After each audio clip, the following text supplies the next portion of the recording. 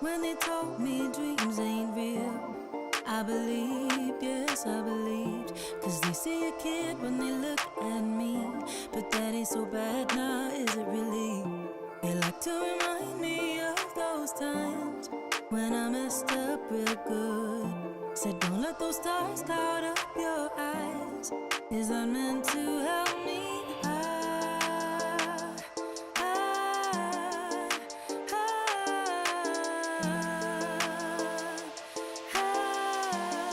Who's that helping really? I feel good like I should, like I knew that I would.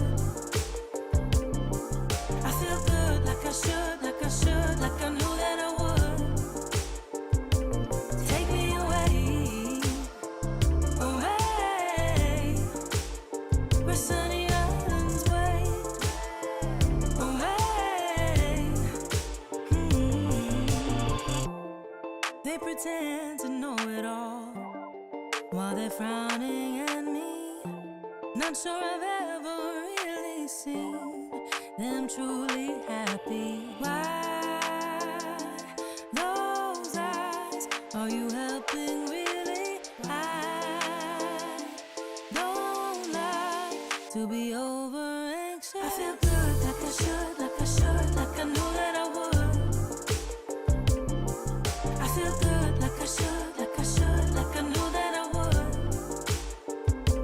Take me away, away, where sunny islands wait, away. I see stars, I see stars all around me, around me. I see stars, I see stars all around me, around me. I feel good like I should, like I knew that I would, knew that I would. I feel good like I should, like I knew that I would. Take me away, away, where sunny islands wait, away, away. I need beaches, on beaches in the sun, just for fun. I'm eating beaches, on beaches in the sun, all for fun. I'm not hiding from anyone.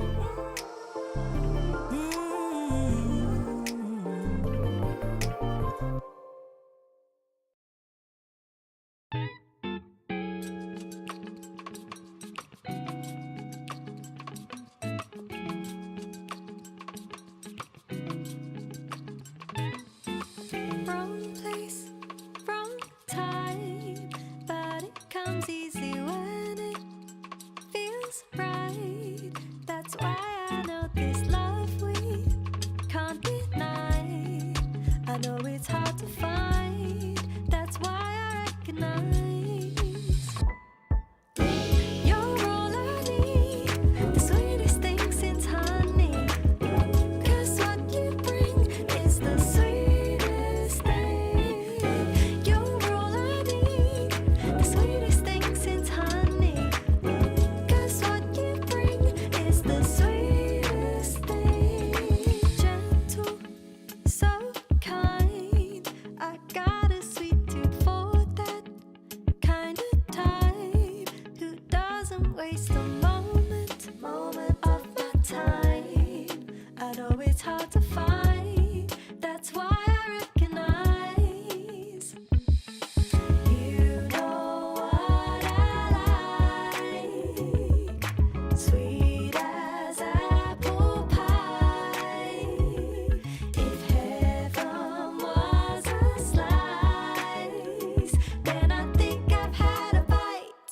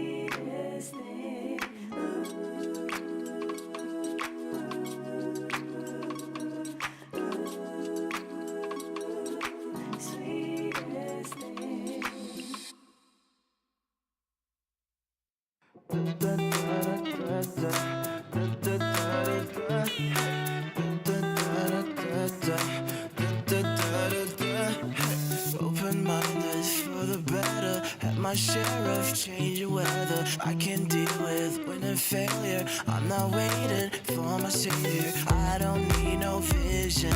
I'm just letting go. Made up my decision. The Snapdragon Pro Series is brought to you by Snapdragon Elite Gaming and DHL.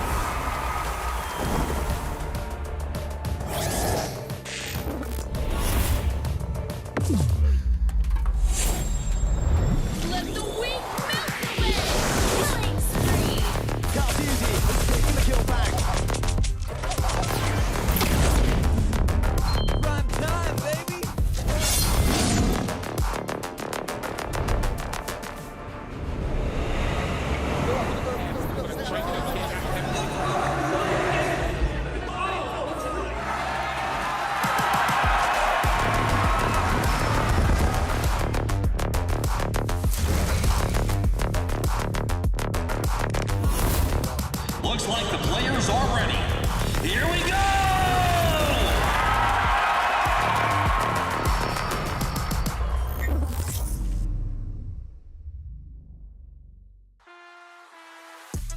Ladies and gentlemen, welcome to another day of Snapdragon Pro Series Season 6 Challenge Group Stage.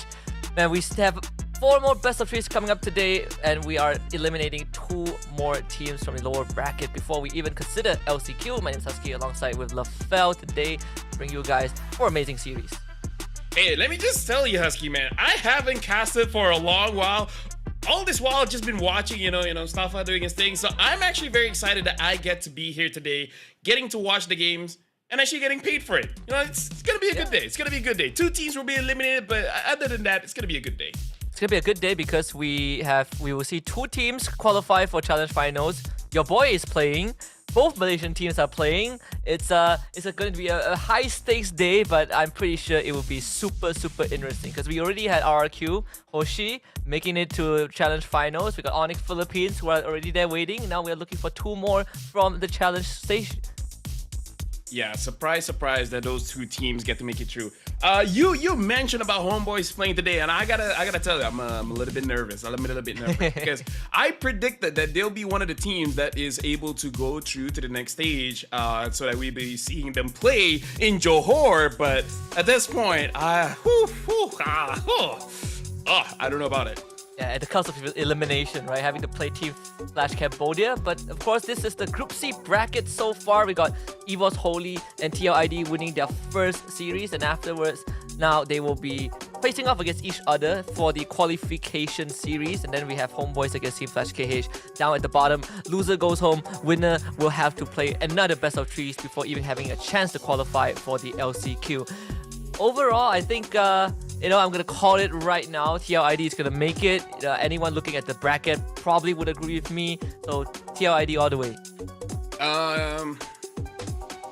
I'm actually with you on that one. Like, it's very difficult to go against TLID, especially when we're looking at the Snapdragon Pro Series here. And looks like the teams that played well before are still playing well. So the good thing is, even though there was a patch after M6, it doesn't really look like it affected the teams that much. Sure, the meta changed just a little bit, but in terms of how they play or their performance, honestly looking still the same. So TLID is still definitely the favorite here. Yeah, I mean, both Onyx Philippines and TLID, the champion and runner-up of M6 came from the Open Finals, and one of them is already in Challenge Finals. But for Group D, we had Bigatron Alpha up against AI, and then Rora against Todak in the first phase. So Bigatron Alpha and Aurora won their respective series, and today they will be duking it out to see who gets the last lot to directly qualify for Challenge Finals. Whereas for AI Esports and Todak, once more, we'll duke it out in the lower bracket to live another day to have a chance to compete for LCQ. I feel like this one is a little bit harder to predict, and I kind of feel like you're with me on this one, especially for Toda going up against AI. AI actually looks very, very strong, and Toda look like, we know that they have the capability to do it, but when we're talking about Toda, it's all about the toss-up. BTR against Aurora, though, Aurora has been looking very, very solid. Not saying that BTR is not looking good, but between those two, Aurora definitely looks like they have things figured out. Yeah, I think Aurora has a lot of scores to settle. One of it primarily, I think, is with Team Liquid ID. They did mention, I think Rena J mentioned that they will never, Liquid ID will never win against them from this point onwards. So we'll see if that is going to be the case, right? First, they have to both make it to challenge finals first for there to be even be a chance for them to even meet. But I agree. I think Toda against AI, I don't know who to put my money on. Obviously, I'm with Todak, but seeing how they are not playing with their strongest version of roster that we saw during NPL playoffs, I need to reserve some of my judgments and see how this plays out today. Here's the thing, Husky, you don't know where to put your money on, either AI or Toda. Instead, use it smartly. Or people say wisely. Buy the limited tickets here, available from 5 ringgit. Heck, you know what, Husky? You know how we talent sometimes we get free tickets, right? Yeah. My brother bought it for himself. My brother bought one for himself. Like, even my own family. I don't know if that speaks bad about me, but my own family bought with their own money. So I don't know. Either it's good that they're supporting, or I'm bad not providing. I have a moral dilemma here. I mean, it's limited tickets for a reason, right? You can't just we might get some, but we don't get all of it. I've been trying to tell our friends from the Causeway to just drop by. It's less than $2. There's no excuse to not come by here. If they don't come by, that's why. No, I can't go further with this. I feel like Moman is watching, and I don't want him to clip me. I don't want him to put me on blast. I'm just gonna leave it at there and take a look at today's schedule instead. Again, for those who are not sure what matches we have, the 4 best of 3s, starting with the upper bracket. Group C, EVOS Holy against TLID. Group D, BTR Alpha against Aurora. And then we head to the lower bracket for Group C between Homeboys and Team Flash KH. Group D will be AI Esports against Todak. Yeah, and honestly, looking at the matches coming in for today, I feel like as hype as the qualifying matches going to the finals is great, but maybe it's just because I'm Malaysian, but I'm really looking at the lower brackets here, because the elimination matches, I feel like that's where we have an opportunity to see something a little bit more crazy, because whenever we're looking at the low brackets, it's a fight where you don't have the luxury to really hide anything. Yeah, and I think on top of that is also we got a taste of what Homeboys were capable of a few days ago, and I'm really liking this version of Homeboys, right? Adding Escalera, having Go just loaned over. They had a lot of promises. They did drop their series, which was unfortunate. I feel like there are some elements they need to iron out, but overall it is definitely better than what a lot of people expected, and I want to see how they face off against Team Flash KH today. But we also want to talk about the Roamer Strike Force, especially this one moment that we witnessed, right? So many of these plays were set up by just great roamers. Escalera, for example, having his moments too against EVOS Holy. Yeah, personally for me, even though Escalera had his moments, I really want to see a little bit more coming in from him, because again, going up against like one of the best teams in the world, you kind of have to step up. And I feel like Homeboys, for them to elevate a little bit more, Escalera really has to step up. And we even saw a play coming in from Pamela. Like, I don't know who that dude is, but he plays like a total veteran. He looks so strong. Yeah, I feel like, you know, eventually he's going to come out of the dark and into the light, and hopefully by then we will find out who that guy is. I know there are a lot of people making speculations, like Mirko is one of them. We got AI Esports as well, Black, who has just been phenomenal with his Tigreal play, really earning the respect of Bigatron Alpha themselves when they went up against each other in that full best of 3. Yeah, something to note is that a lot of roamers now, they're either the catch or the setup. And that's where we see like the teams really going for. And honestly, it is because it is the assassin meta. We're really going away from this support healing type of compositions, which I don't know about you, Husky, but I kind of do miss it a little bit. But yeah, it's exciting to see roamers actually using playmakers. Yeah, I personally am a player that I like to start fights, right? Like I like to start problems. So enchanter supports have always been my biggest weakness, and that's why in a meta where people have roamers that are generally good at starting fights, it's something that I personally like to watch, but I wouldn't put it past it, right? I just play with a Rafaela, and it made me miss how enchanter supports, what they bring to the table every now and then. Yeah, because right now it really does feel like if it's not Matilda, you really don't have other options. Though I do have to say that Florian might be something that we can consider, especially going up against high burst assassins. In the early game, you can't do anything, but once you have your items, it's possible. I think it's one of the few heroes that you have been really putting a lot of highlight on. Let's do a daily check-in for the previous 2 days. We got Rin's highest KDA ratio so far, 54.0. They got Erlan with 30, Aran with 22. Most kills in tournament so far, MP, the King, and James Punks both with 31. Fastest game so far is RQ Hoshi versus Alter Ego. Match 3 game 1, 10 minutes and 42 seconds. This KDA is not real, Husky. What the hell? 54? I know people that is not even that age. Although to be fair, KDA is higher, but you know what I mean. They doesn't even hit 54 during MPIMY. I don't think so, right? You probably hit 30 plus. 20 something. Yeah. At most. Right? Like SRG, I only remember like 20 something. But either way, most kills in the tournament, MP as well as James Pung, 31. That is amazing. And of course, it is the jungler. Fastest game, 10 minutes, 52 seconds. I really feel like that's very impressive because honestly, in this climate, either you win fast or the game drags on way too long, but still under 11 minutes, that's, how do I say it? That's crazy. That's insane. Yeah. And of course, just to give context, right? People who are wondering why is Rince's KDA so high? He has 12 kills, 1 death, and get this, 42 assists. 1 death? Yeah, 1 death. 1 death? So he played like what, 5 games and he has 1 death. What? Yeah, he played like a full series against TLPH and a 2-0 over AE. Yeah, 1 death and 42 assists. So Sicilian, Loi, Yi, Farsa, he played 4 unique heroes overall. But of course, the most assists overall is still Perk Ziva from Blacklist International.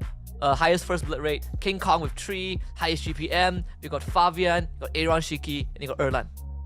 Yeah, I thought I watched the other day. I think someone hit 1,000, but still, highest GP in the tournament. Fabian and Aaron Shiki, I feel like are playing the game a little bit unfair. They have like we've seen Fabian play an unfavorable matchup, and he does well. I don't know how Fabian does it. It's like, oh, Joy against Suyo is a Joy matchup, and then he's using the Suyo, and then he wins. I mean, like, okay, I guess logic doesn't matter here. Yeah, it really doesn't matter when you are one of the best. I mean, even Aaron Shiki, who has had quite a breeze in the first leg, right? They were up against Team Flash KH. Both games, in fact, the first one was like, 11 minutes, 1 second. Second game was 12 minutes, 11 seconds. They just steamrolled through the competition like no tomorrow. I believe that they had so much fun that Aaron Shiki decided to go Claude and just constantly do the classic, 4-man blazing duet without any contention, which also coincidentally is one of the teams that we will be watching today, Team Liquid ID, alongside Bigatron Alpha and AI Esports. Yeah, I feel like for me, especially for AI Esports, because when it comes to TLID, it's all about how strong they're like how do they maintain their strength. Bigatron Alpha, a lot of promises, and we want to see those promises being kept here in SPS to see how much they've grown. But AI Esports is one of those teams that people really don't put their money on, but they're constantly showing up, and I feel like that's the reason why AI Esports is, out of all 3 teams here, I really want to see the most, because they show a lot of promise, and it's very nice to see that teams that aren't as recognizable as TLID as well as Bigatron Alpha doing well in this tournament. Yeah, I think on top of that is also AI Esports. We have seen Black, right? He was kind of featured in the Roma highlight early on, but we also got PS, who has really shown his mettle as a as a jungler. And today, up against Toda, we're gonna see PS up against Zayed. Oh, that is gonna be so much fun. But we are gonna start off with the upper bracket first. So EVOS Holy against Team Liquid ID coming up in just a little bit. So don't go anywhere. We're about to kick off some amazing matches. Back to love.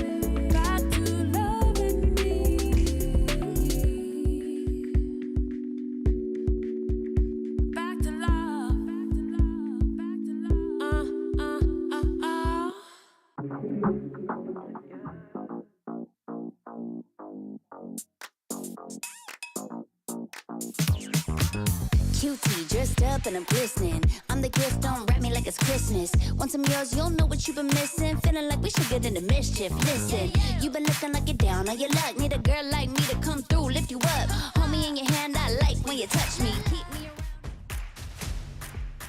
Right, time to strap in, ladies and gentlemen, because TLID against EVOS Holy is gonna begin in just a little bit. You're here with us for the rest of the day. It's Miyaski and Lafell. Bring you guys the action. It's Indo against Indo, one of my favorite combinations to see our close neighbors fight amongst each other. Oh, that's very nice of Yaski. Personally, for me, my favorite combination is rice and eggs. With or without soy sauce?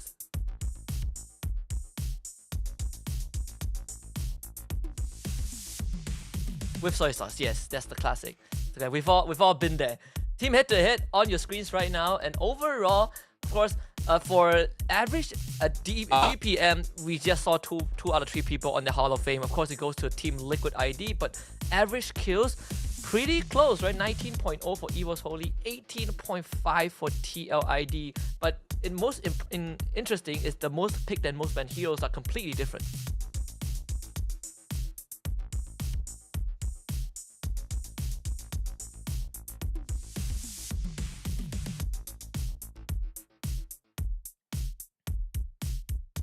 And not many teams sort of like let go, for example, Granger and kind of win the game anyways, right? We've seen Granger being one of the more sought after or the most sought after marksman at this point of time. It feels like if you get Granger on your side and you go into that late game, you just essentially win most of the time. But let's introduce EVOS Holy on your screens. First, we got Reggie in the XP, we got Albert in the jungle, Deposit in the mid lane, Ivan as the roamer, and we got Erlan as the gold lane. And recently, I remember kind of talking to Mirko about it, or there have been kind of inputs, right, where Erlan, he was popping off in the first series that they played against Homeboys, and I remember hearing a sentiment of let Erlan play more, this kid has potential, and I do agree. I feel like Erlan just needs some more time to grow, because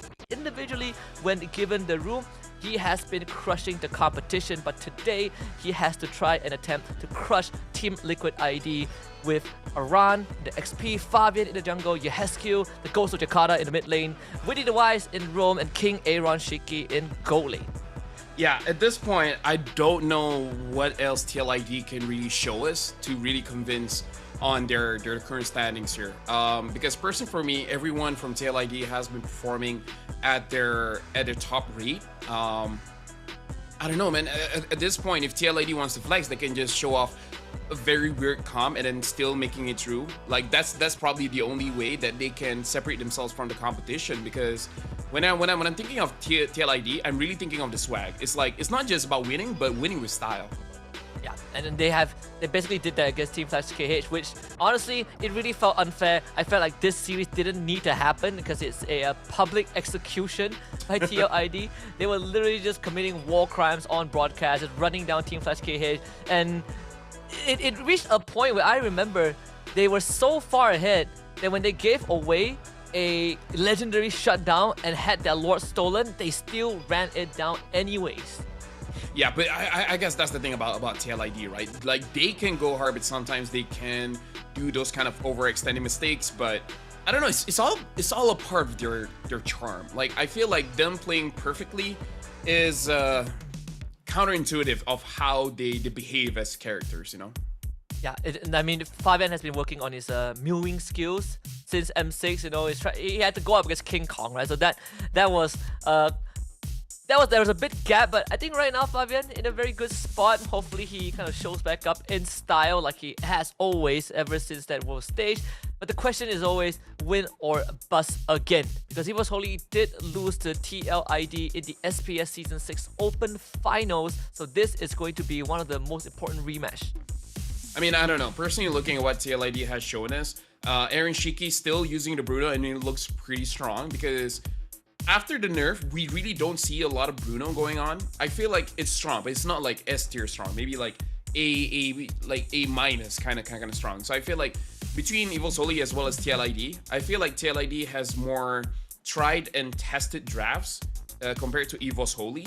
So I don't know. Everything is definitely on favor for TLID when it comes to their mechanics as well as the strategy. And we have to look at, we also have to kind of look at the experience these players have, right? I remember talking to Zafa like a few days ago where TLID, 3 of their players actually came in from MDL before they won MPL Indonesia and proceeded to finish second on the world stage. So can you really call them rookies at these points? But for EVOS Holy, this is not even an MDL or an MPL team. It's more like the 3rd division, and yet you have people like Albert who recently got loaned over to that side going up against King Fabian. I feel like at this point we're looking at a comparisons head-to-head here between Albert as well as Fabian, but just bouncing off of what you said, number one, TLID definitely not rookies anymore, especially if I believe I seen an interview before with Aaron Shiki. One of the reasons why they're so strong was that during MDL they had a global ban system, so their hero pool is very large, so that really helped them out. So that's number one. Number two, EVOS in general, they have a system. I really believe that the tier 2 teams are actually stronger than the tier 1 teams on how they make it. And we both predicted TLID, but again, I just want to say EVOS Holy, first team, second team, third team almost doesn't matter. We're to the point where most of the time you hear the third team outperforming the first team for some reason or another. Yeah, we had examples, players like Claw Kun, you know, players like Dreams, and so Annabelle, they didn't really start at the top. But let's take a look at the draft first. Team Liquid ID, power picks at the very start. We got the Joy, Phoebus, Farsa, EVOS Holy also getting some pretty nasty openers, right? It's the Suyo, Loyi is one, and then the Harif in that goal lane. Yep, honestly, looking at TLID's lineup, as well as EVOS Holy definitely has a lot of power picks, but I believe that the TLID getting Fabian on a Joy kind of wins it out, because the Joy can deal with the Harif very, very well. As strong as Harif is right now, there's a lot of counters here. TLID has the Joy, has the Phobius, so all of these movements coming in from EVOS Holy is gonna be, Let's go. I would say, diluted a little bit. So looking at draft, TLID, they have all the answers that EVOS Holy has now. The only thing that can make up EVOS Holy's draft here is if they can diversify. Because if the draft is 100% on the Harif, then I feel like it's going to be a losing matchup. If they can play mid-centric, play around the Luyi, then they might have a chance. So far they have been, at least with the 4th ban, they're trying to kind of keep that Harif lane safer, right? Especially going into the later stages of the game. You don't want an Irritator running around, and they don't have means to reliably catch the members of Team Liquid and keep them in place. There's not really any crowd control. If you want to put duality into it, is really isn't the most reliable thing. So Khalid ban as well. I do like this. It's reading into what Witty has been showing every now and then in that roam though. Yeah, it also shows that they're not wanting to use some kind of damage roamer as well, because honestly, even the damage roamer going with the Lu Yi can actually do quite well. And it looks like TLID read to that as well. They ban out the Jawhead. Any kind of damage roamer here pairing up with the Suyo as well as the Lu Yi can impact that Farsa quite a lot.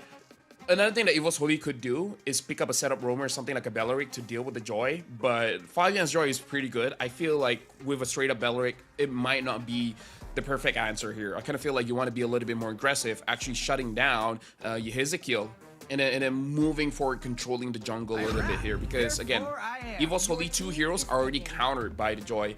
But either ways, right now it looks like they are going for a damage roamer still, picking up the Cho. The only thing is, it is a flex, could be XP, could be roam, but I do like it in roam a little bit more so that they can actually pick up the tempo. Yeah. I was thinking of the Cho as well, and then the Gatot pick for Team Liquid ID. It's either or, I suppose. For Evo's Holy, you definitely have to kind of pick your poison more wisely. But for Team Liquid ID, this Gatot pick basically puts it, not just puts him in the roam, but you get to kind of match up against this show. You get to be that durable brick wall for your team as well. Liquid ID gonna end up with the Bruno for Aaron Shiki again, as he has been just absolutely styling on his competition. Very fully fleshed out team comp, right? This is something that you would expect to see, to have a mix of everything that you want. Yeah, and again, this is what, like, this is TLID style. This is their identity. They don't look at tier lists, they just choose whatever is right for them, which I really like about TLID. Now, Evo's Holy, how do they answer this? Because honestly, the bodies coming in from TLID, the Phobias as well as the Gatukacha, is going to be very difficult for them to deal with. I gotta tell you, Husky, I'm not feeling Evo's Holy's draft here, because the Joy counters two of the 5 heroes that Evo's Holy has, and the Phobias counters 2 of the 5 heroes that Evo's Holy has as well. So TLID has the counters, and Evo's Holy picked into those counters. We literally just had this conversation, right, where you were telling me about how Phobias is a great answer to the Lucas, because Lucas just cannot outduel him in extended fights, and you had so many dashes on the side of Evo's Holy that you're gonna help the Phobias keep resetting that passive, keep proccing that ultimate. I'm with you. I like TRD's draft a lot more. It has a mix of everything that you want, very robust. It's like a full hearty meal, you know? You get every single protein that you need, every single element that is good for your health. We're gonna hop into game 1, Team Liquid Indonesia on blue side, Evo's Holy on red. Yeah, right now, I really just want to see how does Evo's Holy pilot this draft, because again, all of the answers, TLID has it, so maybe they have a secret interaction that they are aware of that is able to deal with this, because otherwise, I'm just looking at ones and zeros, and the ones are going for the side of TLID. Evo's Holy right now, again, you gotta pick your poison, try to deal with someone. I don't know which lane they can actually win for this one. I feel like if you want to hit the lane, you're probably looking at, as long as it's not the Phobias lane, right? You probably can look at Rehescue or Aaron Shiki. It has to be one of those two, because Phobias he's just gonna ignore whatever you want to do. In this case, Aran even has the flicker, so he doesn't feel too threatened. Witty's gonna take plenty of damage, but gets the taunt out, so Ivan couldn't complete the knockup. End of the day, Evo's Holy, they're just looking to get priority. Yeah, Evo's Holy right now also looks like they will try to poke out anywhere that they can, but it really doesn't mean too much here. Something that I do want to look at here is that Lucas, going up against the Phobias, is actually going for a little bit more tanky, even having the Vitality as well. Yezikiel taking a little bit of damage coming in from Ivan. I'm just wondering about the build that Lucas is going to build.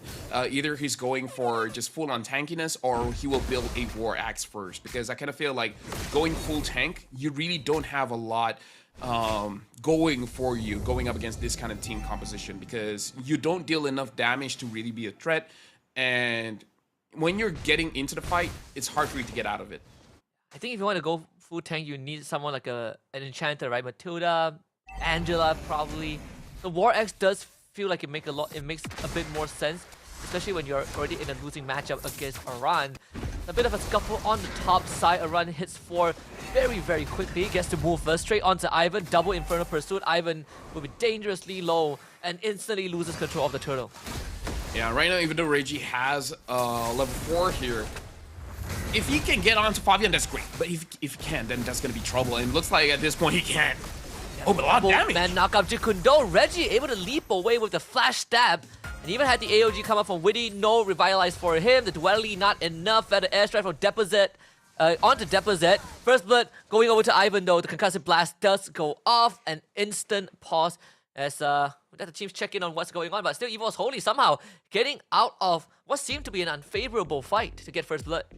Yeah, I would say the very first interaction there, we got to look at Deposit because his the duality, the yin-yang reaction really caused a lot of damage going against TLID.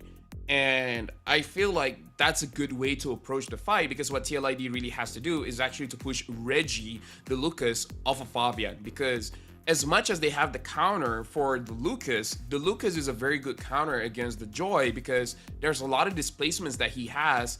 And with a lot of dashes, he can actually keep up with the Joy as well. So the Lucas is a good answer to the Joy, but you know, it's going to be tough getting on to the Joy in the first place. So looking at the interactions of the team fight, what TLID wants to do is create a lot of space for Fabian, and once all of the crowd control is out of the way, then he can actually go in.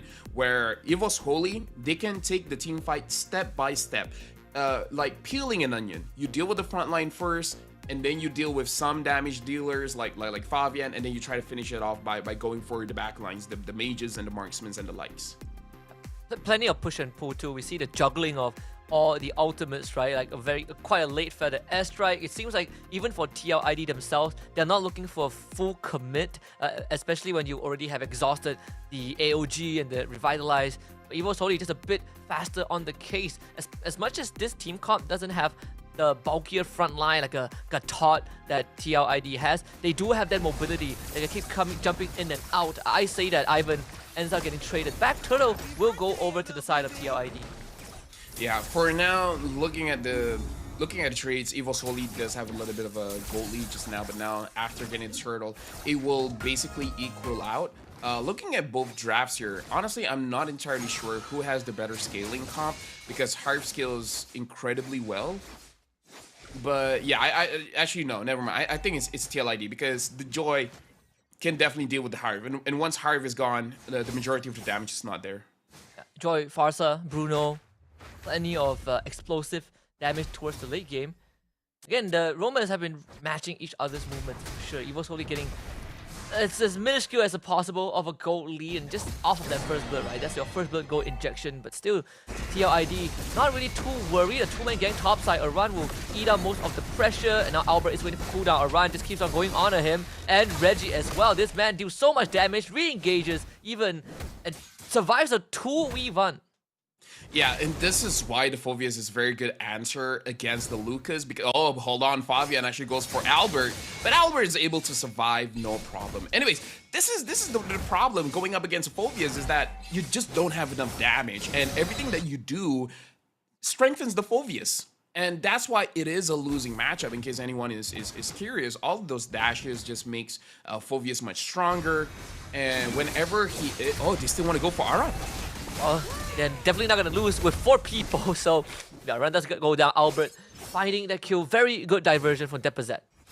Okay, so it looks like for Evo's Holy, their weak lane here is going to be Erlan, so they're not going to rotate a lot to the gold lane, which I actually thought that they would go to the gold lane a little bit more, trying to give some advantage over to Erlan so that he can get his Holy Crystal much faster and start snowballing there. So instead, they're trying to make sure that everything is equal out, take down the front line first. Evo's Holy now taking space in that bush. Ivan had to trade some of his health bar for it. Both junglers at the same level. Liquid ID obviously having priority of the objective and wants the turtle, but Albert is thinking about a potential steal. With Aran showing up though, that is going to be denied very quickly. Second turtle for TLID. Erlan pops the Zaman Force, even dancing around the feather airstrike. Aran almost drops down, but Reggie wants to kill. Jumps in, pops the Vengeance. AOG from Witty to split the battle line. Reggie is still going, but Aran re-engages, finds the kill as a backline dive from the diversion. Evo's Holy finds a trade back onto Aran. Ivan will go down to Aaron Shiki. So Team Liquid ID walks away 2-for-1. I'm not so sure if Evo's Holy really wanted that or it's just Reggie 100%. Oh, looks like Witty wants to go onto Erlan, but that's a pretty bad idea. Zaman Force activated and Witty gets taken down. And now we're looking at the front lines here. Maybe going a little bit too excited here, Husky, where I kind of feel like it's not really the right timing. I feel like the idea was there from Evo's Holy, right? Reggie was surviving for pretty darn long. The diversion, maybe the timing was a bit off, but at least they equalized it again with a kill onto Witty, who kind of had quite an ambitious idea to go onto Erlan, who again still has Flicker with him. Zaman Force came back off cooldown. Even when you look at the item builds, Thunderbelts for both XP latest online, and Albert being able to soak up the top wave, and Erlan getting a bit of an advantage off of the kill.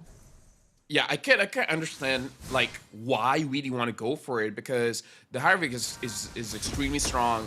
He doesn't use the Purify here, so once you catch him, he's gonna be very vulnerable to a lot of burst damage. So maybe like it's not the right time for you to do that, but I can see why he went for it, because you know, probably in training a lot of time you see the Harvick go onto him, he just explodes. You can take him down, but it does look like Airline is more than prepared for those kind of situations, because we see the reaction time once he sees Weedy, immediately dashes away and then fights back. So in this matchup, we really have to look at how Airline and Weedy interact against each other.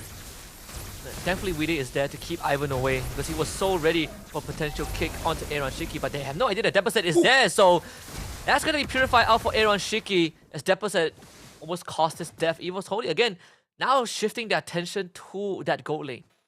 Yeah, because again, oh, looks like a diversion coming in, and they're gonna take it. They really want to go for this turtle.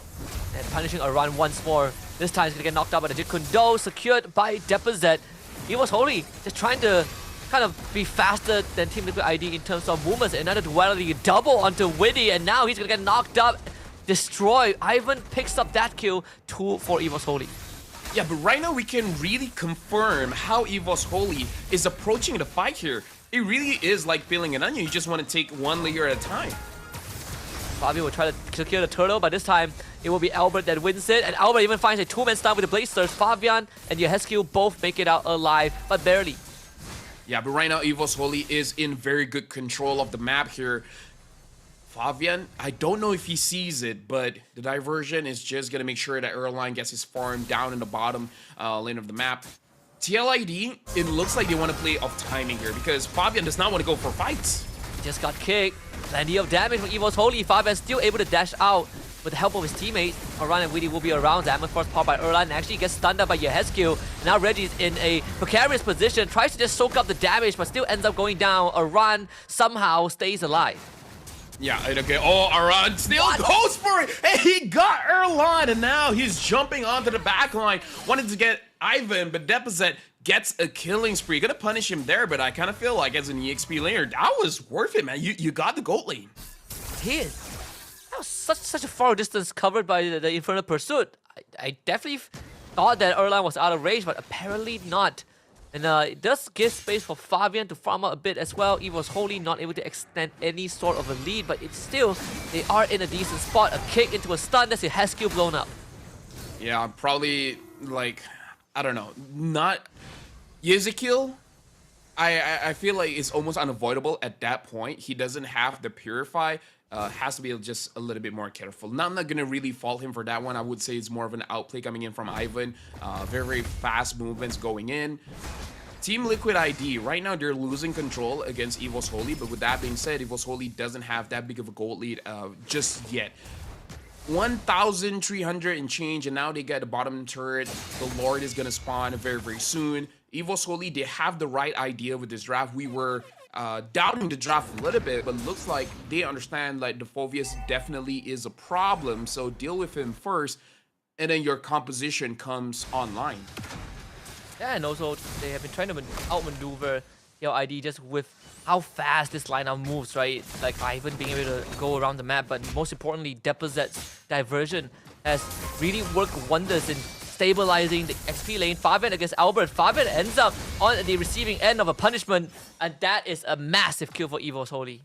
I would say that's insane by Albert, man. Like the fact that he was able to survive the initial burst damage coming in from Fabian and then fight back. I feel like that was a very good outplay coming in from Albert, and Fabian was just not ready for it. Reggie was there to follow up, making sure that he actually secures the kill. Right now, diversion going in, and they get Aaron Shiki. That's such a deep angle. Aaron Shiki needs to get out right now. Witty and Yehescu cannot save him. And Yehescu will end up going down 2. Witty to join him in a great 3 more for Evo's Holy. And that will be Lord number 1 for the red side. I gotta say, Husky, this is a casual cast occurs where like, oh yeah, TLID's draft looks great. And then Evo's Holy, this is amazing. But again, I would say it's more about their gameplay here. Like, they have a plan, and they're executing it very, very well. Who knew? If the Phobius was a problem, just deal with the problem first. And then everything will be fine. Everything will be dandy. Everything will be a little bit more easier. But I do have to say, Fabian is taking his time a little bit here because he's been avoiding a lot of the fights where even if you look at the KDA 0-1 and 1, he's just looking for farm. Not sure what's the timing that he's waiting for before he can be confident with actually getting those kills. Honestly, at this point, if they go into the next game, regardless of who wins, I think Aloy is going to get banned out for sure. Fabian just gets solo killed by Albert on the other side of the map. Yeah, no minions there, meaning he doesn't have any way to stack to actually dash around. Understandable why he couldn't get out of that situation. But right now, Team Liquid ID does look like they're a little bit lost. Maybe their whole game plan revolves around Witty as well as Aran doing well, and they're not doing well. Even the Feather Airstrike only delayed by so much. You got Erlan on the top side alongside Ivan.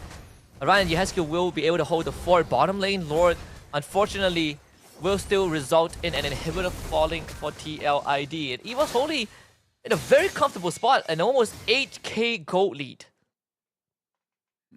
I would say, yeah, I would agree with you, Husky.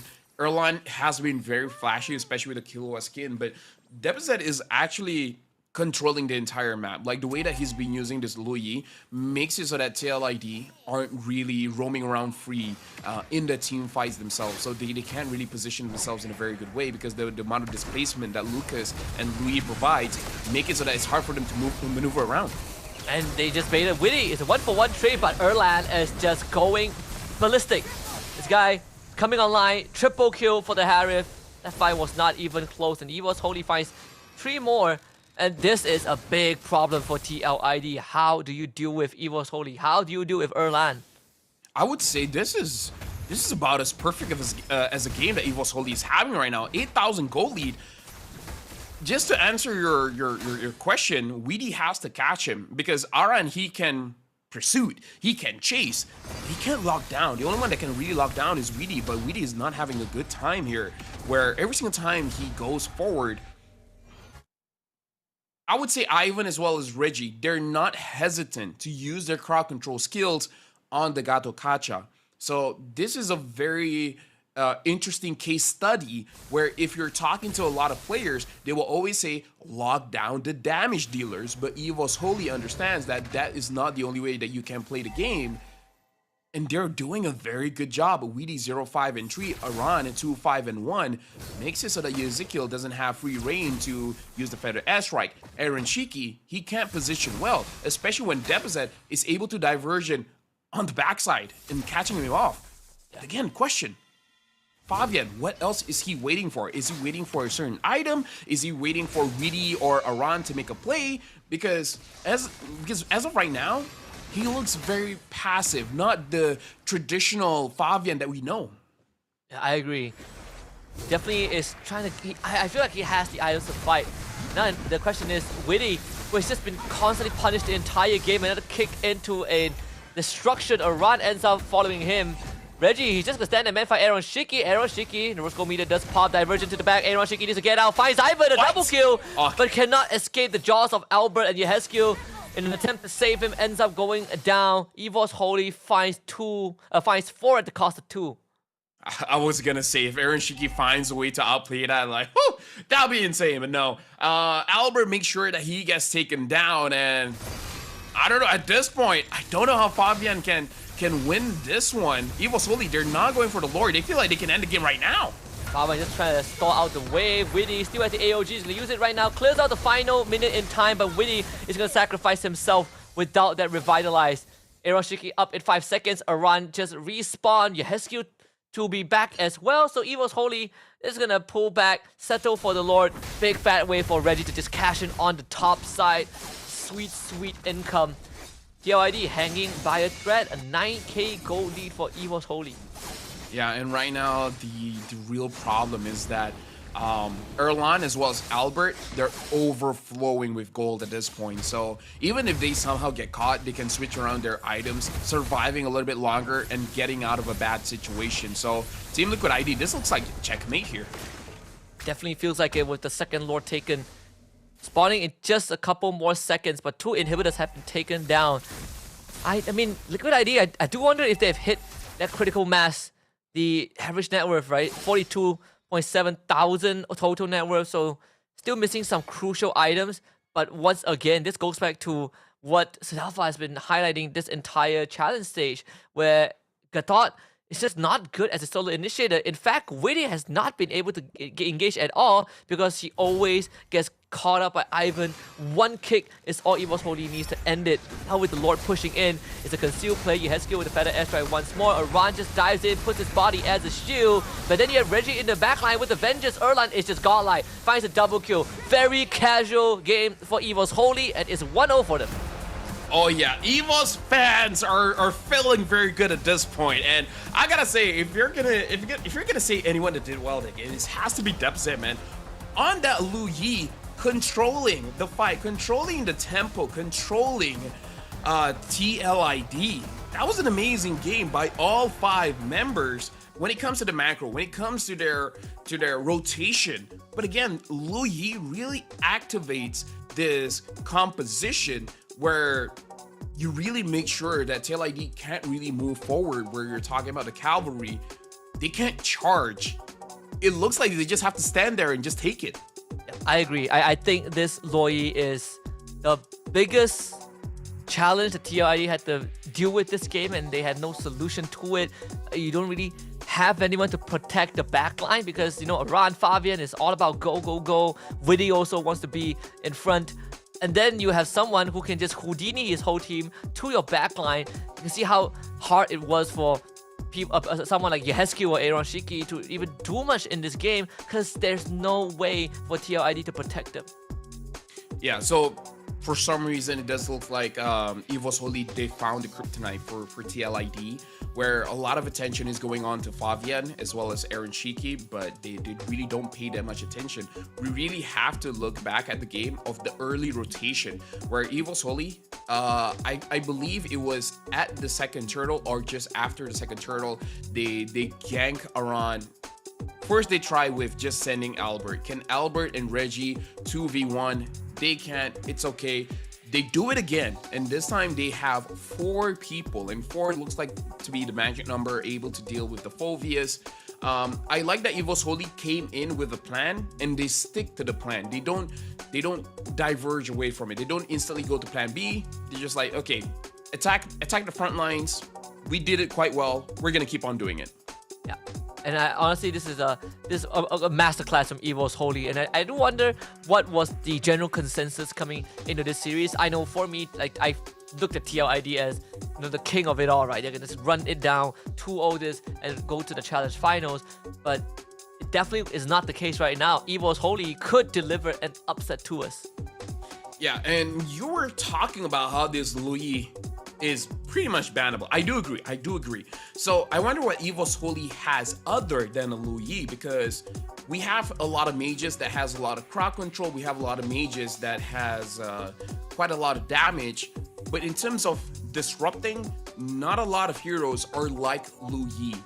You can think of something like an Eve, has damage, have some form of crowd control, but it doesn't really disrupt you because it's not a displacement kind of skill. So I'm really wondering if EVO's Holy has plan B, if they have something other than a Lu Yi, because I full-heartedly believe that this composition comes online because of this Lu Yi. So without the Lu Yi, I do wonder what is the second best thing. Oh yeah, I think I actually can't think of much. Probably an Eve or something. I feel like Eve's Varamis. But yeah, I think aside from that, EVO's Holy really got kind of like the key to this game. That's why that Loi first came out. It started making sense towards the end of the day. We got Albert as our MVP. In fact, going deathless this game. Perfect 8-0 and 10. Yep, with 69% kill participation. Nice. This is a very good game for a jungler when your mid duo is doing incredible, because Ivan is opening out the map, making sure that the map is not dark, and then having your mid laner controlling the front lines, make it so that as an assassin fighter, you're not really too worried about the crowd control. You don't worry about a taunt coming in from Gato Kacha. You're not worried about getting dunked on by the Phoveus. You can go in and out of the fight very confidently, and I feel like that's a very big luxury for Albert, considering the lineup they're going up against. Yeah, I would say we were doubtful that EVO's Holy can perform with this composition, but I gotta say, what they did really opened my eyes. Yeah, I personally wouldn't have thought of this way to execute it, and that's kind of what I love. I wouldn't the innovation, the different approach to deal with what most people consider as the best way to play the game right now. Of course, TRID, they still had a pretty solid start. They were able to keep EVO's Holy from kind of snowballing out of control, but it's more of like that mid game onwards, right? These plays from Deposit catching out Aaron Shiki, we talk about them. You talk about them peeling the problem like an onion. Sometimes they see the opening, they're like, okay, Weedy has overshot. Let's just take down the people that he's supposed to protect. And Liquid ID, plenty of times, Weedy just kept getting punished and there was nothing he could do. Yeah, as someone that plays Gato Kacha, having that amount of crowd control onto you is... yeah, there's really not much that you can do. Even if you survive long enough for you to use your Avatar of the Guardian to get out of that sticky situation, with the amount of crowd control that is present, you won't be able to finish the animation at all. So I'm a Gato Kacha lover, man. I believe that Gato Kacha is one of the best tanks right now, but it's not without its weaknesses. And Lui was definitely one of the weaknesses. But if it's just Gato Kacha, there is a lot of mid laners that has a lot of crowd control that can deal with him. But either ways, EVO's Holy won. Game number...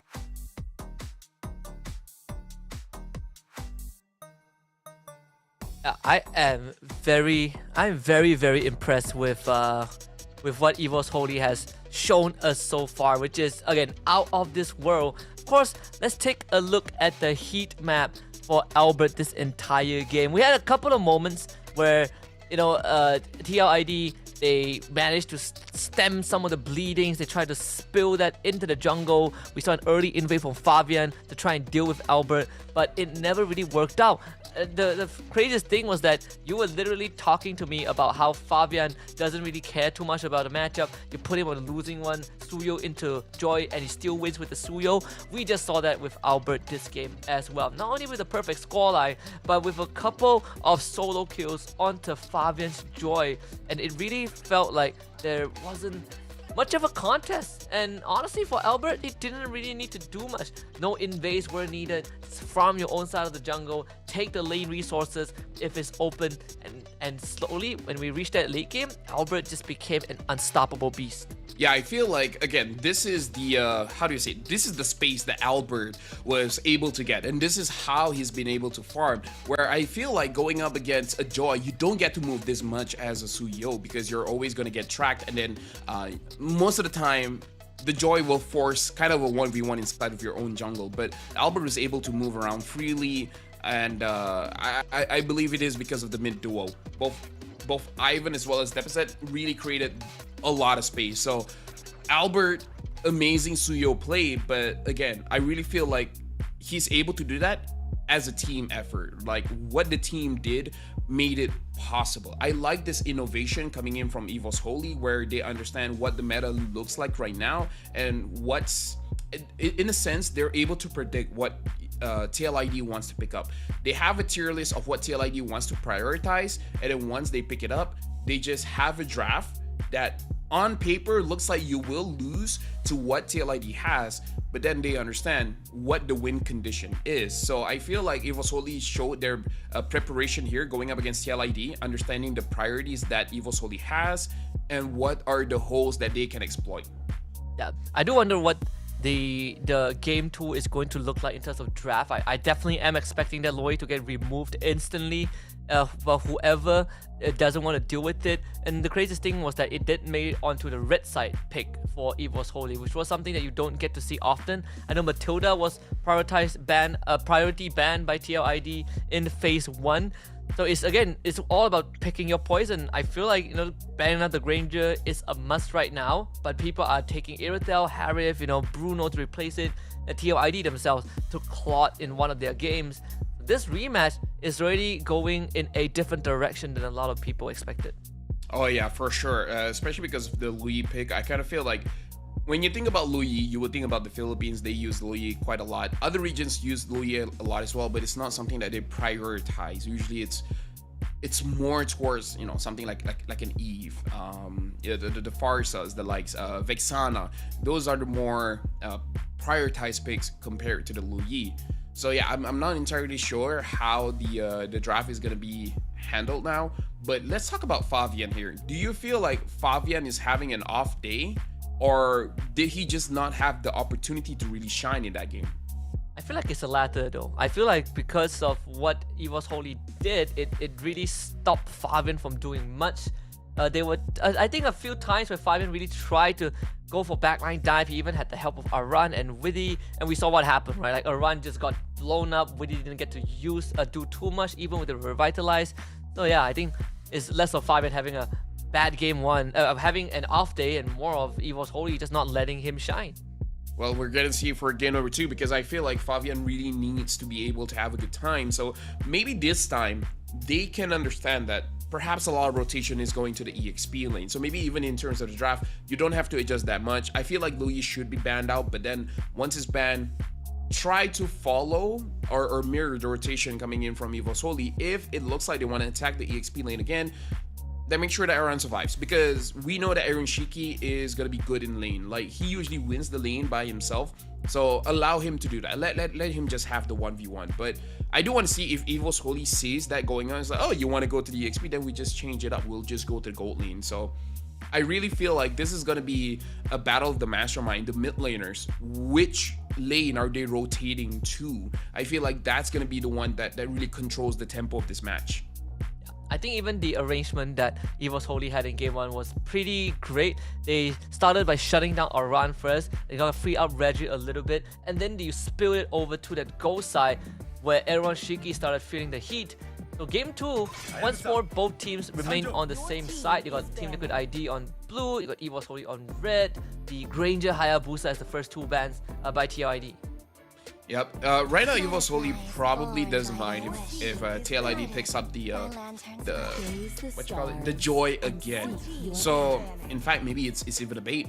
I wonder if TLID, they will switch it up and actually not pick up the joy first pick. And there you go. Like you said, the Louis has been banned out. This is a good respect coming in from TLID, not willing to challenge it again in this match.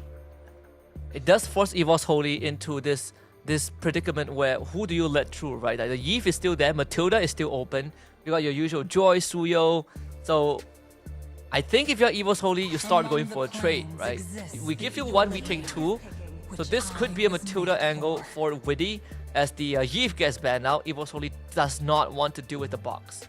Yeah, now TLID, do they actually want to take the Matilda away? No, they even pick up the Joy still. Wait. So EVOS Holy, they can pick up the Matilda +1. Yeah, I think so too. We've literally seen that example, right? Matilda, we've seen Matilda Irithel, Matilda +1. Regardless of what it is, the Matilda is a big contributor to protecting your backline against a Joy, even in the late game, because of the amount of shield she gets from something like from the Flash of the Oasis. And honestly, Joy nowadays, you don't go glowing one, so you have no way of stopping that. And it instantly gets picked up. I feel like it's a no-brainer for Ivan, Matilda, Harif. So talk about having more shields on top of shields. I don't know if TLID is crazy enough to pick up something like a Esmeralda to kind of challenge all the shields. But yeah, once the Matilda has 2 items, it doesn't even need 3, just 2 items, having the Enchanted Talisman alongside with the Flash of the Oasis, you have enough shields to deal with the damage that comes in from TLID. So TLID, now adding that Fredrin as well. TLID, this draft has to be for Aaron Shiki. Aaron Shiki needs a tank killer where you have enough burst to deal with the shield, but more importantly, you need some kind of DPS that you can still fight once the shield is down. So Fabian should not have a good game here going up against a Fredrin and a Matilda. If anything, if Team Liquid ID has paid attention or remembers this throwback to the match that EVOS Holy fought against Homeboys, it is almost the same archetype where Homeboys, they go with a Joy opening and EVOS Holy instantly shows a Matilda Granger and a Fredrin. So it's a big callback to their recent match before they in the first stage of the upper bracket. Now they're gonna start targeting Aaron Shiki's hero pool, take out the Bruno first. The thing that I want to see here is that if EVOS Holy makes the mistake of showing their mid laner first, maybe it's a game where TLID can consider picking up a carry. A carry might be able to do fine because honestly, after the buff, it's a very small buff, but you do feel the difference. Carry does feel pretty strong right now. But if EVOS Holy has a controlling mid laner, something like a Vexana, something like an Aurora that can deal a form of CC and damage at the same time, carry will have difficulty moving around the team fight. So if EVOS Holy picks up their EXP laner hiding their mid lane, it might be a little bit of a gamble, but I don't know. Aaron Shiki needs some kind of DPS. Bruno is a good in between, a lot of burst as well as a lot of DPS. But yeah, look at this. They're just batting out the gold laners because they understand with this kind of composition, only Aaron Shiki is the real threat. It could be what's left on the table. We got Ranger is also out. I mean, we did see the Claude. Then you have your usual Moskov. I don't know if anyone picks Lunox into Harif anymore nowadays. CC does get banned out by TLID. I have a crazy idea. I'm looking at export right now and for EVOS Holy, but I'm not sure if they want to fit that in. It feels like it is doable. I know there's not a lot of sun, but okay, maybe because of my rank games. Honestly, the sun is not bad. Like it's something I believe teams are practicing. I'm just not so sure if they've adjusted to it. Xborg, I do review looks good, but yeah, if they want some kind of damage EXP laner, a lot is still on the table. I'm still thinking of Sun, but they can definitely take it a different way. Heck, maybe even Dyrov. The big armor shred. You did suggest that they keep that mid for last, but they're gonna reveal it first. So it is a Vex. I mean, it's a pretty safe approach regardless, right? Good crowd control and Pew for your team, massive damage too. Yeah, I mean, like I said, if they show off their mid laner here, Vexana, Aurora, and the likes, it might be a little bit more difficult. It's something that they do have to consider. Do they still want to pick up something like a carry?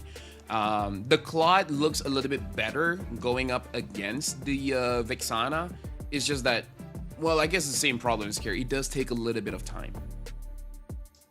And not to mention that EVOS Holy can play fast, but at the same time, can really snowball out of control.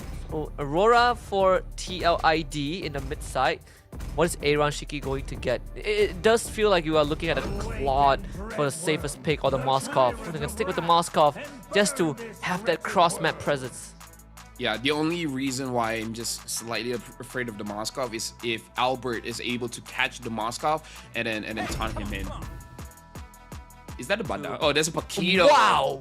Okay, Paquito I haven't seen for quite a while. We're thinking about a damaged EXP laner, but Paquito, what do you feel about this? I don't even remember the last time I saw Paquito. I don't know. I also don't know. But if you want to talk about catching the backline, you pull a Paquito in, he's gonna 1-2 punch you and just destroy you. In fact, I'd say maybe that's also one of the few ways to deal with Fabian. If he wants to get in your face, you just man fight him with your full combo, right? With the champion stand, I feel like you could destroy his health bar. Yeah. Especially because the Paquito has a knock-up as well, so you can easily punish the Joy. So this is going to be very interesting, especially if we see that now that a damage dealer is picked up in the EXP.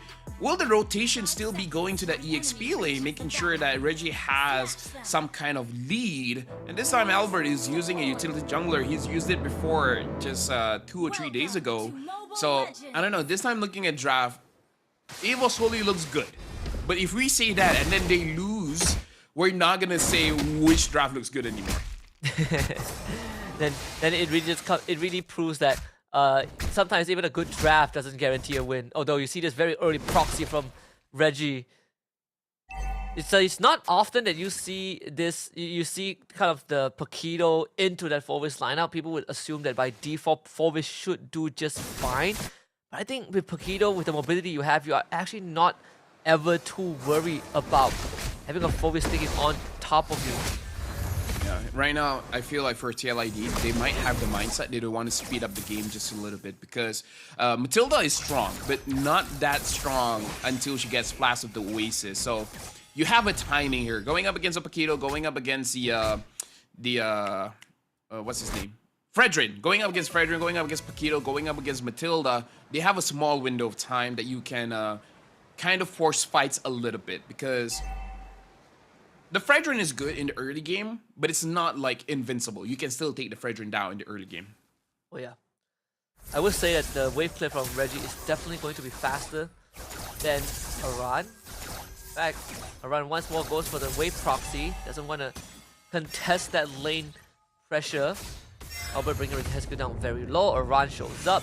Still needs some XP to hit that level 4. In fact, Aran will be gone on. Widdy will show up to help a little bit. Terrify is the lead. Energy Eruption. Aran will be forced to flicker away. Widdy gets stuck on. 2 of your frontliners down to less than 50. Yeah, and right now Evo's Holy is starting to control the mid lane, and by doing that they're controlling the river as well. A lot of vision here for Evo's Holy makes it so that they can actually get to their power spikes very, very comfortably here. And Fabian is nowhere close, so Team TLID is just trying to slow them down. But at this point, Evo's Holy, if Ivan has a very good time getting his Flash of the Oasis, the Joy is going to be even more difficult to actually deal any kind of damage. And even for Widdy, it's not easy to stick onto Ivan. He can easily dash away with the Guiding Wind. All that damage that he has, it's not going to matter too much. So Reggie will be challenged by Aran once more. Easily knocks him back, so Aran cannot continue sticking onto him. Yeah, I feel like once the War Axe has been built, it should be fine. Oh, and Widdy is not fine. First blooded, just controlled. Again, Albert getting the first blood, still going. This could be the moment that TLID feared the most. Big Appraisal's Wrath almost kills Fabian, and Reggie will go in and finish the job. Fabian is dead. Another taunt onto Aran. Aran dies. Evo's Holy. They got the train rolling pretty early. You know, Husky, you do know that I hate predictions, right? Yeah, I think it was a bad idea to follow mine. Now we are both wrong. No, I feel way ahead of us. No, I feel like you had a good idea of what is gonna happen, and I'm just like, you know, I'll just follow Husky. What's the worst that can happen? And then this is what's happening here. Evo's Holy is fully controlling the map here, and again, going against Aran. They found a secret sauce. They're like, oh, TLID is nothing without their front lines, man. Just deal with them, and then everything is gonna be Gucci. Everything is gonna be good. Albert is feeling comfortable here, and look at Reggie as well, just punching around all over the place. They're gonna get some help from your head skill. A flicker into a frigid glacier. Reggie just dashes out of that. Really, what can you do about it, right? In fact, Evo's Holy now ready to fight. You don't have crucial resources. Seems like your head skill is gonna be the target. Still has the passive, but it's not going to keep him alive for too long. Albert, we see some help from Ivan. Goes back in, gets the knock up. Another taunt onto Aran. Spill Destruction connects. Albert just slams the sword down. But the damage finally present for TLID as Witty and Aran both find a kill. But now they got to deal with Reggie, who is just punching away. Finds a double for himself. Fabian might be next if he doesn't get out of there. Evo's Holy actually ends up trading even. Yeah, but I was so surprised. Aaron Shiki immediately died. I don't know if he died at the hands of like in the lane or after he flew up. But either way, Erline now has a free trade down the gold lane. This is not what you want. Oh, but hold on. Fabian deals with Reggie. Reggie might actually get taken down here. I actually died. That's Wait, champion stand. The shield. Fabian catches up. Another shield. Reggie living a lot longer than he should have. Still, Evo's Holy Day will sacrifice that and get a second turtle for himself. Yeah, but overall, still, Evo's Holy has very good control of the entire map at this point. And I would say this is now free reign for Evo's Holy, because now you don't really have to focus too much on front lines anymore, because I feel like everyone has gotten their core items. Even the Flask of the Oasis has been built up by Ivan. So now you can start attacking different lanes. Maybe now you can actually attack Aaron Shiki, making sure that Aaron Shiki doesn't get his items, and destroy as many turrets as you can. Like, the more turrets gets taken down, the more area of jungle that you're able to control, and more jungle that you control, the less that Fabian actually gets to play the game. So Evo's Holy, I feel like the early game is so good at this point that they're able to play this a little bit more freestyle. They're not super rigid on having just one single target rotation. The item timing for Albert also on point. Just he went for the Steel Leg Fist and instantly got a Radiant Armor. Reggie will get the top tier 1. Try and get out from this. Aran and Fabian will slay him. Bottom side though, Aaron Shiki is going to have a bit of a hard time against Erlan, who almost takes him out. But with Albert arriving, Aaron Shiki tries to get out as much as he can, but not able to complete it. At the end, Witty eats the Great Sword and 2 for Evo's Holy down bot. Yeah, and this is where we see where they understand that their lead is so good, they don't have to go for the EXP anymore. They can just let Reggie do it by himself. And like immediately you see them going for the gold lane, get the gold laner, get Weedy as well, because Weedy is there, so why not? And then get the turret. Because we can see that Evo's Holy, after getting a few kills in the early game, they went for the side lane turrets. And this is good when you're controlling neutral objectives like the turtle and the lord. It's good for you to get the mid. Oh, but hold on, they want to fight against Aran. Aran has to flicker out. Aran, very, very low HP, and just with that, the turtle is more or less in their position. Even if TLID wants to contest for this, they gotta trade some lives for it. Even Yehescu had to flicker just because Albert showed up. They had to use a retribution to force a reaction. So in that case, Fabian will have to kind of choose his timing. Albert, though, very confident. He is 2 levels behind Fabian. Fabian has been power farming as much as Evo's Holy has been taking these fights. In fact, they can abandon the turtle. So Fabian will go for the objective as Evo's Holy goes for the kill. They get rid of Yehescu at the cost of the turtle. Yeah, but now they can get this mid lane because Aran is going to take his time to actually clear the lane, so Erline can actually go for it. And now Weedy gets taken down again. So TLID, very good decision making here, trading the turtle for a kill, and then the mid lane, and then another kill. And now Fabian has to get out of here. Tries to fight Erlan, needs some help. The solo, there's not enough. Fabian with a big solo kill. Now going on Ivan, who has to flicker away. Fabian stealing the buff, taking a tier 2 individual performance to get Liquid ID back. This is a moment where Fabian's just like, fine, I'll do it myself. I'll get the farm. And then they try to fight me, and then I'm just going to kill them. This is what we expected from game number 1, where the Joy can deal with the Harif. But yeah, I didn't thought that he had enough items. But yeah, 3, 1, and 2 looks like he's in a very good spot. As long as Reggie as well as Albert is not around, he can deal with the Harif. Both side lanes now exposed. Tier 2s taken down on the side of Evos. The taunt on Yehescu, he is gone. Nothing much that you can do as an Aurora. 5 seconds away from his flicker. But again, Evo's Holy now has something that they need to deal with, which is the constant push and pull of the side waves. You think that having a Matilda allows you to traverse the map faster, but Liquid ID has always been a step ahead of that. Yeah, number 1, perhaps they understand where the priority lies for Evo's Holy. The other one is Aaron Shiki is really just hyper focusing on the farm. He's not rotating much. He doesn't throw out the Spear of Destruction much anymore. He's just staying in the bottom lane, getting as much farm as he can, and then just keep on pushing, keep on pushing, keep on pushing.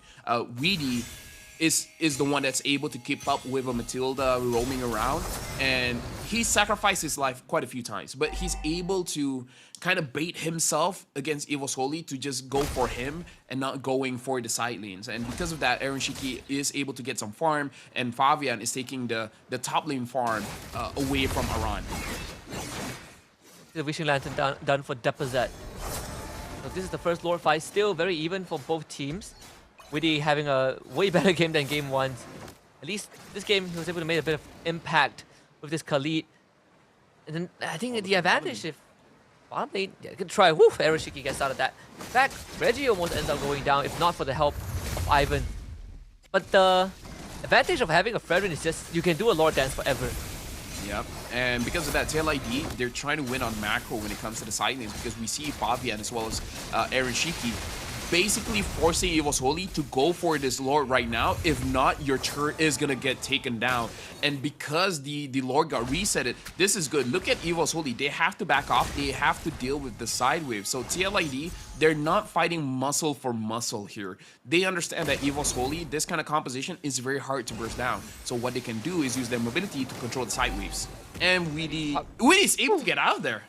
Able to flicker away, so no Appraisal Scrap, no Eternal Guard, and no Circling Eagle. What a big ultimates used. Aaron Shiki still hiding in that bush. He's going to be able to shove at the bottom wave instantly and still have a chance to join the fight. So that's going to be Widdy with the Raging Sandstorm. Spirit of Destruction does miss. Integration connects only on the one though. Aran trying to hold on, steals the Lord somehow with the Infernal Pursuit. Fabian next on the chopping block, but Ivan realizes he can't fight this. Aaron Shiki will show up, gets the pin on the Ivan, and Fabian goes for it. Deposit trying to run away. Aaron Shiki doesn't get the takedown, but Widdy has done more than enough. Mid tier 1 goes down. TLID with a swift recovery. Orla just outplays Fabian as he dances around him, but Fabian still survives. This is a very good game where now TLID, they have the items, so they're like, okay, you want to fight? Let's go, bro. Like, they actually go for the fight. I would say Aran getting that Lord is definitely game-changing for TLID. Now they can have control of the map again. But yeah, Evo's Holy, if somehow Ivan dies, if somehow Albert gets taken care of, we can see that Fabian and Aaron Shiki, with no hesitation, goes forward and tries to get a kill. And it looks like Fabian is able to get Reggie there. That's not good. It's just unlucky. This Paquito pick not starting to lose efficiency a little bit. They did take care of the Lord. I think they should be able to keep the inhibitors alive, which is going to be a silver lining for Evo's Holy. But even then, it's not too big of a gold lead for Liquid ID, right? Just measly 1k. Yeah. Right now, I would say it's very 50-50 for both teams because it really is about who gets taken down first. Because for TLID, unfortunately, it does feel like Ezekiel is really not having a good time because for him to actually deal the crowd control, he needs to be close enough. But whenever he's close enough, the Vixana outranges the Aurora, and whoever even gets caught, Ivan can just pull away with the guiding wind. So TLID, Ezekiel is having a more difficult time actually contributing into the fight compared to the rest of the team. Fabian is having a good time. It's really about TLID. Somehow, some way, takes out Ivan first. Ivan gets taken care of, Albert gets taken care of, everyone is easy pickings. But this is showing that TLID, they're very strong in their decision making because they try to split up the fight, which I really like, where game number 1, Evo's Holy won off because of priority rotation, and TLID understanding the win condition of Evo's Holy and try to deny them of that win condition. So I mean, this has already exceeded a lot of my expectations coming into this series. We had two very different approaches. Evo's Holy, clearly this is a very comfortable draft for them. Aside from the Paquito, which I don't think I have seen in a long time, but the general idea is there. But Fabian, he is 6'1", 2. He is just massive. I don't really see anyone from Evo's Holy that could stand up to him unless it's Erlan with the help of Ivan, and even then, it feels like a struggle. So mid lane priority is going to be a thing. Fabian constantly playing the side waves over and over again. And the question is, how do you take the second lore? How do you contest if you're Evo's Holy?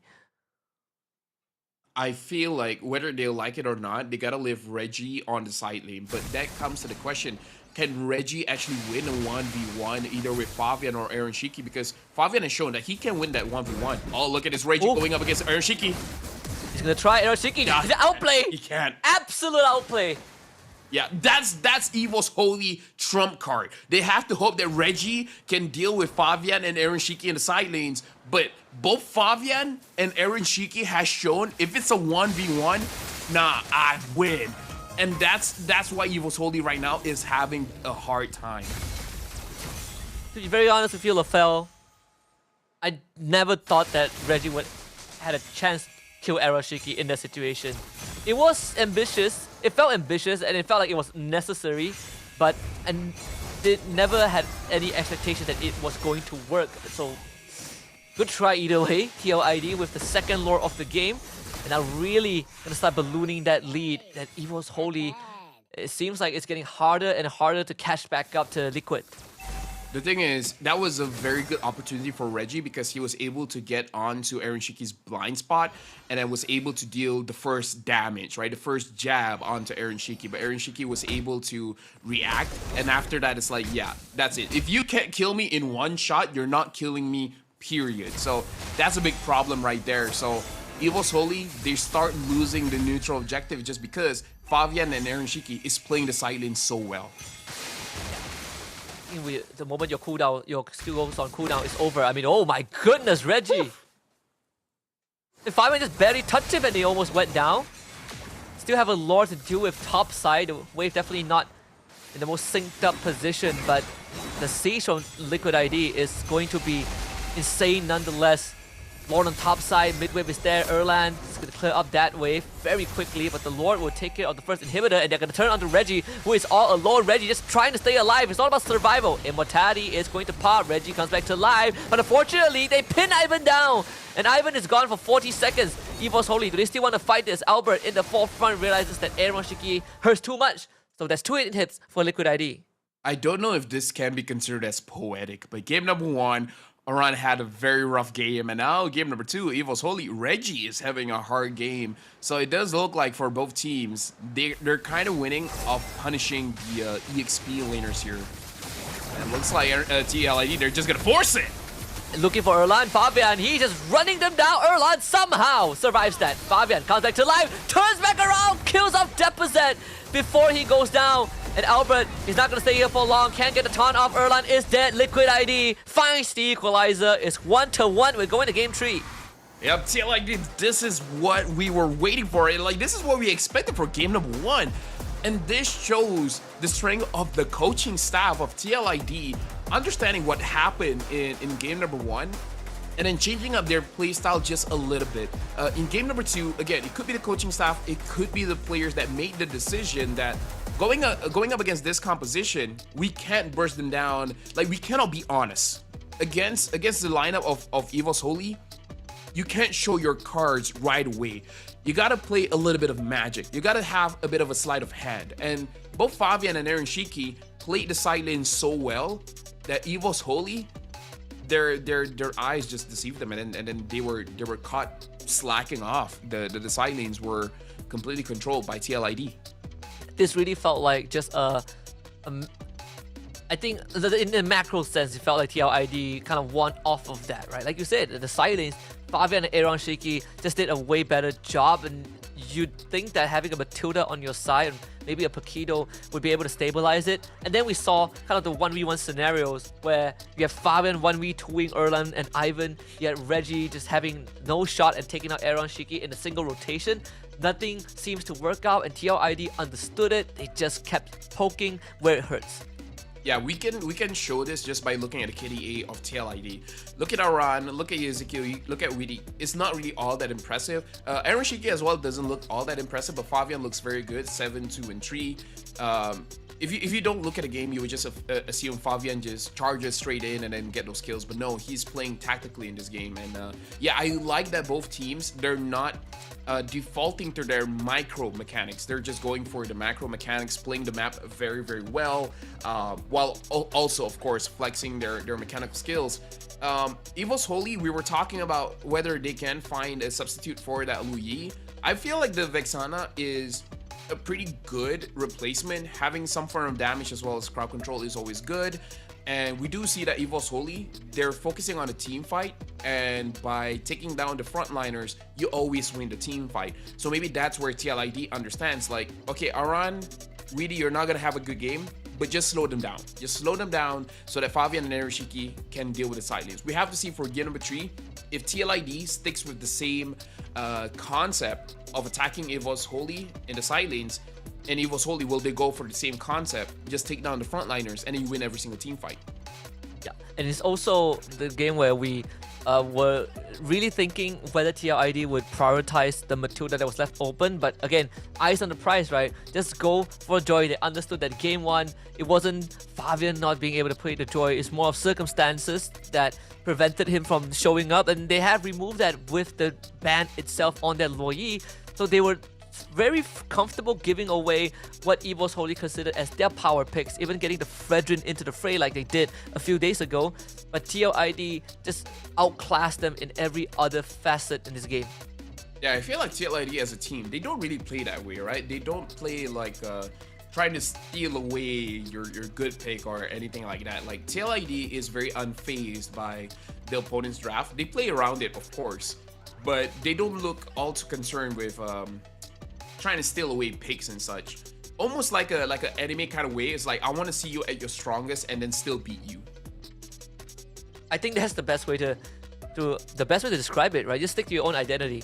You know, nothing really changed too much about TLID. And again, I don't think anyone would have expected a 2-0 win over them anyways. But again, with it being this close, the fact that we're getting 3 games is already exceeded my expectations. I think in this context, I am enjoying what I'm seeing, not just from TLID, of course, but also what EVOS Holy has been showing us. A lot of my attention was on Erlan, and even in this game that he lost, he still played like a monster. Though Fabian is the biggest monster with a 7-2-3 scoreline on this Joy. Yeah, and I like the Joy, the evolution of the itemization, where usually we see the Joy just having one penetration item or one item to deal with the tanks, but now Joy has really evolved to have 2 ways to deal with the tank, right? Having the Divine Glaive for when they build Athena Shield, and as well as having the Wishing Lantern just to punish whenever you're level 15 and you just naturally have very high HP, where I feel like most players understand the weakness of Joy is that you don't kill the tank or the front line fast enough. So, you know what? Just get 2. Just get 2 types of anti-tank items and then you'll be fine. So I really like the evolution of Joy that puts Joy at a complete S tier at the moment. Oh yeah. Late game, early, mid, late, doesn't matter. She just keeps ramping up. It really felt like she gets unstoppable. Even EVOS Holy having a pretty decent early in the mid game, but they were getting these pickoffs. Obviously, we see the decision making from Team Liquid ID. They are willing to sacrifice Yehescu and Witty just so they could get a macro advantage. And all the while this was happening, we are seeing Fabian pushing side lanes. We're seeing Eroshiki power farming the jungle as well to lead them up to the stage where EVOS Holy stopped threatening them on a one-to-one basis. I like just the fact that it's a clash of styles. Like, I like to play my way, you like to play your way, and both having one win each shows that both style of plays is definitely viable. So it really is about the in-game adjustments. How do you deal in the middle of a game? How do you change from plan A to plan B? And I feel like this is showing the maturity of both teams, where they come in with a plan, but once the plan fails, what's next? Yeah. And I think in this case, really give a lot of props over to the side of TLID for being able to consistently just, innovate themselves, and at the same time being able to kind of adjust to what EVOS Holy had to bring to the table. So we're gonna get the game 3, and this is where I always like to see what else does the team have left in the pocket, because we saw 2 different styles from EVOS Holy. Obviously, both they're really comfortable with, but TLID have found a solution to one of them. Yeah, looks like without the Loyi, EVOS Holy definitely lose a very big chunk of what makes their team fight look incredibly strong. So Vexana wasn't able to do it. will we see a third hero that can maybe do what the Lu Yi was doing? Hopefully we get to see more of that, but of course the series hasn't ended just yet. We just need to give the time to the teams to brief a little bit. We'll head for a short break and return for Game 3 between Team Liquid Indonesia and EVOS Holy. Stay tuned.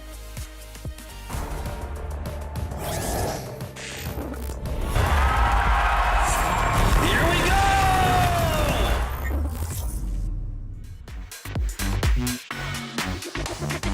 Come, let's have it. Bad boy rhythm. Come, let's have it. Bad girl style.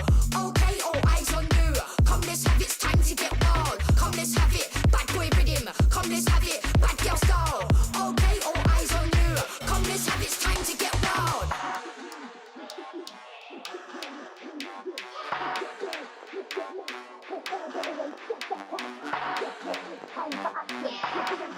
Main attraction. Your vibes, not satisfaction. For the bass, chemical reaction. You're feeling fine? Chemical reaction.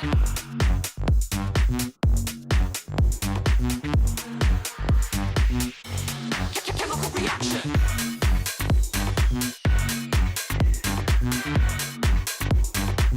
Guess what is action?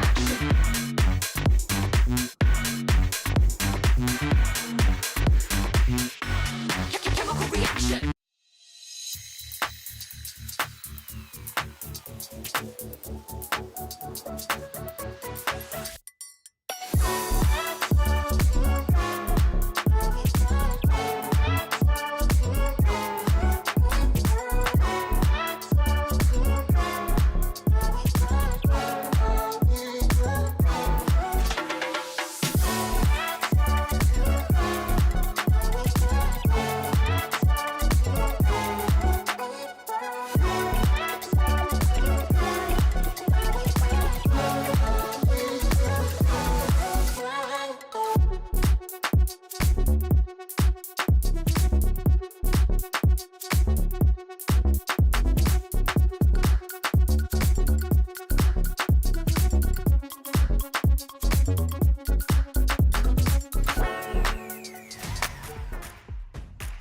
We return to witness a conclusion to this first series. Could be EVOS Holy against Team Liquid Indonesia at the Snapdragon Pro Series Challenge Season 6. Once more, my name is Husky alongside LaFell. We've got Game 3 coming up in just a little bit, and honestly, so far both teams have been exceeding expectations. Yeah, this is definitely like we were talking about teams to watch being TLID, but EVOS Holy is really putting a case that we should have paid more attention to them because they really made a very good showing when it looks hold on. I'm just sorry. I'm just saying how both teams, we were talking about how TLID was the team to watch, but honestly EVOS Holy is showing up as well. I like that the innovation coming in from EVOS Holy. Like that's amazing. Yeah, and I think even the echo what you said earlier on, right? Like EVOS as an organization, pretty interesting with the approach because it doesn't matter whether you are Glory or Holy or if you are just, if you are the MDL team, doesn't really matter because all the players have good qualities. And sometimes we even see the third division performing better than the first one, which we have examples of players who are now in that challenge finals or at least closer to the challenge finals. Game 3 draft, Yves, Matilda, Lucas banned by EVOS Holy, who will now be on blue side. Team Liquid ID on red for the first last time in this series. It'll be Joy, Jusin, and Fanny banned. Honestly, I don't know because I've known EVOS for quite a while, but they're so weird in the sense of you would think the first team is stronger than the second and third team, but always, like most of the time, that's not the case. Like every single time you see them going to a tournament and they're like, oh, we're setting our third tier teams. People who have scrimmed with them understand that they're actually sending the strongest team. Something about EVOS, man. Their system is innovative. But anyways, right now jumping into the draft here, EVOS Holy, they're able to get Suyo first pick, and TLID them themselves batting out the Joy, but now they get Granger as well as Lu Yi. Oh boy. I'm sorry, but that doesn't seem like a fair trade. Yeah, it is such an unfair trade. I mean, would you rather get Suyo get Granger and deal with a Suyo Loi, or the opposite. But there is a solution. They instantly get Ivan, that Tigreal, they get Erland, that Iratel as an attempted solution. I mean, like, TLID can pick up the alpha here, right? Because I feel like Evo Soli, they prioritize the Suyo to kind of like lower the jungle picks, but the alpha is still there. I don't know. Wait, Husky, let me remind you. We did say game number 2 that we let Evo Soli's draft, right? Yes. Okay, so game number 3, I think that just I feel like it's just okay drafting, nothing too crazy, nothing too insane, Yeah, I see this every day, even in my ranked games. So this is even in ranked games. Yeah, we see this in ranked games every single time. Arsa banned from TLID. Now eliminating artillery, which has been a thing, Farsa has also been kind of skyrocketing into the forefront of the draft. I see what you did there. Wipe out all the injustice in the world. Oh, I actually didn't think of that, but thank you. Yeah, I get it. TLID, right now, if we're not saying whether the draft is good or bad, I think they're making the correct decisions here, reading what Evo Soli is trying to prioritize. I feel like the Tigreal pick is pretty good, but I feel like it's more targeting the Luyi compared to the Granger, because we've seen Aaron Shiki using a purified Granger, and he's still able to manage his distance very, very well. I feel like Luyi without Flicker is going to be much more difficult, because sure, if you take a Purify, you might be able to deal with the Tigreal, but then you won't be able to deal with the Suyo. But in most team fights, it's the Suyo that you have to be worried about. So I believe this Tigreal pick is to put pressure on the Luyi more so than the Granger. I mean, you can put pressure on the Alpha as well, but I don't know. Judging by how the game has been going, I feel like it's more about making sure that the mid laner doesn't get to do work. I agree. I was even thinking of a chip pick for Liquid ID, but Evo's wholly read that, so great chip ban. Now, because there already is a Loi, and we know that Liquid ID, they do play the chip. They've shown us during the M6. That game didn't work out, unfortunately, but it does add it into their resume nonetheless. Now, I mean, for Liquid ID, if they... What else do they have? I mean, they still got the Widdy, they still got Khaleed, got Todd. Maybe they can just pick up a Phoveus first and then figure out later. Oh, but no, they go for the Todd here, and it's still a flex. I'm not sure which lane is going. Oh, yeah. If we're looking at long range here, Eve has been banned out, the Sicilian has been banned out, the Farsight has been banned out. So TLID is really forcing Evo Soli to have less range, and now they're picking up the Badang, which I honestly love the Badang right now. This is gonna be a Badang EXP. The question is, what kind of build is he going for? Full damage, full defense, whatever. They pick up the Vexana now. Evo Soli did draft. Kind of looks like they're still going for more of a team fight kind of draft, only with the caveat that the Suyo is able to deal with the side lanes. Oh yes. Oh, this is interesting. I mean, of course, high five coming around. I like what I'm seeing already from Evo Soli. I mean, I like it just because we have the Badang. I think this is the second Badang pick in SPS challenge stage so far. But the good idea, sticking to what they know best, get the Phoveus for a run, third game in a row. Okay. Let's agree not to say which draft is good, but I believe you and me, Husky, we might go for one certain team to say like, oh, this draft looks pretty solid. They get all the meta picks, but again, we've seen how that really shapes up the game. Evo Soli going up against CLID, it's not about the micro mechanics. It's honestly not even about the team fights. It's about catching your opponents off guard with off-tempo plays. So we really have to see how they move around the map. That's going to be more and more important. But again, if we're talking about the draft, I do want to see what kind of build that the Badang goes for, because the opponent is pretty tanky. And the Badang is actually a fighter that can deal with a lot of tanks very, very well because of the items that the Badang synergizes with. The only question is, will he actually go for that, or will he just go for a tank Badang?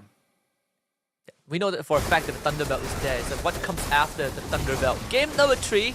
Evo Soli on blue side and TLID on red. Of course, both junglers starting on the opposite side of the map, both with the orange. So you're gonna have Albert ending up on the top side in the gold lane, and Fabian is gonna make his way down bot. Speaking of which, you know how a lot of the EXP laners were shaped by how easy... Oh, hold on. Deposit is taking a lot of damage from Ezekiel. And now Weedy wants to go for the kill. Deposit still holding on to his flicker. Not going to expend that too early. It's a good thing that the wave is not there. I think Deposit can get there in time to get his wave. So overall, not super punished here. Yeah, and it's also the and it's also a situation of like Deposit just telling his teammate, just stop hitting the guitar. He is going to kill me if you stack his passive one more time. So he gets out of that, not having to use the flicker, which is good. And top side, Aaron Shiki gets killed off. First blood for Albert once more. Yeah, and he uses Purify as well. So if they want to, they can actually gank this lane. I was just gonna say, like, you'll look at meta EXP laners by how easy they stack their Thunderbelt, and I gotta say, Badang actually stacks it up very, very well. I average 30 to 40 stacks per game. I mean, he stacks it up in a very unfair manner. You know, Yeah. let's just put it that way. Yeah. It's very free. It's very free. But now looking at the rotations here, TLID does look like they want to go for something in mid. But it looks like Deposit is smelling it out. He's getting out of danger zone, and now even Fabian has to ult out. So Evos Holy was able to see the rotation coming in from TLID and was able to prevent the worst from happening. Turtle should go over to TLID. Ivan just getting some info, but not able to do too much about that. Once more, TLID, even in the previous game, they have been essentially trading objectives, right? Like if whatever Evos Holy wants TLID, they're gonna get something out of whatever predicament that they are in. So nothing much was lost, honestly. Even if Aaron Shiki goes down, Evos Holy aren't really pressing on that wound just yet. We are going to end up being in a neutral state again, regardless. I feel like it's gonna be neutral until Ezekiel decides to use the diversion. So I feel like that's kind of gonna be the call here. Oh, speaking of which, they're using it now for the EXP lane. Albert also getting gone on. Diversion is brought in. Fabian, just enough damage. The pushback from Reggie is not enough.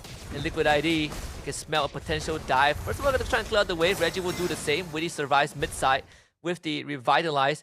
But Reggie, he's getting cornered like an animal. Fabian around, Yehescu just teasing him. Reggie, let's get the shoot out first. Even uses the fist crack. Get some extra shield, able to force Liquid ID to back off a run. Getting gone up by Deposit. Full combo, a run, and then another wall built by Reggie. Albert misses the stun. A flicker implosion by Ivan to bring them all back. You're not getting away after threatening us for so long. Ivan dies, but Fabian is going to go down as well. Reggie, another re-engage with the flicker. Gives his life away though. Deposit now in the red zone. Somehow both teams end up trading even. Yeah, but look at that Louis though, man. Like every single time they want to move forward, oh, we got stuck. Oh, we got stuck. Oh, we got pulled back together. So this Louis pick is gonna be very, very disruptive for Evos Holy.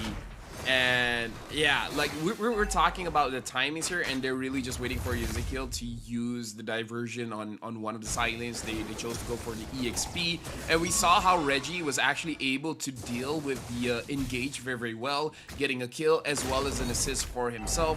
So overall, Evos Holy, they didn't lose too much in that trade, but it does show us the potential in the team fight where Ezekiel is essentially far away from harm's way and able to deal just way too much damage as well as displacement.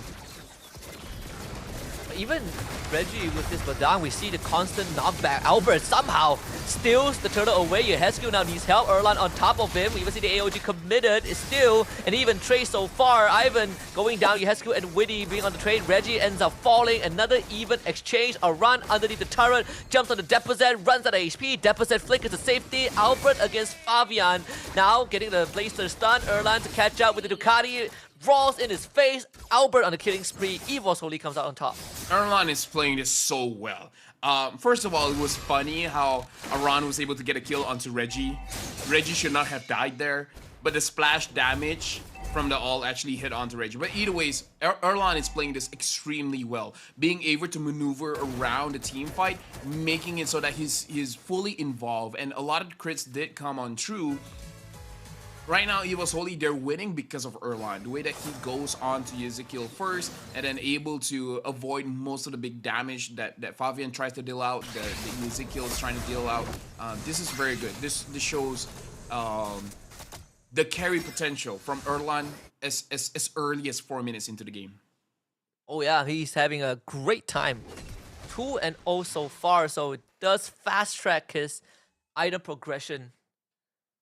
Yeah. Even when you look at the Liquid side, well, actually, there's no advantage for Evo's Holy, right? They have been still trading even every now and then. Yeah, right now for TLID as well as Evo's Holy, I feel like Evo's Holy, they're trying to catch TLID from a rotation. We see that Reggie is moving with the mid trio, but they're really not able to get anything just yet. And Ezekiel is actually doing a more defensive diversion, just moving around the map, getting Aaron Shiki's farm. So for some reason, both teams are not really looking to engage for now. Or I would say Evo's Holy tried to look for engage, but TLID, they're not getting caught. And well, mid-side AOG committed, really down to half, but Ivan, he's completely caught and taunted. Reggie saves him with the fist crack. Ivan still dies, but has bought more than enough time. Evo's Holy finds 2.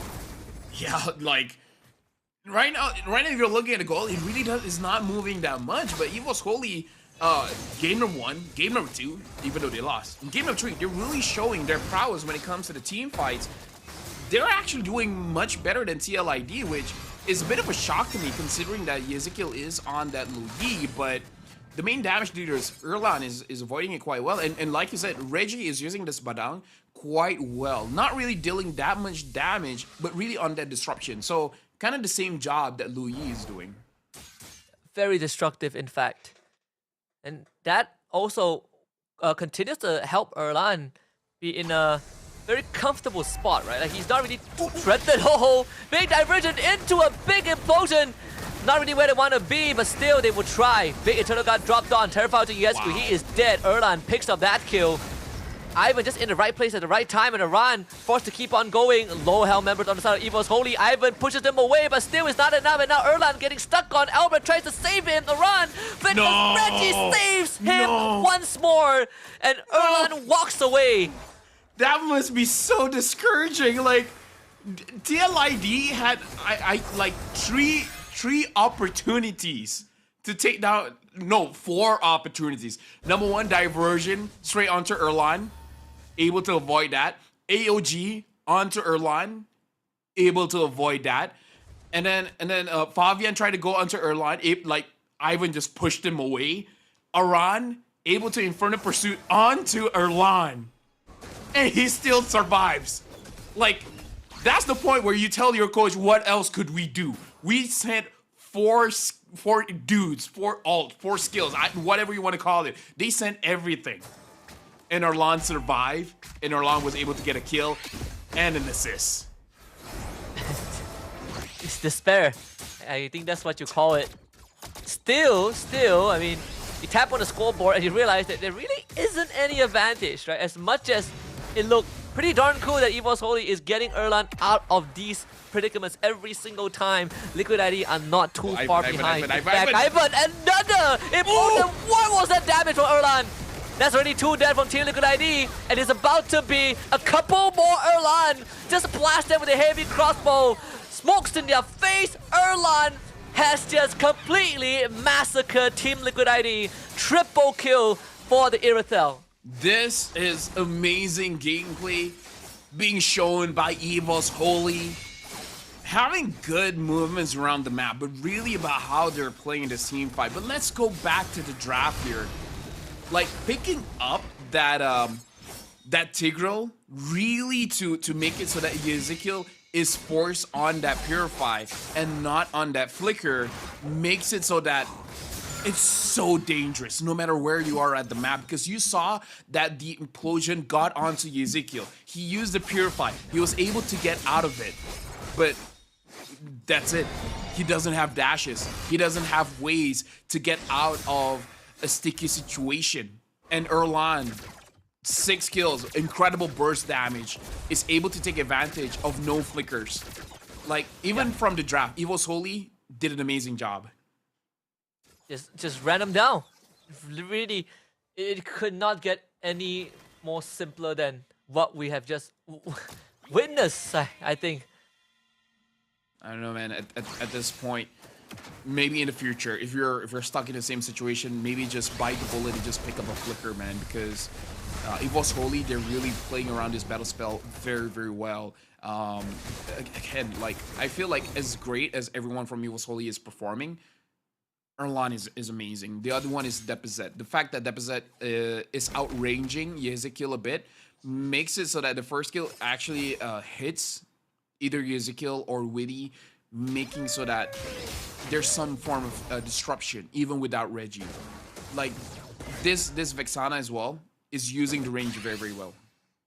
Honestly, I can already hear Mirko screaming, give Erlan more games. Right, that has always been the case. That has always been something that he's been backing up ever since we saw Erlan pop off in their earlier series against Homeboys a few days ago. It's like, Evos, let him play more.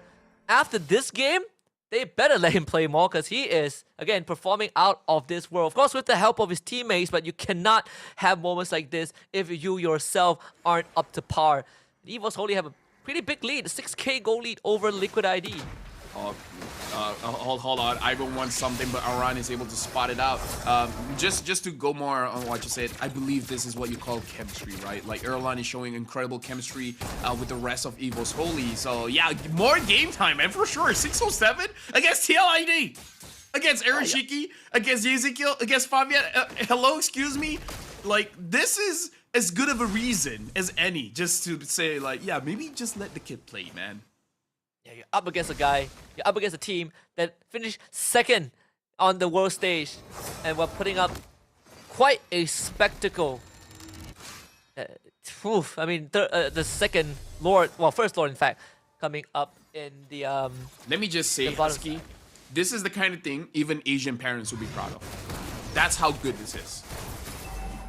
Even Asian parents that don't understand video games, like, I don't know what's going on, but you're doing good.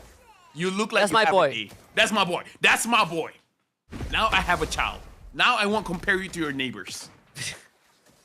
For now. You gotta keep winning. Yeah. Imagine me like, look at Aaron Sheik. He plays the game well and he's good looking. What about, you know? Why can't you be more like him, you know?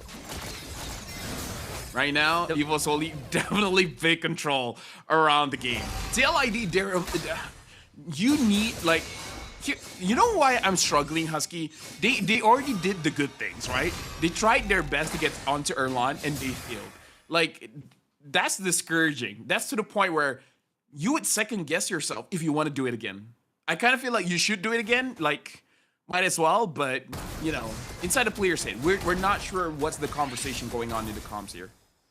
I feel like that almost could be the straw that broke the camel's back. You know, like when you throw everything at your target and it still didn't work out. But I do agree. I think you have to do it.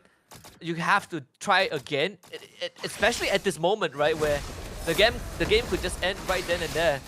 I mean, this Lord's gonna slam into the inhib, so they are going to lose one for sure. Reggie just keeps them under control. It's not about getting the kills, but Reggie finds himself isolated. Aran has to flicker to safety. Again, the wall. My goodness, the cooldown is so short. So Erlan picks up his 7th kill. And I'm not really sure if TLID can continue standing up to this. Not with this Reggie in their face. They can try to go on to him. Reggie will take the punishment. Flicker to safety. All inhibitors down. Reggie now isolates Fabian. Albert turns around, helps him out. Fabian gets the kill, but cannot escape Erlan. Witty gets caught out. Erlan finds a double kill. Another implosion. Triple kill for Erlan. In fact, it's an unofficial maniac. This is done and dusted. Evo's Holy makes it to Challenge Finals. Take a wild guess and think who's gonna be the MVP for that one. But Evo's Holy moly, dude! Now I want to see what is the rest of our predictions, cause dude, look at Evo's Holy. What have we just witnessed? This could be history of it on its own. Can you imagine Rora watching this right now at Renegade in disbelief? He wanted TLID, but right now it's Evo's Holy securing the 7th slot into the, well, actually not the 7th slot, but the 9th slot into the Challenge Finals to join the rest of the teams Onyx, PH, and RQ Hoshi, who are already there and waiting. But man, what a dominant game, which was even for the first, like, what, 7-8 minutes until that Erlan moment happened and it just completely fell apart for TLID. Let me just say, even my cat got excited. Like I don't know if you guys can hear the meows, but even my cat was like, "Yo, what was that?" Like, especially Irritel, you know, like cousins, Yeah. cousins with my cat. But TLID, I feel like this is just one of those moments where they did everything that they could, but then because they failed once, they're not sure if they should try again. And you know, I feel like in the review, the coach will talk about it, whether it was worth it to try again or not. But you really feel the game was over when they went hard onto Erlan and nothing happened. I feel at that point, whoever is making the shot call lose all of their confidence and just don't know what to do next. Yeah. This first phase Tigro pick also, the Evo's Holy prioritized, really paid up big time, right? Massive stuff in that mid game. You did say that sometimes you gotta bite the bullet and just take flicker, and Evo's Holy just took advantage of the fact that TLID really don't have a way to get out from that engage. Dude, Erlan got 1,000 gold per minute. Usually we see this from the junglers. Dude. Yeah, dude. We had a couple of 1k GPM, but is this a record though? That's what I want to know. Is this a record? Dude, 1,000 gold per minute for Erlan, which is crazy. You would assume that gold laner should be getting the most gold anyways, but we rarely see it. And Erlan, like, this is an MVP showing, and this is amazing because of your opponents. Like, you're not just going up against run-of-the-mill teams. You're going up with one of the best. One of the best. One of the best, man. Like, this is a flex. This is gonna be a flex for sure. This is something that you won't have too much opportunities. This is the time where you go on Instagram and just be like, guess what happened today, guys. I can't wait for ID social media to talk about this. I'm pretty sure they have a lot to say about what we have just witnessed here. Honestly, I myself couldn't have it any other way. Erlan 10-0-7. Give him more games in the next season. Please get him to the first squad if you have to, because this is a once in a lifetime performance that I don't think anyone would have expected to see. 1,009 gold per minute. Oh, dude, like, everything went right for Evos for this one, and I personally am excited to see Badang being used, and it's really just being used to disrupt. Now we're gonna look at the highlights here just to see how the movement's coming in, and every single time, look at Ezekiel. This is not to point out his fault, but this is to show how when you draft your opponent to where they have to make a choice, either Purify or Flicker, this is the kind of games that you can have. We saw in the first instance, Albert was the one that rushed straight over to Ezekiel and able to get the first kill there. But then this is like after that, you can start to see it's gonna be Erlan chasing the backline. We know how impactful a Luyi is supposed to be, but if the Luyi doesn't have a flicker, has no way to dash out, it does make it bad. This is again probably the moment where you're just like, what else are we gonna do? Yeah, I mean, just keep your eyes on Erlan, right? Like he is isolated from his team, is in quite a bad spot, hops in with a heavy crossbow, and even at one time gets pulled back by Aran, and I thought at this point he is straight up dead. Aran even committing a flicker, and it still was not enough. And then you had this play where Erlan just straight up one-shotted everyone with the setup of Ivan and Reggie. And this was where the game completely got out of control for TLID. Yeah, I just like all the superhero moments. Like, if you're talking about Indonesia social media, they really should catch the moments where Ivan pushed people away, the moments where Reggie just you know, build a wall behind the dude. I don't know what to call that, but the way that the EXP laner and the roamer saved Erlan, this level of chemistry is something you wish that you can have in your own team. When your marksman, no matter how low your HP is, you always have someone to peel for you. Like, that's a game where you want to be a gold laner. Oh yes, it's a wet dream for gold laners. Like, gold laners, we've always enjoyed having the the privilege to be safe, to be protected, and no better position to be in than in Erlan's shoes.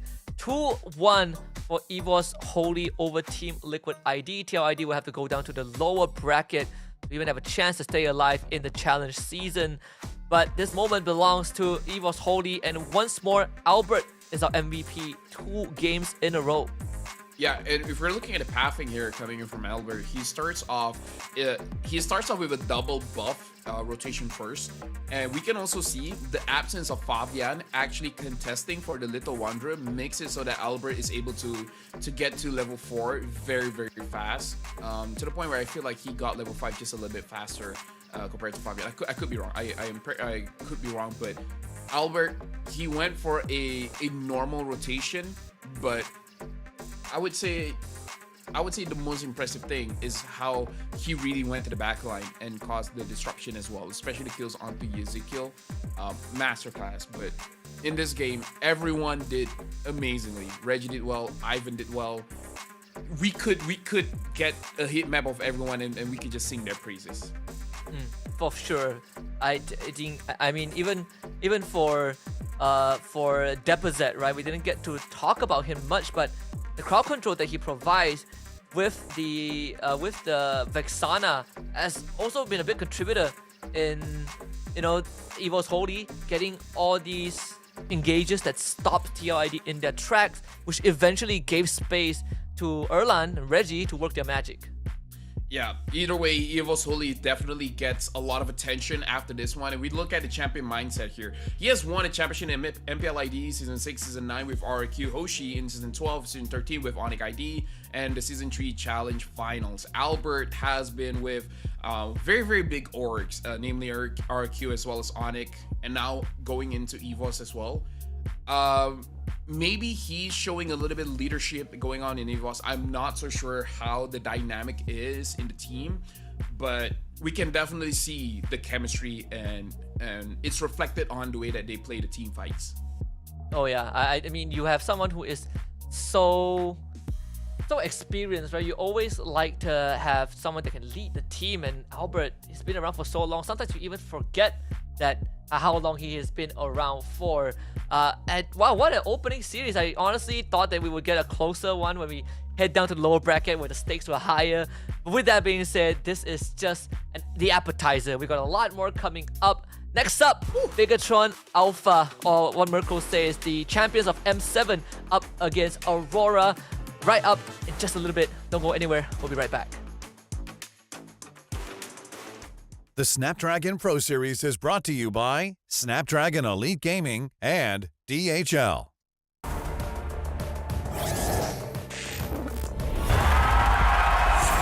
Here we go!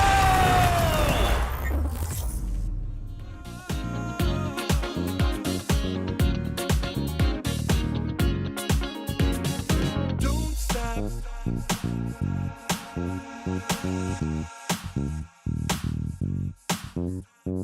Don't stop.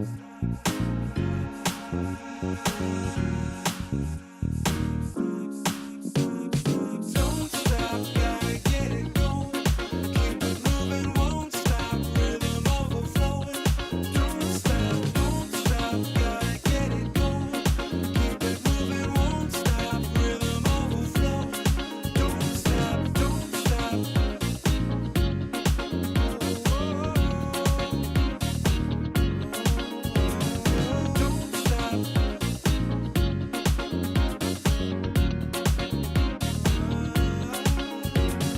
Don't stop.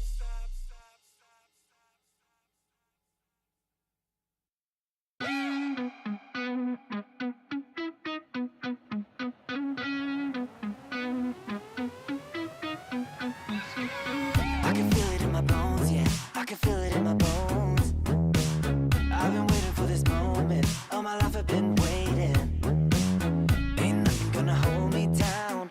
Ain't nothing gonna stop me now. 'Cause I was born for this moment. I was born for this moment. Everybody said I was crazy for believing. Told me to give up, there ain't no shame in me losing, but they're wrong. Oh, but they're wrong.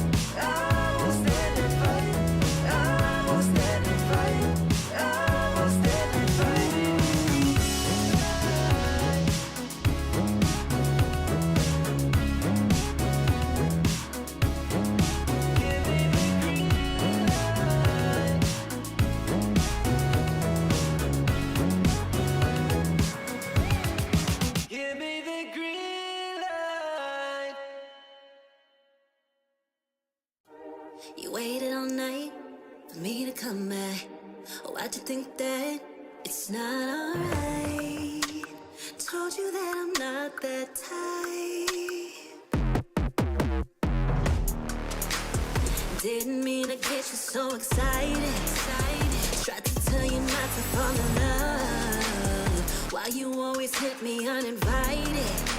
Was hoping you would get the picture. I've had enough.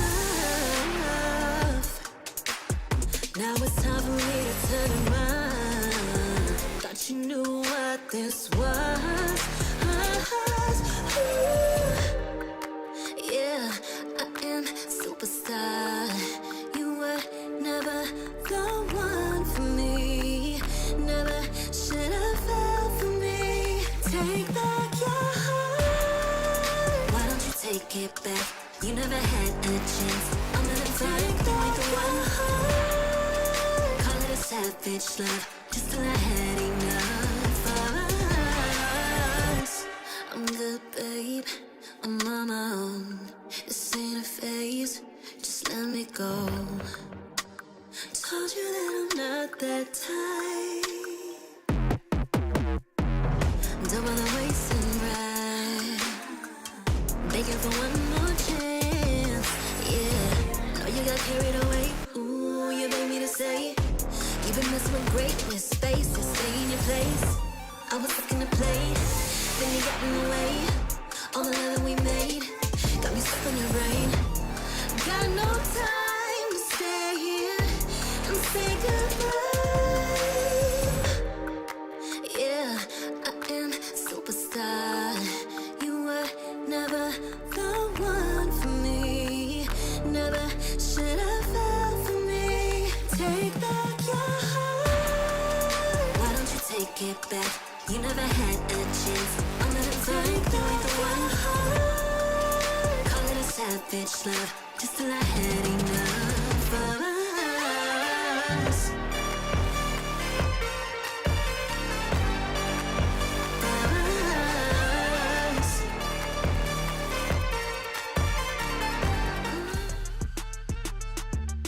We're back with more action MLBB at Snapdragon Pro Series Challenge Season 6.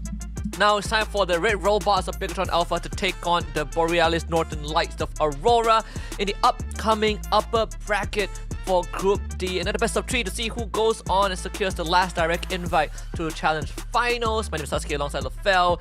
Right off the bat, gotta look at their head-to-head in terms of signature picks and bans. Just like the match one, just like our first series, it was very different between the two teams. Yeah, the one that immediately caught my eye is the average player damage per minute as well as gold per minute, mostly for Aurora. And honestly, Aurora in the Snapdragon Pro Series here has been performing very well. And we see Bigatron Alpha losing one game in the previous match. So between both teams, Aurora definitely looks a little bit more cleaner. But based on our previous game between Evos Holy going up against TLID, it looks like previous performances isn't going to matter too much because teams are adjusting very well in the current meta here. The only thing that I feel like is very notable here is the fact that Aurora bans the Louis a lot as well as the Matilda. So I'm not so sure if they're going to use the same strategy going up against Bigatron Alpha. But I feel like Bigatron Alpha, if they're going to be prepared for anything, you got to be prepared for Renegades hero because he's not known for a wide hero pool, but the heroes that he's famous for, he's really good at. Yeah, I mean, you could say the same for Bigatron Alpha, where you have some pretty interesting, there's some pretty interesting approach, especially in that XP lane pool that we're going to talk about in just a little bit, because we got Luke in the XP lane, we got Super Ken in the jungle, Moreno mid, Pamela in the roam role, and Eman in the gold lane. So this time we don't see Theozy in the jungle, we got Super Ken stepping in up against Aurora in this important match, which makes it even more exciting.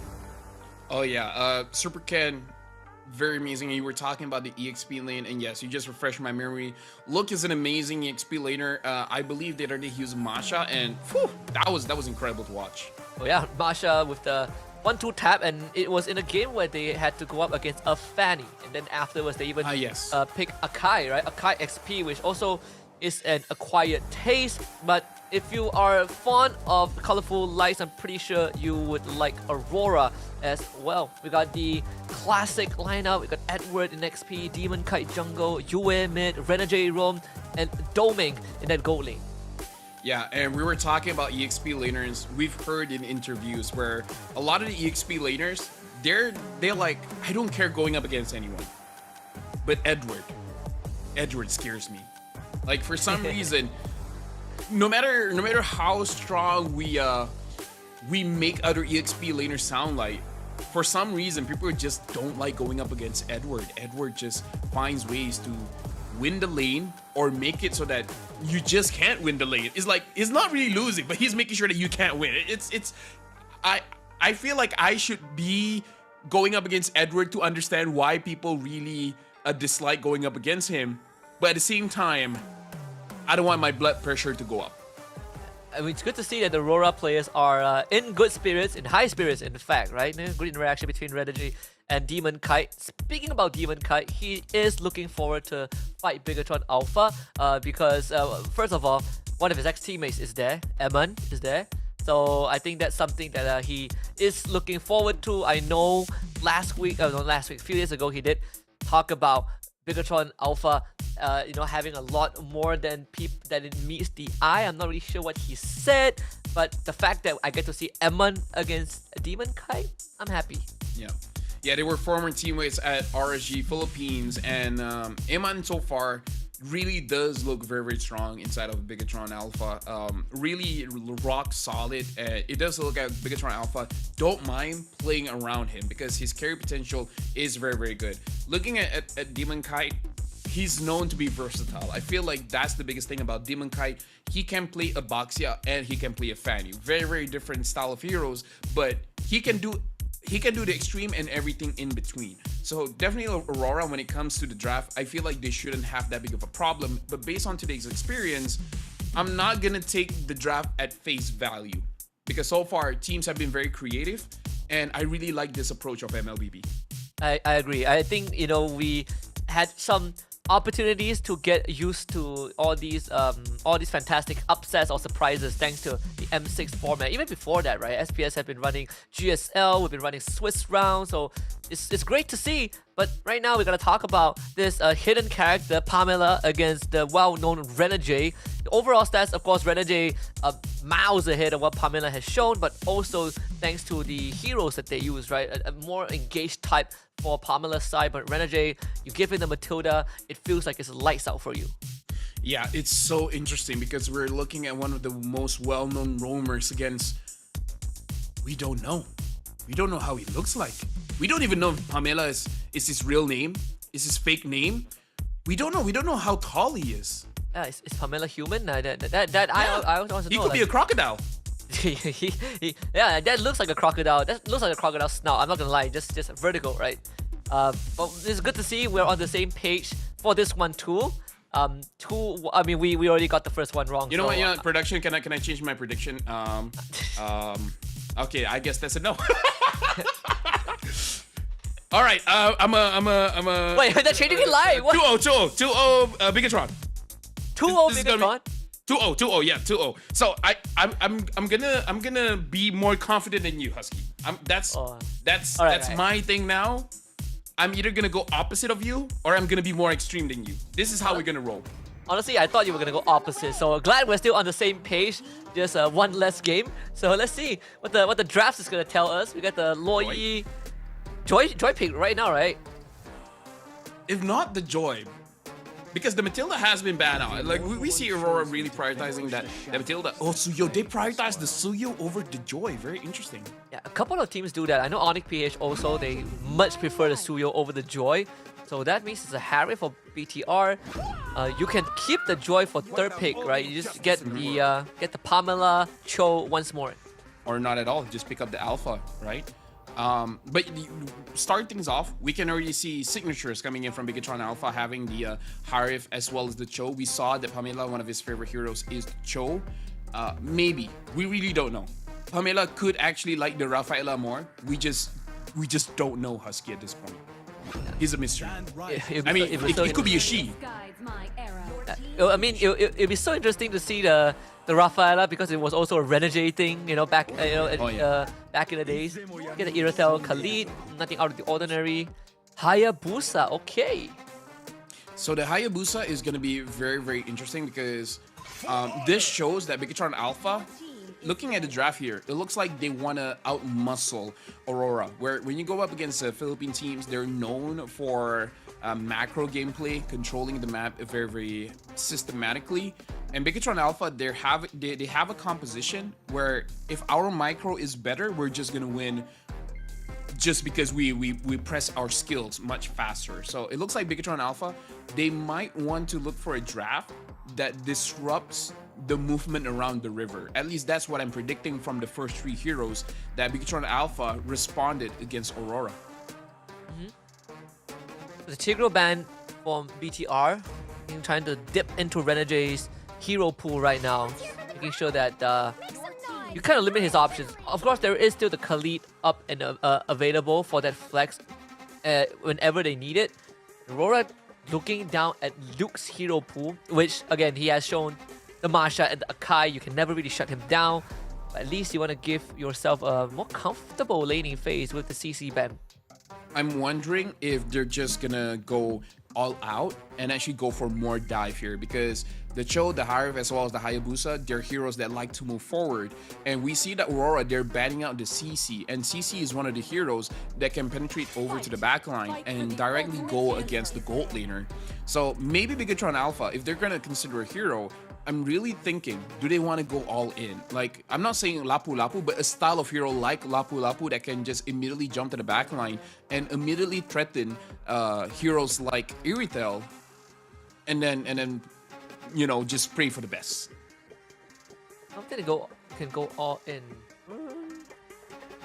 I was thinking of like the thought, but I guess Badang technically it's sort of like there's a potential to all in too.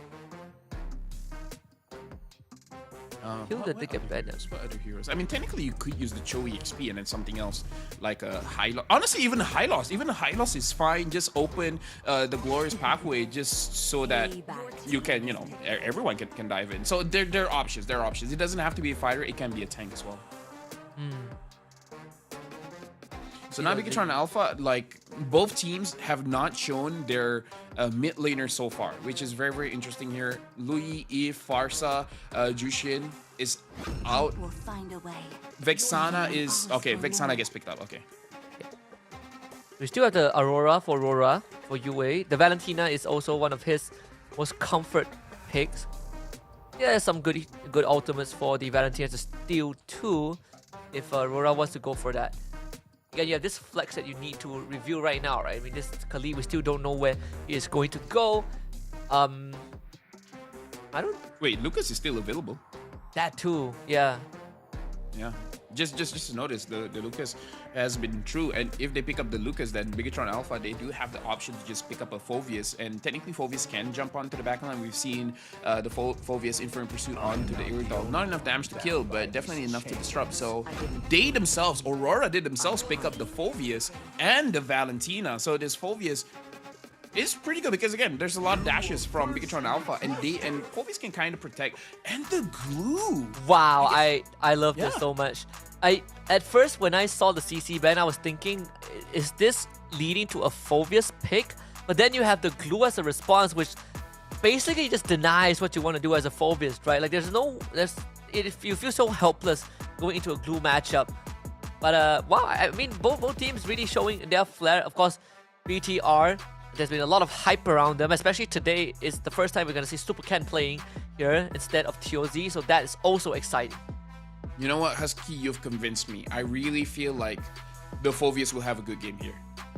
Because so far, I mean, we haven't been reliable by talking about the matchups. You're like, oh, this is going to be... Oh, wait, no, he's winning.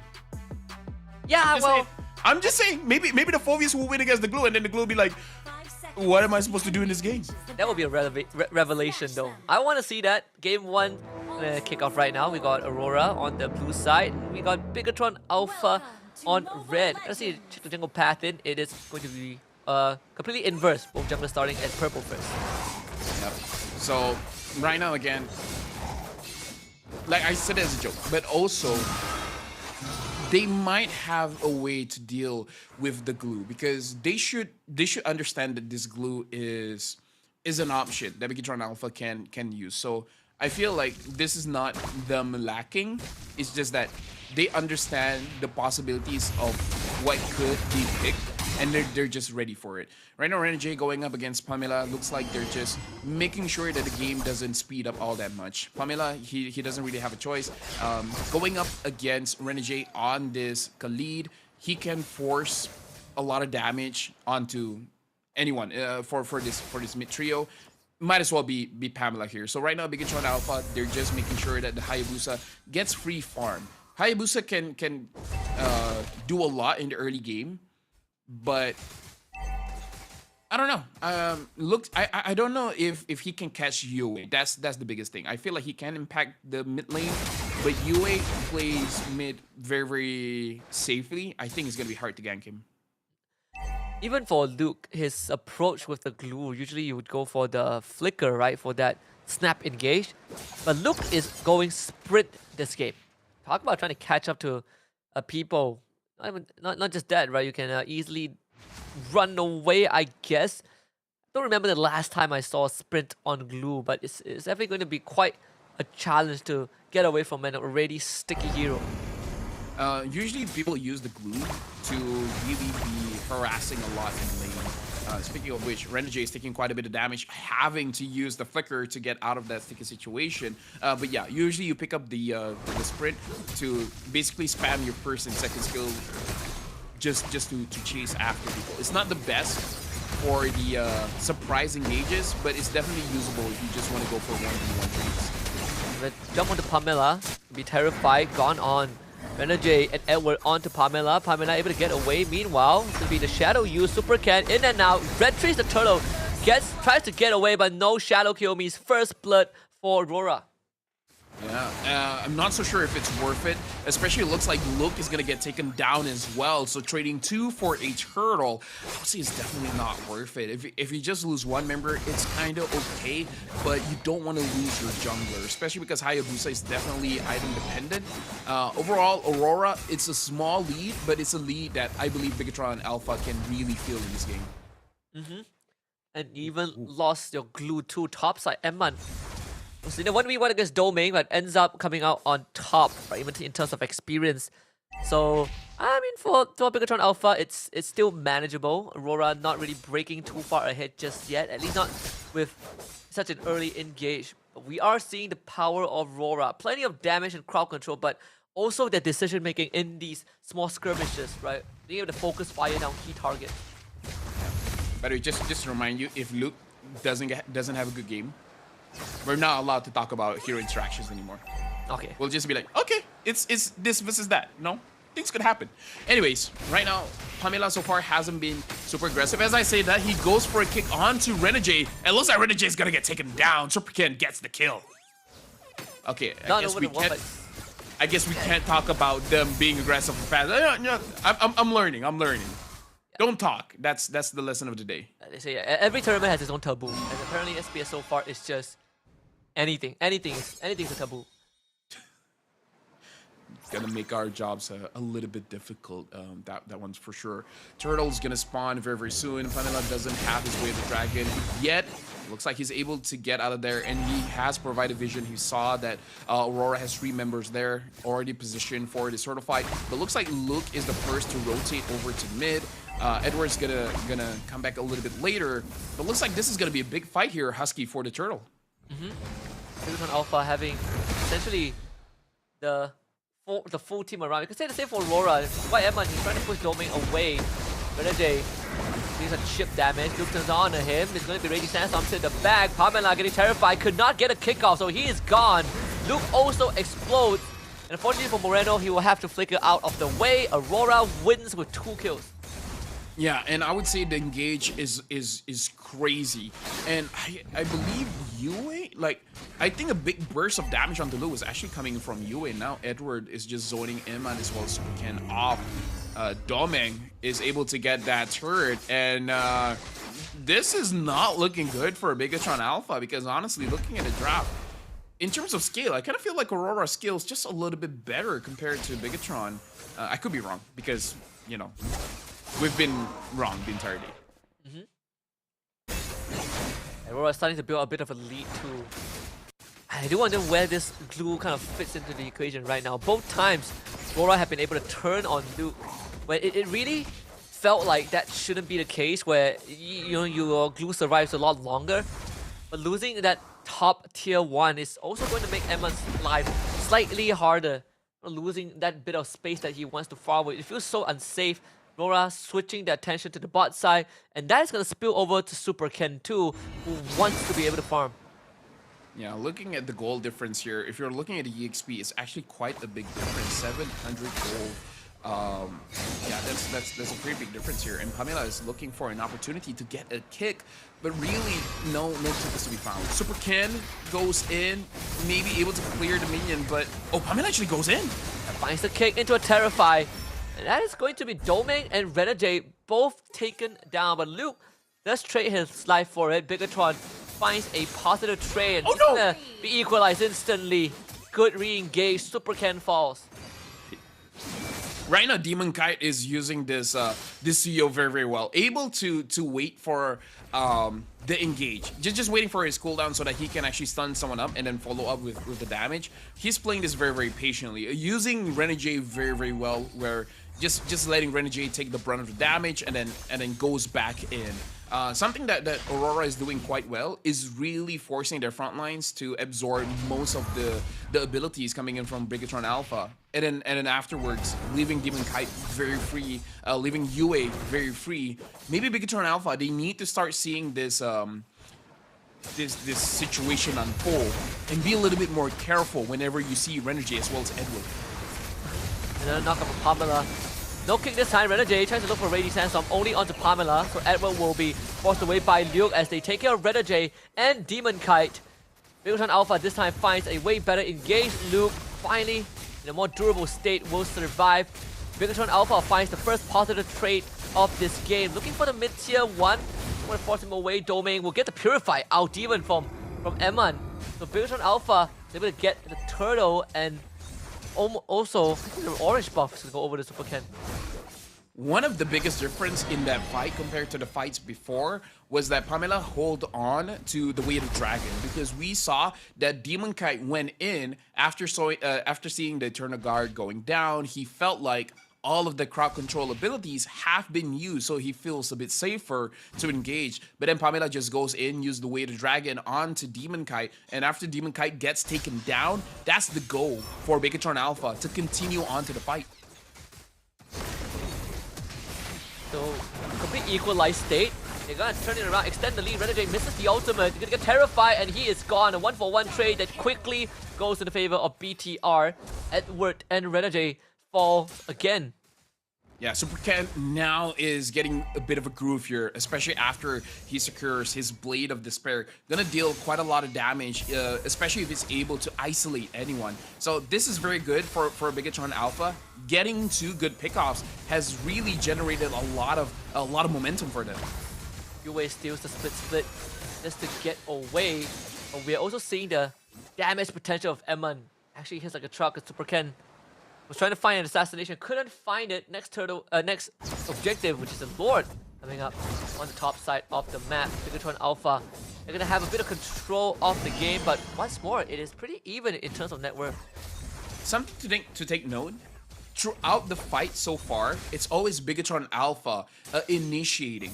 So far, Aurora, they had one engage-ish. They have an engage-ish where Renegade as well as Edward is poking the front line, but then Bigatron Alpha collapses onto them. Not saying good or bad, it's just an observation here where Bigatron Alpha and Aurora, Bigatron Alpha is the one that is more often initiating the fight, and Aurora is the one being forced to respond. It does feel like it. We've seen plenty of attempted counter engages from Renegade, and of course it's not the easiest skill to land, right? We have flickers, with purifies, dashes from Bigatron Alpha. This Lord is going to be crucial. I mean, you have a neutral bottom wave, so the teams aren't too worried about it so far, which is why Super Ken wants to force potential reaction. In fact, he's planning himself on the bottom side to get there with the push in once it crashes. No, actually decides against it. So it is still going to be neutral. Right now, this is actually very good for Bigatron Alpha for two things. Number one, Hayabusa can play the side lane so well because Hayabusa as well as Suyo likes the Lord Dance. Hayabusa doesn't really. Oh, Conceal being used. Renegade hit no one. Does get a flicker out of Moreno, and that's pretty much it. Gotta be very careful to walk into all these pokes of BTR. Supercan has already set up a slow push on the bottom wave. The turret is down.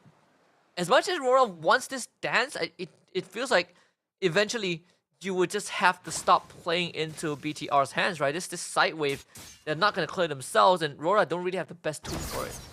The thing that makes this decision difficult as well is if Aurora commits and they don't get Aemon. Aemon has the Holy Crystal. Aemon has the potential to get an immediate triple kill, and then once the triple kill has been done, it's going to be very easy for Bigatron Alpha to finish off the fight. So Aurora is playing a losing match here. Dangerous territory. Luke is so dangerously low. Domain from the back. They see him. Renegade trying to just hold on, but he's going to get blasted by Eman, who is there in the middle of 3 people. Purify out. Able to dash to safety. Yue wants to finish him off. Finds to terrify Eman. Still dashes away. A kick from Pamela. Eman ends up getting assassinated anyways, despite the best efforts of BTR. And Aurora finds the fight that they have been looking for. 4 kills for them. Luke, the only one left alive. Edward jumps on top of him. Demon Kai shows up and just slices him in half. Wipe out for Aurora. It's unfortunate that most of the team fight happened behind the banner. We couldn't really see what's going on, but overall, Bigatron Alpha was able to get the Lord, but at what cost? Because Aurora won the team fight. I really believe that everything that we say is just gonna go in reverse. So you know what? Great working with you. I'm at a loss for words here. I don't dare use my words. Honestly, I feel like this only happens when we get paired up. I personally haven't experienced a curse as potent as this. Are you saying that I should apologize? No. I'm just saying that it just so happens that when we're together, you know. Yeah, we have a different kind of chemistry. I'm not saying it's good chemistry, but we have chemistry. I was looking for the word. You know, Magic Chess. You know the synergy. Yeah, this is the synergy. It's called curse. Like Abyss. Yes. Okay. We're playing like that. There's a lot of engulf damage, but now it looks like Pamela is scouting as well. Right now, Bigatron Alpha, they're trying to play both sides of the map. Reggie finds Iman. Iman, I really have to see a replay to see what really happened, but I believe what Aurora did was just kite out of Iman's Zaman force, and then once it times out, then they start engaging. So that's gonna be something that Bigatron Alpha has to keep in mind. That Aurora, they don't wholeheartedly just engage. They're completely willing to have a false engage and then kite away from all these big abilities and then go in again. So it's something that Aemon has to keep in mind. Just because he's using the Zaman Force doesn't mean that Aurora will stick and fight it out. Not just that, but also how, you know, Aurora has some pretty nasty gap closes, right? Like Domain, Yue, Demon Kite. The Terrify from Yue has been so lethal for Bigatron Alpha to deal with, right? Suddenly you lose control of your hero thanks to the Shadow Strikes. Now Aurora's gonna pivot towards the bottom side. You gotta deal with the wave first. That's one. Open the map. Most importantly, that's where the next Lord is going to spawn. Looking at the situation here, 10 seconds before the Lord spawns, Supercan now has the Malefic Roar. So Renegade as well as Edward will be will be in trouble if they actually get caught by Supercan. Looks like Bigatron Alpha does have priority over this Lord. They're gonna pull the Lord over to their side. But again, Aurora looks like with this kind of lineup, they can charge them through because, like you said, Husky, they have a lot of gap closers. So this, like, no matter the situation, it does look like Bigatron Alpha, they have to always be aware of a sudden engage. Comes to Pamela. You can get any sort of an engage. See Demon Kai. This target is going to go for. Good cancel by Edward. That could have been the undoing of Demon Kai. In fact, Luke would be forced away too. Aurora doing some very good housekeeping.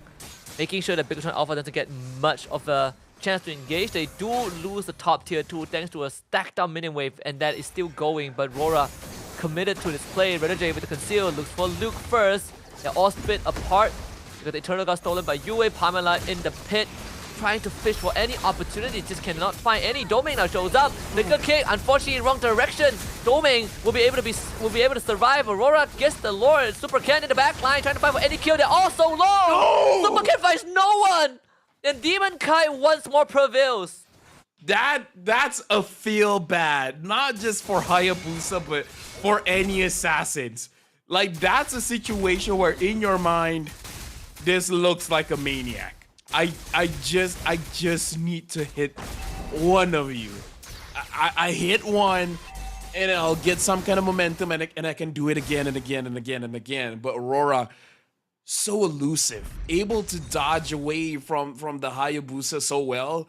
That's a feels bad. Like, that's one of those situations that can go incredibly great or incredibly awful. And it's unfortunate that one was incredibly awful. Oh, it's unfortunate to say the least. 4 low health members on the side of Aurora, and none of them were collected. So Aurora taking advantage of the Lord. Had to bust down that first inhibitor mid lane. Bottom lane now under siege as well. Luke is about to explode. Forced to use the split. Bigatron Alpha mounts the base defense for now. Aurora finding a decent chunk of a goal lead. 6,000. Doesn't seem like they are stopping though. It might just all come down to Eman to try and keep Bigatron Alpha afloat in this late game phase. And Aurora is pressuring this inhibitor as well. Looks like Moreno flickered for that, but it doesn't look like he hit anyone. Moreno J gets 4, and now the engage goes in. Moreno is very, very low, but looks like Amon is the first to fall. But it looks like Moreno is gonna get taken down by Yue. Demon Kai secures a double kill. And Super Ken is trying his best, but looks like he's gonna get taken down as well. Only Pamela survives the engage from Aurora. And Renegade with heroics. He's been really struggling to hit big Raging Sandstorms because Bigatron Alpha kept dodging it the whole game, but that one was the only one that really mattered. Aurora takes game 1 over BTR. Something that I have to say is that we have to watch this game and how did Aurora keep splitting up the team fight, because every single time it doesn't look like Bigatron Alpha has a very clean way. Like we keep seeing Bigatron Alpha getting split up, and I don't know if that's because of Bigatron Alpha or because of Aurora. I tend to believe Aurora forced it. Aurora forced them to split up and then basically forcing a 1v1 5 times. I agree. Even in the second last fight, we saw Super Ken not able to collect anyone, right? Despite there being 4 low health members, it's the product of Aurora just pulling apart BTR's team comp, who really wants to play in a tight area thanks to having the Harif. But once you start kind of gaining distance between yourself and the Harif, Eman really loses a lot of that steam. This entire game really came down to Aurora. Renegade, 6 deaths out of 10, but still, he has played a pivotal role in just getting BTR to commit and opening up space for the rest of his team. By the way, Husky, we're not allowed to say this is a winning or losing lane. You know, just letting you know. Just letting you know. Luke didn't have the best of games. Not saying it's because of Edward, but kind of because of it. At least we can say it didn't look like Edward was having a hard time in lane. It actually looked like Edward was controlling Luke very, very well. And in this game, it looks like Edward's job is honestly just to protect Demon Kite.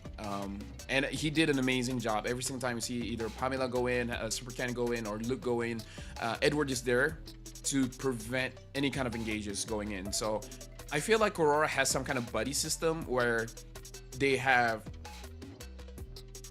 I don't know, like Team A, Team B. You have 2 different team fights in one setting. I mean, I would even go as far as to say that, you know, Yue is one of the hidden MVPs in a lot of these team fights, right? Like, the peel that he provides for his team is so valuable because it stops BTR from just running in their face. They handle Super Ken incredibly well. Obviously, we see BTR reach the point where they felt like they needed to make something happen. You know, we saw that with Moreno, we saw that with Super Ken, and even with Pamela too. Aurora just a lot more composed when all the chips are down. Yeah, I feel like the thing that Bigatron Alpha has to be careful going into game number 2 is how they approach the team fights, because they look very split when it comes to, especially during the Lord Dance, where their positioning is. It almost looks like they try to. What is kepong in English? What? What is kepong? Kepong. Oh, surround. Yeah. They're trying to surround Aurora. Like, they try to circle Aurora in by creating a box around them, but it really didn't look like that was a good idea going up against Aurora. It didn't look like Bigatron was playing a front to back. It looked like they were trying to go from many different angles, but it just ended up looking like it was a very split team fight. And I think it also is one of the. It's also the approach of we want to get our assassin to the back, right? We want Super Ken to slip into the back.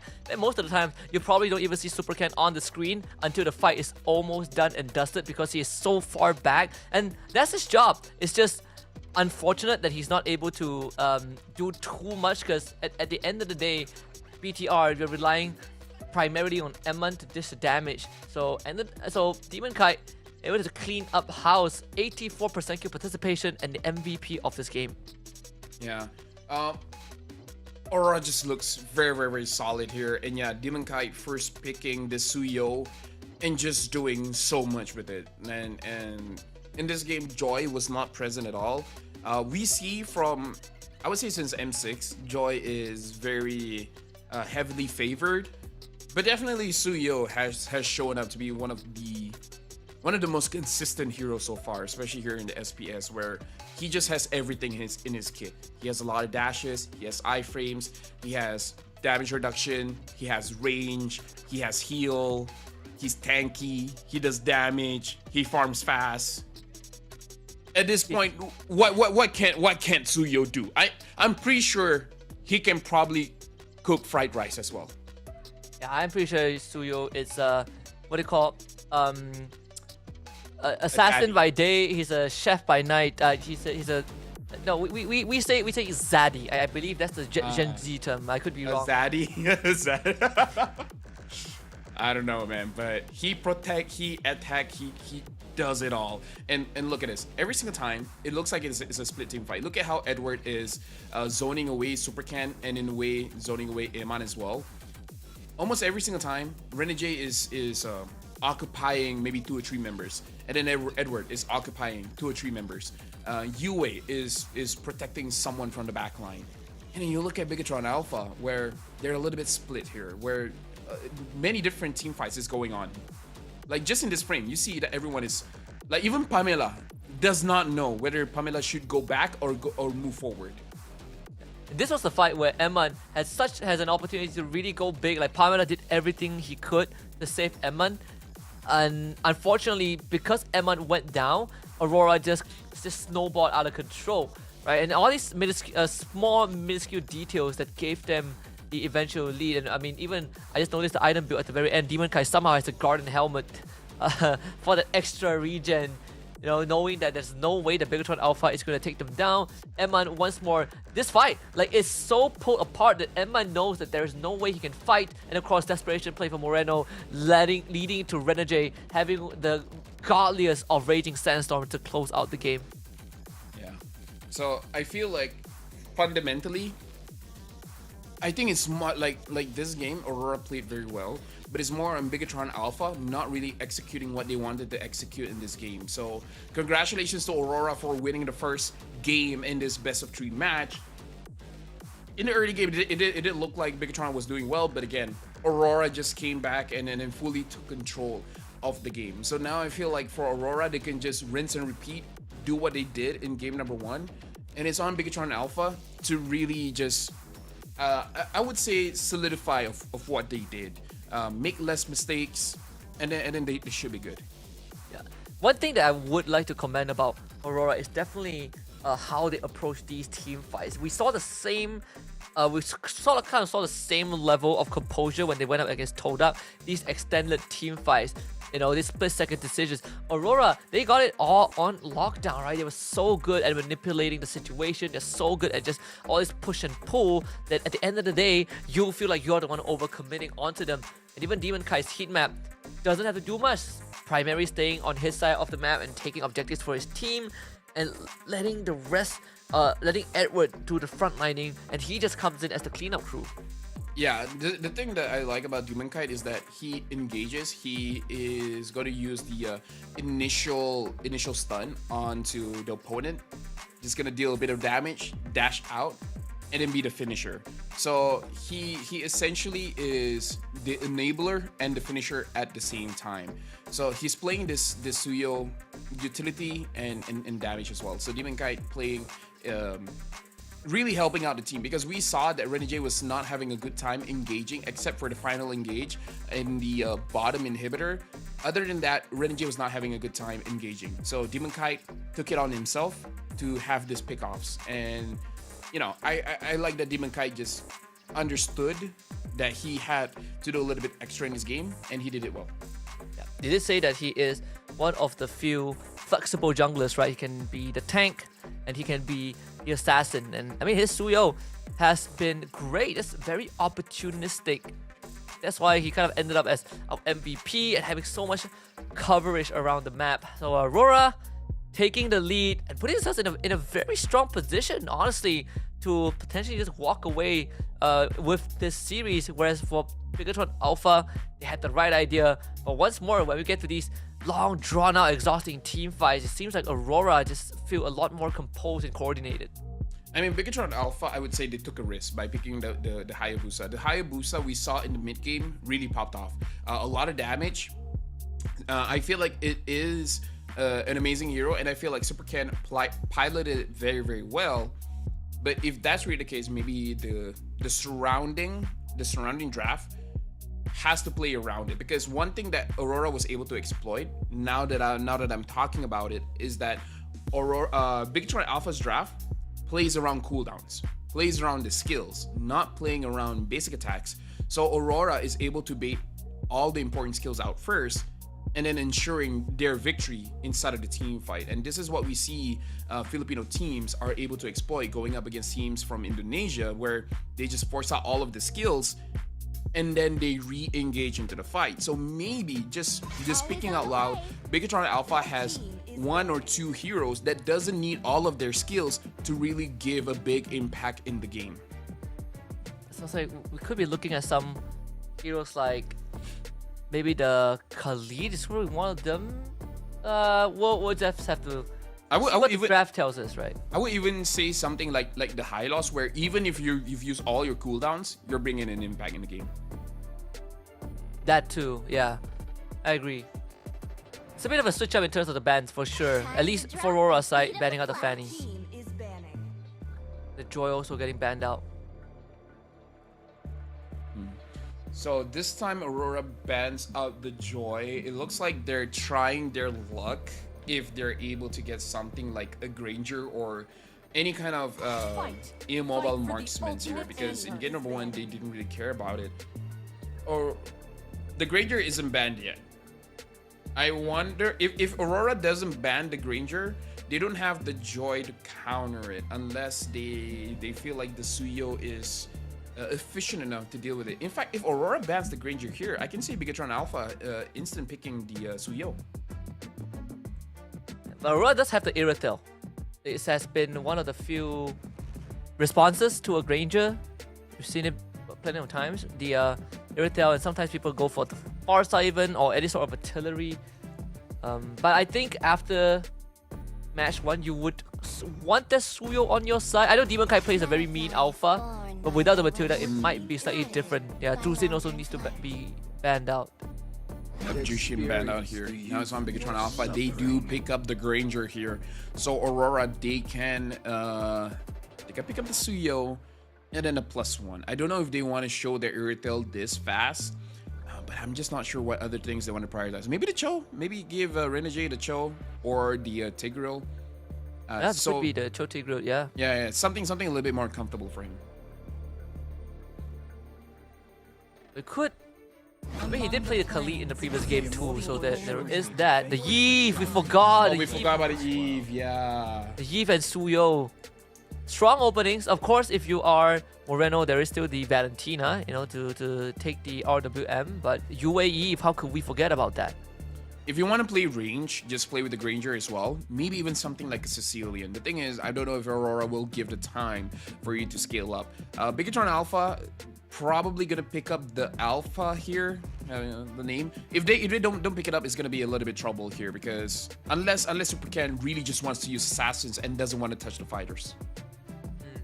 But I feel like having a Granger, you need something like a Fredman, something like an Alpha, a crazy front line. It looks like they're gonna have that crazy front line with the Phovius, but still going on for the Hayabusa. Which, to be fair, Supercan piloted the Hayabusa beautifully. Yeah. And also you have an Eve who will be stationary, right? So you can get on top of the Eve. You can somehow get Moreno, not Moreno. You can somehow get Luke in. I can see the vision for sure. That means that. Aurora might just look for a hero to try to protect that back. We still have the Tigro of Reda J. The Cho is still there as well. In fact, I personally am looking at the Tigro more than the Cho itself. I feel like they should pick up the Iritel here because if not, it's probably gonna get banned out. Unless they don't want to use it anyway. So they do pick up the Cho. We talk about Reda J's hero, so they pick up the Cho instantly here. But what's the marksman's gonna be here, Husky? Because probably it's gonna get banned out, right? Yeah, I think so. Probably that or I mean there's still the Moskov for Domain. We've seen him play Moskov too. In the event those two get banned out, Irita and Moskov get banned out, Claude, I guess. But yeah, Nathan's probably not gonna be good against the Hayabusa. But good shout out. I feel like with this kind of composition, Moskov and Iritel is a very good ban for Bigatron Alpha. I agree. Of course you agree. You were the one that said it. No, I'm playing with you. I'm playing with you. Okay, I'm playing. You have a point. The Tigro ban first, it was now they did take Pamela Show away, so ban the Tigro.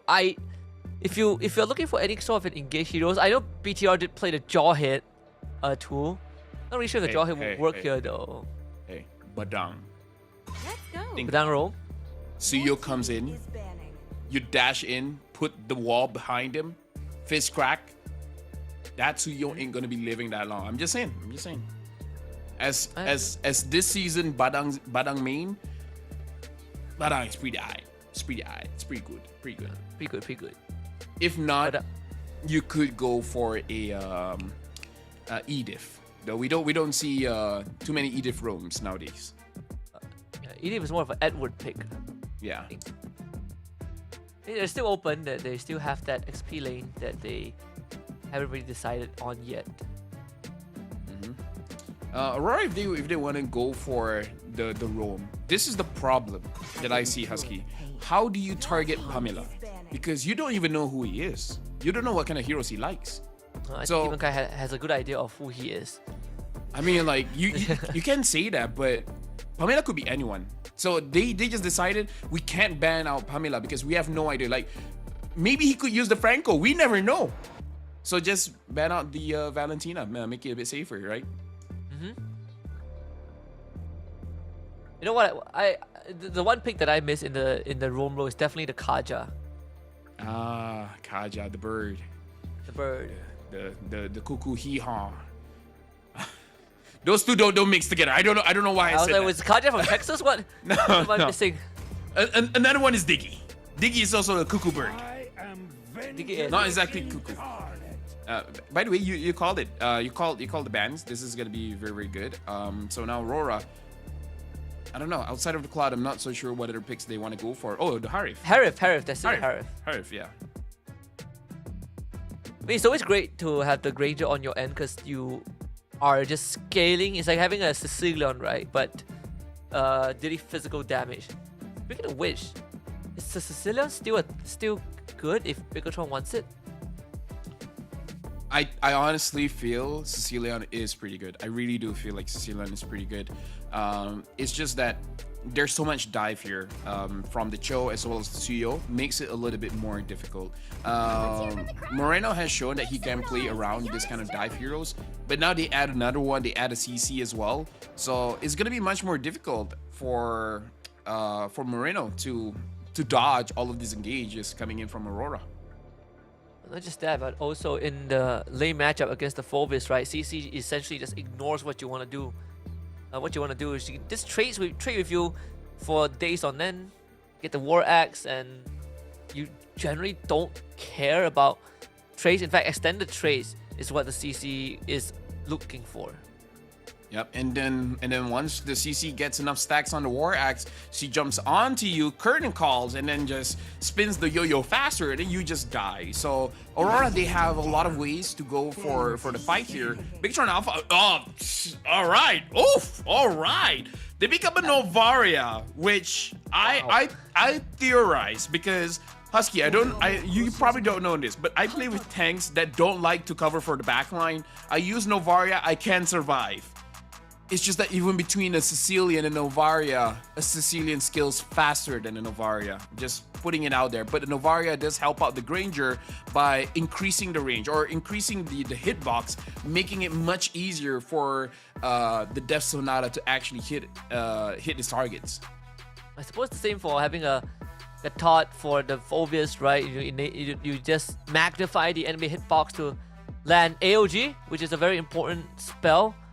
Now that I look at it, we are falling into the same same conversation where Megatron Alpha essentially only has one way of engaging. I don't consider Phovis as a engager. I'm just looking at the gut thought. So again, it's a callback to the conversation that has been brought up a couple of times. The Gatot, is it good enough to be a solo engager? I personally think not. But we'll see if BTR can prove me wrong. Game 2, Megatron Alpha, the Red Robots on the blue side. We got Aurora on red. Yeah, honestly, Gato Kacha doesn't really engage. He kind of wants to counter engage. If he wants to engage, it's honestly with his second skill. It's not with his ult. You kind of want a team fight to be happening at the moment, and then you use it. Right now, Moreno taking a lot of damage. Just the first interaction, he almost died. Wow, that was way too close for comfort. Yeah. See, Novaria doesn't really have the most health pool. I know when Novara came out, I was obsessed with this hero. I feel like it's one of the more unique ones, but she has glaring weaknesses. First of all, very cooldown reliant. Second of all, she is made of paper. You could pop her very easily. Not to mention that it's a Yeef and a Cho. I would argue that paper is more durable. The Novaria?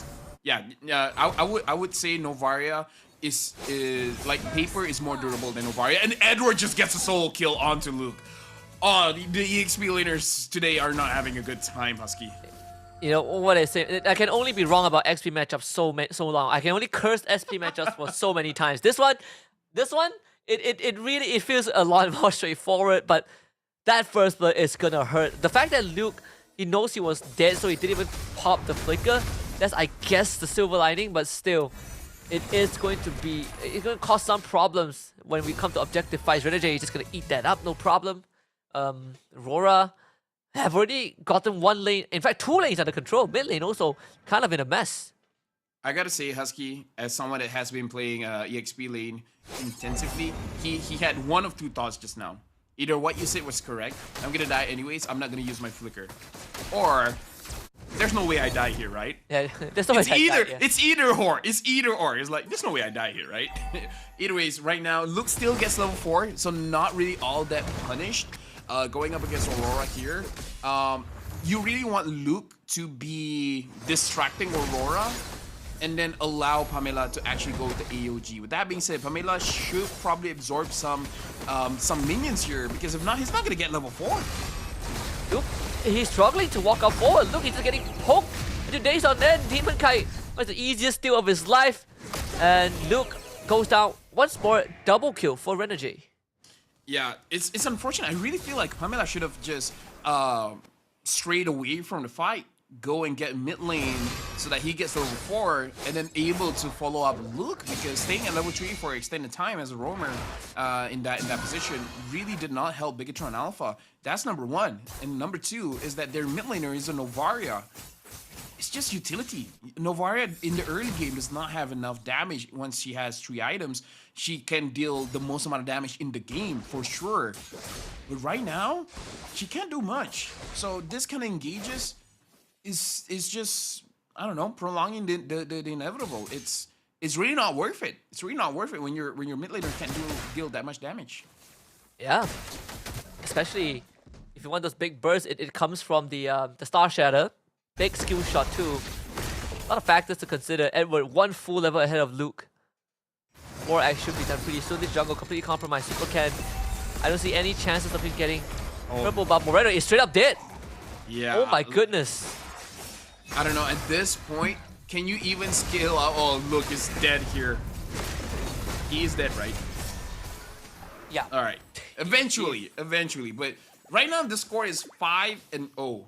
And CC is just gonna scale even harder.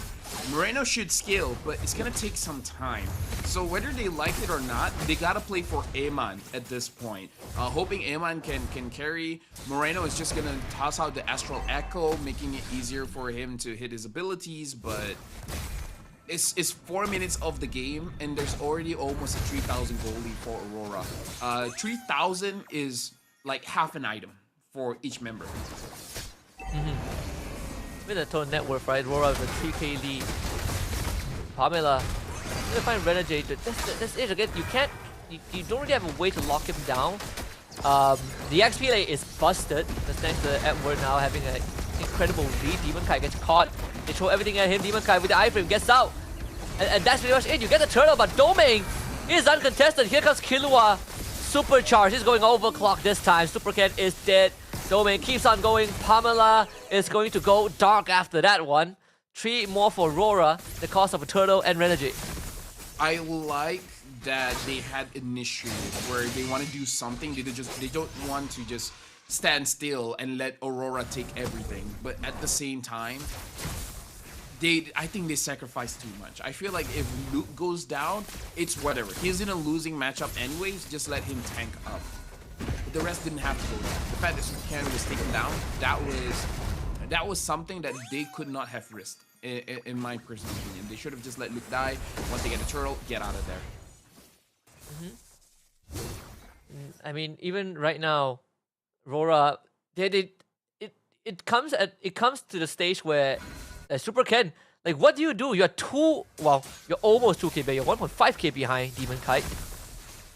You only got Hunter Strike.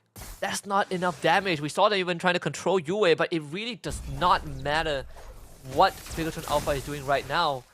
The time is running short. Like, I don't think they even have time for Emma to go back up, like you mentioned.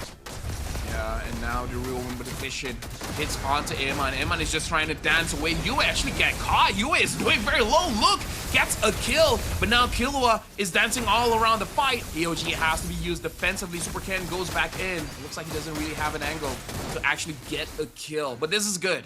Just straight Luke. That's it. That's it. Yeah, just like at this point, Luke, he's gonna be a meat shield, right? Like, he has, I think him and Pamela, the purpose is just, we're gonna soak up damage, we're gonna get space for Edmund and Moreno. That's pretty much it. You have to surrender yourself to that role. There's really nothing much that you can possibly do extra unless you somehow get like a pot of gold, but there's no gold on the map. It has to go to Edmund. And I wouldn't even argue the Super Ken, but the one who needs it the most is Edmund. And Super Ken finding Yue. That is gonna be a good start. Renegade, he is all alone, gonna content out 4 people. I'm not really sure if Demon Kai wants to show up. Renegade, Flicker to safety. Luke still chases him. Demon Kai, Doming, both show up. Luke about to get blown up. He flickers away. Yeah, right now, Bigatron Alpha, they're still in a 4k deficit, but they look a little bit better now. We can definitely see that Super Ken does have the damage if anyone is isolated, so Aurora, they have to be careful. In fact, Renegade could have been taken down just now. Dominkai is able to get a turret, which I believe is a little bit better compared to the turtle here, but if I'm Bigatron Alpha, I'll take anything that I can get. Every small win. Still behind by 4.5k. Obviously, it's a decent kill onto Yue. There's no shutdown go on him, but he has been a nuisance. And Moreno, when he starts getting his items, getting a bit more cooldown, at least they're a lot more reliable in terms of scouting out the map. Renegade getting pushed away too. I mean, good news. Amon actually deals damage. We saw that Renegade is one of the tankier members of Aurora, and even Renegade felt the damage there. So this is good news. This means that if Bigatron Alpha is able to catch anyone from Aurora, they do have the damage. The most, I would say, the most scariest thing is that if you're falling behind and your damage dealer cannot do damage, but the fact that they can means that you can still you still have a fighting chance. If they can get a couple more sneaks to the backline with Super Ken, it'll be great. He just got a Malefic Roar too. Again, needs that go injection. Eman is doing a lot more comfortable being able to farm back up. Still, Aurora holds a 5k goal lead. Again, another contest in this jungle. Edward having a very early vengeance. That's a great Astro Echo, forcing them away. AOG was committed though. Pretty early ultimate from Bigatron Alpha. Yeah, like, it's gonna be worth it if they're able to secure this purple buff, because Super Ken really needs that purple buff, but Demon Kite is gonna contest just a little bit, and we see the damage coming in from Demon Kite. It is a lot going up against Super Ken, but it's something that Bigatron Alpha can still play around, because the good thing is, it's a 4,000 gold lead for Aurora, but it's been 4,000 for quite a while now. It hasn't grown, and I feel like that's the best thing that Bigatron Alpha could hope for, is that for this gold lead not to get any worse. They're able to stop the bleeding. Eventually, it will even out. Yeah. It has reached a point where, you know, for the side of Bigatron Alpha, there is a fighting chance. We'll see. I mean, even coming onto this Lord fight, right? First Lord of the game, we still have to pay attention to Edward, who for some time hasn't been needed to participate in any sort of a fight. But get close to Aurora, you're waiting for Astral Echo, which is the most important ability right now for Bigatron. Yeah, and Astral Echo has been used, only hit onto Yue, so they just find where Yue is. I think they have a good idea where Renegade is. Looks like they want to isolate someone. Oh, Edward actually goes in. He already used the Vengeance, and Bigatron Alpha is able to kite everyone away. Renegade taking a lot of damage, but looking at the Lord here, Demon Kite still wants to get the Lord, but Amon is able to get a kill onto Yue. Demon Kite secures the Lord, and now Aurora, they will back off. All of a sudden, Bigatron Alpha is having control over the map. What happened? Honestly, I feel like Aurora did that just so they could secure the Lord. But they only lost... The fact that they only lost Yue, I guess it's not the worst case scenario. But for a moment, I really thought that it was overcommitment, right? Renegade flickering to get a kick that was out of range. But you see the damage from Bigatron Alpha. Now, we're looking at sieges right now, right? Star Shadow is starting to hurt. You got the Death Sonata and the Rhapsody. Bigatron Alpha have so much long-range pokes against Aurora. But let's see how much damage can Aurora deal with the... Super Cat. Yue is dead, right? He has to be dead. He's straight up dead. They get the kick though from Renegade. At least Super Cat will be traded back. But it's still a tempo breaker from Bigatron Alpha. Yeah, yeah, I'd agree. At this point, Super Ken, it's not like he has a crazy kill streak or anything, so it kind of doesn't matter. Just get one kill. Just make sure that Yue doesn't scale. Yeah, looking at the Hayabusa, he doesn't even have a Sky Piercer, so maybe he's at the point where it's fine because he's not the star of the show. The star of the show is Amon as well as Moreno. As long as both of those are fine, we should be good. Another Astro Echo. Sieging has never felt so tough. Edward forced back as well. Demon Kai also not able to stand there. It's gonna be a bit longer than the first one for sure. Aurora continues to try and play the map. Obviously, Bigatron Alpha, longer this game goes on, the more beneficial it will be for them.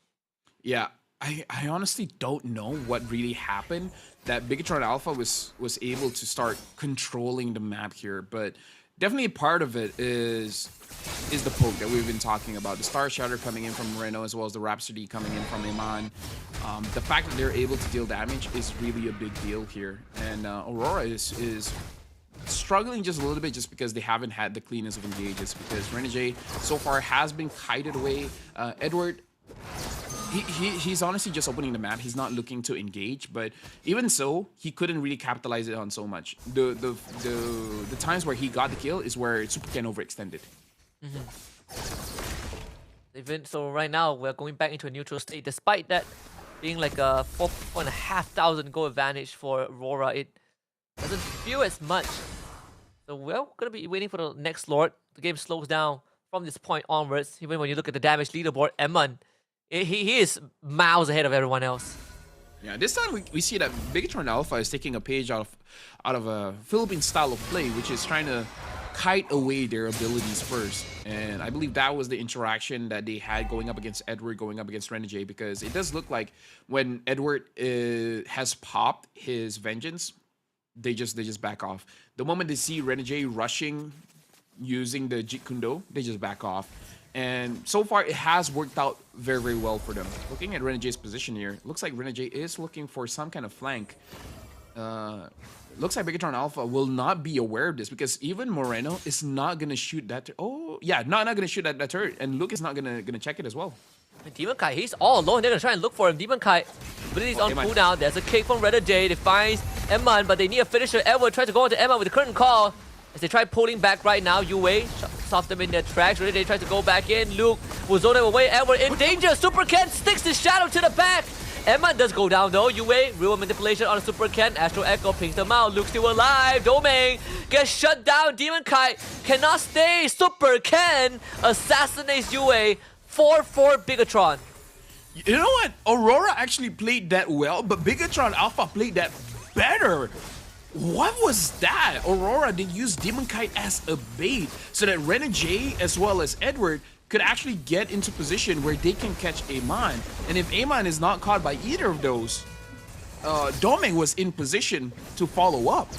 That we saw Edward go in and then immediately get out because he said like, I can't kill this. I can't do much here. And then I don't know, man. Like Harif was able to get the kill, but then Luke got onto Harif, make it so that he couldn't dash around, and then Moreno had enough damage. Ken had a 1v1 against Yue. Bigatron Alpha, this is amazing. Like Aurora was able to execute their game plan, and Bigatron Alpha still outplayed it. In a big way too. So now that whatever goal lead that we've been seeing completely washed, back to square one. Aurora's starting to face some problems. We talk about the scaling that M1 has, and Super Ken really able to consistently find the backline. It's made easier thanks to the Astro Echo. You constantly have visions of your target. So it's an easy mid inhibitor for Bigatron. The bottom one's gonna be sieged in just a little bit. There's gonna be a fresh wave coming in from the bottom side. Aurora will defend the rest of the structures, but once more, it seems like trying to play this sneaky playstyle isn't gonna cut it. Like Moreno, he has skilled up.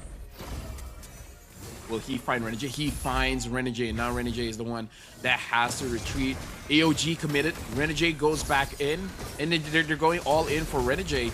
And it looks like Aurora, they can't back him up, but they're coming in from many different angles here. What was that flicker by Renegade? Edward trying to man-fight Emman. Oh, with the Vengeance, Emman, he just kites away.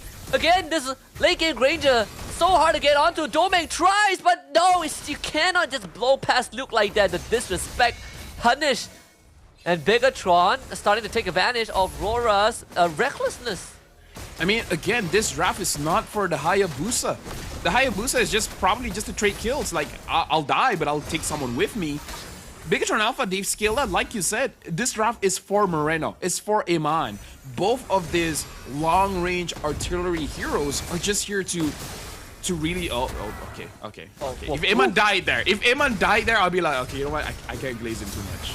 If you had a Sky Piercer, I think Emma dies. Yeah, you know what? Before the bad thing happens, I'll just say, they're all pretty mid. So you have the XP laner mindset.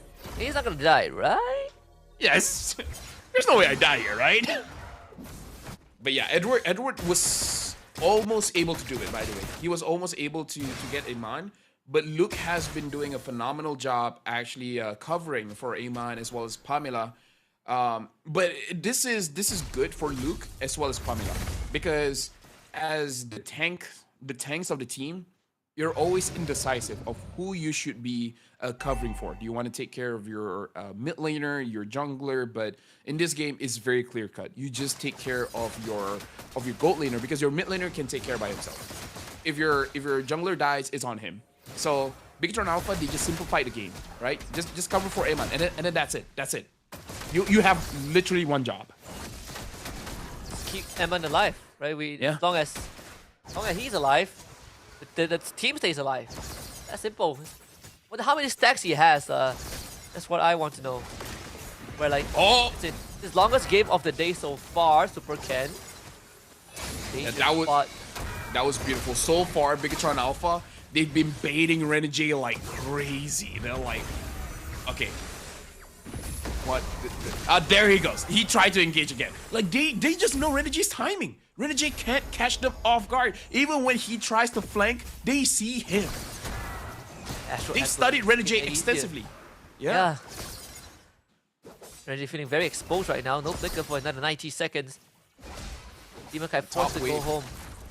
Yeah, top wave as well is pushing in. Someone has to clear that. Looking at the Hive has to clear mid as well. The minions are really in favor of Bigatron Alpha. Yeah, Emma just checked the bush now. Demon Kai has nowhere to hide. Such a tough position to be in. And look at like that bush and Luke occupied. There's no way you break through, but they're gonna try though. What a Jikundo by Renegade. Hail Mary attempt for Aurora and Renegade. Pass the immortality. Domain Kai is gonna flick over the wall. It's all about Emma, but Domain just again fails. A 1v5 scenario. What a madman. But that madness put to stop. Bigatron cleans up house. 2 more kills for them, and this Lord guaranteed for the robots.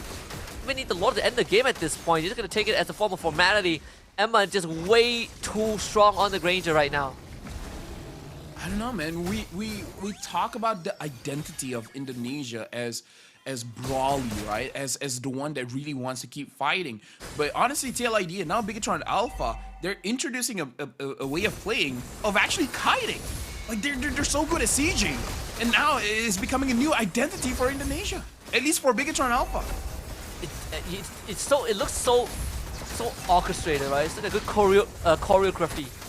Ken, shadow kill, disperse, very well done by Aurora to prevent any sort of death. While the cost of the entire base, still a Lord yet to be dealt with. Waves not completely synced up just yet, but Bigatron Alpha one way in. Renegade, another flicker. Jikundo cannot get a kickoff. I mean, Luke just bashes him with the totem, and now this is truly going to be the endgame scenario. Domain just went down. Bigatron Alpha have found their way in and forces a game 3 in this series. Well, Husky, we knew when it comes to our prediction, one of us has to be wrong. But I'm gonna take this opportunity to say Bigatron Alpha played this beautifully. I like when we see teams, they defy what we know about them, right? Because people say Indonesia they're a brawly team, but they showed that they can play a siege composition, and they play it so well. I gotta say, as great as Amon was, as great as Moreno was, I want to talk about Luke. How, like, he lost his lane, but he was not tilted in the slightest. He just covered for the backline. Like, Luke was probably the most annoying member for Aurora. Oh yeah, I think Luke is probably the biggest headache. He's like the roadblock, right? That bouncer. Every time you want to get to Emon, he's gotta check your identity. He's gotta check your identity. If you're not Bigatron, he just beats you to death. That's the entire function of it, right? Like, he had quite a nasty start to the game, right? He went 0-2 and then 0-4 and then finally when he started coming online, it's in the form of a bodyguard. I did mention that Luke, he's gonna surrender himself to being that utility tank for his team, and he did such a phenomenal job in just blocking Aurora out.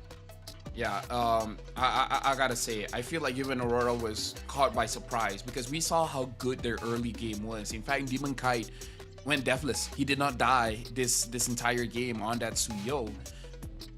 It's just at one point, for some reason, Eman is just doing a lot of damage. Moreno is doing a lot of damage. And the engages from Renegade as well as Edward is not succeeding at all. And we see, like, you were, like, remember when we started the game, you were saying how Gatot doesn't have a way to engage. And then I was referencing that Gatot is not really an engaged hero. He's a counter engaged hero. He lets other people go in, and then he stops it. So Gatot is not at fault. It's just how you want to use him. And Pamela used him quite well. He understands that, yeah, engaging is hard, so I won't do that. I'll just wait for them to come in, and I'll stop them in their tracks. And he stopped them indeed. Yeah, I mean, like this, they have kind of figured out the segregation of the job, right? Pamela, you go for UA possible, delay him. Luke, you just stick with Edmund. Just stick with Edmund. The support staff needs to be there, and then a special shout out to Super Ken. I don't know how he's slipping his shadows past the frontline of Aurora, but he seems to do it every single time. And I gotta say, you know, watching this game makes me want to play Novaria again. Like, it's always been one of my favorite mid laners, and seeing Moreno kind of utilize it to this degree is amazing. Bigatron Alpha. I bet Mirko is losing his mind right now. And I bet Mirko's chat is going to talk about how doming ain't the gold standard to go for a 1v5 dive in that back line. But, you know, what the hell, right? We get a good series. That's all I care about. Yeah, he immediately dies whenever he tries to dash in, because the Rhapsody just does too much damage. Anyways, you want to use the Novaria, Enchanted Talisman, Glowing Wand, Wishing Lantern, etc. At that point, either Blood Wings or Holy Crystal, Divine Glaive, up to you, right? Depending on the situation. Yeah, so overall, we've seen this entire day, Husky, where when game number 1 doesn't go your way, you change it up entirely for game number 2. And so far, it definitely has been working out. Where we've seen in previous meta, Husky, where if it doesn't go right, you do the same thing just a little bit differently. But this time, they're changing entirely. I like the evolution of teams as well, where the teams really aren't one tricks anymore. They have a complete playbook to say, we have different styles of play. Which one do we want to play in this match?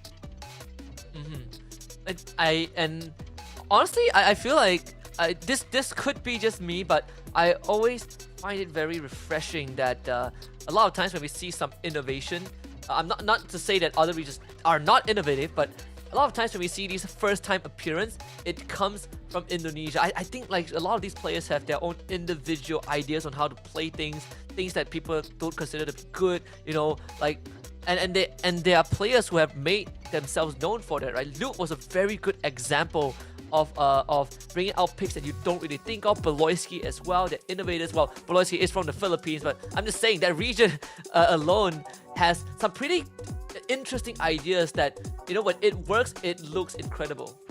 Yeah, but personally for me, I really like this Siege composition. It is something that personally I would like to play, but this composition is honestly very difficult to pull off, because you need a very good roamer and you need a very good EXP laner to make sure that your backline doesn't get targeted. Like, look at this engage. Domeng was trying to run away. Pamela just completely shuts him down, and then Luke as well following up. Like, you need a very good front line to be able to make that split decision of whether to move forward or move backwards. And Bigatron Alpha, amazing chemistry. It looks like they're playing with so good communication that I wouldn't be surprised if they couldn't fully communicate what they wanted. They just made some random noises and they're like, I got you. It's like, oh, and it's okay. I got you. Oh man, this has been an amazing series so far. I mean, it's worthy of the upper bracket, right? Like, you gotta fight tooth and nail for the slot. Not only do you not have to deal with lower bracket and all those LCQ stuff, but you get essentially a 1 month break. You get the rest of 1 month, or you have 1 month to prep for the next stage of the competition. Wow, man, Bigatron Alpha really defying expectations. I mean, they have shown something that we do expect from an organization that has been around for such a long time, but to put up a fight against Rora in their own fashion, I think that's what makes it great, right? Don't conform to what people say is normal. You know, be yourself. Be Bigatron Alpha. Something that I like is that all the teams, they've really shown that the players are very hardworking, Husky, because it's something that it's something amazing that you can go into a competition here and then show many different sides of yourself. Because playing the game is one way for you to express like your individuality as well as you as a team. And so far they showed a lot. So I'm enjoying the cast today because it's like a box of chocolates. You don't know what you're gonna get. Yeah, and honestly, I think, on top of that is, you have a routine to stick to, all this practice and screens. We can't even decide on a time where we want to play together, so let alone be at their level. But again, this series is not done just yet. We're gonna give BTR and Aurora some time to prep for probably one of the most important matches in this series, which is Game 3, coming up just a little bit.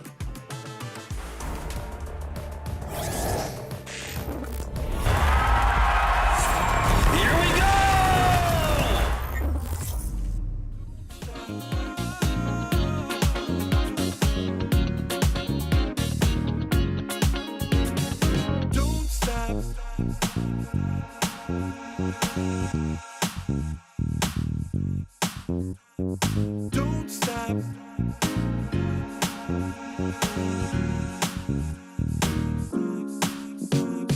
Don't stop, gotta get it going.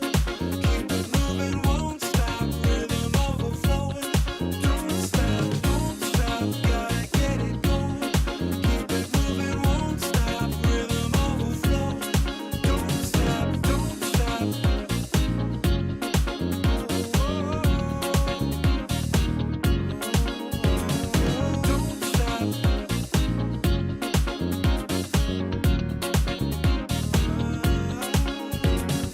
Don't stop.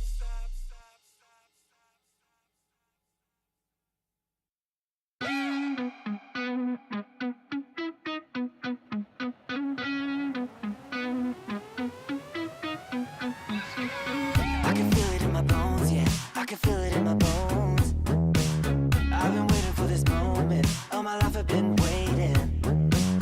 Ain't nothing gonna hold me down. Ain't nothing gonna stop me now. 'Cause I was born for this moment. I was born for this moment. Everybody said I was crazy for believing. Told me to give up, there ain't no shame in me losing, but they're wrong.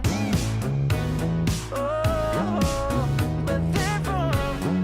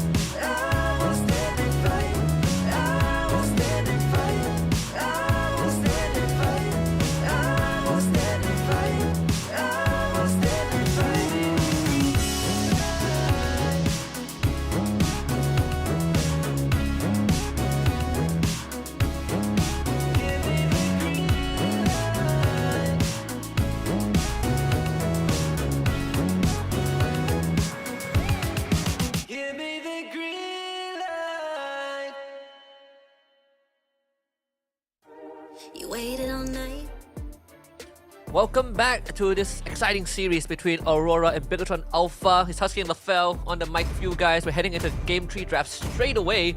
And Aurora is going to be on blue side with Bigatron Alpha on red this the time. euphony of So suffering. the Phovius gets banned out. And Maybe a Lucas? Bigatron Alpha might want to pick that up because besides the I can only think of Focus as well as CC being Swing. Your team notable. is picked. Oh, Fanny! Oh, di magkano? Oh boy. Oh boy. Wait, Wait, Masha. Masha, yeah. Masha, yeah, of course. It's Masha. Your team is picking. But I don't. Do you pick Masha third? No, right? I feel like If Aurora he has has- option B, if he has option B, then you don't have to pick Masha. Akai, I He's the option guess. B. It's the option B, huh? To lock a Joey Fanny? XP maybe? I don't know. I legit don't know. Luke so far has been a wild card, man. He's been using a lot of cheeky things. Heck, you know what? I'm calling back all the way MSC 2022, where Diablo used the Badang to deal with the Fanny. I'm just putting it out there. The Badang can deal with the Fanny. And he just cables in. You just dash towards the Fanny, and then you punch her. Your team is picking. So it's Same. Moscow Tigro. Yeah, I mean, I can see the Badang thing for sure. In fact, you create an extra wall for the cables. You can block the cables, I think.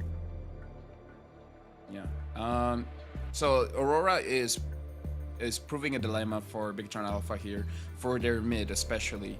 Do you want to go for a flicker or you want to go for a purify? Because either way, it doesn't feel good going up against this kind of lineup. So picking up something like the I wonder who do you pick up. Actually, Bigatron Alpha could pick up the Valentina here. Take away the implosion and use it against them. Or pick up the Still on punch the out. Valentina too. Yeah. Which one is more valuable, right? Valentina. Valentina, yeah. Your divine retribution is at hand. Yep. Okay, you know what, Husky? Now we're good. Now we're good. We're back on track. We've brushed off all the bad mojo, and now we're good. Bigatron Alpha. I feel like it's such a bad time for Luke. Maybe consider banning out the EXP laners. Yeah. Because I feel like in mid, Yue has so much in his All pocket. is forlorn. Okay, never mind. You know what? Now we're back on the decline. That was short-lived. I think you can still take out like prime choices for Yue, right? Next one could be like something like Aurora. You ban the Aurora. There is a chance, yeah, that's Masha ban. You don't just let a Fanny through without a counterplay, and Aurora, they were paying attention. But yeah, again, like they should have a different option, right? Like honestly, even I'm curious what the answer is gonna be, because it's gonna be pretty nice if you play rank and you don't mind letting go of the Fanny because you have a counterplay, right? So Only love Yeah, I don't and night Your are team is everlasting. banning. That's true, but I mean, I wouldn't suppose VTR came into this thinking that they are gonna get the Masha. You know, like if that's the train of thought, then they're in big trouble. Ban the Sicilian. I honestly, I think the Badang Akai wouldn't be too bad of a choice. Not specifically lock down the Fanny unless you get Cho to roam, then you pick a suppressing support.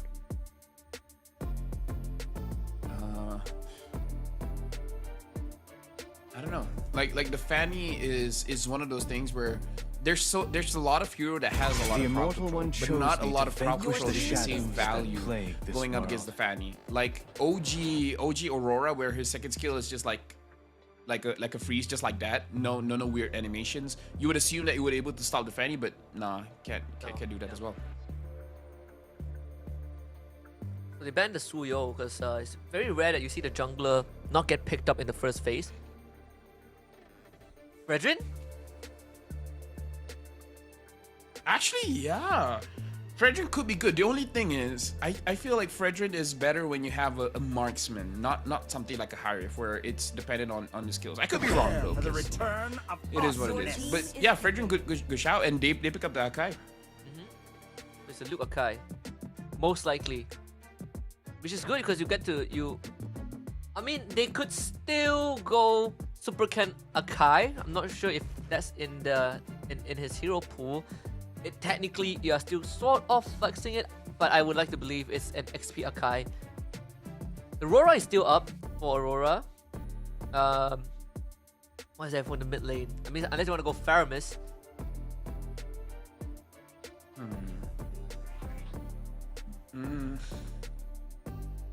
Faramis, there's a Valentina on the other side. Yeah, but honestly, sometimes you don't care. Honestly, sometimes you don't care. Actually, the Faramis is not a bad shout. It's not a bad shout. Vexana is... Oh wait, Vexana's the bad. CC Aurora. Go back with the glacier's heart. I mean, I don't mind the CC at all. Doesn't really care about the Akai, just as much as you don't really care about the Phobias. In fact, I think the slightly increased range of the Yo-Yos, Akai struggles to reach you. Already struggles to reach you in a sense, but I think now CC just deals with him slightly better. But once you hit that War Axe, it really doesn't matter like what the Akai does. Now it's the jungler pick.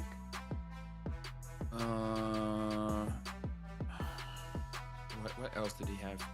I mean, the Frederick was a good shout. Hayabusa, yeah, I feel like why not, right? Power of Pegasus.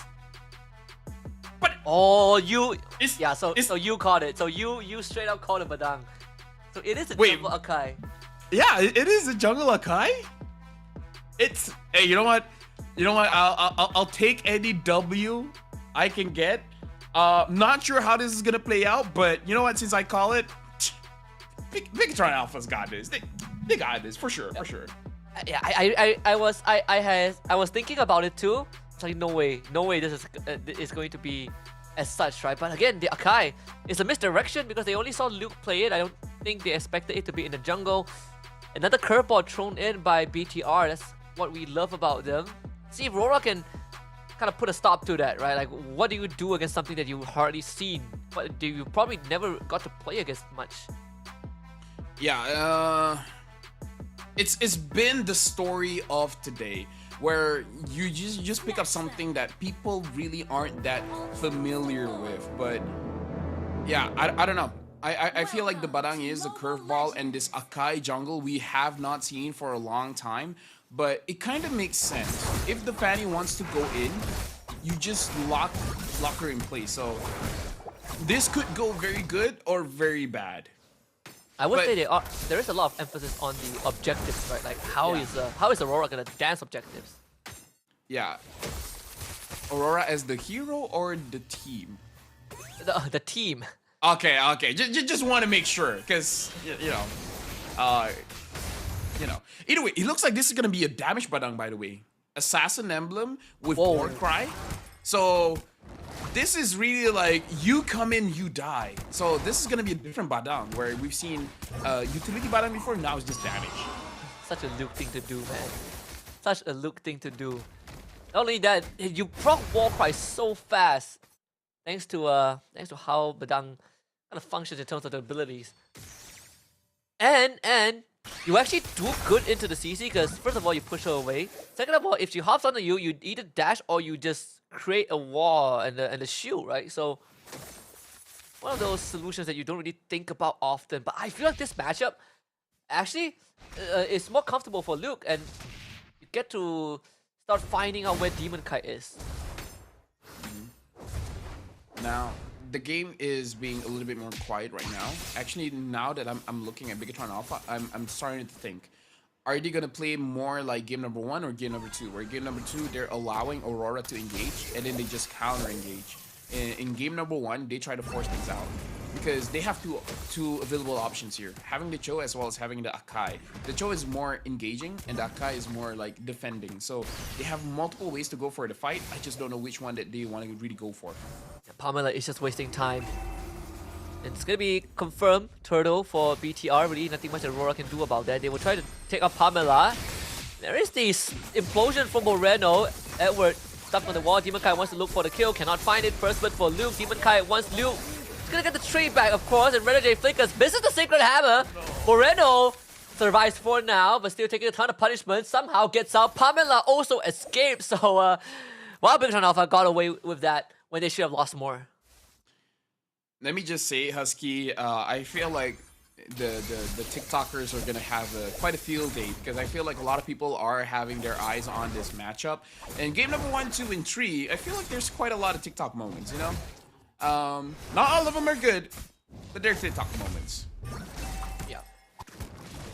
I mean, as long as we make it a TikTok, it's good. Yeah, as long as, yeah, you know, like the popularity is something that you really want to chase for. But either ways, we see look how he interacts, because the thing that's in my head, I don't know how the war cry interacts with the fist crack, because the fist crack it counts as basic attack. So I wonder if the fist crack automatically just triggers the war cry, and I really want to see the amount of damage that he can deal. And honestly, the first interaction, the damage that he dealt against Edward, it honestly did look like a lot of damage, and he didn't have any items at that point. So as a Badang player myself, I'm very, very curious how strong this war cry is going to be on the Badang, or ultimately it will be just not worth it. Edward was struggling to trade against him, right? Because you can't stick onto him at all.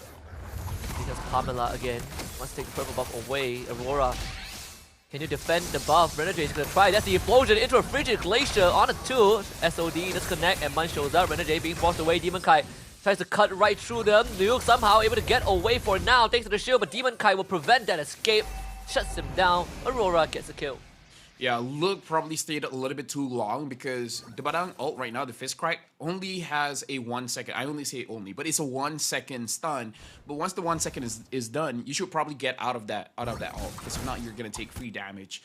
Either ways, right now, Aurora doesn't look all that proactive, but it's more about respecting what Bigatron Alpha is capable of doing if you stick your head out a little bit too much. Demon Kai so far, it looks like he's just farming up, probably just looking for one-shots and then getting out of the fight. He did lose his purple buff though. I think Eman took it in that chaos. Again, looking for Luke. They would have dashed away. Pamela shows up. I mean, as much as Badang, you know, he went for the assassin emblem. I still think that thanks to his abilities, his kit, it does give him some sort of durability. And Luke is gonna flick the fall, only catching Renegade. He's gonna commit everything. Might as well. Renegade won't be able to engage in this in any way, allowing Super Ken to get the turtle. Yeah, right now the gold lane is having the gold lane experience as well. Doesn't look like either Doming or Iman is having a bad time trading against each other. It looks very even so far in the first 5 minutes of the game. The gold lead really isn't all that much, even though Bigatron Alpha has been able to secure most of the neutral objectives. Honestly, even this buff. Yeah, I don't know. Bigatron Alpha looks like they're just taking this a little bit slower, not really forcing things out. He was gonna lose half of his health, conceal even use. And another flicker implosion from Renegade. Luke able to relocate. Fortunately, still ends up going down to Renegade. Pamela looking to retreat as well. Emma did show up mid-side. But Aurora, they are just getting all these individual pickups. Yeah, but most of it is only onto Luke, which not the best case scenario, but you know, it's still serviceable for Bigatron Alpha to go for the push. But now Aurora is able to trade 2 for 1. Moreno finds Demon Kai. I don't know if he can get a kill here, and Moreno gets taken down. I don't know what Moreno was planning there. Not even a contest, not even close. I thought he just wanted to terrify it and then just leave, but it looks like that's not the situation. Look, building a Blade of Heptases. This is not what we usually see a Badang build. I thought it would be a Demon Hunter Sword and maybe even an early Malefic Roar. I suppose technically, if your you know, punches are considered basic attacks, but they're projectiles, does technically increase the range of the Blade of Heptases. The proc. I don't know. I mean, if anything, this is gonna make it a TikTok at least, right? Like, hey, regardless of the result. I'm here. I'm learning. I'm honestly not criticizing. I'm just speaking out loud. I'm learning. I wanna see like what's the use case of the item builds. But now Super Ken taking a bit of damage from Edward, but looks like still they're gonna get this turtle for free. Super Ken is gonna take a little bit of damage, but I'm pretty sure it's something that he is pretty okay with trading for. Demon Kite now, he has the Blade of the Heptases, so he's gonna be able to deal quite a lot of damage. Aurora looks like they want to play this game more macro. Reminding us of how TLID played, where essentially they leave Moskov on one lane and they have Fanny on the opposite lane, and then they're just pulling Bigatron Alpha all around, where Bigatron Alpha, they want to stay in one lane. They just want to do one thing. Speaking of which, looks like Badang is not going for full damage. He's going for defensive items after the Blade of Hepsises. Huh. That's the route he wants to go down, but he forgoes the Thunderbelt. So, yeah, very interesting approach, honestly. Yeah. Dude. Yeah. I feel like just Dreadnought armor is gonna be enough. Afterwards, if you want, you can make some magic resist items, just like the magic robe. But yeah, I'm really looking forward to see how he builds for this one. Kick onto domain, but unfortunately follow-up just not there. So in fact, Demon Kite, free range in the back, does conceal use. Demon Kite in the pit, getting knocked away, but actually helped in escape. Renegade, Implosions. Sort of hits Edmund, but he had to purify Moreno, though not so lucky. He tries to use a stolen Implosion, dies before he can do so. Edward will hop away. Aurora finds another pickoff. Yeah, I feel like that was just a chain of events happening, not really a full-on team fight or a full-on pickoff. It's more about just unfortunately being positioned in a certain way. Supercat is making sure that there's no purple buff at all for Demon Kite, but even with that, Demon Kite has 3-0-1, doing relatively well. In fact, Aurora has almost a 1,000 gold lead. Compared to game number 2, game number 3 is definitely much more quiet, where even the kills that happen in the game are not explosive kills. They're just so happen to be getting those kills. 3 of them are from Luke, and 2 of them are from Moreno, where Moreno is more about misplacing his positioning. But now the Lord has spawned. This is good for Bigatron Alpha, because as a Fanny, you don't really trade, or you don't really go for this engages on the Lord fights. And not the best at dancing around the objective either. I would say, I mean, game 2, Bigatron Alpha did, I want to say fall behind, but they didn't really fall behind. It's more of Aurora gave them a hard time and they were able to respond as the game progressed with the scaling that they had. We see the Queen's Wings for Demon Kite built already. Bigatron Alpha needs to deal with the side lanes, and like you said, Lafel, it's the same predicament we saw in the previous series between TLID and EVOS Holy, where the side lane controls are so important. Yeah, so if the same thing happens, then the same question prevails. Bigatron Alpha, they need to send someone to the side lane, and can they win a 1v1? In this case, it's Luke on this Badang. If he can win a 1v1 against the Fanny or the Moskov, then Bigatron Alpha has a fighting chance, where they're not losing one lane all the way through. If he loses that 1v1, immediately the macro is all for Aurora. Look at the bottom wave, right? It's going to be a slow push in favor of Aurora. Malefic Roar for Luke. If there's any time for the One Punch Man experience, it's going to be this game. Renegade, gotta be careful, Luke. Oh, they don't know he's there. Luke about to go in. That's the damage. Ow!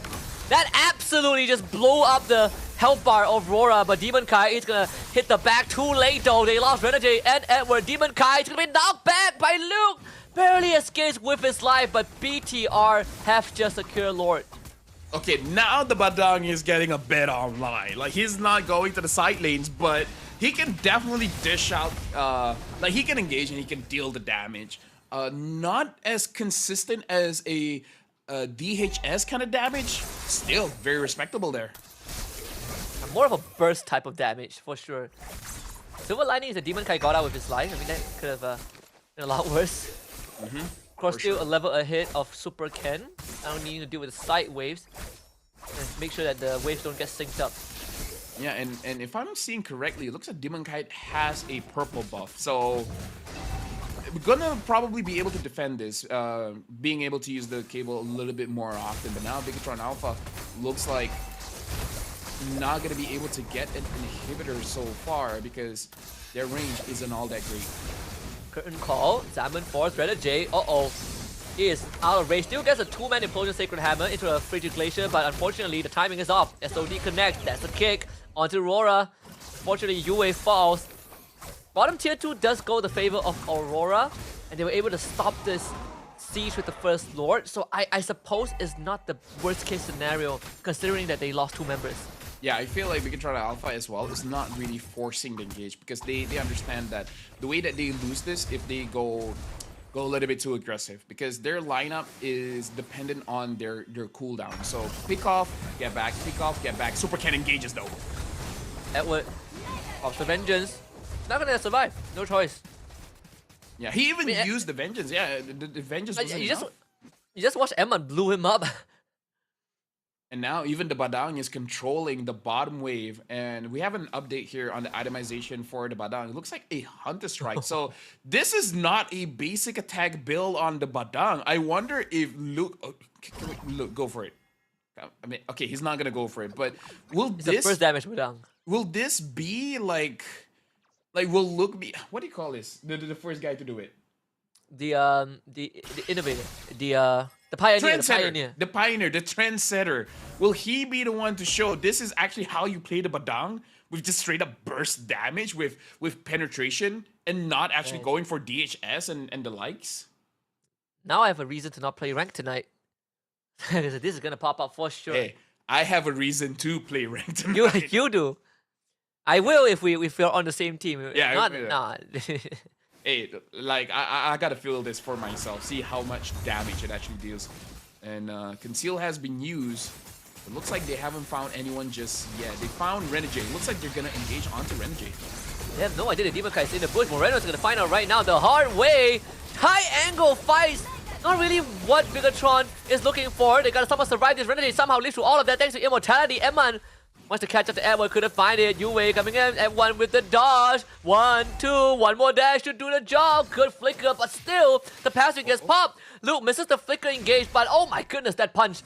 Absolutely destructive. Renegade with the conceal can't do much. Luke's gonna turn around, trying to fight Edward. Demon Kai gets knocked back. We talk about the burst damage of this Badang. It's a one punch man experience from this man. No, you're not. I want to see more. I want to see more damage than that. Does he need a BOD? Like, he's not able to really one punch. But either way, again, still good. All jokes aside, Luke is looking very good with the Badang here. Again, it's all about disrupting. The damage is good, but really, it's all about the disruption. Demon Kite is flying around, but Luke is more than prepared to catch people off guard. Renegade goes in, Renegade gets one, Moreno gets no one, and look at Demon Kite able to get Pamela. Supercan still secures the Lord away. It looks like they're able to finally kill off Demon Kite. Luke was taken down, but all in all, good trade for Bigatron Alpha. Yeah, Moreno just airballs the Stalling Implosion, but I think he was expecting Demon Kite to fly towards him, so either way, wouldn't blame it at all. Bigatron Alpha still got the Lord.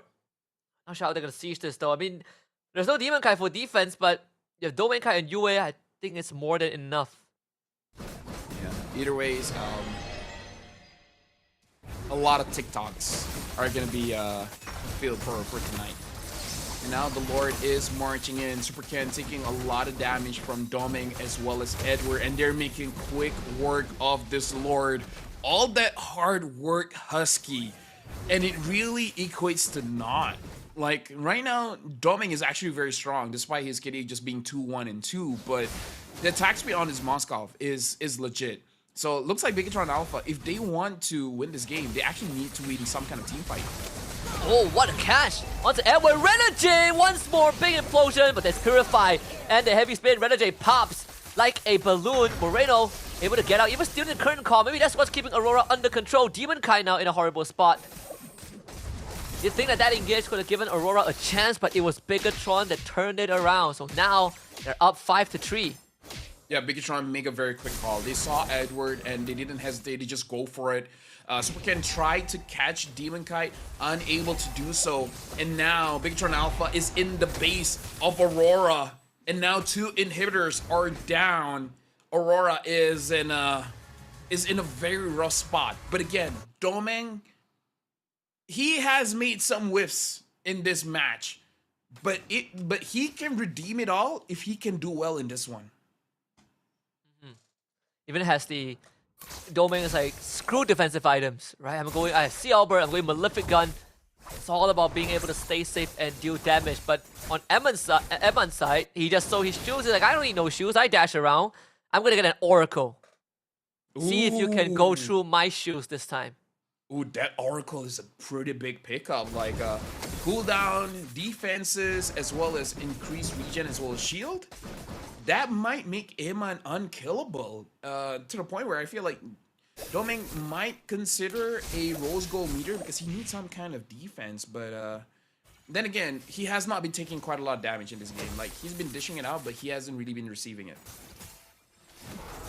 Once more, Bigatron Alpha goes back to the same modus operandi, but this time a lot more simplified, right? More spawning top side, they got bottom side under control. Oh my god, Super Ken taking so much damage. But housekeeping still needs to be done. It's about taking the purple buff away. Don't give Demon Kai anything. Yep. 18 minutes in, this is an evolved Lord. This is a Lord fighting for. The thing is, I feel like Aurora, they need to win a team fight if they really want to go for this Lord, because their draft really is not about getting the Lords. Big shout out though, Yue having that Wishing Lantern, so Super Ken and Pamela can be taken down now. So Aurora definitely has the items to deal with the problems in front of them. But Renegade hasn't had great setups. But to be fair, it's not entirely his fault. It's against an Akai. The Akai can cancel out your implosion. So he doesn't have the best situation unless they can force out the heavy spin. That, and also he's dealing with two purifies, right? Sometimes you could... We saw that 4-man implosion earlier on, but Moreno and Emma, they just purify out of it. Really tough job for Renegade. Demon Kai needs to get here as fast as possible. Bigatron Alpha, they're taking considerable damage. Emma, he's just gonna go in. Emma loses half his health. What a Jikundo by Pamela. Unfortunately, no steal for Demon Kai. Renegade airballs the implosion. Luke does end up losing his life and comes back with the immortality. He gets slain, but still, Bigatron Alpha finds the objective. It was a lot of damage coming in from Luke, but really not enough, because I believe one fist crack, or just like the fraction of a second that he hit Doming. Doming was half HP, which is very impressive. But for some reason, Doming was able to get out of it, so not a lot of damage was able to be dealt. But now, Bigatron Alpha, this might be an end angle, but look at Doming dealing with the Lord. How, like, what? You fought so hard. Oh, whoa, Super Ken. He's literally gonna go down, right? Renegade was in an off angle, yeah. There was no way Super Ken would have known that. Did he misclick? Did he accidentally dash forward? That did not look intentional. I don't think he knew Renegade was there. I had no idea, right? But 40 seconds without Super Ken. Only thing keeping Bigatron afloat, I'd say, is they had 2 inhibitors down on Aurora's side. But still, I mean, gold doesn't really matter anymore unless it's for all the item swaps and power potions. Yeah, but now Aurora, Doming is leading the charge. Doming is looking very strong. Just with one push, they're able to get 2 turrets. They're not able to get the inhibitor, but again, you're just happy with what you got. Doming is looking very strong here, and if they're not able to catch Doming, this is going to be quite the problem. Luke is the damage dealer here. He is the one that's supposed to get to the back line. So far, he's not able to really complete his task. And not just that, it's also there's always the threat of BTR going for all these engages, right? Like, and Renegade, like, you might need to keep that implosion for counter engage. What was the damage by Emma? He's two-shotting the purple buff.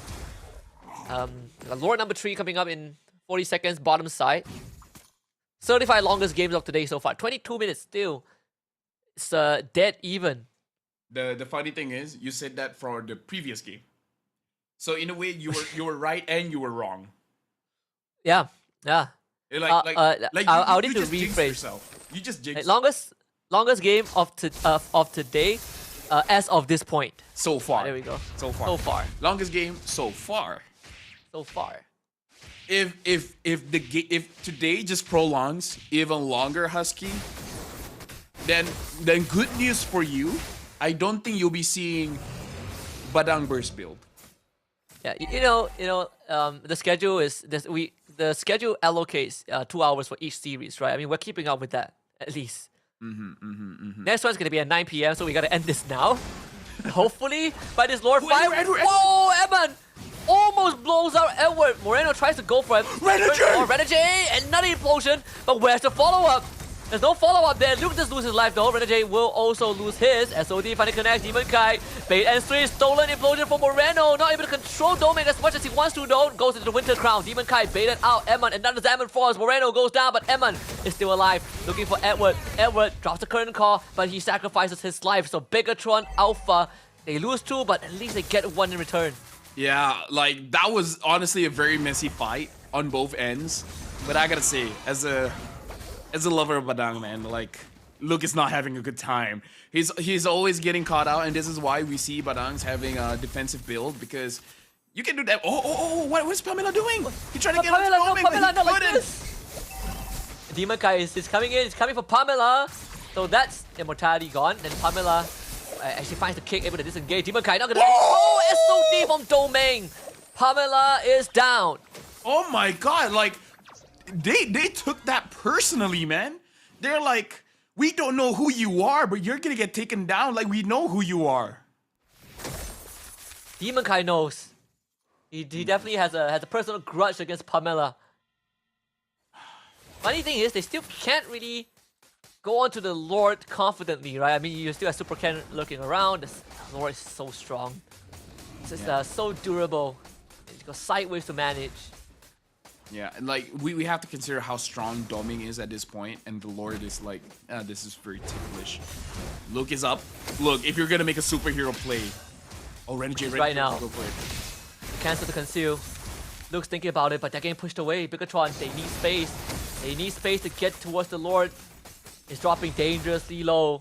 Flicker is online for Luke. Lord in no man's land. Bigatron but takes control. Domain goes in. Purify for Eman. He's gonna push Domain away. Here comes Luke. The burst is there, but it's not enough. Eman focuses on the Lord. It's Super Ken to secure it. Renegade gives his life out. Luke comes back with the Winter Crown. Almost beats Domain to the grave. And Bigatron somehow keeps everyone alive.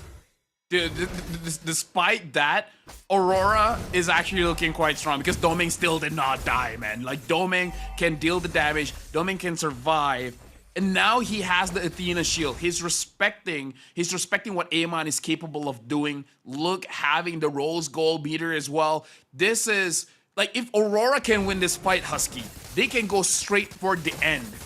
But Bigatron Alpha, if they beat Aurora here, that's it, that's GG. Stolen SOD by Moreno. Yue, Frigid Glacier, Super Ken is frozen in place. Eman is caught. That's the guy that needs to survive. Current call kicks them together. Pamela kicks Edward away. Eman turns around to try and beat Edward to death. Lord gets taken care of. Last inhibitor under attack. Moreno still able to get away for now. At least the immortality gives a second life. Quick switch to the Winter Crown. Demon Kai trying to clear the wave, but it's still crashing in. Eman on the crystal. Lock it down. Bigatron Alpha finally closes it out, and the Northern Lights will dim. It's 2-1 for the robots. Bigatron Alpha showed up today. They qualified to the Challenge Finals. And Amon went deathless in that game. I gotta say, man, for this match, Amon really showed up for Bigatron Alpha. Oh my goodness. They say, Aurora said they wanted to face off against Eman. Aurora said that they wanted to, kind of fake. There's history between some of these players. We say innovation from BTR, but Eman, one of the latest acquisition for BTR, really stepped up to the plate. 11-0. 11 out of 15 kills that BTR had are on Eman.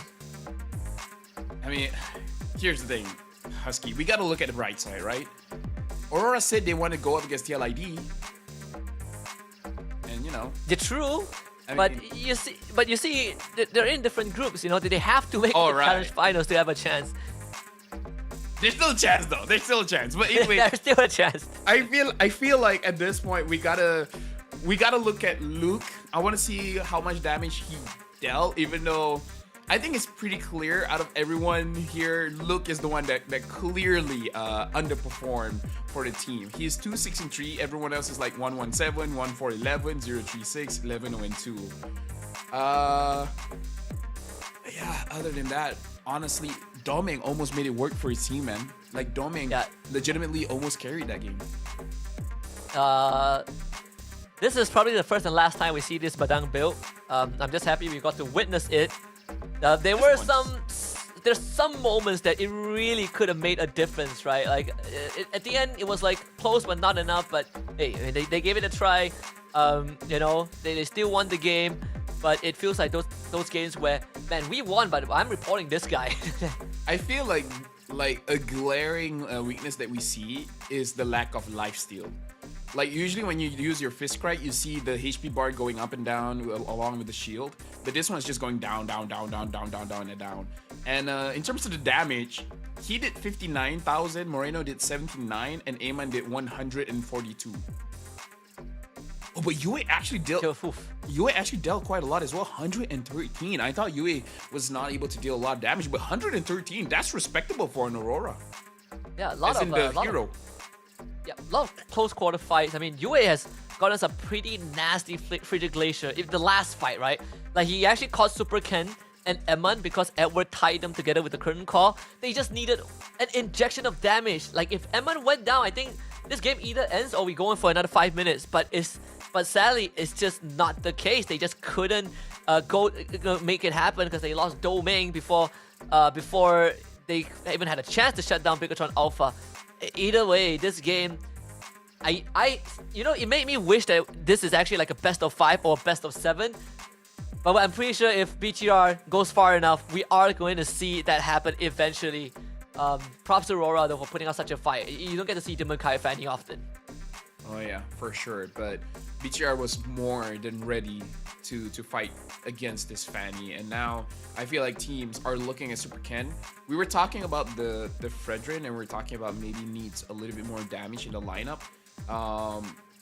He showed that he can use the Akai, and it was quite a good fate because Luke has used the Akai before, so it's always a question for Aurora where this Akai is really going. Overall, BTR played phenomenally today because Aurora is not an easy team to go up against, but they were able to pull it off, and props to them, especially for Ayman. Ayman definitely did a lot for this entire match. Oh yeah, funny enough, Doming had probably one of the he probably played the best he can on this Moskov. It's unfortunate that he lost. I was playing Moskov earlier today, and when I screwed up, someone chatted Doming ? Now I feel kind of bad because he just lost this game, but I'm putting out there. Some things come full circle, okay? Yeah. 11-0-2. Ayman refused to die in this one. Like the moment he got the Oracle as well as the Immortality, like you feel like it's not even twice. I'm pretty sure you have to kill him 3 times because once the Immortality is up, you just switch to a Winter Crown and then try again. Ayman, absolute monster in this one. Completely shut the show down. And Aurora actually had a decent grip in the early to mid game. Like it's not insurmountable goal lead. Right? Demon Kai has some pretty good moments too. But I gotta say, Pamela has been really keeping tabs on Demon Kai. Like you're not allowed to just zip through 4 of my teammates with a cable. I will just kick you mid-air. I would kick you whenever I can. And Bigatron Alpha, they've denied Demon Kai so many of his purple buff. And I think on top of that, also able to deny that side lane macro play from Aurora, despite them having both a Fanny and a Moskov. Yeah, it just looks like Bigatron Alpha, they created a composition for game number 2 as well as game number 3. Just make a draft where the opposing side can't get into a team fight. And like that's the winning formula for them. Game number 2, it was Luke as well as Pamela. In game number 3, it was Super Ken as well as Pamela, where every single time someone tries to engage, they will lock them down. And then once they're locked down, Ayman gets free range to do whatever he wants. Same can be said for Moreno, and to a lesser extent, Luke as well. So Bigatron Alpha, they sort of have an identity here where they know that Ayman is an amazing player and you can play around him, and they play around him very well. Let me look at this last one. Oh my goodness, I just noticed that Moreno essentially was the reason Domek went down. Stolen Spear of Destruction took out like what 25% of his health, and then the Lord just decided that he is the Red Robots today.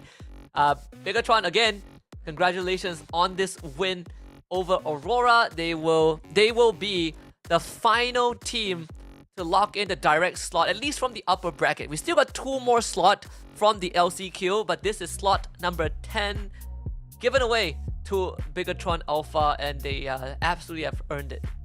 And damn, Husky, your prediction was right. You called it. It was a... Oh wait, you said Aurora. No, I said Bigatron. Okay, you called it 2-1. I said 2-0. I was wrong, but one of us has to be wrong. Longest game so far, 25 minutes, 57 seconds. I like that production set so far. And I was looking at the prediction and see what people are saying. So Dafa went Aurora 2-0. Eat that. Now my score is gonna go up. My credit score is gonna go up from that. It's a tough one to predict. Like when people ask me, like I was streaming before this, right? And people were asking, what's your score like between Bigatron Alpha and Aurora? I'm like, I have no idea. Whatever I predict, someone's gonna hate me after this. But BTR 2-1. BTR 2-1. Shout out. I don't do predictions. I don't do predictions. Shout out to Mirko out there. I've done you. I've done you right. Is that a sentence? I did the right thing. I think I. You know what? I got. Try singing in Chinese. Try singing in Chinese. Try singing in Chinese? Yeah. No. Okay. No. The first song that popped in my head, I can't sing that. Right? There's no way I can sing it on broadcast. So no. All right. I'm just saying. But either ways. Can you imagine this, Husky? It's just been 2 matches. It's only been 2 matches, and it's almost 9. We're almost halfway through. This might be the longest day, and it's not even like we're not even to the LCQ yet. We're gonna have the LCQ over the weekend. Let's take a look at the challenge final team first. Those who have qualified from the upper bracket. From Group A, we got Onyx Philippines. From Group B, we got RQ Hoshi. From Group C, we got EVOS Holy. And for Group D, we got the robust Bigatron Alpha. 2 more slots remain, and it will be from the LCQ. But before we even get to LCQ, we gotta find out who makes it to LCQ. And that's why we're gonna keep on eliminating teams until we conclude the top 4 teams there. First of all, don't be so excited about eliminating teams. Second of all, 3 Indonesian teams here. They're doing very well. Right? At least we can say... At least we can say Indonesia has been stepping up. Oh yeah. Oh, this next match. Oh, Husky. This one's a doozy. Your boys. Oh. Boys be playing Homeboys against Team Flash Cambodia. Coming up in just a little bit. We'll be right back for more MLBB action in the lower bracket. The Snapdragon Pro Series is brought to you by Snapdragon Elite Gaming and DHL.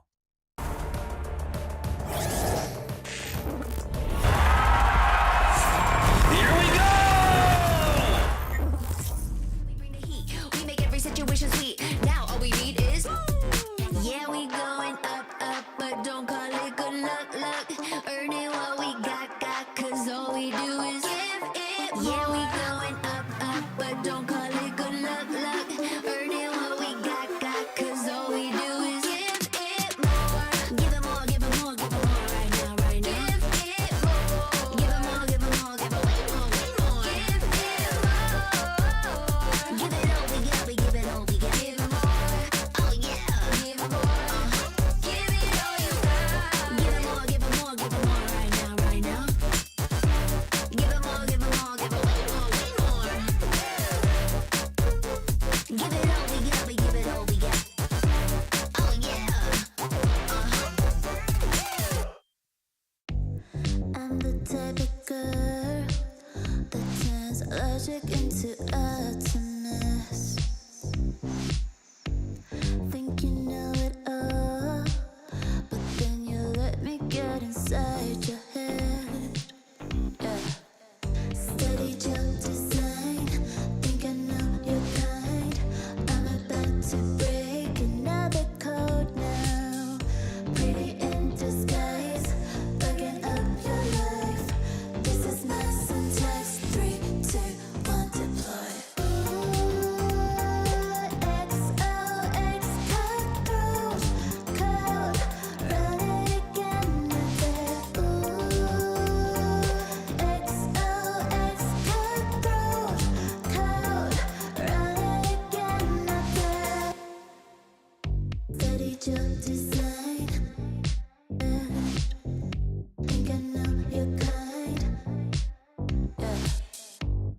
joke design. Think I know your kind. Steady joke design. Think I know your kind. I'm about to break another code now. Pretty in disguise. Bugging up your life. This is my syntax. 3, 2, 1, deploy. XOX cutthroat code. Run it again. XOX cutthroat code. Run it again.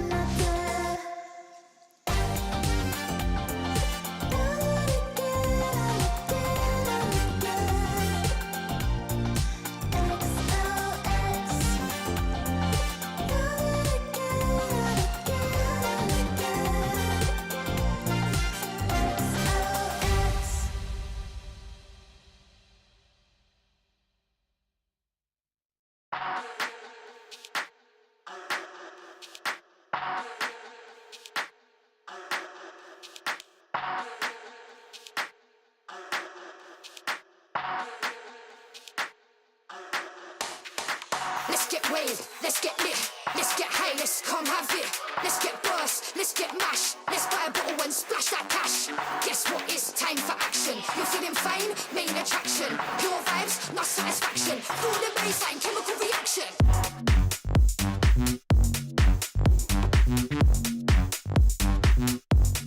Chemical reaction.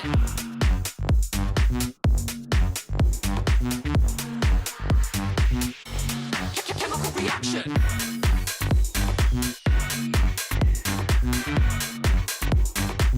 Guess what is action?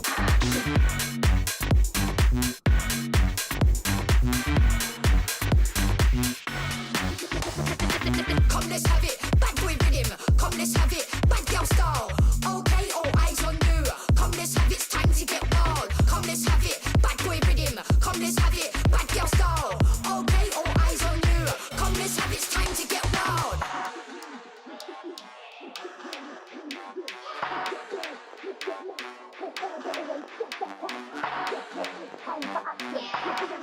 Main attraction. Pure vibes, not satisfaction. Feel the bass. Chemical reaction. You're feeling fine.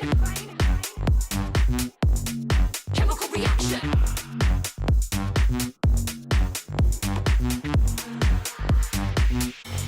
Chemical reaction.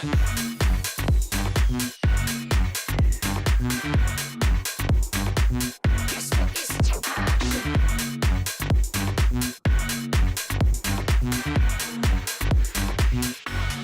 Chemical reaction.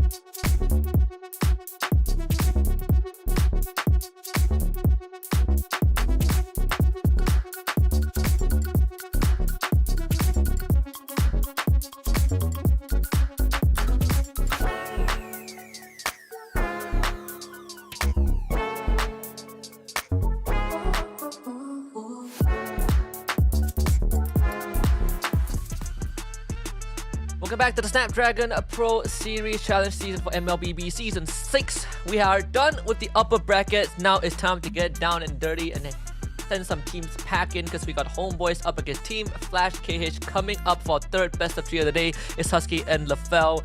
Once more on the mic and start with some statistics.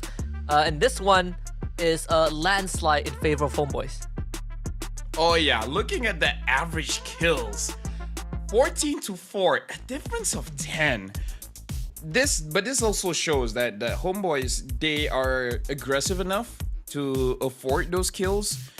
But at the same time, when we're starting going over the 8-minute mark, 8 to 12 minutes, homeboys start making mistakes, and either they botch engages or they get caught in the back line. And then it's basically just GG's after that. Like, homeboys can play the early and mid, but when it comes to the late game, that's where it starts crumbling down. And Team Flash, Cambodia so far, going up against tough opponents, but also looking like not having a good momentum going into the Snapdragon Pro Series. To be very fair to Team Flash KH, they played TLID and they didn't get much of a chance to get kills, let alone assists. That's why the KD is a bit skewed. But today they play Homeboys, got Gorgeous, XP, Amao in the jungle, Izanami mid, Escalera, Rome, and Soul in the gold lane. So far, looking at the previous play, honestly, Soul is quite a standout. He played amazingly. I would say Gorgeous as well. Gorgeous has been a very big upgrade for the Homeboys lineup because, coming from Selangor Giants, Gorgeous has really been showing up as a very big boost for the Homeboys lineup. It's just that as much as disruption that he can provide into the front line is unfortunate, but the back line sometimes have difficulty actually getting into the team fight. Yeah, and again, I think one of the bigger struggles that Homeboys had was the chemistry, right? They needed a bit more time to get it together. And then you have Team Flash KH, we got ATM in the XP, Shima, the jungle, Cray, mid, Tai in the roam, and Donut as the gold lane. Of course, they suffered quite a beat down in the hands of TLID, but today I believe it's going to be a bit more close, a bit more tighter between them and Homeboys. Yeah, notable names, ATM, Chima, as well as Donut. They really made their names during MSC 2022, where they really popped off. Wait, 22 or 23? Either way, 23, 22, potato, tomato, really, really stand-up players. Like you said, going up against TLID just did not stop applying pressure, not allowing them any room to breathe, to really show off. Against Homeboys, I would say they will have a better chance of showing what they got, especially if Homeboys is not able to consistently apply the pressure. Yeah, I think for Homeboys, they have shown some of their flair too. We've only really seen very limited heroes. Like Go just only played Phobius in the series, and the question is going to be Homeboys or go Home Boys. It's always been a running fad in the MY community, and today we have to answer it again. Do they still need to build chemistry? I would say yes, because it does seem like, especially with Escalera, has some not good communication with the team, because it does look like when we're talking about the mid trio, all three members have to make a decision whether they want to move forward or they want to kite back. And sometimes looking at the movements, it looks like Escalera wants to move forward, where Izanami as well as Amal doesn't really want to commit for any kind of fight. So I feel like there's still some kind of disconnect, and Gorgeous as well, been playing for a different team for a very, very long time, has to get used to the culture of Homeboys. So I really feel like there still needs a bit of time for that chemistry. Yeah, and they only got like what 3 days before today. Not really too much of a time to kind of iron out all the details, but I do hope that we kind of see a bit more. I personally have my eyes on Escalera. I think he's going to be the one who makes or breaks the Homeboys performance, right? Like, he's going to be the reason that they win the game, but he's also going to be why Homeboys is not going to close out that early to mid game, because he has shown some flashes of brilliance. But then when you look at the times that it matters, he doesn't show up. But the person who does show up every time is Gorgeous.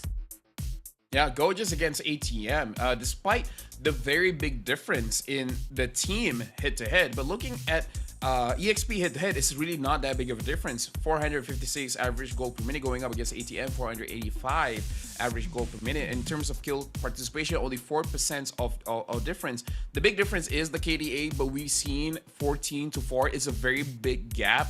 So in terms of the KDA, it's understandable how they really have this gap. But when it comes to the goal, when it comes to the kill participation, it looks like both are relatively even there. Even though considering that Team Flash KH didn't have a lot of kills in the first place. And again, it's definitely a learning experience for Team Flash KH leading up to this series, right? They had to go through a pretty rough series. I mean, a very rough series against TLID, but then you can also sort of say the same for Homeboys, who has a lot of things that they need to iron out. My personal standout, aside from the XP laners, I am definitely going to be looking at the roam role. I'm looking at Black. Oh no, not Black. That's AI. I'm looking at Team Flash. I'm looking at Ty against Escalera, because I think from what Team Flash KH has kind of shown us, there's a lot more to be desired simply because they got ran over. So I would go as far as to say that this feels like a bit of an unknown. The fact that they're not playing Aeonzo today, they're playing Donut, right? So that's a bit of a switch up in the gold lane too. Yeah, so now I wanna change predictions. I wanna Flash 2-0. Flash 2-0. Yeah. One of us has to be right, Husky. One of us has to be wrong. Okay. I didn't know you would go that far to betray your boy. Hey. You could have told them to change mine to 2-0 Flash, you know. It's about principle, Husky. I don't like you. Sure. Yeah. But I voted for your boy. Yeah, it's we'll figure that out. We'll figure it out after this. Yeah, like our friendship has taken quite a lot of turns. What's a few more turns, right? Anyways, Homeboys batting out the Lu Yi, the Hilda, Team Flash Cambodia batting out that Harif quite early on. And this is also part of the thing about chemistry. We can definitely see that Escalera as well as Soul is not there physically. So, you know, the chemistry is not at 100%. And yeah, playing through online too. I said this before, I'm gonna say this again. I had the same bottle as Izanami. You have the same bottle as Izanami? Yeah, I had the same bottle. I'm gonna send you a photo later. We have the same bottle. I used to have the same hair as Gorgeous. What? You? What? You? Sir, Yeah, because what's my your hair command? is curly. Ah. Now it's not that curly, but it used to be very curly. I Either ways, I have no follow. I want to say something about hair, but then again, I don't really have anything going on, you know, with that. let's see here. Hey, I have the same wall as Team Flash. Whoa! You have the same wall? And yeah, I don't want I don't want to flex that hard. You know, I'm just putting it out there. That style of wall reminds me of me. Yeah, I'm just saying. Okay. Yeah, I get it. I breathe the same air as Homeboys. I think it's a privilege. You sure are taking their time for the band. There we go. The Matilda band out. Yeah, Matilda banned out. Team Flash PH. So far, Amal has been using the Joy to moderate success, and the Joy has been banned out. I wonder if Homeboys wants to follow suit and just pick up that Suyo, or they want to prioritize the Eve, because both are very strong picks, and I feel like Team Flash KH has. Oh wait, Granger. What am I talking about? Yeah. Oh, dude, I feel like Team Flash will have a very good draft just because they just get two. Like Suyo Eve is amazing. Eve Granger is amazing. The Dusin. Yeah, a lot of combination. We have I even forgot about Jushin. forgot about Dusin. Oh my god. Look, I don't. Suyo Granger. Granger Eve, Granger Suyo. Right, guys. They can take Eve third pick. Yeah, they can take So- Eve. Yeah, Granger Suyo Eve. Granger Suyo Eve. Yeah, I agree. I mean, Homeboys is not gonna take like Jushin Rome and then Eve mid, right? So I mean, I know Team Escalera Flash has looks like. he has some pocket picks, but definitely not the Dusin Rome. But if you really think about it, Husky. Wait, Hayabusa. It's They quite- prioritize the Hayabusa? Hayabusa Granger. But this does mean that Homeboys can pick up the Suyo. The Suyo Irrital. Yeah, Suyo Irritel sounds good. Suyo Irritel sounds good. Moskov as well. Yeah, I mean, so doesn't have access to his Harif anymore, anyways. I'm really looking at a Suyo here, unless Amal wants to go for a tank, a tank jungle. Amal also can go many different directions with his jungle pick, but definitely Suyo is top tier at this moment. And the gold lane does still have some picks. I wonder if they want to pick up something like a Phoveus here because it's still open and Gorgeous definitely likes it. Oh, they go for Alpha as well as the Khalid. As long as this Khalid doesn't ult the Little Wonder, I'm okay. Oh, I agree. I mean, there's still a chance for it to be flexed, for sure. Either that or Escalera is going to redeem himself with the Khalid today. So it's still up in the air, for sure. In fact, now, Team Flash, who do you go for? Do you take mid now? You take Eve now, right? After you've seen Khalid. I mean, if you Alpha? if you don't, it's gonna get banned out. If you don't have any intention of using Eve, then you can just pick up a priority EXP here, or if you want something like a Tigreal or Cho. Hylos? Oh yeah, okay. No Hylos. So maybe they don't even want the Eve. Maybe they just want something else. Maybe they want like a Valentina or something. Yeah, it could work. I mean, there is the some good ultimates still. Raging Sandstorm, the Crimson Beacon, which, funnily enough, it's pretty strong on Valentina too, since you don't have to hold up a lantern and it hurts. And so now for homeboys, I guess the only thing that they can retarget is mid, because this Hylos is very flexible. And we were talking about the Moskov as well. So Team Flash KH, they might just ban out the Moskov as well as the Iritel, and then leaving Soul with just an attack speed marksman, not something with a lot of burst, because I don't know. I'm just looking at the quad here. Homeboys does ban out that Eve though. It has to go. Both teams are going to be fighting for mid laners. Right here, do you ban the Iritel if you're Team Flash? Unless you know that Soul can't pilot the Iritel well, then if that's the case, you don't ban it out. But if you just want to respect, I would say Iritel is a pretty good ban here, because I feel like even the Iritel can handle quite a lot of ganks, as we saw earlier today.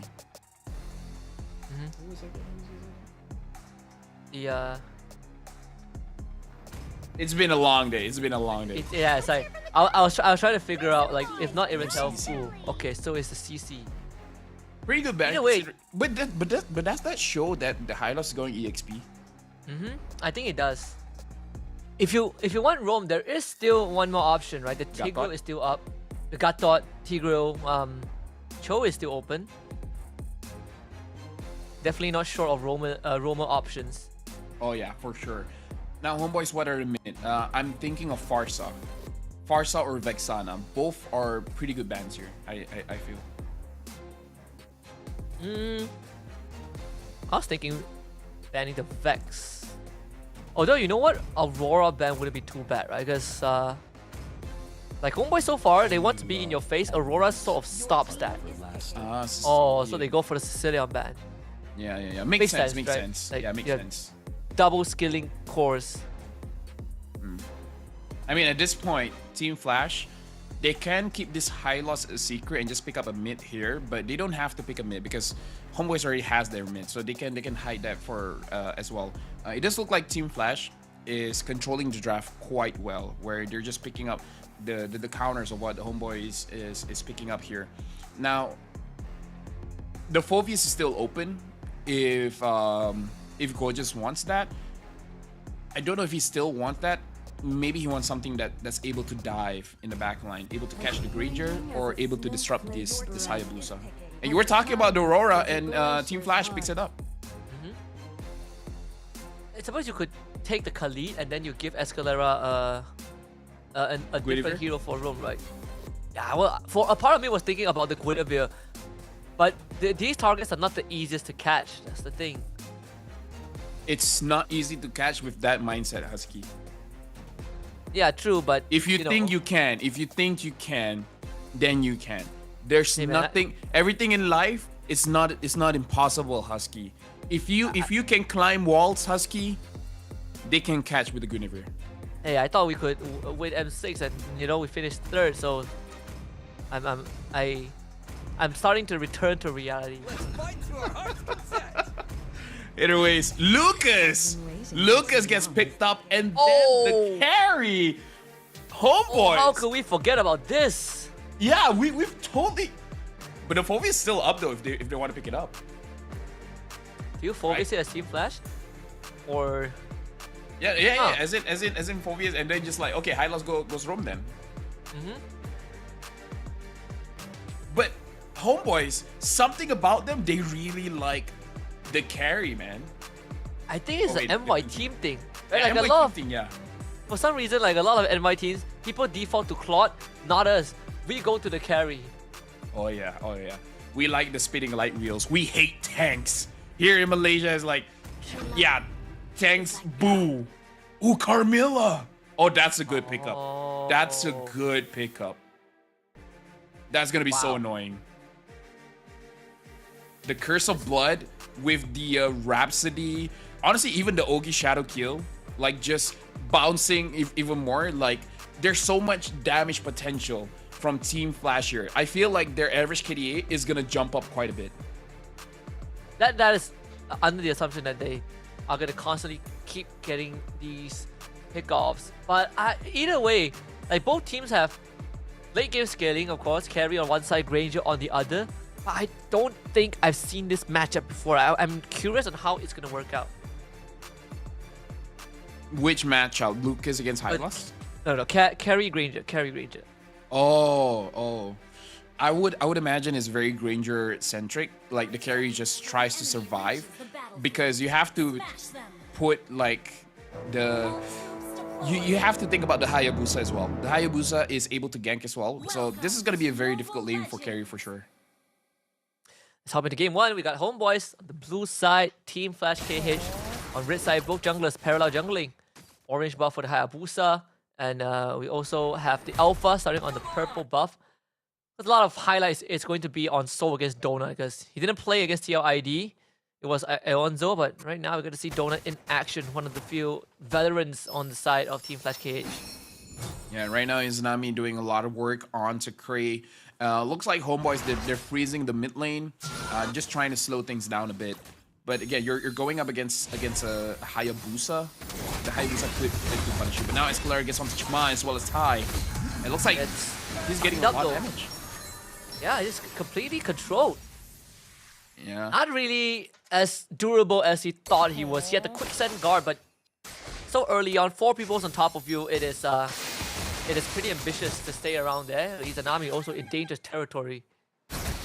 This is why we say that the Hayabusa has a lot of potential because, oh, hold on, he goes on to Amal as well as Gojas. Ogi Shadow Kill, unable to get Amal.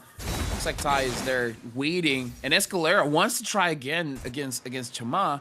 And while I have the chance, the reason why Hayabusa does quite a bit of damage in the early game where you have to be careful is because he's using the Assassin emblem, so a lot of penetration early, as well as the War Cry. He can stack out the War Cry very, very fast, and then just has surprisingly amount of burst damage. So it's just something that you have to be careful of. It's not the strongest early game, but you still have to respect it.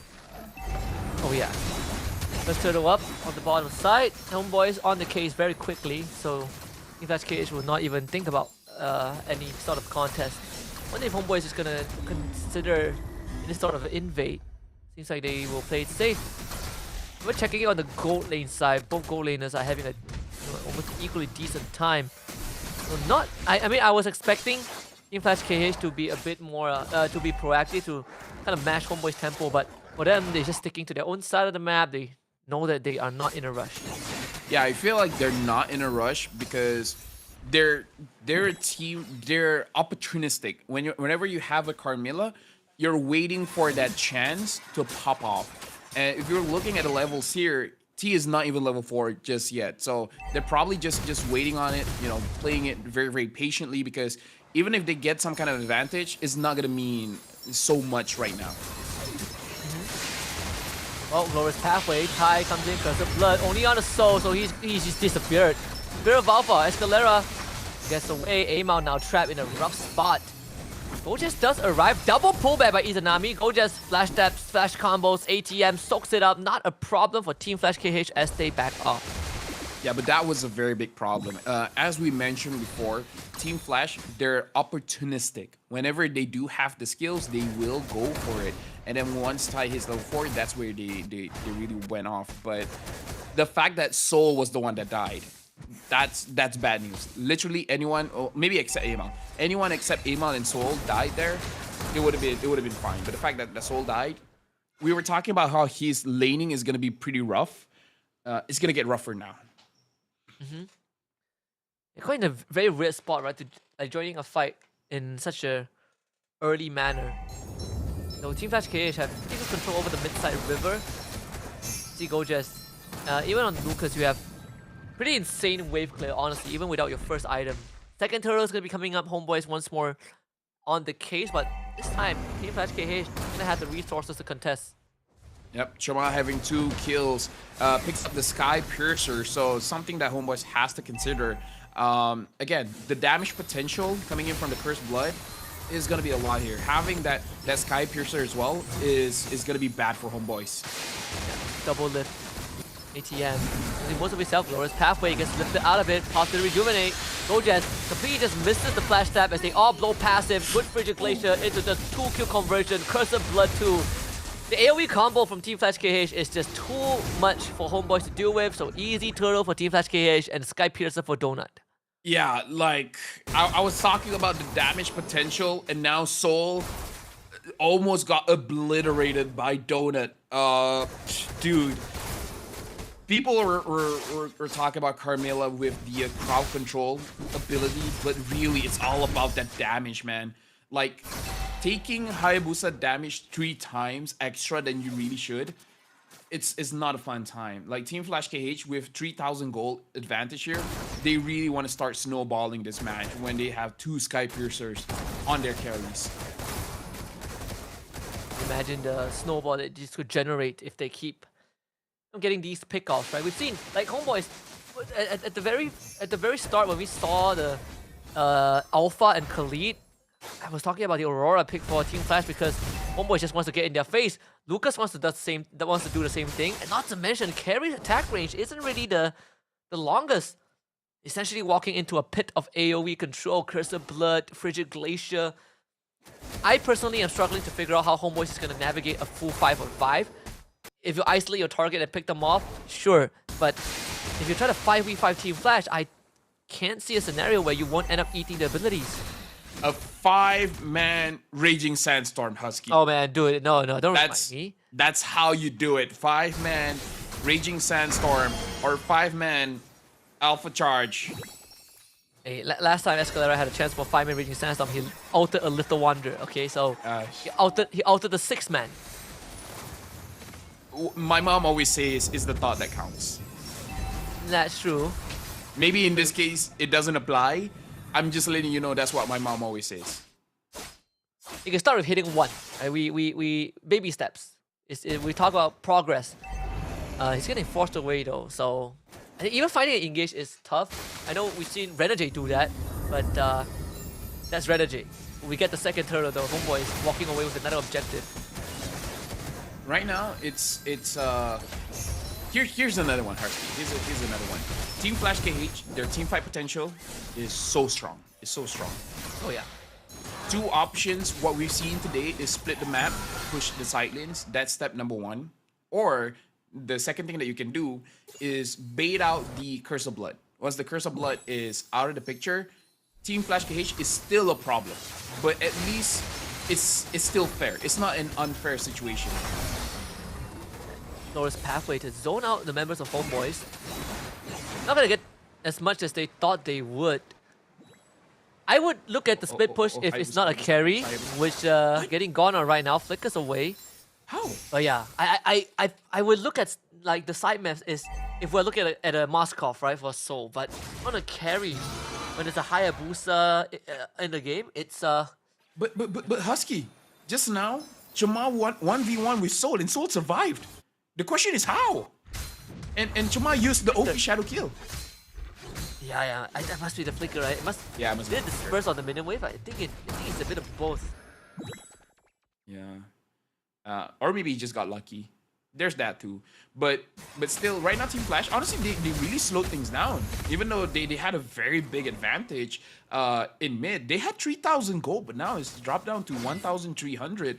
Team Flash KH, they're not really pushing it so far. They're just like, we got a good engage, but now let's chill. We don't have to fight. But I don't know if that's the right call. I guess when you have a Granger, you can always do that. As much as carry also skills, but there are very less heroes that has the whole idea of scaling infinitely, right? And I think even as a Granger, you have slightly longer range, you have a dash to reposition. I feel like them taking their time, it's going to benefit them in the long run regardless. Lord is down to 10k HP. It's a pullback onto ATM. Lord's pathway onto Amao. The mid turret does get destroyed. Homeboys wants to take the fight. Who's going to get the Lord? It's going to be Team Flash KH, but they lost 3 members in the process. And Amao got a triple kill. And Soul now is just pushing mid. Soul was able to get the turret in mid, and now he wants to do it again. Soul having the Demon Hunter sword. That was very confusing for me because I feel like Team Flash, they could have forced a fight there. They had the advantage. They had the positional advantage, but they just allowed ATM to absorb the damage and not really do anything about it. In fact, Donut was preoccupied with Escalera, where Escalera is just dodging his shots left and right. I kind of feel like Donut should have used his bullets against Amal, against Goges that were contesting for the Lord. So I don't know. I kind of feel like Team Flash KH made bad calls in that Lord dance. Thankfully, they didn't lose too much, but they still respawn in time with the Lord. Nice, that's half his health gone. But now running into Izanami is also kind of the same thing as trying to run into the Aurora. Homeboys, they're going to deal with the Lord pretty quickly. Unfortunately, this Lord's pathway is not going to do anything to discourage Homeboys, who has a carry on them. So this Lord actually didn't translate into anything. Escalera actually survived! The Mask still has the Shadow kill. They want that mid-tier 1, they will get it. Still something for Team Flash, although not as much as they wanted to. Tai down low, props to Revitalize. Yeah, and we are starting to see that Soul is doing quite a bit of damage. I can still see a world where Goges or Escalera force out all the major crowd control out of Team Flash, and then Soul has free reign to actually deal the damage, because so far Team Flash has been very generous in dealing damage against Escalera and not leaving anything else for the carries for Homeboys. So I kind of feel like Team Flash, they have an advantage. They're just not really utilizing it that well. And now Homeboys is actually taking advantage of getting objectives on the map, either be turtle, turrets, and they're just avoiding fights because they understand the potential of getting caught by a Cursed Blood. It's gonna be dangerous. And now they're basically not giving stacks of the Sky Piercer over to Chima and Donut. So it's a less effective item now. I agree. I think, you know, I feel like Team Flash KH could have snowballed harder. They were not able to do that. So the window is definitely closed, right? Like in a blink of an eye, we're in that 12-minute mark. It's one of the slower games of the day. And Team Flash KH, yeah, man. It's one of the fastest games of the day. Oh, dude, just when you say it, they're like, oh, we can show you what that really means. Like they can ramp it up in a bad way. I didn't need to tell them. They're already doing it. They're already doing it. Escalera is scouting out. ATM, like they see Gojo, they see Escalera, and they're dishing everything onto them. Team Flash KH goes for the fight, but Homeboys, they're kiting out. Tai taking a lot of damage. Gojo is gonna be the first casualty, but Soul goes in, but maybe he went a little bit too deep, and now he's able to survive so far. Dona gets a double kill, and now it's a triple kill. Looks like he might be able to get a mania, but no, it was stolen away. But looks like Homeboys is gonna get wiped out, but no, Izanami is able to survive. We were talking about how Team Flash is not playing the fight well, but Homeboys, they I don't know, man. They didn't really do the fight well too. You gotta respect the Aurora. They were walking through tight angles with as if Aurora doesn't exist. Craig catches 2 people out. Escalera just disappears. Unfortunately for Gojes, he also couldn't do too much. So almost became the hero, but he got chain CC'd. He got stunned for a good, like what, 2-3 seconds, which would have been valuable time to deal damage. Just the amount of crowd control that Team Flash KH has on a single target. Now its game definitely blown open. Lord. Yeah, I feel like Homeboy should have just kited that, because we saw Amal using the ult just to reposition, just to get out of way. Izanami using the Crimson Beacon also to get away. I kind of feel like Soul could have waited a little bit, because there was still some form of crowd control coming in from Team Flash. He could have just waited it out and then go back in, because he has to learn how to use the bodies of his front line to create opportunities for him to get kills. See, the second Lord, how much damage can he do? Even for Donut, he's gonna single-handedly manhandle Gorgeous and Escalera. Lord's pathway dropped very early on. Donut, he's just walking forward. Izanami not able to lift him, sadly. But silver lining for Homeboys again. Managed to defend their inhibitors. And Team Flash KH. Now, when it comes to these sieges, the artillery shots from Donut, it's going to be quite a challenge to go up against Amal. Forced to retreat with the Spirit of Alpha, Curse of Blood, forces his Winter Crown out, revitalizes there for ATM, Amal is gone. Escalera shows up, Raging Sandstorm, flickers to the back, finds Donut, Donut flickers backwards, Rondos, and a couple of Rhapsodies in the faces of Escalera, double kill for Donut. Tamar tries to go for the end game, couldn't find it. Gojet shows up on the Lucas, executed by ATM. They do get Craze passive out, but Izanami forced to retreat. Shima comes in, Sky Piercer, Assassination. Team Flash KH found 4 on Homeboys. Soul is the only one left alive, and he is going to be soulless after this. Wiped out by Team Flash KH. Game 1 for the Cambodian squad. Yep, and again, it looked very good in the early games, not as good in the mid, but then they were able to finish it out, and they're able to take down Homeboys for game number 1. And it was a good engage, the final engage by Escalera as well as Gojes. It was unfortunate that the Hayabusa was looking for an end, so Soul and Izanami had no choice but to shift their attention over to Hayabusa so that they don't end the game. But overall, amazing game-ish, because you definitely see mistakes, not just from Homeboys, but I would argue Team Flash KH as well. Not so much mistakes, but more of missed opportunities. I think Team Flash KH played a very safe game, right? Took a very safe approach to this game. There were definitely certain moments where it felt like they could push the envelope, but they just play in a more conservative way, which, you know, you scale up infinitely to the late game, get this Granger online, and wait for Homeboys to be the one that dropped the ball. So again, relatively slow-paced game. There really wasn't much moments where the teams took initiative. It's more of both teams being reactive to what is happening on the map. Yeah. 15 minutes in this game, and Homeboys, they weren't like, you would wonder what's the game plan here, because they weren't really executing it that well. Was it to farm from the late game? Because it didn't really look like that was the call.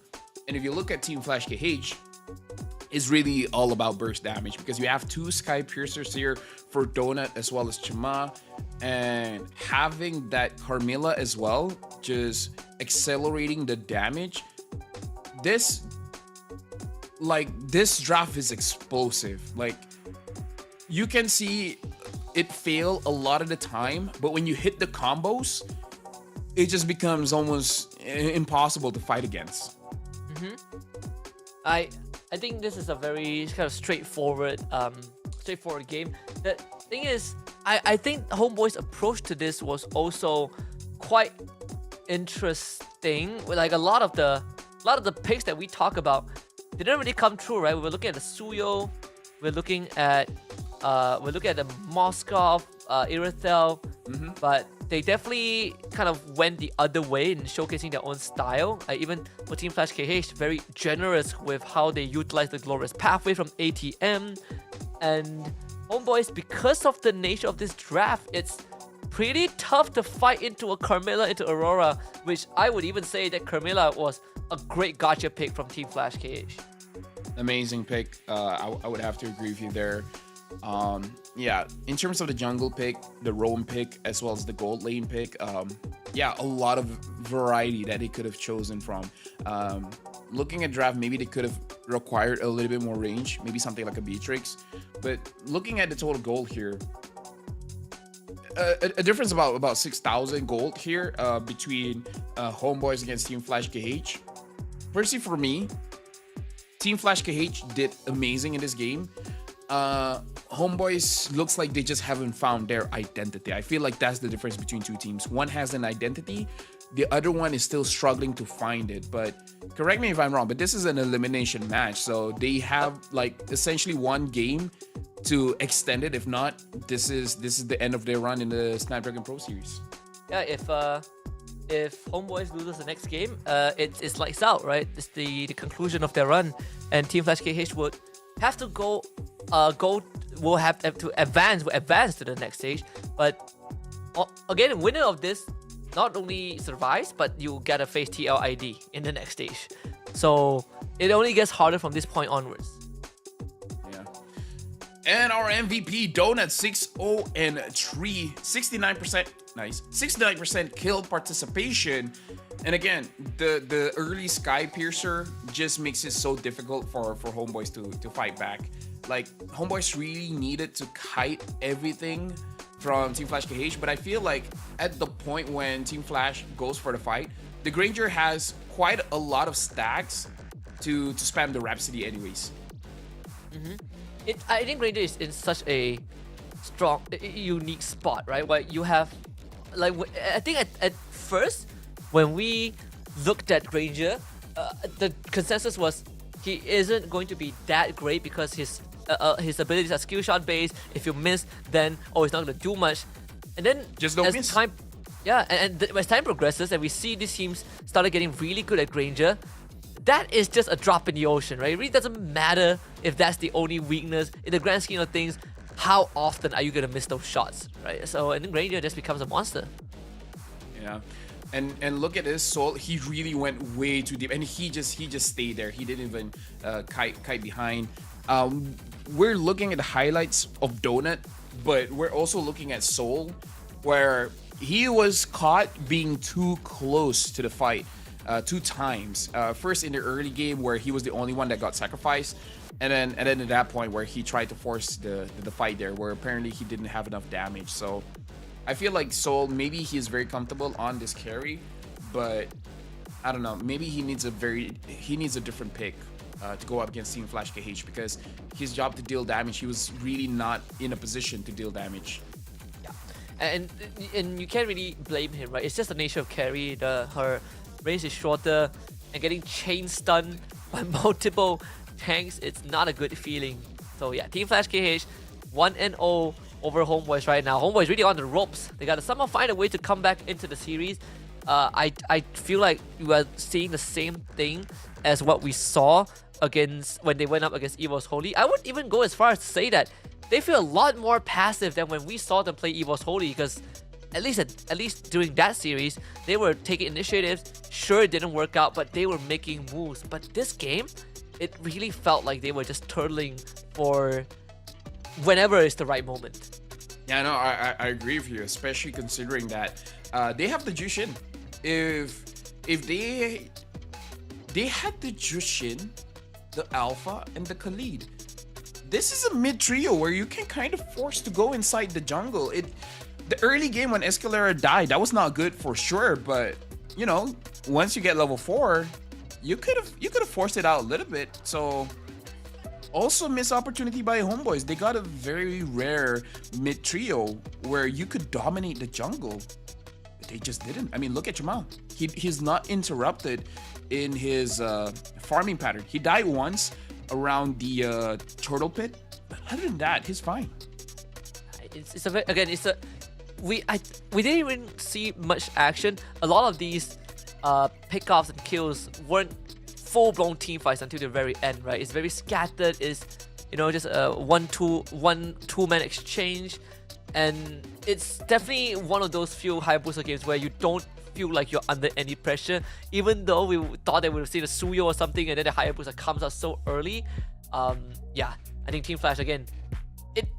Crazily enough, I still feel like we didn't get to see too much from Team Flash because Homeboys weren't really pushing their buttons, right? Both teams playing really slow. You play your own game, I play mine, and then we just team fight once to see who wins. Yeah, without like with full respect, it looks like a warm-up game, right? It looks like, okay, we're just starting, get a feel of the game and then really accelerate. Not just for Team Flash, but for Homeboys as well, because both teams really didn't look like they were themselves. But either way, Team Flash, they're definitely in a very good position. They just need one more win to knock Homeboys down and to move forward and, have a chance going up against TLID. And maybe after today's game, they found a way to beat TLID, right? That would be quite a statement, right? You can only imagine. If they take down TLID, it is going to be... it's going to be good for them, but I think people are going to start talking a lot more about is TLID really legit? You always go back to those conversations, which there's good. By the way, I want to quickly take this opportunity to call out Mirko and his chat. Y'all say that you don't want to co-stream this game. It's not worth co-streaming. Why you're watching the end game screen, Mirko? Did you change your mind? Huh? You feel like it's worth watching now? But yeah, I mean, still, we gotta find a way back into this, Homeboys.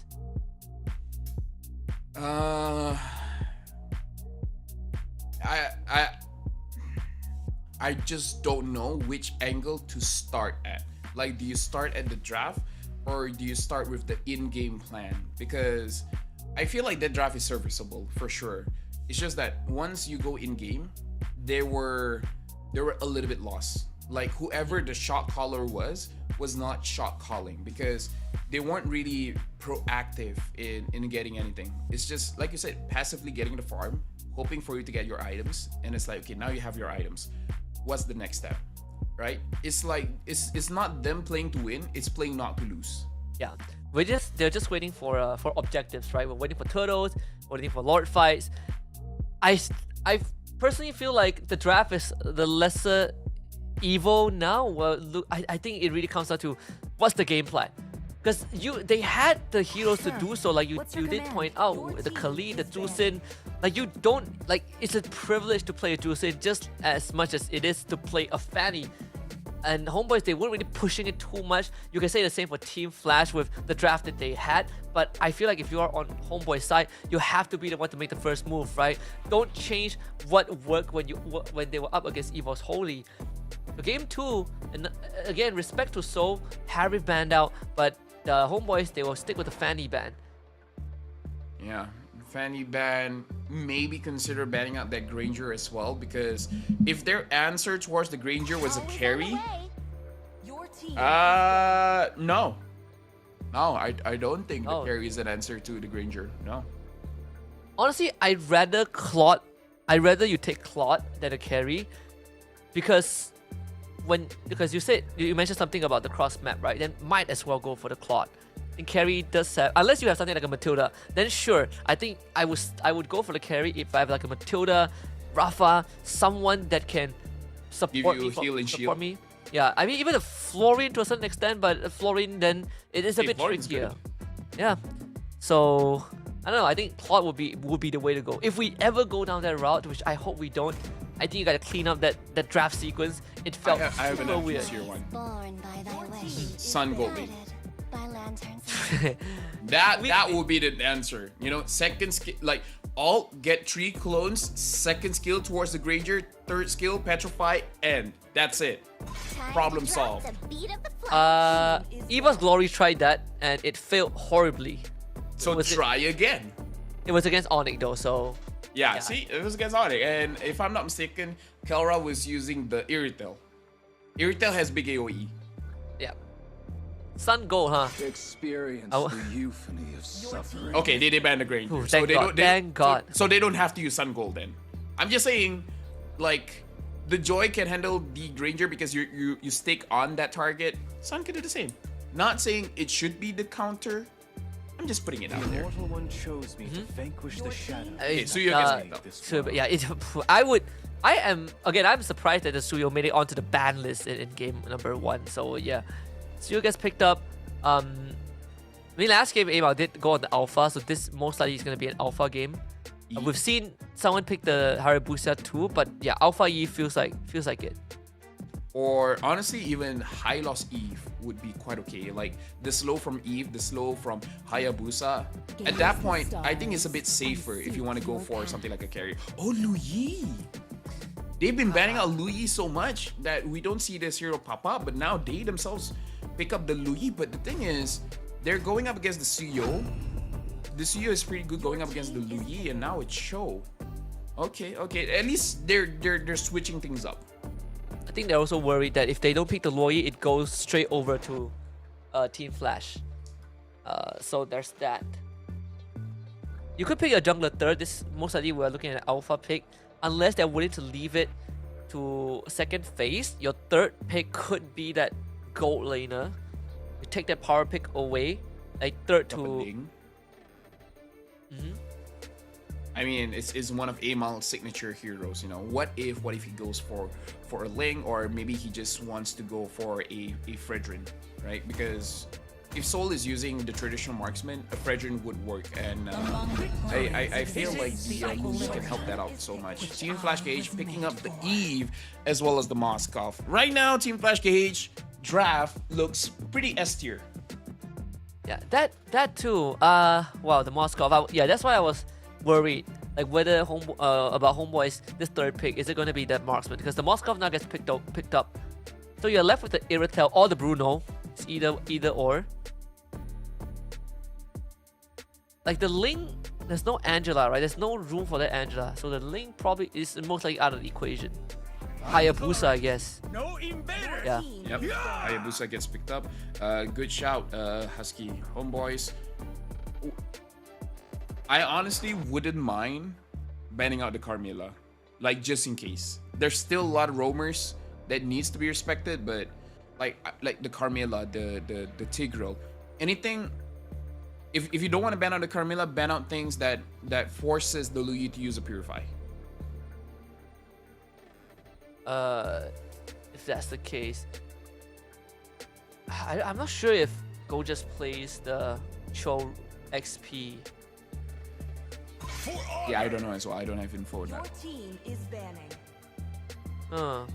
If he does, then at least you have room for like a separate, like a Tigreal. Wow, I say Tigreal, but Tigreal is already banned out.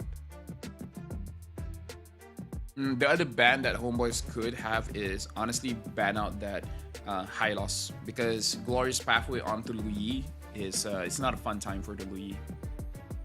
You know what? I think only one. you can ban Lucas if you are Team Flash. You ban the Phobius first, that's one of Gorgeous' pick, but you ban the Lucas, then you limit what Gorgeous can take on Homeboys, and you can get yourself a high loss, right?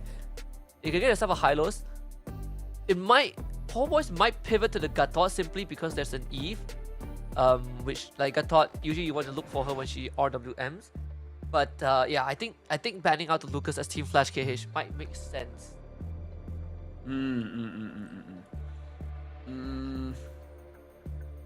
I'm still wondering what Homeboy's gold laner is gonna be. They still respect the Carmilla.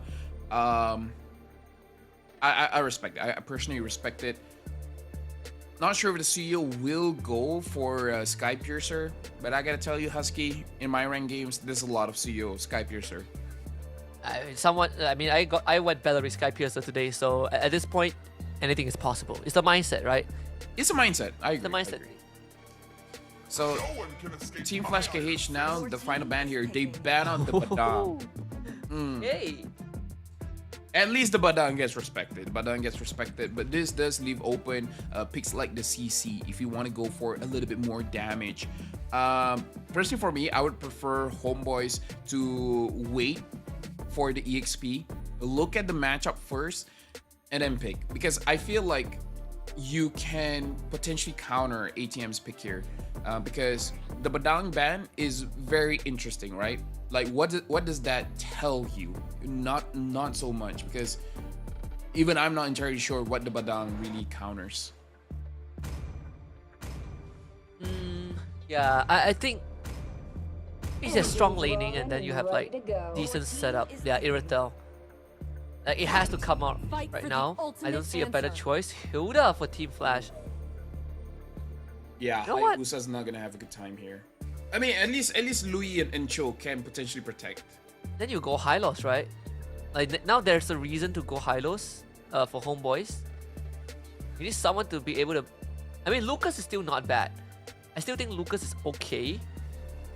Like I don't think Hilda can do too much against Lucas.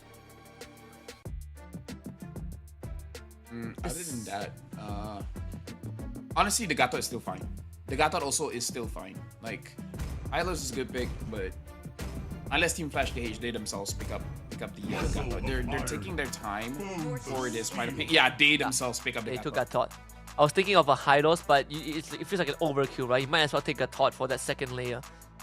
At least when we say like, okay, Gatot is the only initiator, at least you have Yves to sort of help you set up. At least it's better than the usual scenario we see.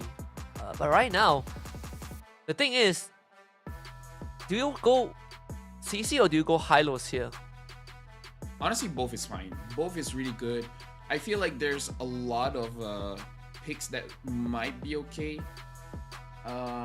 Even to the point where Terizla might be fine because they have damage. They just need some kind of front line. Phoveus is out. Am I forgetting a very tanky one besides the ones that we've been talking about? Okay, now so they just pick up the high loss here. They really need a front line. They have enough damage as it is. I mean, if it was me, I would go straight for Export, but you know, I'm just a solo queue guy, and Export, I pick Export in every situation. Not this one though. Yeah, it's because like if ATM is gonna give your jungler a problem, I think Hylo Zoe Cho would be a good way to minimize what this Hilda can do in terms of damages. Potentially punish the Hilda as well. You could actually kill her at level 1 if she overextends. So we'll see how this pans out.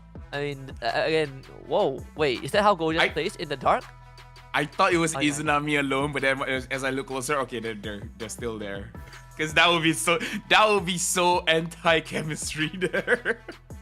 It's like game one, like game 1 is not the worst.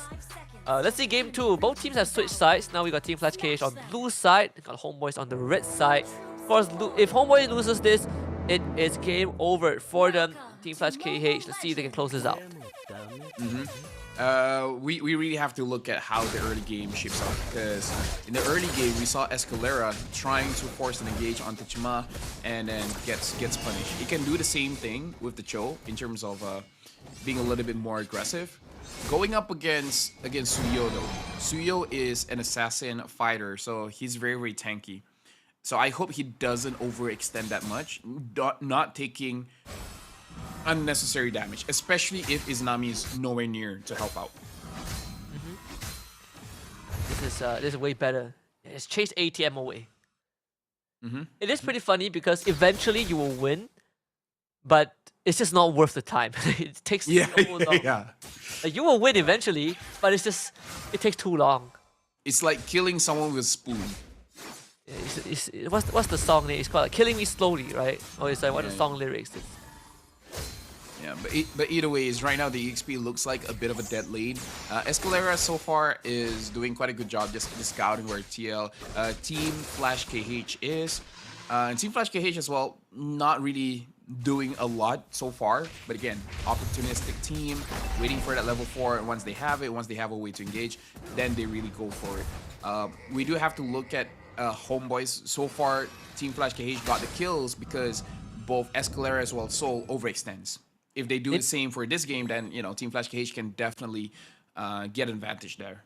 I agree. I was looking at where the Gatot is, right? Because I was thinking if Escalera, if anyone was tracking the Gatot, like you hard shove the top wave, but that wave is gonna neutralize anyways. I would much prefer Escalera to be elsewhere. Now he's gonna make it to the turtle pit. He's gonna be in the right spot. Tai will hit level 4. What? That glorious pathway was so early. It's not gonna do anything. So Team Flash gets a free turtle. Oh, Amal tried to gank onto Donut, but looks like very unsuccessful. He still has his Ogi Shadow kill. Not entirely sure why he didn't go for it. Gojes, maybe he just wanted to show that he had his ult. I'm not entirely sure there.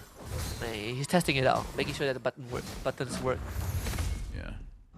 So far, very slow game. We talked about it in game number 1. Looks like it's happening again for game number 2. It does make sense for homeboys as well. Wait for Escalera to get level 4, and then immediately catch someone. It does come to the question though. I don't think it's easy to catch anyone from Team Flash KH, because this Gatot, once you go in, he can taunt you and then just cancel your kick. That's true. But I would say that when you are running Cho, you have the Luo Yi, you're expected to go fast. You're expected to make off-tempo plays. That's the whole purpose of the Luo Yi. And gonna try onto Tai. Not the easiest guy to take down. In fact, he is about to kill Amao if this keeps on going. Flicker into a Blade Surge. First blood for Team Flash KH. That was See, that was the worst target to go on to. Yeah, maybe we really shouldn't do commentary, Husky, because when we say something, the worst things happen. Like, oh, yeah, well, they're not being proactive. They should be proactive, and then they did. But it's like, okay, but not like that. Yeah, but not like that. I feel like that's more on them. You know, we listed out the worst decisions that could be made, and then they did it. You know, it's like the I told you so moment. Yeah. Team Flash KH 1.5k lead here, and I feel like they are gonna get this turtle because not a lot of avenues for homeboys to really move forward. ATM is gonna get out of there with no problem, and even Escalera has to use the flicker, and now Go just gets caught. Looks like he's able to get away. Ogi shadow kill gets ATM, and now he gets Chama double kill for Amal. It looks like that's all he's gonna get, the AOG from Tai, just to get away. Oh, they're going for it! Triple kill! That's now what we say about the off-tempo pick, right? Amal is the shadow to go away, can re-engage if he wants to. He's not gonna take it. That's much better. Big props to Izanami though. Like Team Flash KH were funneling through the rotation. They were constantly proccing the duality on themselves, really giving Amal the opportunity to come back for the cleanup. So a bit of an oversight, you know, Team Flash KH going through what literally was Homeboy's playground. But still, like despite all that, Team Flash KH still has a bit of a goal lead. Something that I have to note, majority of the gold difference is on the Gato Kacha as well as the Moskov. And this is big. This shows that Donut really is winning his lane. He's causing problems for Soul. And they want to go for Chama. Yeah, good diversion into a kick, delivered to Soul. That's what you want to see with the Luo Yi and Cho. Off-tempo play, speed things up, keep on guessing. Homeboys figuring it out, you know, better late than never.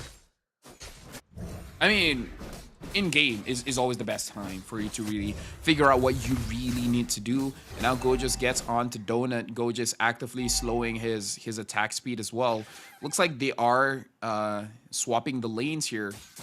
But looks like Gorgeous is already making his way down to the turtle pit. So maybe this time Homeboys will want to actually contest this. But again, as a Hayabusa, I feel like it's going to be a rough time for him to win the retro battle. So maybe just go for the kill. And goes pathway, Cray caught on the end. He's going to try and use the RWM, but unfortunately goes down. SOD disconnect. Gorgeous getting chopped down by ATM. AOG shows up. Escalera pull back, flickers away. Big raw from Soul. Wants to look for Tai. Good re-engage from Amal. Unstoppable. Donut tries to fight it out. Homeboys wins 2 at the cost of 1. Yeah, that was a good call, but at the same time, Team Flash KH was able to get a turret up top. So overall, it's kind of neutral here because Team Flash KH was able to get a lot of advantage out of that previous fight. In fact, now they're going to get the turtle. Oh, no, they don't! Amal gets it! What? Good stuff. Amal, we've always said that he is one of a kind. Izanami about to transfer them to the bottom side. Does Donut notice? He doesn't know. He doesn't know. He doesn't He's dead. know. Good night. Yeah, and now they can just start pushing. ATM is there, but not much that he can do. At least this time, Homeboys looks like they have a game plan. And that game plan is just, let's just attack and see what happens. Yeah, let's just play faster than them. We gave them too much respect in the previous game. This time, we are going to keep catching them off guard. And Team Flash KH clearly still hasn't adapted to it just yet. Caught sleeping on the wheel a lot of times. Autopiloting in the lanes. and feeling really feeling quite uncomfortable dealing with all these, all these sudden plays from Homeboys. Yeah, but we do have to say that Tai on this Gatokacha actually has been connecting quite a few AOGs. You just need a very good catch onto Soul or Izanami. And then that's potentially game breaking. Oh, he got caught. Oh man. That is a big problem. Big problem for him, but they lost Soul. It's a good exchange though. It's a good exchange if you are Team Flash. You would take it any day. Yeah, I mean, an eye for an eye, right? As Benedetta says it. They're trying to push on mid, but Team Flash are very fast to get on there as well. I would say so far it looks good because Izanami hasn't been pressured all that much. Chima, Tai, ATM, even if they try to jump onto Izanami, so far Izanami has been avoiding all of the damage. In fact, he has 7 of the 8 kill participations here. 007 scoreline for Izanami. Yeah, even rocking that flicker because doesn't really have a need for a purify. So Homeboys, minor lead. It's just 1,000, of course, not a kick, but unfortunately this one doesn't go through. Was taunted at the end. Fortunately, because that was a Gatokacha. Hey, you know what they say? If you fail, you try again. Yeah. They also say learn your lesson, Is to never give up and try again. I don't know. We were taught very different lessons. They just sent Aima to the bot side. What a trick, though. So interesting to see. You put the quad shadows, you TP bot side with Divergent, and you just come back with the shadows. ATM caught out, sucked back by the duality. Escalera from behind. Chama sees that happening. Not a good area to kind of funnel through. And Go just lost more than half his health bar already. Yeah, he is healing through it though, but not as fast as Hilda can. Escalera, maybe not the right target you want to go for. Amal finds Cray. Another RWM used. SOD actually connects onto Amal. So Donut can join if he wants, refrains from doing so. Izanami prepping up the diversion. Doesn't really find the opportunity to use it. No deaths yet, but they did get the Glorious Pathway and Revitalize out of Gojez. Of course, Amal is a level ahead of Chama. If it comes down to retro battle, Amal is going to have that minor advantage. Escalera here again. For 2 attempts in a row, he has been stopped by the Gatot taunt. So, see if he finds the actual target that he wants. Yeah.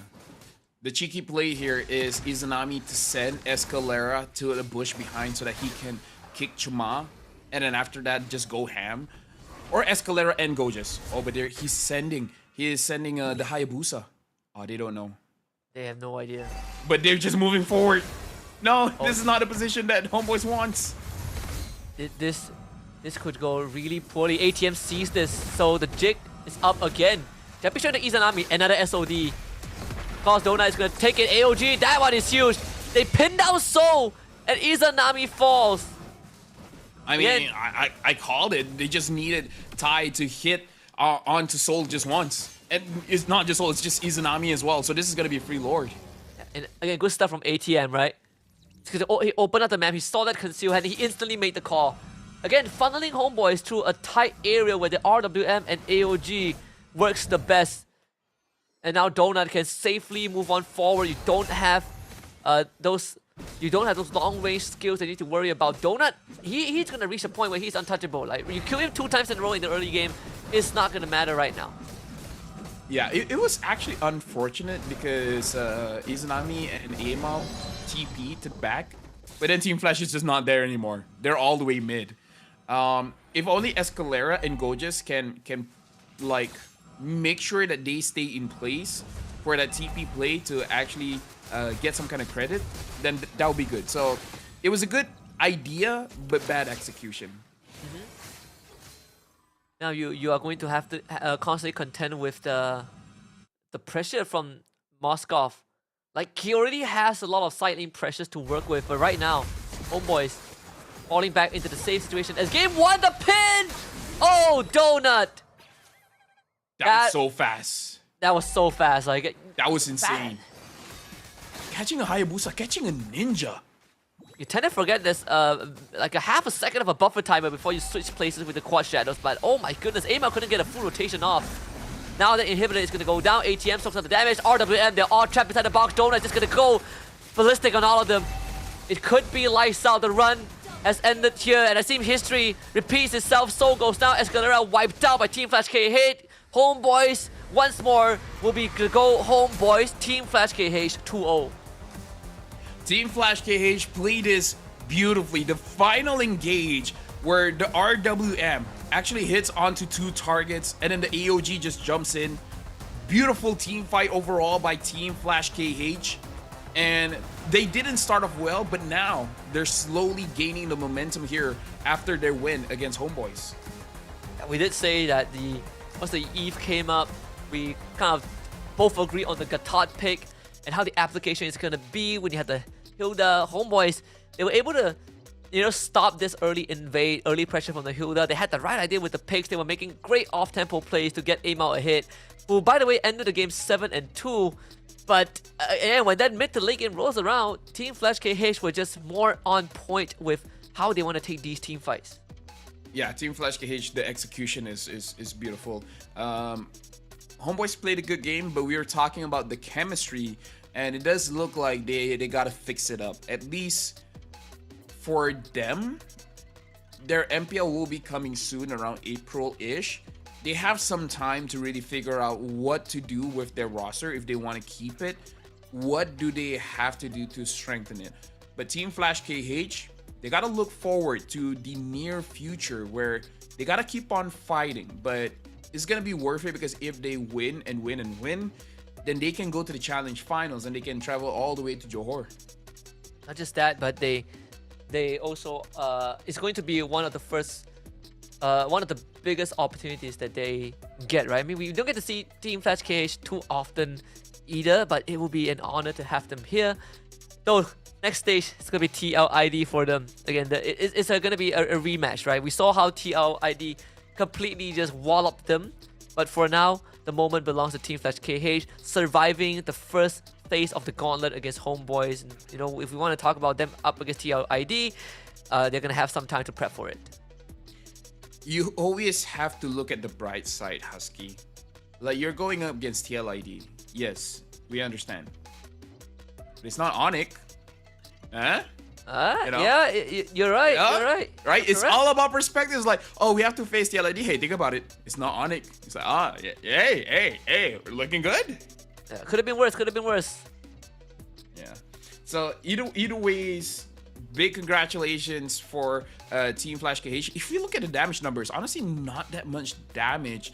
A lot of damage coming in from, honestly, Izanami. Izanami did 56,000 damage, really outscaling everyone else in the game. Even Amal only did 28,000. Soul did 31,000. Donut did 39. So overall, respectable damage by most of the carries. But yeah, 10 to 11 kills, 21 kills in total. Not much damage traded between both teams. And even, the game ended with Homeboys having more kills than Team Flash KH.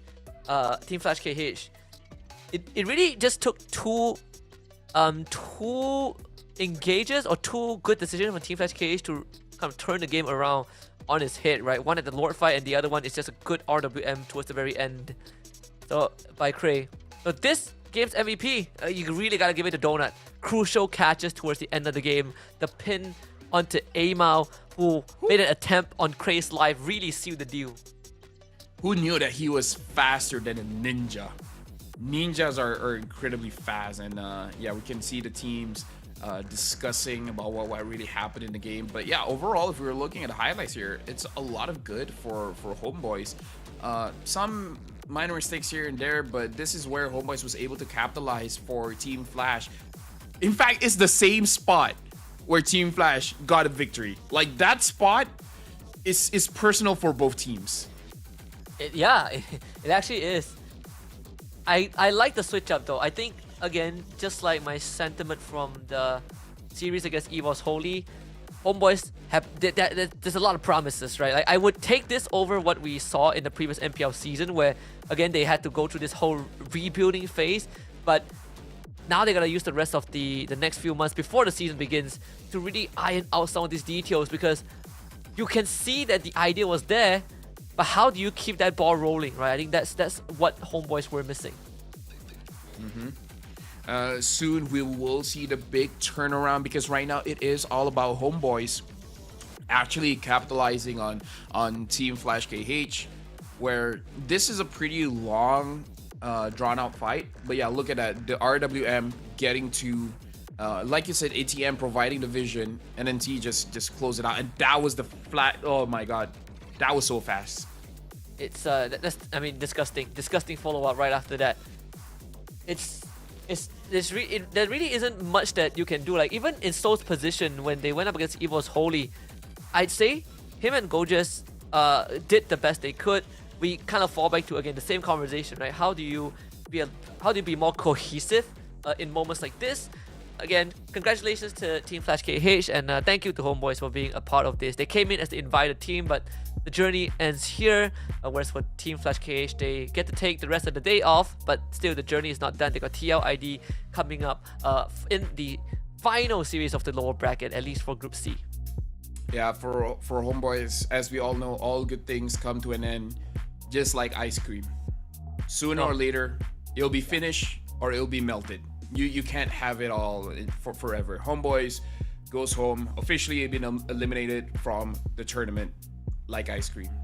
Like ice cream. So far we have knocked out 3 teams, one from each group from the challenge group stage. You know, we did lose Lazy Esports and RG Singapore 2 days ago, and now Homeboys will join that rank. That's our third series of the day. We still got one more coming up. If you already feel very, heartbroken by the Malaysian team heartbreak, I know. We still have one more coming up, and I'm not saying it's a heartbreak, but it's going to be another important match, right? We got AI Esports against Todak for our last series of the day for Group D. Another elimination, best of 3. Yep, another elimination, but again, that's the way of life, where if you want to be the best, you got to crush other people's dreams. Yeah, you know what they say, dreams reality is built on the dreams of those who don't make it. Dreams is also a roamer. He is a roamer. He's a roamer too. What? There's a guy called He? No, I'm just saying, like, as in dreams. He is a roamer too, like the sequel. He is a roamer too. Yes. Whatever. AI versus Todak. AI versus Todak coming up after this.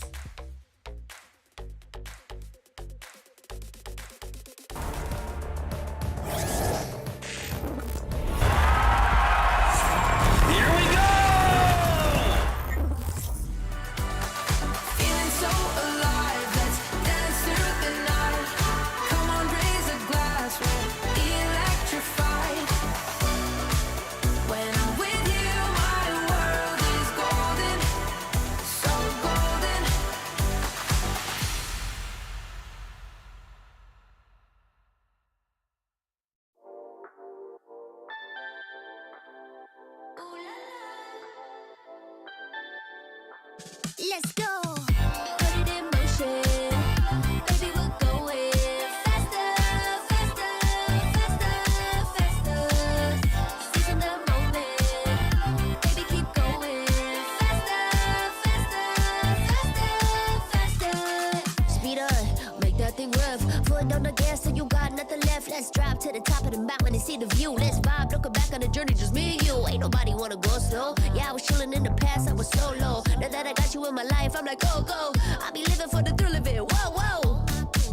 I hear you like to gamble. Let's take the road, let's travel. No, I'm a lot to handle, but I wanna go fast with you. Think we can go the distance, although I know we're different. Together we both fit it, so I wanna go fast with you.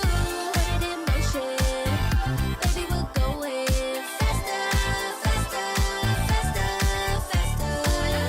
Seizing the moment.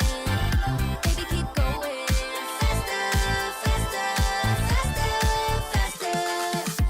It's like they never even seen us, and nothing will ever get in between us. I'ma ride by your side every season, and if anyone try to stop us, we just just speed up. Yeah, always keep it at 100. Top down, pretty face, so sun-kissed. Know it's scary, but I swear I really love this. Big shades on, summertime in London. I hear you like to gamble. Let's take the road, let's travel. Know I'm a lot to handle, but I wanna go fast with you. Think we could go the distance, although I know we're different. Together we both fit in, so I wanna go fast with you. Put it in motion, baby, we're going faster, faster, faster, faster. Seize the moment, baby, keep going faster, faster, faster, faster. Put it in motion, baby, we're going faster, faster, faster, faster. Seize the moment, baby, keep going faster, faster, faster,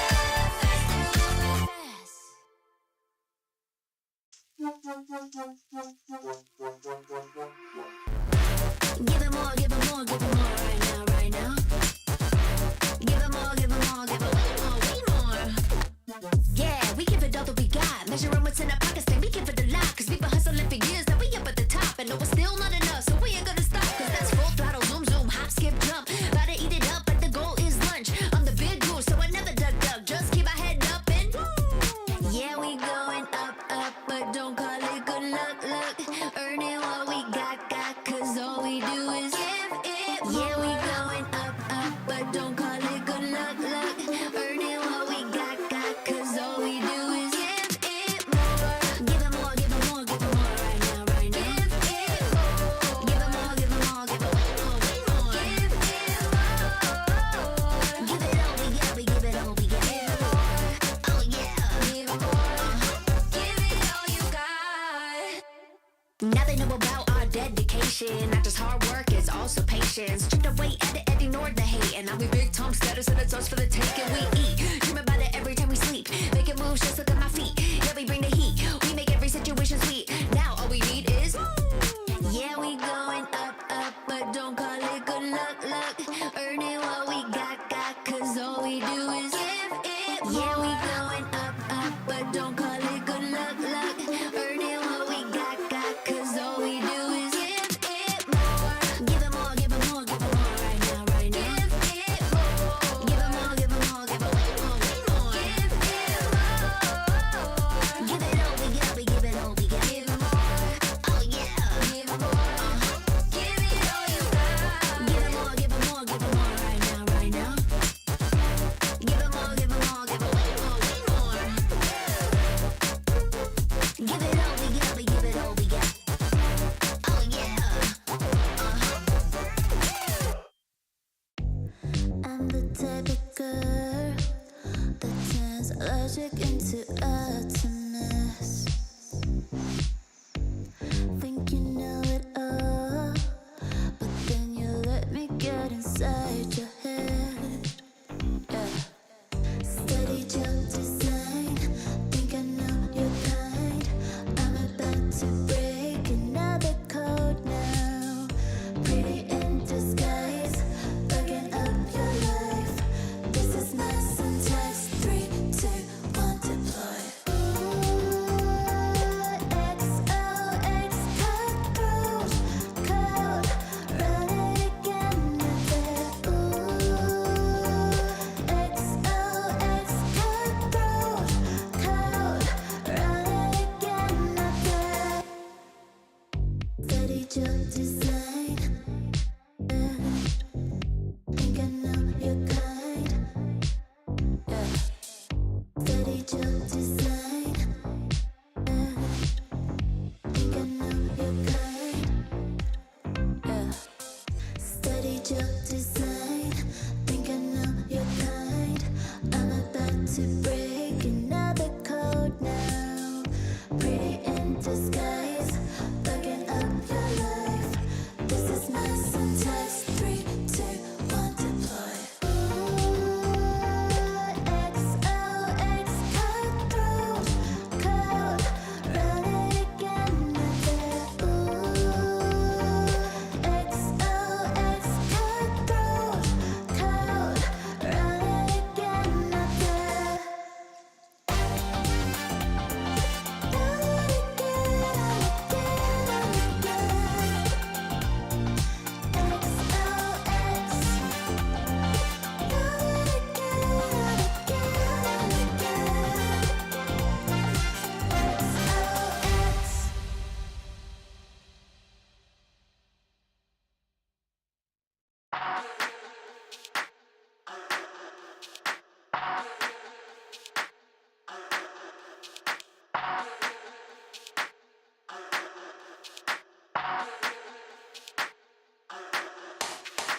let's get wave, let's get lit, let's get high, let's come have it.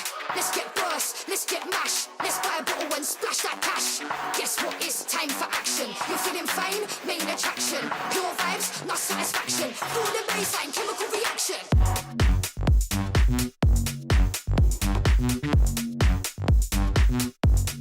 Chemical reaction.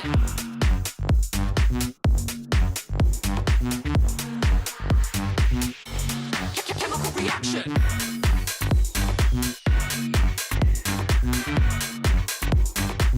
Guess what? It's time for action.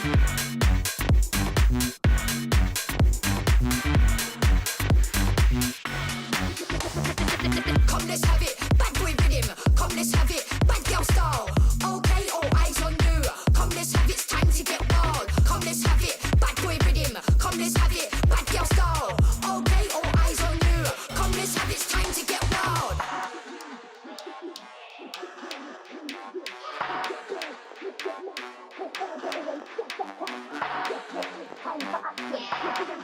Main attraction. Pure vibes, not satisfaction. Feel the bass. Chemical reaction. Welcome back, ladies and gentlemen, for the last best of 3 of today, the final elimination series in the Snapdragon Pro Series Challenge Group Stage Season 6. This is going to be the last series of Group D for today. AI Esports against Toadout. Winner survives another day. Loser packs up. It's Sasuke and LaFell on the mic for one last series. Yeah, and now we're looking at the team head-to-head here, and just like for the previous series, we see a very big difference. 10.6 average kills for AI Esports compared to Toadout 5.5.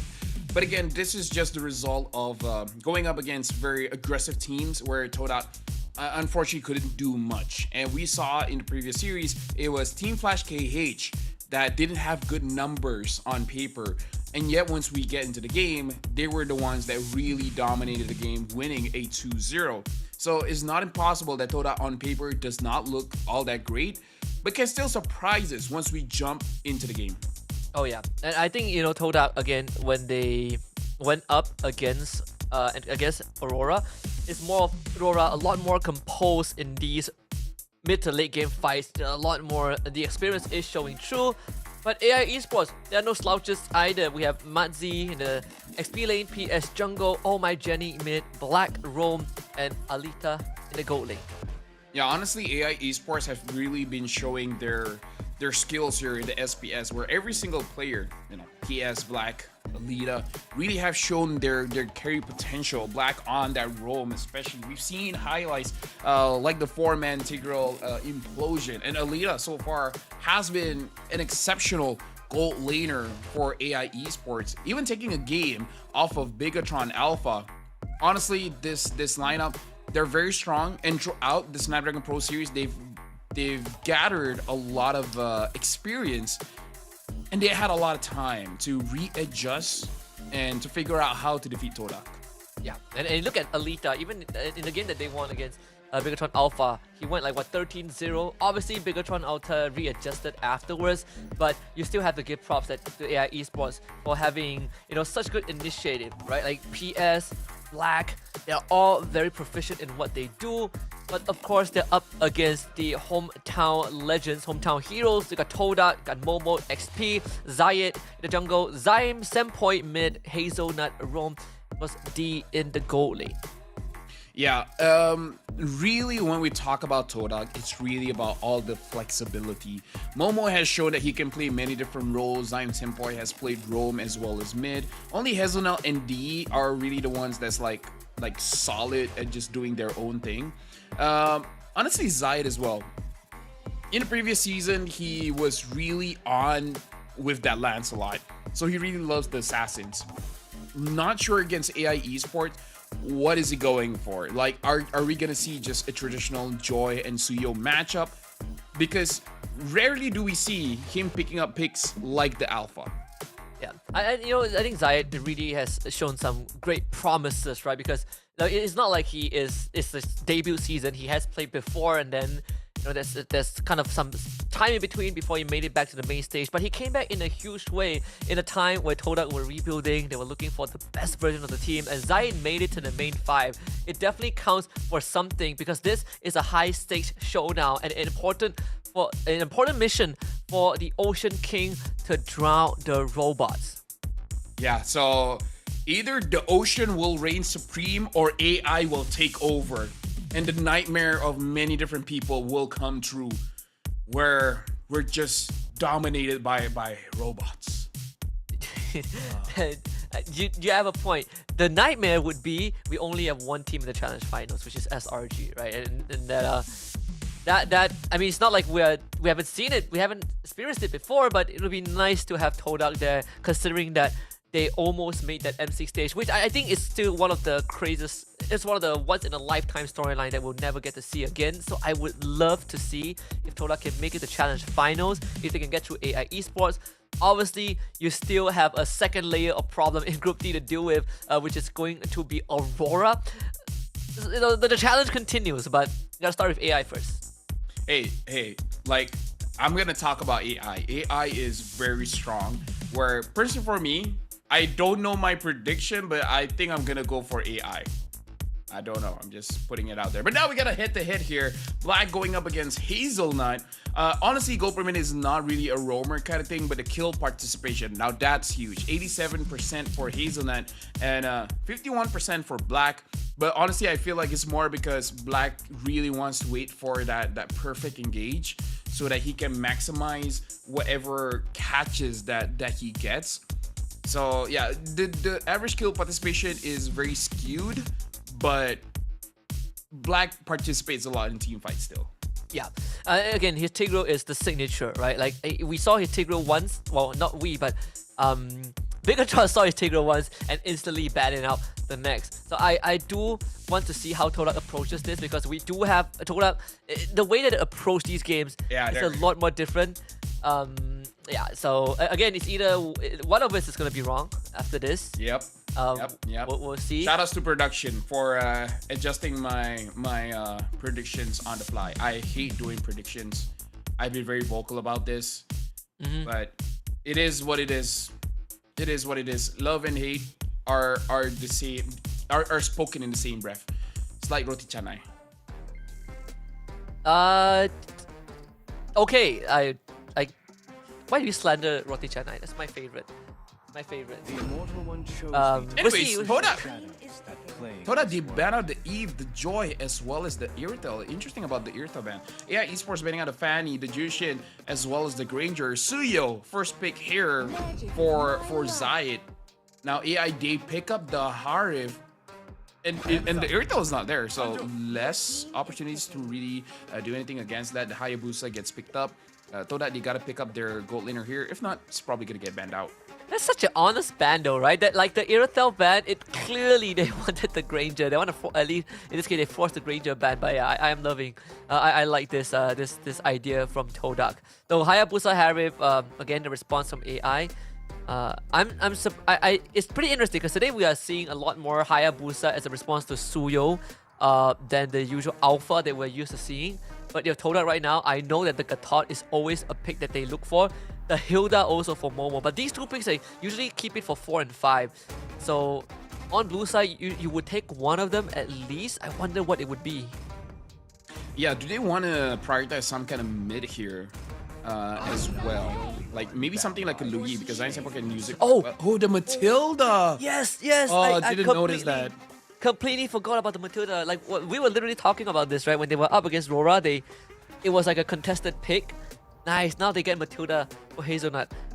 I do like this approach a lot more. It solves the problem of Fovis being stuck in a fight too. Yeah, honestly, for first year, for everything. The Hayabusa now has a time limit here, because if he waits too long and the Matilda has scaled up, it's gonna be very difficult for them to take them down. So now they answer with the Sicilian. So even if it does approach that late game, they have answers for it. So it looks like they were more than prepared for this scenario. So props to both teams. I feel like this is a very good opener for both of them. Sicilian too. Like there's a plethora of magic damage. I even banned the Lunox just in case. I mean, there's some good physical mixed into that with the Hayabusa. And now AI Esports needs to start looking for initiatives, looking for front lines, right? Like, you still have the Tigro up on the table for AI if Todak doesn't ban it, which I hope they do. I think the Tigro needs to go if you are Todak. Yeah, the Cho. Honestly, there's a lot because again, God thought high loss. You can list off so many roamers here. So, but they ban out the Lucas instead. So, which is pretty weird because the Phoveus is good against the Lucas. No.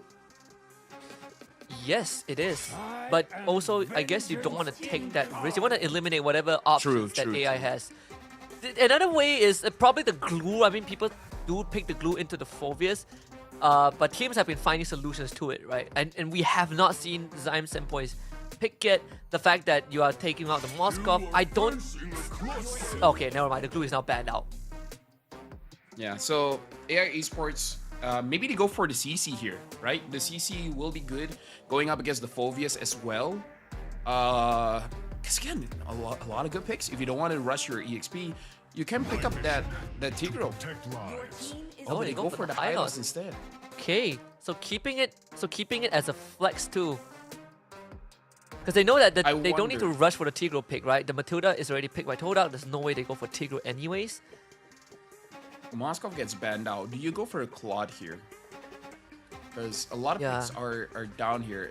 Am I missing something? Moskov is out. Iritel is out. Bruno.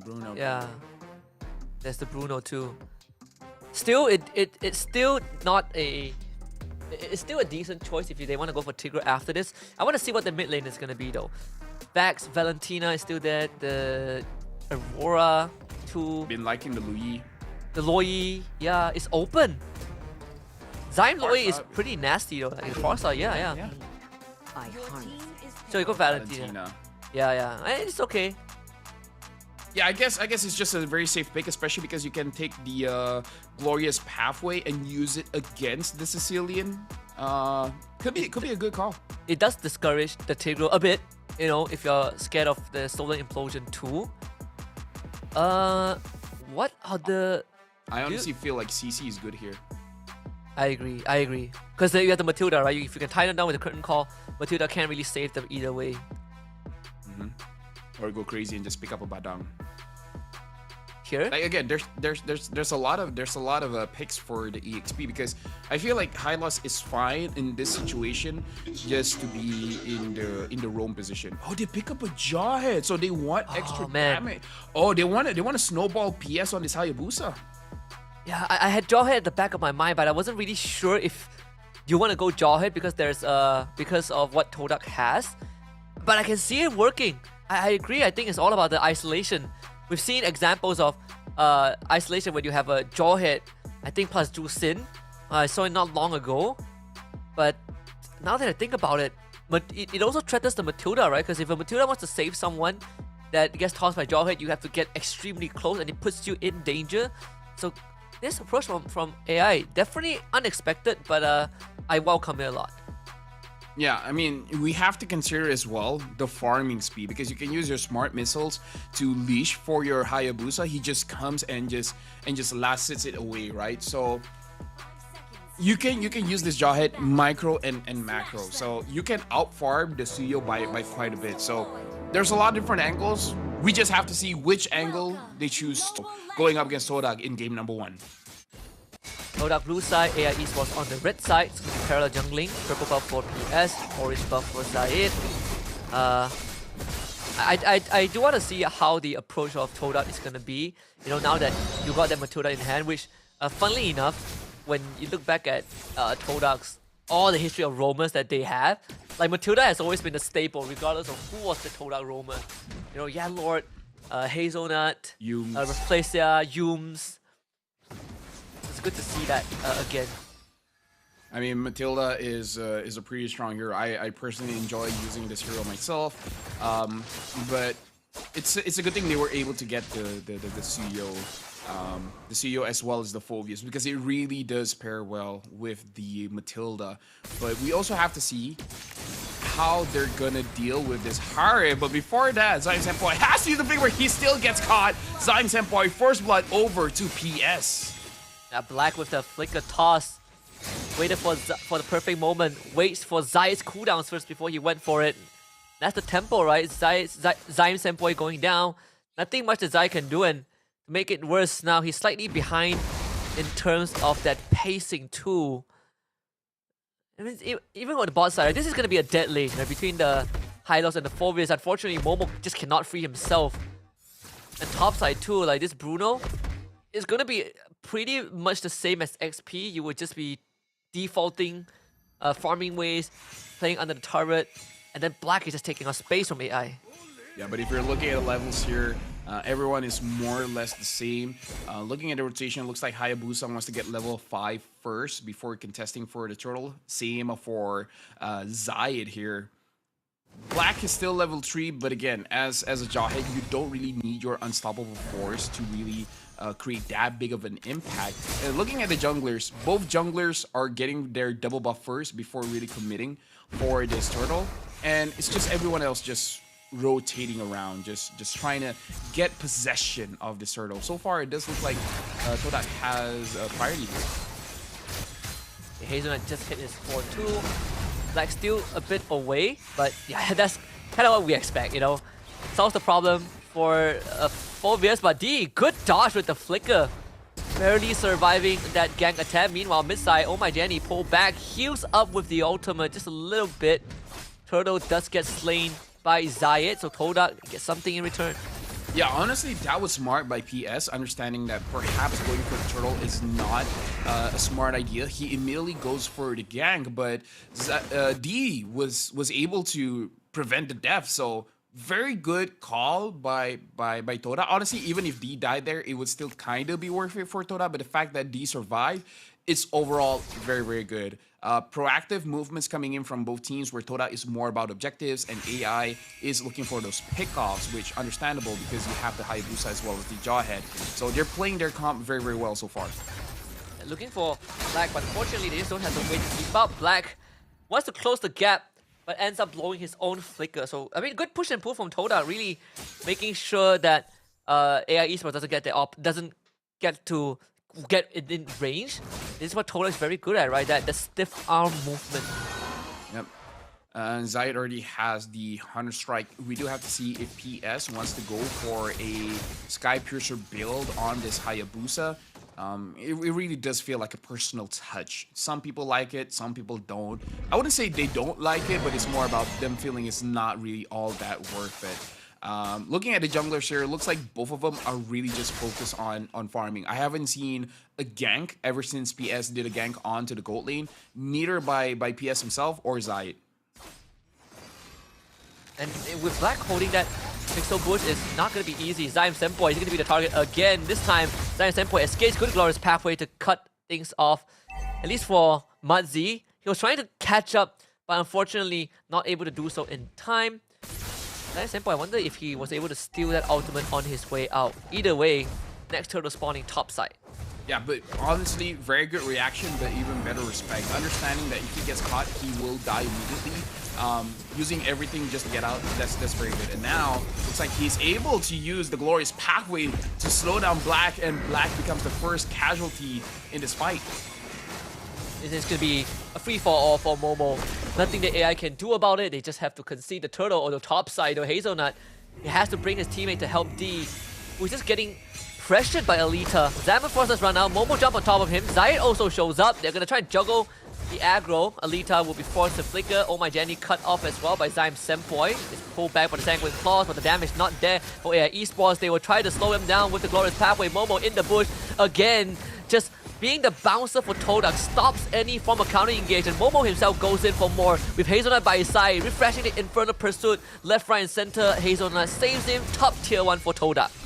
Yeah, honestly, it's a 1-to-1 score, but actually a lot of action is moving forward. Toda is as you express what Trax usually says, the stiff arm movement where you're just stopping the engage all the time. And PS is not wasting any time, understanding the movements coming in from Toda, going immediately for the side lanes, trying to get a free turret. Both teams, honestly, there is an advantage for Toda, but they're playing this quite well because AI Esports, as long as they're not losing more than 2,000 gold, they will scale up very well. Yeah, they got the bottom one, the bottom turret too.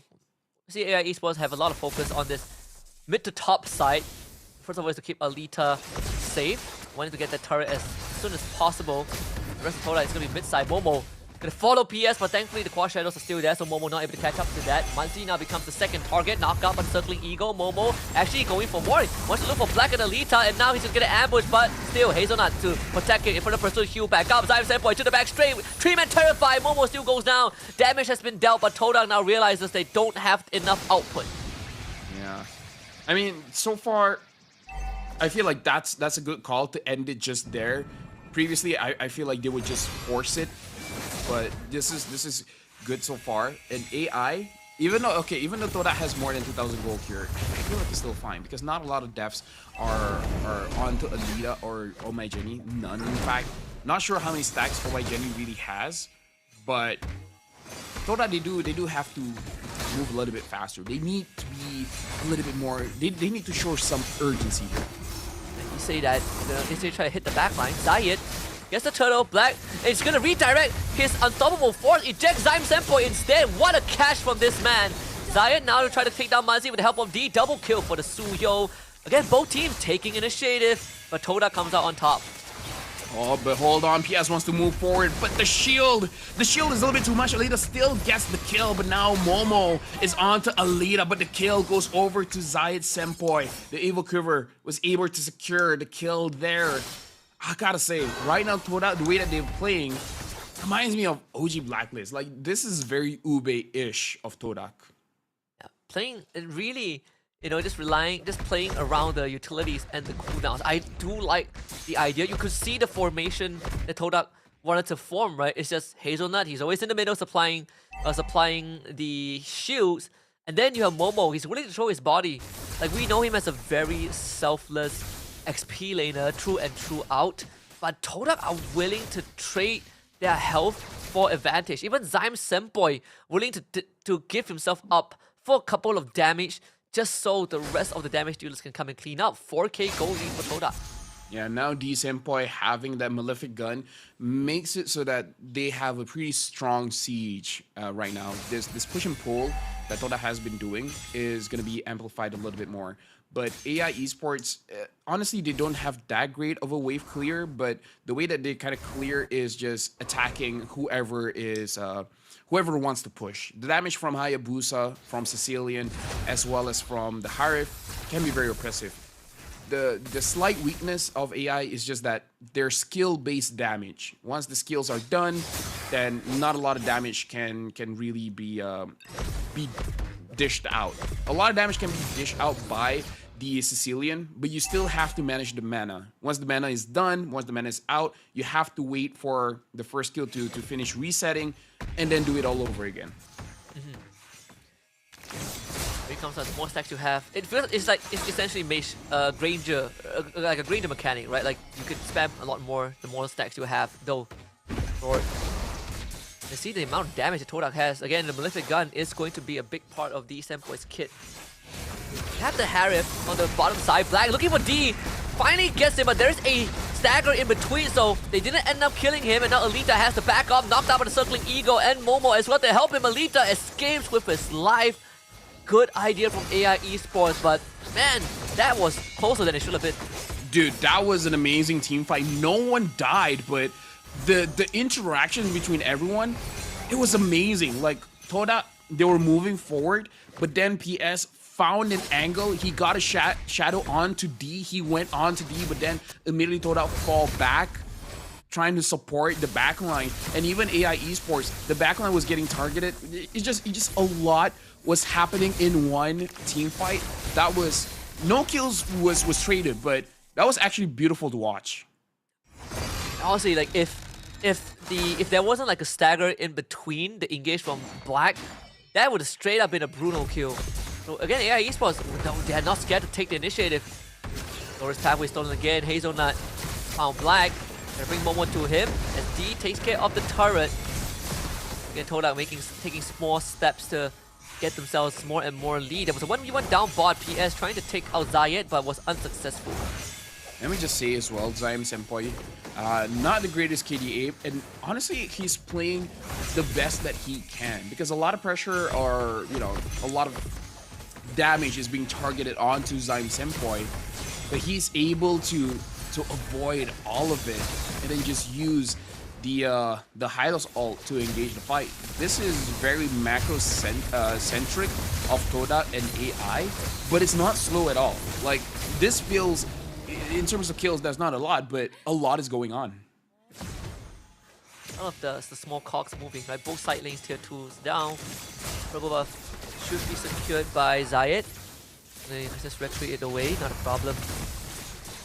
And this is going to be one of the few challenges that Black is going to face as a Jawhead. Right? As the game progresses, you die faster, but you still need to achieve the whole objective of, can I get that gotcha pick, right? That catch with my flicker. It's only going to get more and more complicated from this point onwards. Big power spike here where Alita has the Holy Crystal, but Zayed as well is able to get the Blade of Despair. 10,000 gold for Zayed, 7,000, well, almost 8,000 gold for the Hayabusa. The Hayabusa only has 2 items, Zayed has 4. And now it looks like Madzi got caught out. So much damage on the Madzi, you can't even move. They toss Momo back, but Momo saved again by the guiding wind. Black is dead, Alita looking to run away. All the shield from Hazelnut soaking up the damage. Zayn Senpai almost finds the kill onto Alita. Toda find 2 more kills. They have very good discipline when it comes to the guiding winds because it feels like they communicate early who wants to take the guiding wind. So whoever wants to take it, go forward, dish out the crowd control or the damage, and then no one touches the button except for the person that already called the guiding winds. Because I see both Zayed as well as Momo juggling between those two of who is going to take the guiding winds. And this does show that Toda has been practicing this team composition with the Matilda quite a lot, because that level of communication, we've seen a lot of pro teams from Philippines do it, but Toda over the years changing their lineup and everything like that, they're able to perform this very, very well. Second lore fight, a lot more crucial. Manzi again, Glorious pathway. They're gonna run down the red carpet. Black is controlling his life away. Doesn't really get to do much of a task. Now Toda turns their attention over to AI Esports, but they're taking so much damage for the bad impact. Ogi shadow kill, not getting any secure. Zayed again takes the objective away. One more re-engages onto Muzzy. Zaim Senpai on the side. Muzzy runs away, stunned up by the Blade Surge. Alita and Oh My Jenny try to provide support, but the Hunter x Hunter's characters cannot save their teammate. It is just not enough. Toda with 2 more kills in the lore. Oh yeah, I just noticed, yeah, both Killua as well as Hisoka is on the same team, but now AI Esports, they're going to be tested on their wave clear here. How do they manage the wave going up against, like, honestly, they're already having difficulties killing Toda. Toda can just force forward, deal damage, and ultimately not get punished by it. And now they have a Lord. This is going to be very difficult for AI Esports to really defend against. Either you know, like if they defend it, I feel like someone will die. Yeah, but I guess this lord is still manageable, right? You lose 1 inhibitor, but in the event we get to the next lord, which feels like we are going to get to that point eventually, you might have to start throwing bodies to defend the structures. You don't really have the best anti-siege. You have Harif and Cecilion, Big Burst. As time passes, these minions are going to get a lot more durable, and Toda, like you said, Rafael, is going to keep on going. Nothing much that AI can do about this, but to just try and stem the bleeding. Yeah, but AI is playing this so well. There are a few times where we see Black really overextending, trying to make some kind of play. Like, I can understand the argument that, okay, he's doing too much, he needs to relax, but at the same time, like you said, Husky, he has a job to do, and if he doesn't do that job, then it's not going to be feeling good to play as a roam. It's just a tough spot for a Jawhead to be in.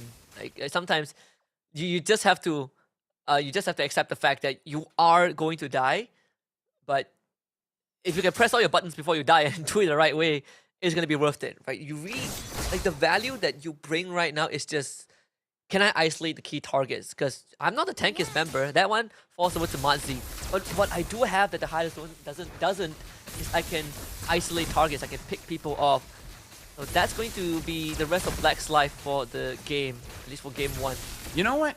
He should probably go for a different angle. Instead of him engaging, make it into a situation where say Zayed wants to go for Alita or Oh My Jenny, and then you catch him. Like, I feel like if he's too honest, he shows his face, because you know when a jawhead wants to flicker on you, you just have that tell, right? Yeah. Instead of doing that, hide in the bush.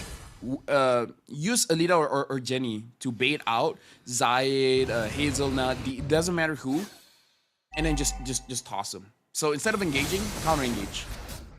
I'm gonna get engaged on first. Oh My Jenny. That's step number 1. That's step number 1, yes. It would make a lot more sense if I guess they have Purify, but if you get stunned by Zayed, you are almost certainly dead. Right? Flicker is out for another 100 seconds. Yeah, that's not the guy you want to toss. Yeah, at this point. If they have enough damage to actually kill Momo, tossing Momo might not be a bad idea, but I don't think they have enough damage just yet. Yeah, all of the damage honestly is burst, right? They don't really have the quote-unquote consistent damage, although this Divine Glaive might change it. Here we go again. Honest one. Flicker over the wall. Black, who do you find? Find D. D able to flicker away. PS to the back line. This is a fight the AI looks like they have a good chance. Engage in a very, very coordinated manner, taking out Momo in the process. And Toda cannot chase. Yeah, we were talking about how they don't have enough damage, but as you pointed out, that Divine Glaive made it possible. But we also have to talk about how PS was able to lock on to D. D was able to dash away, and it got onto Zayed.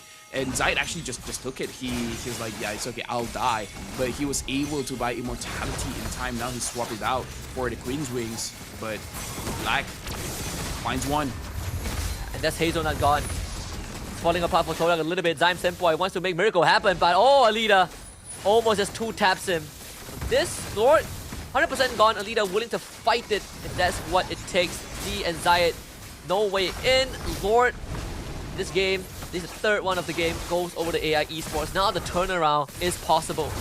Yeah, AI is playing this so beautifully. Like, this is legit a very good match. I know I keep saying it, but I think because the games that we had today, this one is really impressing me so far. And this is why it was much more difficult to predict for this one, because we can see angles for Toda being the favorite as well as AI being the favorite. And right now AI, they're really living up to their name because it's very systematic of how they're approaching this.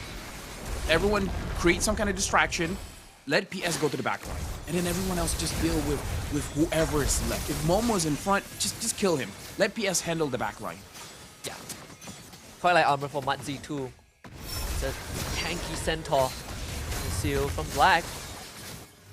Not gonna find any target, but again, it's all about the pressure that you provide, right? Flicker to be back up in under 5 seconds. Oracle for Alita. We've seen that story before. It'll be harder and harder to take him down. Yep, it's crazy to see that PS is only 2-1, 2-0-1. You feel like he's been having quite a big impact in the game, but in terms of the KDA, it looks like he's not involved in too much. Toda still has the goal advantage, but at this point, it really doesn't matter. 19 minutes in, and they find Black, but this is where I feel like Toda is still in a very strong position. It's just that AI, they're playing around this team fight very, very well. Very, very well. Like, yeah, I'm very impressed with the showcase both teams have put up so far. Very, again, you say it very systematic. I mean, double Divine Glaive, Wishing Lantern, Glowing Wand, Holy Crystal, whatever magic items you can think of. I believe Oh My Jenny is going for the Winter Crown last. We saw the Expert Glove in the inventory. Obviously, the Harif is... Both the gold lanes are decked out. Even the Athena shoe now is one of the choices for D, which it's you don't really have a choice when the game goes this late. Yeah, like not just the Harif, but the Sicilian as well. and this is not good for Toda just for the fact that they have scaled up, right? This is where the Sicilian really shines unless Hazelnut and Zyme Senpai is able to take Oh My Jenny out. But with Manzi being there, Black being there, it will be a little bit more difficult. And Oh My Jenny is playing very, very carefully. Keeps opening up the map with the bad impact. They're trying to go for Matzi, but this is truly an unkillable horse right now. Here comes Black. Very honest engage as the Flicker almost get the toss up. Momo re-engages onto Black, but Alita is keeping them away. Him and Oh My Jenny doing just ridiculous amount of damage. And I mean, this is where you kind of see, like, the game, when the game goes ultra late and Majors start getting the items, especially, you know, like Harry, Sicilian especially the skills, no amount of magic defense items can save you from that. Yep.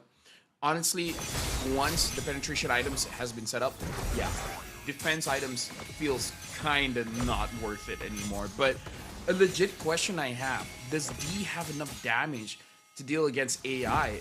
And he might, but he can zone up a Black. Oh my god, that's a lot of damage. Mortality, the first step, he's gonna come back. Zaman forces use Momo to the back. Alita peeling away. Black saved by his own teammate. Ogi shadow kill from PS, able to disengage with Quad Shadows. D goes on forward, cannot find anything. But any sort of resources expended is good. So no immortality for Black, no flicker for him as well. But Momo, oh my goodness, almost got 2-tapped. Just like that. AI Esports wants to contest the Lord. PS, as the Shadow is going to run out. Oh My Jenny pushed back. Manzi in the red. Alita dashing past everyone.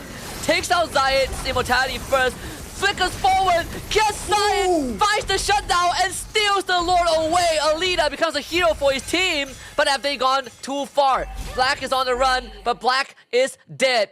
Lord spawns, but is on the bottom end. And Oh My Jenny gotta hold on for 40-50 seconds.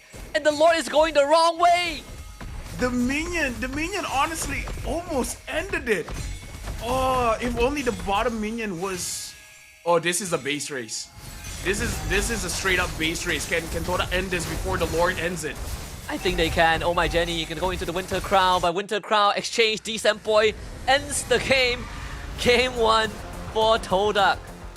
Dude, that was a good game. I feel like that's a game both teams can be very proud of because they use their comp very, very well. Like, imagine that, the Jawhead, even in late game, that was still a very scary Jawhead, man. Like, Black, whew, he was insane. Oh My Jenny didn't die in his entire game. 22 minutes, didn't die. Same as telling you, like, even Alita, right? He was about to be the hero of AI in that final fight. I think if you gave him 1-2 more chrono dashes, the game would have ended so much differently. But still, again, the commendations, both teams played out of their minds this game. Let me just say as well, Husky, I rarely see a Phoveus getting chunked down that fast. Like, I've seen Phoveus die, for sure. But taking, like, 2 tapped, dude, that's a rare sight, I gotta tell you. I've been having a lot of these experiences lately where I will be playing a tank and then the enemy has like Sicilian or Harith, right? And then I would buy items like Twilight Armor, Athena, Radiant, whatever I can get my hands on, and then I still get 3 tap, and I would always ask myself, what's my point of being a tank if I die like that? That's why you built Skypiercer on Belleric. Yes. Exactly. I take them out first. You want to fight? Let's brawl. We'll do it the old way. Yeah, like a lot of the item swaps in this game as well. Both teams really pushed the limit for this one. It's kind of unfortunate that this is a elimination match. Like, you want to see more from these teams. Like, Toda really has improved so much since we last saw them. AI, they just keep on moving forward, man. Like PS, Alita, Black, they just keep on impressing us. Yeah, we say that, you know, Oh My Jenny went deathless. D also went deathless this game, 3-0 at the very end. So you could say the core players on both ends were just having we were just playing it to a T, right? Really wearing their hearts on their sleeves, playing it out. They understood how important this series is. But I think as much as AI unfortunately didn't win this game, they are going to be discouraged for game 2, considering how close they came. Alita doing 78,000 damage. Oh my Jenny 83,000. D did 72,000. And looking at Momo, Zai as well, Zai basically equals amount of damage. PS, it doesn't look like he's doing a lot of damage, but he is really contributing a lot to the fights here. AI and Todak, I feel like AI is not gonna let that Matilda go, because he's like, not just Hazelnut, the entire team of Todak plays around this Matilda too good. It's too good. I mean, Matilda as a hero it provides so much. We gotta again give our hands up for the Todak. And for me, I'm just very happy I get to see D play again, because when he joined Todak, it wasn't the longest of runs before he was benched, right? So now to see D back on the main 5 really is a breath of fresh air. We knew what he could do, but he just wasn't given enough time to do that. Kind of felt like a Erlan scenario, but now he is back here again. He's given the opportunity to improve, and he definitely improved, showed an amazing game, and I believe that Hazelnut has a 100% kill participation, because I feel like the Matilda is the direct answer for any kind of burst composition, because your skills will be used but no one dies. I wonder if Todak, without the Matilda, they'll just default for something simple like Gato Kacha, like the high loss, or will they have a different healing composition, something with a Rafaela, Florian, and the such? Because I feel like Rafaela is more aggressive, where Florian, you kind of want to scale up, but once you scale up, it's really going to be very difficult for anyone to really die. If you want to channel that inner Rafflesia, right, is throw a bit of reference and go for the Rafaela. I feel like it's something that Todak would do. You know, they're no strangers to all these very unique approaches, and it all started from the inception of the team itself. But yeah, this final fight, really, Alita really went huge, and it's just unfortunate that D was still around this game. Obviously, you know, at one point, it comes down to if you can take down the enemy core, D able to stay away thanks to the Malefic Gun. And he even performed some crazy item swaps, right? He ended the game like without the Athena shield, no immortality, no Winter Crown. I am very impressed. I respect these guys, these young kids who have the reaction to do these item swaps, because I can't do it. I just die. Dude, I've been trying so many times. I give up, man. I can't do it. But something to consider as well. Honestly, AI, they really push that fight for the Lord, because imagine like nothing happens.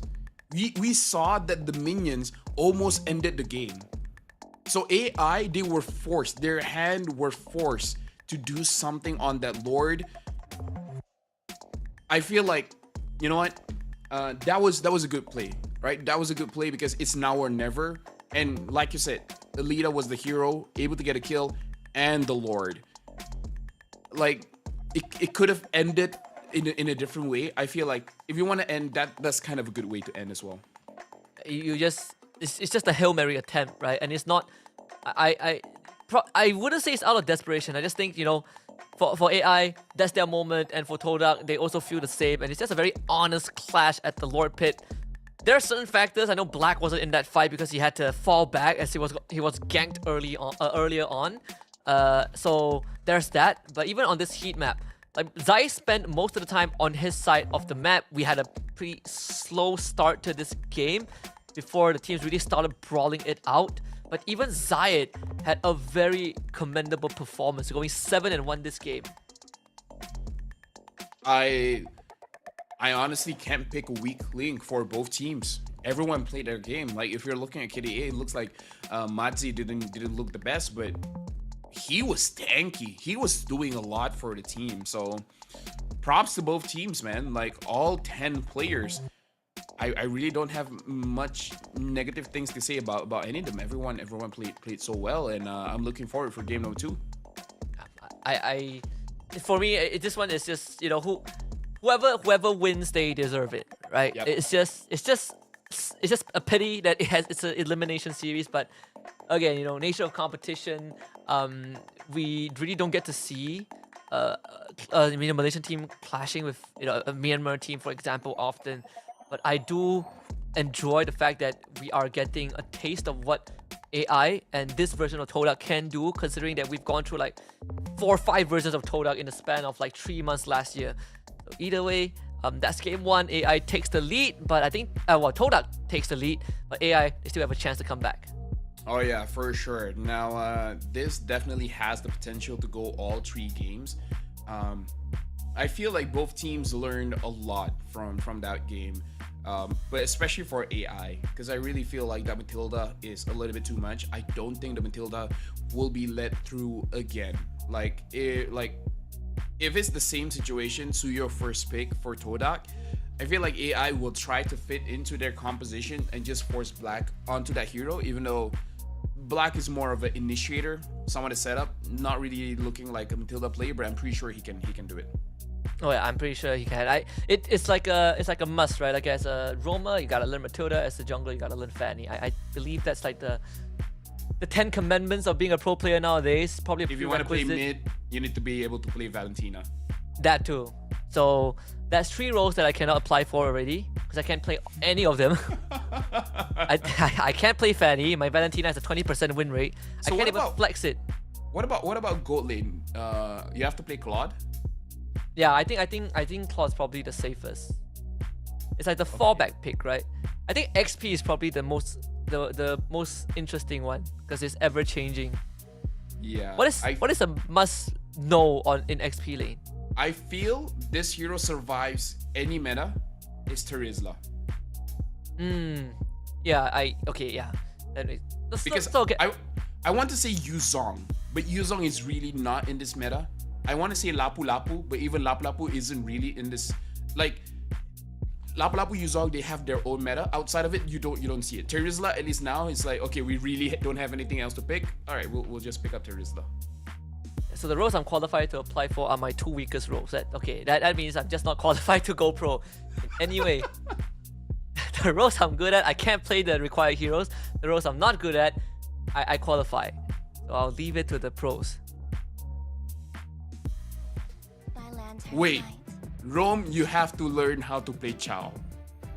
Okay, yeah, that's it. Matilda and Cho, oh man, no. I mean, I can play them. I'm just not good at it. Yeah, not gonna lie, Husky, even though I set those heroes, Sir, what's your I can only use Terizla.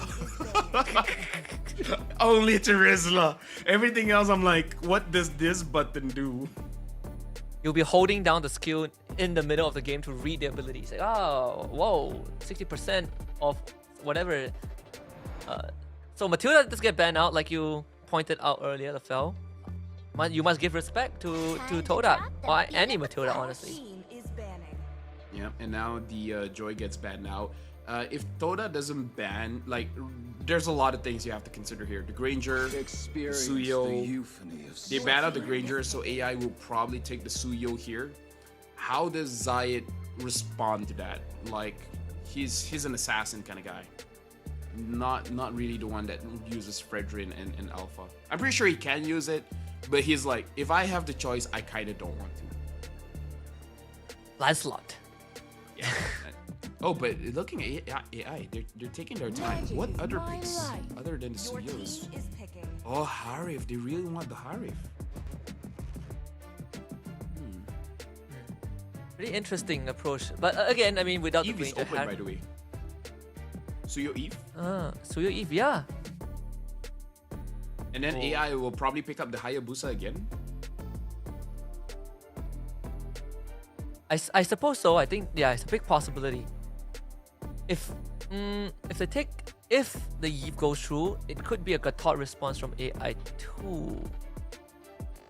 Yeah, now that we're talking about it, the Eve seems very risky. I do dig the yeah. There we go. The Gatot just instantly show it. Yep. Suyo, Gatot, and AI. If they pick up the Eve, is gonna be very dangerous for them. Other than that, something like Louis might be fine. No, honestly, even a Louis is successful. Oh, sorry. Yeah, Louis is banned out. Yeah. Not a lot of mid laners is okay going out against the Gatot. Like, the one that is good is Valentina because you can dash away from the EOG. That too. Yeah, I think Among the planes exists the they're gonna take the Eve. Okay, so they still go for it. Eve and Phobos. Oh yeah. Then it makes a bit more sense, right? Because then you have some sort of peel. We saw what Luke did with the Phobius. The amount of peel that you provide is ridiculous. I wonder, because we saw the gold lane go all the way through, and then they pick up Bruno last. Do they want to pick up a mid laner here? Like, do they want to instantly pick up the Valentina again? Because if they don't pick up the Valentina, then it kind of signals that they have a different pick here. Yeah, that's true. Because I think if you don't pick Valentina, it gets banned out, right? Yep. So you could take Valentina, but then you look into the gold lane pool. What else is left? So Moskov is gonna get banned. Irritel is gonna get banned, and then no way we go back to carry. Bruno, I guess. Yeah, I think we're gonna go back to Bruno. Sure. So Valentina comes through. Yeah, the thing is, we still don't know if this Gatot is going to go Roam or EXP. Again, I feel like going straight to the backline here is gonna be good for Momo, but we don't know if that's the kind of angle that they really want to go for. Speaking of which, AI, I feel like Toda, they gotta show, like, okay, AI is so strong. Even I would not know, do you want to focus on the Black or PS? Black did show the jaw hit previous game, and you have the Tigreal to consider again, right? So there's that. I think if you're Todak, yeah, they're gonna shut down the alpha pick first. Now it makes the draft way too robust. You can even, like, it also destroys the Gatos. I do like the alpha ban. I know in the previous game series that they play against Aurora, they went Gatot Roam, and then a Hilda XP. I don't expect that to be the case. CC is still up. I know Momo does love the CC, but for AI, they go for another Lunox ban. Lunox banned out here, which does mean that either the Moskov or the Irritel will be let through. Toda has the luxury of picking the gold lane last because, you know, it's better just to see the full composition. I feel like you really want to know what kind of jungler AI esports have before committing to one. Let's see here. Toda, they could ban out the Hayabusa because the Hayabusa was really strong, but at the same time, it does look like they're able to fight against it. Other than the Hayabusa, what else is there? Fredrin, I guess, but if they pick up Fredrin, they won't have enough damage here. Yeah, let's see what else is that Justice in the world. Cho ban. So Tigreal is now open. Tigreal is now open. You're gonna call me crazy. Alright. Bane might be okay. Okay. Bane jungle might be okay. Oh yeah. You're correct. I actually like the idea. I actually like the idea of the Bane jungle. Big anti-dive. Good peel. And Honestly, very good damage. Yep, very good damage too. Yeah, able to actually go for the backline. You just hit the Gata and then just... Oh, they banned the Tigreal. They themselves banned Tigreal. I think they're worried that Toda just picks Tigreal 4th, right? And just forego keeping this Gato a secret. Okay, very, very interesting. Means that a lot of assassins don't like the Tigreal, but in any in particular. Either way, it's Todak right now. They can share the gold lane now. I kind of feel like you don't really need to hide where this Gatot is going. I don't think it's that big of a deal. Let's go. I like the CC pick, but no, they're still keeping it a secret. They're showing off the Irritel instantly. Yeah, I think it makes a lot more sense because then you can keep the Gatot a secret. It is kind of like a very very common theme nowadays, right? You keep the flex for last. Like, rarely do you want to show a flex. I know Onyx PH, they don't really care too much. They show their flex at 4 and then on R4, and then they keep Kara's pick for last, but not everyone does it, you know. I think AI right now, without the Tigreal, because they did ban it out, Jawhead again? I would say Cho if it's not banned, but now, honestly, isolating targets is not bad. Oh, the Fredrin chip! Oh, God! Okay, I called out the Fredrin, but even I said I'm worried that they don't have enough damage. We'll see. Maybe they'll prove me wrong, because you just have the Eve as well as the Higher. I mean, eventually once the Eve has the Wishing Lantern, she will have enough damage anyways. But this is very interesting take by AI. I like it though. I like it. I really like it. It's like those very what do you call it, the all-in-one draft, right? I think during like the Fredrin Martis beta, this would have been prime. But that time we didn't have chip yet. All right, last pick here. Okay, so they go back to the Lucas. Again, okay. It's gonna be very interesting. Maybe we're wrong. Maybe Lucas against Fovius is just even. It's not that bad, but we're really gonna see how this game performs. Although I have to say, both teams have played so well that counter schmouner, you know, like you just played around it. With the right mentality, you can fight back. Oh yeah, I like this. I know we actually discussed about the Fovius Lucas like very early on today. I do wonder what the property of this Lucas is going to be in this game, right? Because like we're dealing with a lot more peel from the side of AI, and not to mention that you have this off-tempo play. We saw that from Luo Yi earlier on for Izanami, but I think Chip does the same thing.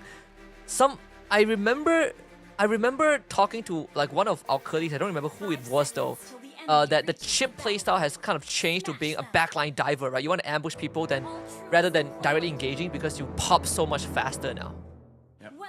I agree. Maybe you had that conversation with me, because I agree. Because as a roam player, I really felt that, because every single time you go from the front, like if you're being honest, you die instantly. If you go from the back line, there's still a chance. There's still a chance for you to survive your own engage.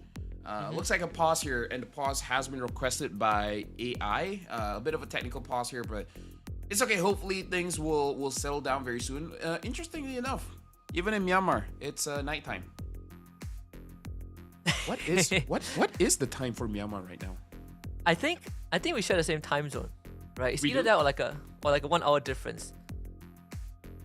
It's probably either or.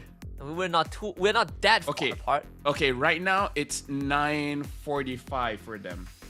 Oh, so they're 2 hours behind us. They're GMT 6:30. So they're 1.5 hours behind us. Okay, yeah, 1.5. Yeah. Hey, see, so I'm not that crazy for pointing out that they're nighttime. I mean, they are clearly. It's just how late into the night it is, Do you know, Husky, that the Earth is positioned in such a perfect way to the point where anything that moves 10% more or less is catastrophic for us? Yes. I like if you tilt a little bit, it Yeah, if you haven't guessed, my TikTok right now has a lot of space stuff. Oh, and I'm actually enjoying it. Same as you? Yeah, well, not now, but there was a period in time where I have a lot of space stuff. But right now on my TikTok, instead of space stuff, it's about the animal kingdom. But it's, again, general knowledge, right? I enjoy these kind of things. But the space stuffs were really fun. Oh, it's really cool. There was one I saw, like what happens if everyone on the Earth jumps at the same time? And the answer is, honestly, nothing much would happen. Oh, really? Yeah, like, because even I, back then, I thought that, maybe like we would sink an island or something, but no, it's not that serious. Mm-hmm. Anyways, now looking at the setup here, looks like the Lucas is going for firmness and wilderness blessing here. So yeah, probably going for a little bit more tanky. And something to note as well, a lot of Lucas players today, they're going for vengeance. Yeah, I tried both regen and vengeance. Oh my journey, almost going down in black. That's the current chip, it's just not as tanky. But yes, I tried both revitalize and vengeance. I much prefer the vengeance more, I think. I don't have the thickest health bar to recover like the percentage health, but might as well go for damage reduction, right? Like the flat damage reduction, it makes a lot more sense. I wonder when Aegis will come back. When Hanabi gets picked. There you go. There you go. Right now, looking at the lineup here, I do wonder who's going to be the aggressor here because traditionally, as a Fredrin, you kind of want to pick the fight. You want to start it off. But as a Suyo, assassin fighter, you're not shy from the fight. So I actually don't really know the matchup between Suyo and Fredrin. Who really has the advantage here? Like, who wants to start it? And who is more likely to survive a fight around Turtle? I think it goes back to the theory of just tank junglers and assassins, right? Like, if you're PS, you definitely want to be in control, and you do have what it takes to be in control. And Zai needs to wait for the opportune moment to come in. Trying to poke them with the Quell the Evil. First Zyme Senpoi is going to try and go onto Black for now. Manzi needs to peel a target. Momo transforms the Sacred Beast, looking for the backline. Oh my, Jenny, zone away. PS also, but now they drop the RWM. Appraisers grab everything onto Momo. He's going to give his life away. First blood goes over to AI, but Turtle will be taken by Todak. Stolen RWM on the Black, who needs to get out. Makes it to safety. Sidesteps to Quell the Evil. Black does it just fine. You know what? That was beautiful by Black. If Black died there, 100% Todak won that trade. But because he survived, it's pretty much a 1-for-1. So it's completely fine. But I like we were talking about how Momo is a selfless EXP layer, and he's really showing in this game. It's like, okay, I'll die. Okay, I'll use my my vengeance. The thing that's not good is that you know that you will probably be losing the lane.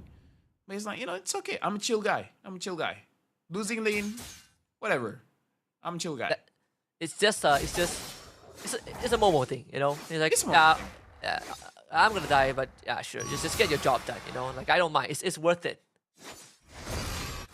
And we see the hesitation coming in from Black as well. Maybe it's just his entire team is not really all that ready for a fight. Because it does come to the question, will Black, like we've seen, like for example, how Zorn plays. He likes to stay inside the jungle and then gank inside the jungle. I wonder which area does Black want to go for, because he's moving around, but doesn't look like he wants to engage anytime soon. It does make me wonder whether this chip is a forced pick, right? Due to the fact that you have this Flex Gatot that wasn't revealed until the last pick of Todak Red side. Because now that I think about it, who wants to go to the portal with Chip in this early phase?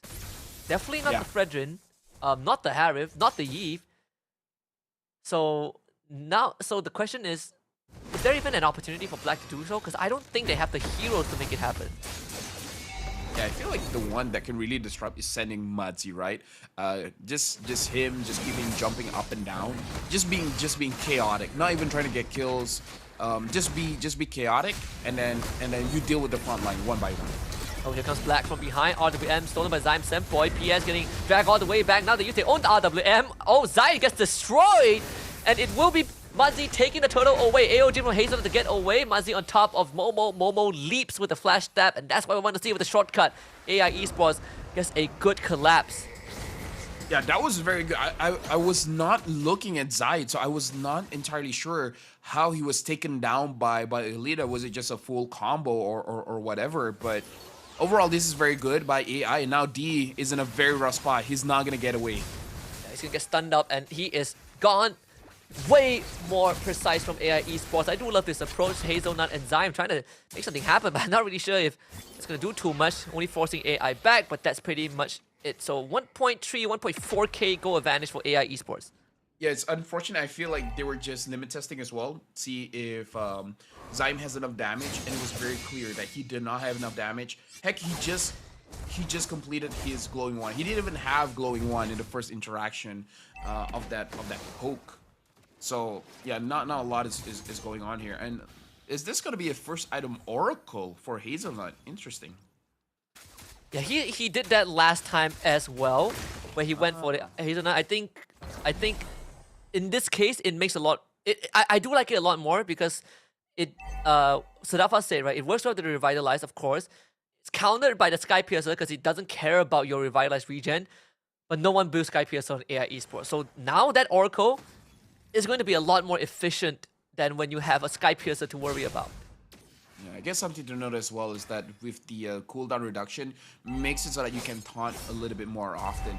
Black looks like this time he is going for that jungle, but yeah, understanding nothing is going on. I mean, it's not for nothing. At least he knows that Zayat is on the top side of the map and not at the bottom side of the map. So they just have free information with the chip positioning. See, Zion Senpoi, he's incredibly low, but we know that he's still gonna try and stick around because he has the RWM.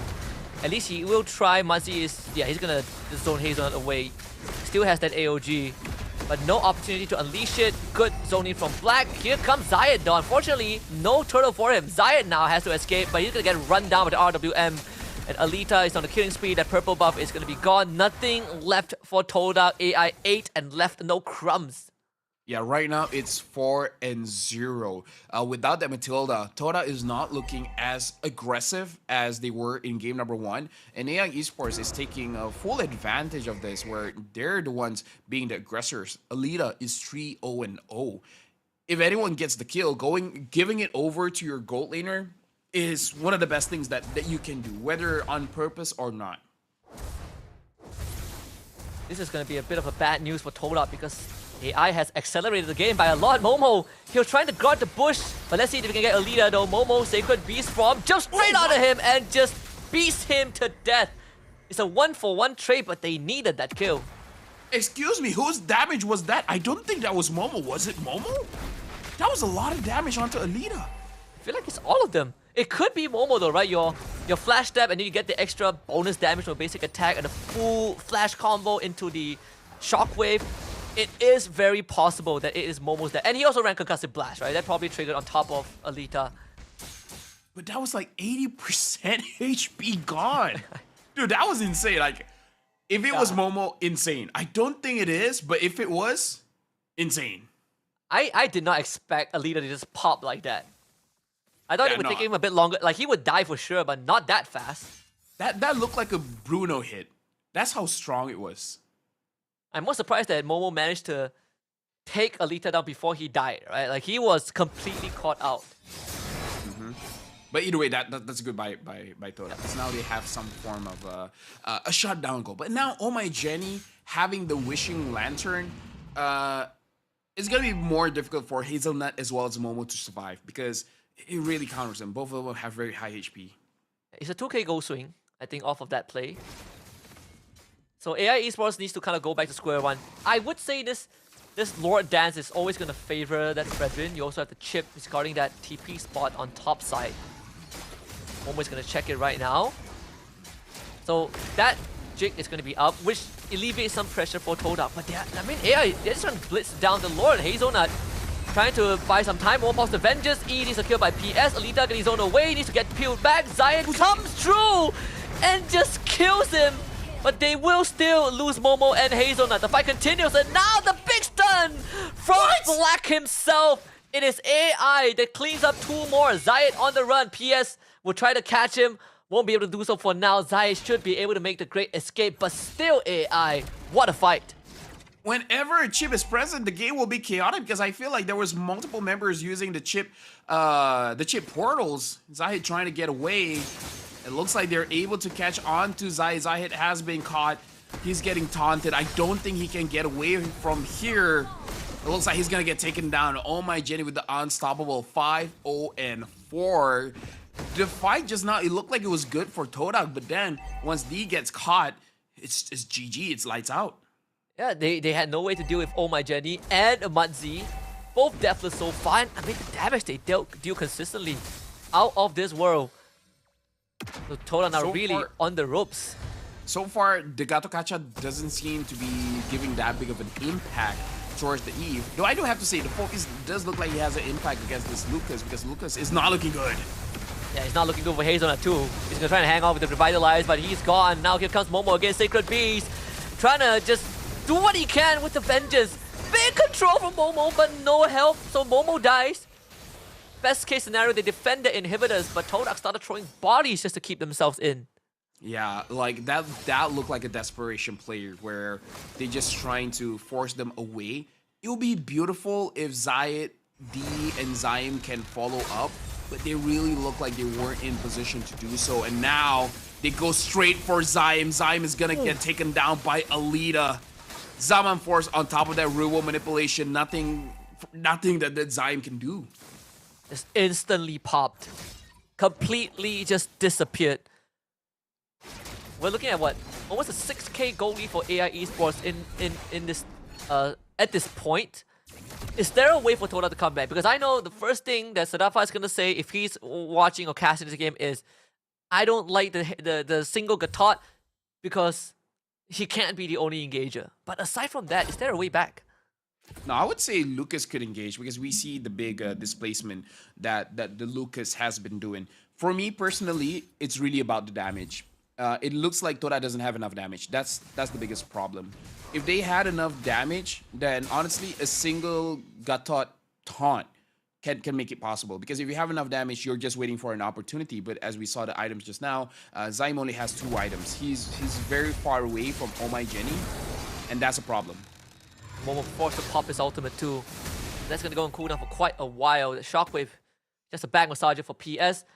And without the Sacred Beast, I don't think Toda can even consider contesting this. Although if they might be forced to do so, look at where Black is, right? Like Hazelnut sees him, but you're not catching up to the chip. And AI, wow, what a position. Is that a position you want as a golden, as a marksman? The team is late. Momo is dead. Questionably ambitious? Yeah, very ambitious. That's a nice way to put it, but it does look like we're going for game number 3 here because I don't see how Toda can really defend this. If they do, then dude, they deserve to win. But I don't see that happening. I mean, this deserves a game 3 for how cinematic the first game has been. Toda, 5 more seconds for Momo, but I don't think they got 5 seconds. It's AI Esports just running it down. D with the heavy crossbow. The damage not quite dead just yet, but it's different for Alita because this time he is untouched. RWM stolen by Zyme Senpai. Hazelnut escapes. They make the great defense, but they do lose the mid inhibitor. Bottom one now under siege. AI Esports want to make an attempt. Momo to the back. It's him with the Sacred Beast. Wow, trying to take down AI, but he is dead.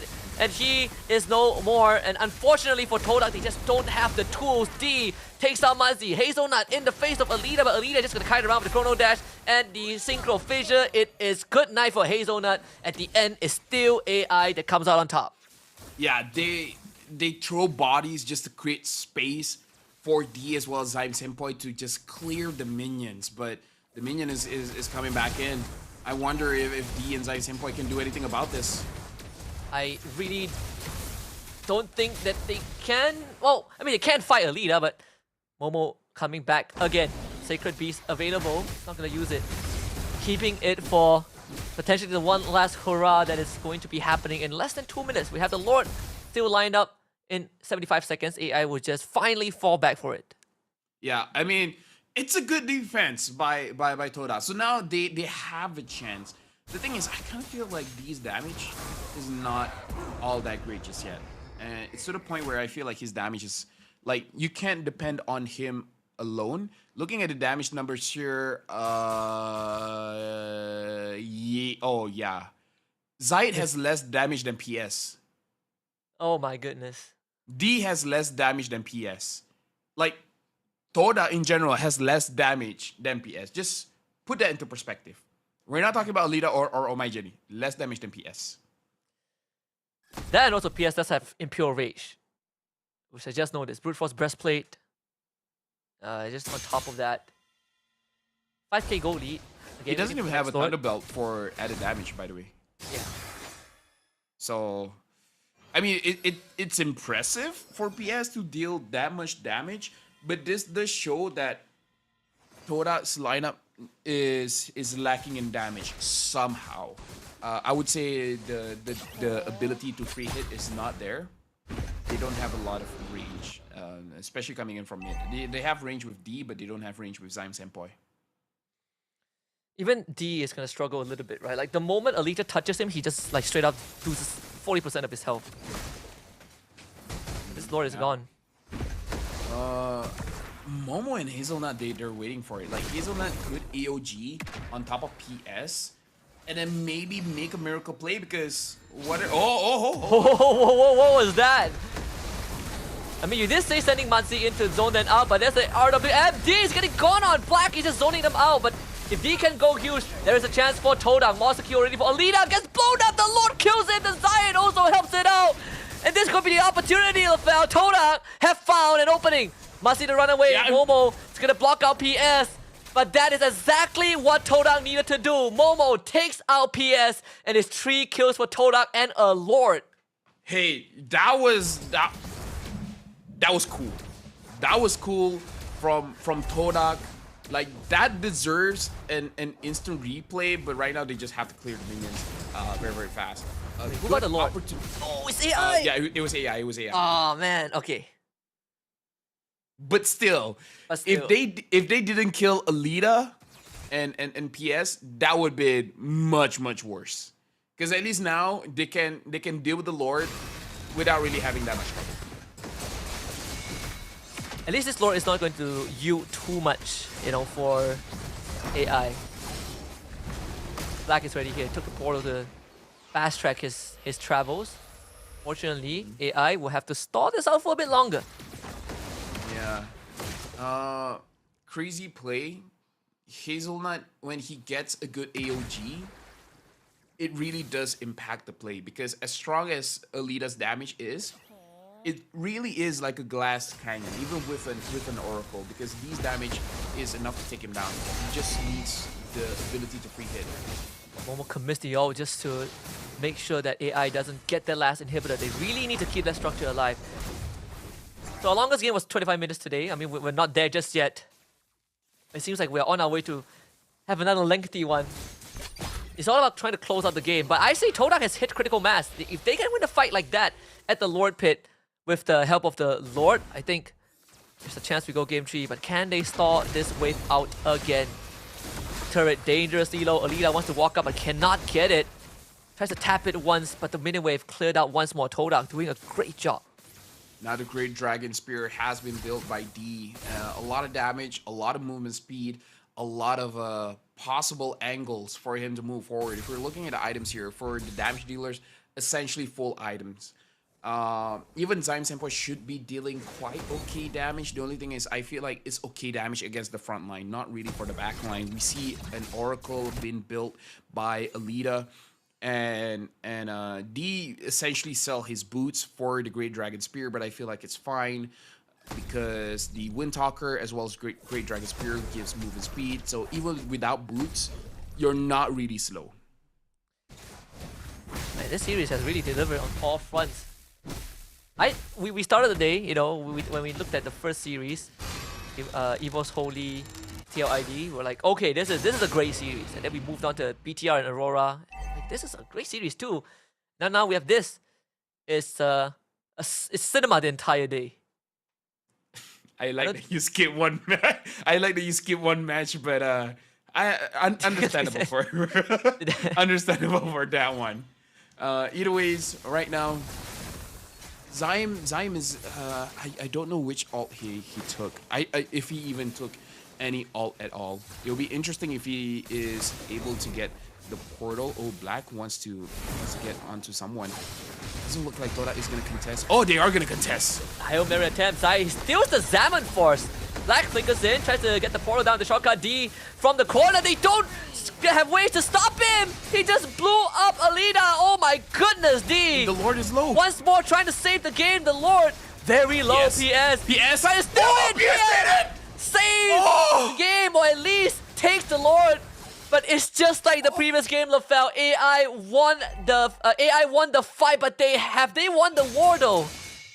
Dude, you can see in PS eyes, it's like the right answer might just to go home now, but I can take this Lord, and he got that Lord. Dude, that was insane. Like, the insane part is that Todak, the front line, created so much chaos. It was so chaotic, even Zyme made it chaotic. D just waited. He waited and waited and waited. Once the Zaman Force is out, he immediately ults straight onto Alita. And then at that point, the team fight is over. D just springs out a lot of splash damage.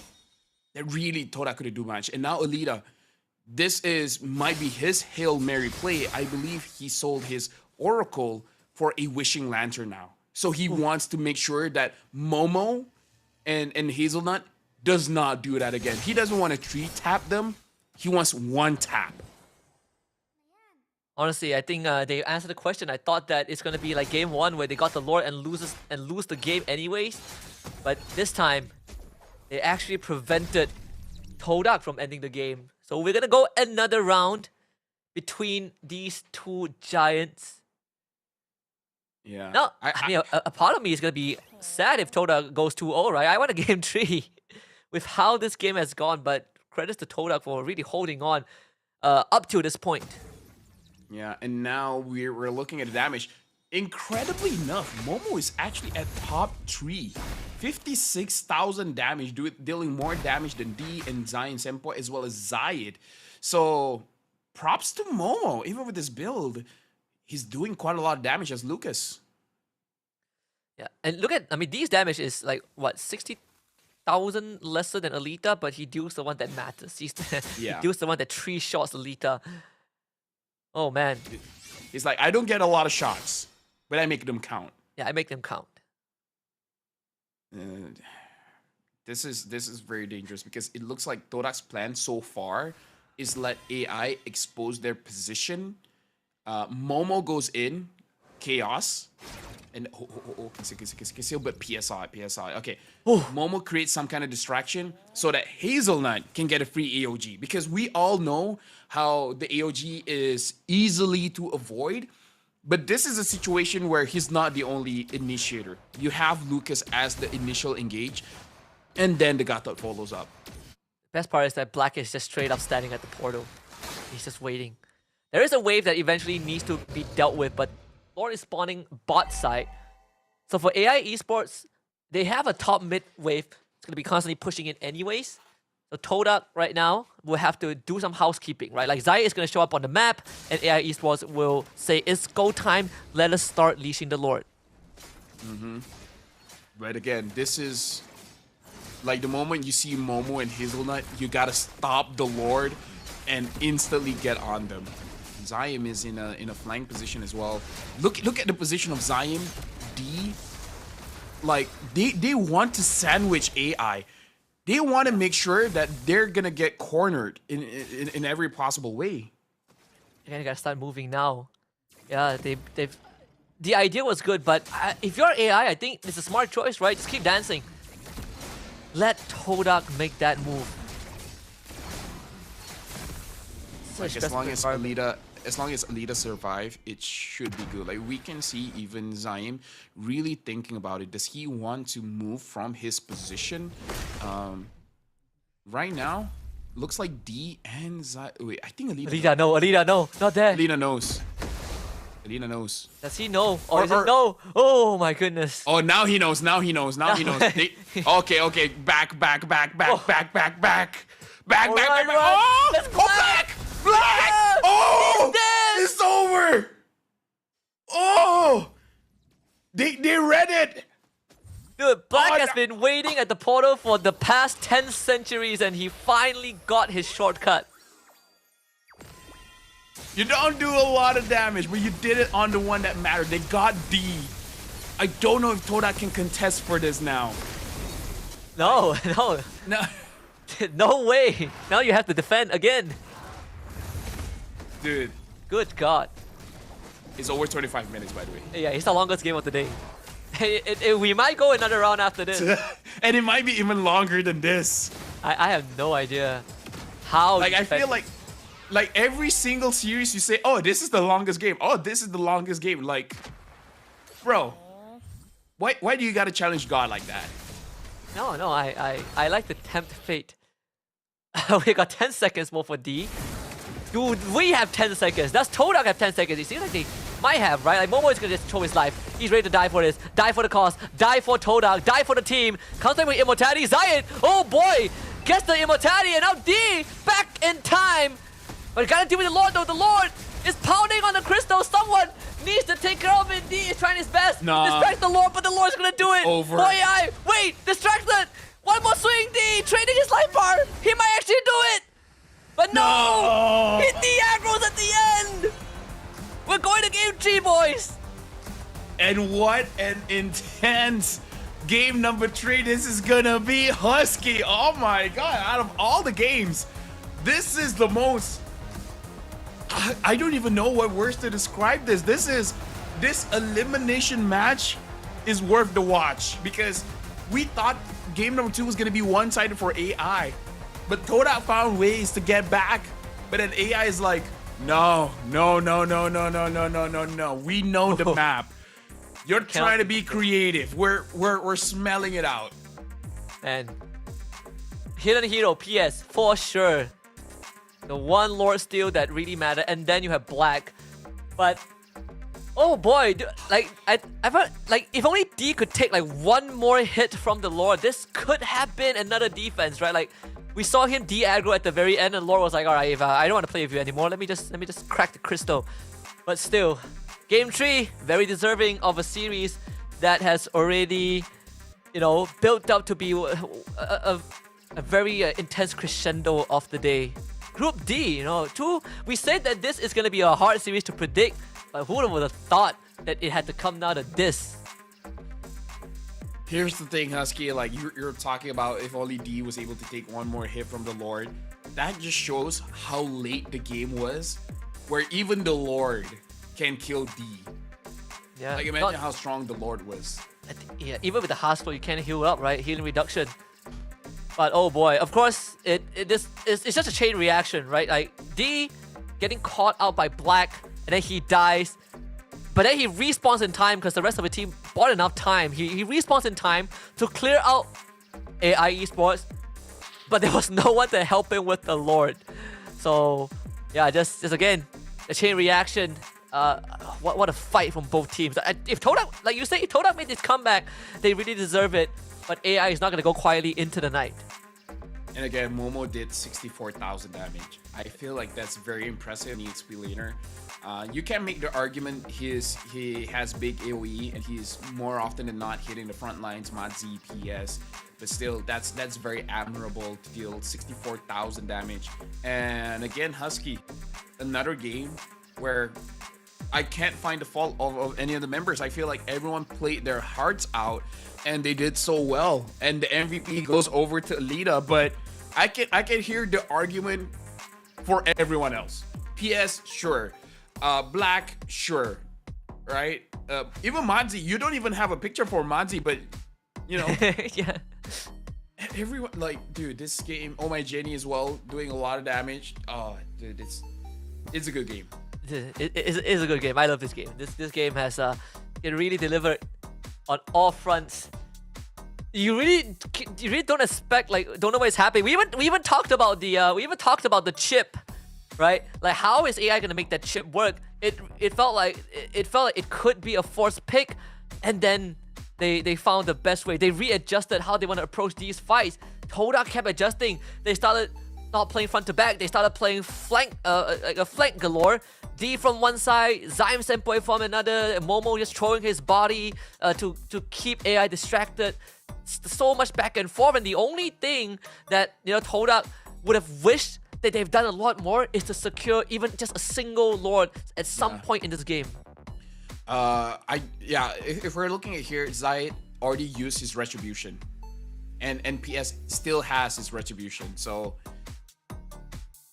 it's just not checking the bush. But like, who would have thought that PS would be there, right? You can make the argument, oh my god, why didn't they check? But put yourself in their shoe. That was already a very intense fight, and you're just scrambling for the Lord because everyone is low HP.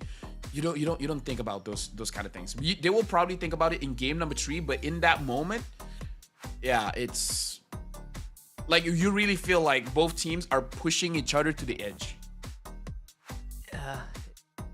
Well, good news is that we always get a break before game 3, so that they got some time to calm down. Yeah, I need before water. I need water too. You know, I actually have my dinner sitting in front of me, and I'm still not done with it just yet. Still have plenty. I still have a couple of bites, and I do need it. I do need a couple of bites, but man, The longest game broken again. In one day, Again, by the way. yes. In one day. Like, it just had to be this day. Husky, this is my first day on the job, by the way. For I know. SPS. I know. I had it's tech so issues. Like, we have longest game. Bro. Bro, yeah. I was supposed to head out already for supper, but no, I have to push my appointment back. So there's that. Cancel all your plans for the night. If you're a restreamer, I'm sorry, you gotta stay up, get some coffee. If your time zone is from the States, like Trex or Steph, you don't have a choice, right? It is what it is. What can we do? The teams don't want to lose. What is the time now? Time. I think it's time probably is was 12 p.m. there. 10:48. 10:48. 10:48. I mean, like, there's different time zones in the US, but Yeah, still, yeah. around 10:48. Yeah. Oh well. It's. This game is so intense. We'll finish it tomorrow. Yes, we will finish the last match of day 4 Tomorrow. on day 5. Right? Day 5 starts with us. Okay, that's the only thing I'll say. Yep. Imagine someone not understanding and then just come back tomorrow. Okay, third game is gonna be tomorrow. It's like no. Yeah, like, they It's come like back and they're like 12 a.m. tomorrow. like, where's Toda versus AI? Oh wait, It already ended. one of them What? lost. Well, what? Oh, L-casters, they lied. Anyways, break. Oh man. I mean, the players definitely will need a bit, no. bit of a break. I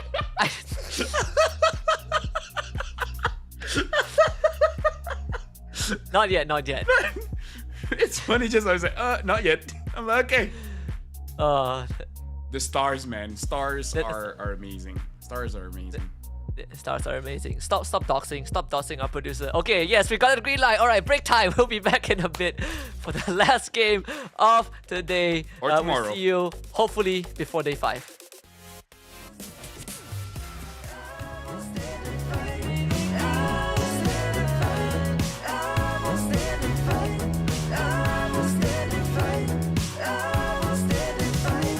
Everybody said I was crazy for believing. Told me to give up, there ain't no shame in me losing, but they're wrong. Oh, but they're wrong. Oh, but they're wrong.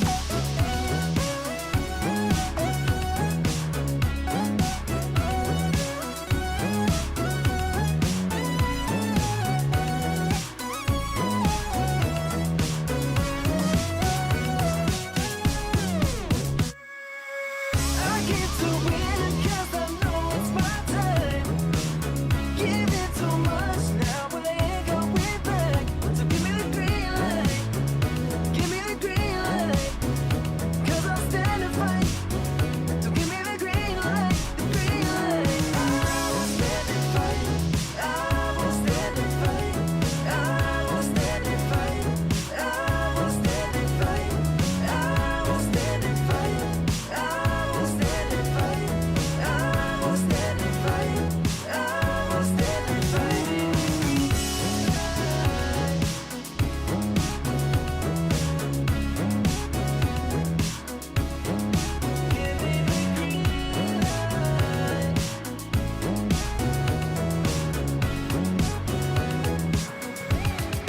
give me the green light.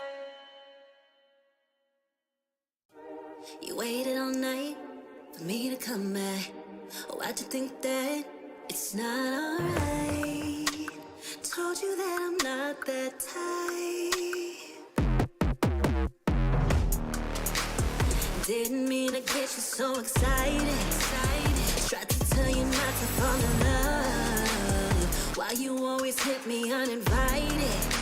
Was hoping you would get the picture. I've had enough. Now it's time for me to turn around. Thought you knew what this was.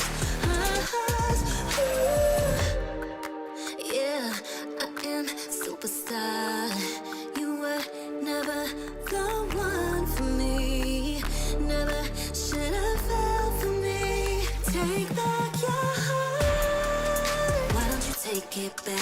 never had a chance. I'm gonna cry and like the one.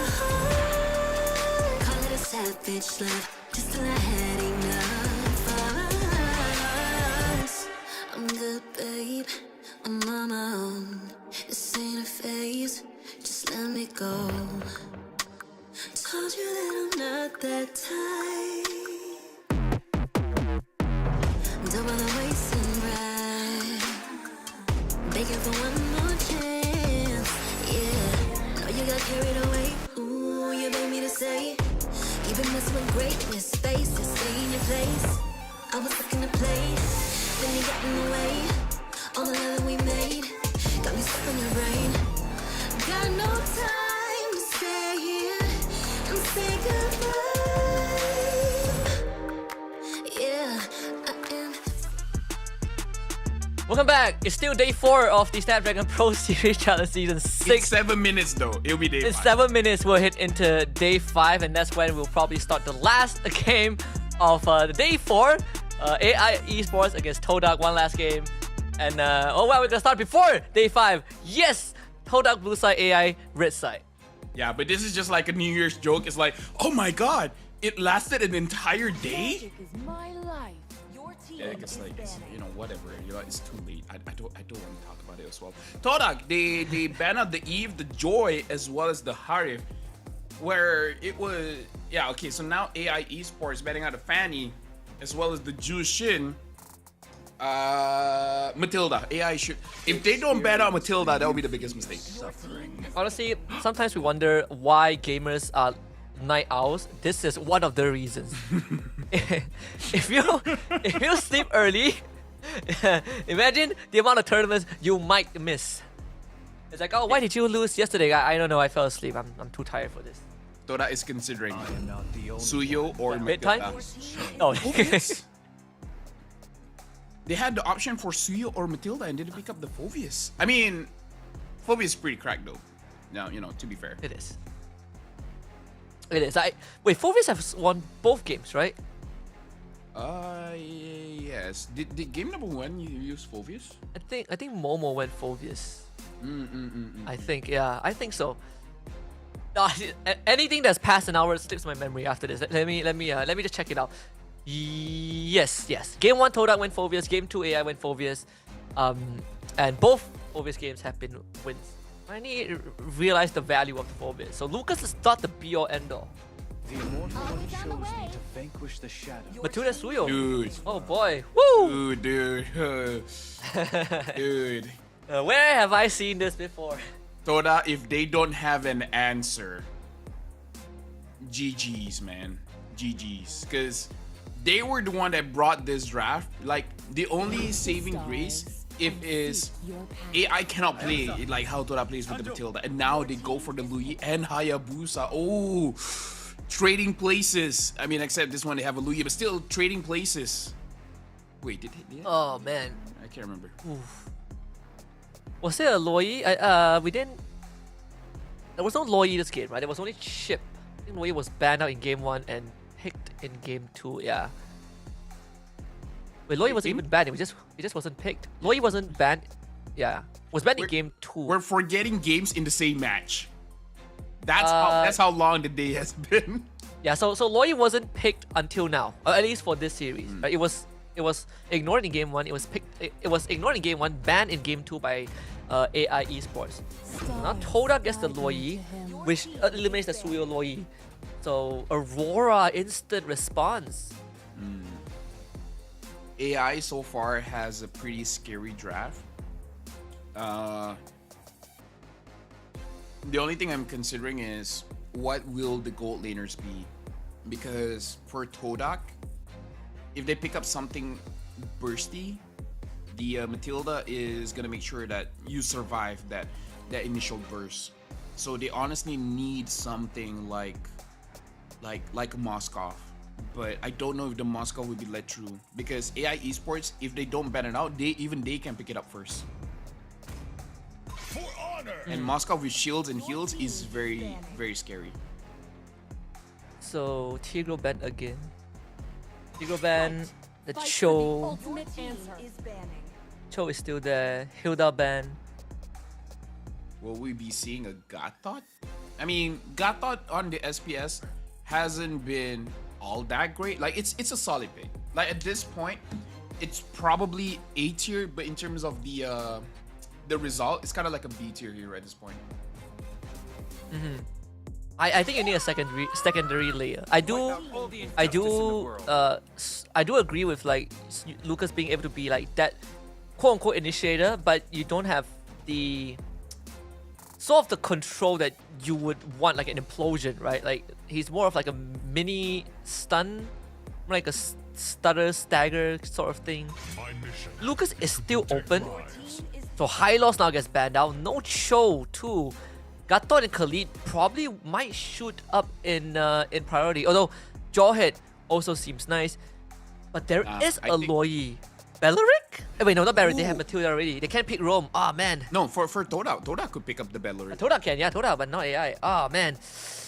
Yeah. I was thinking for AI, but too bad. But no.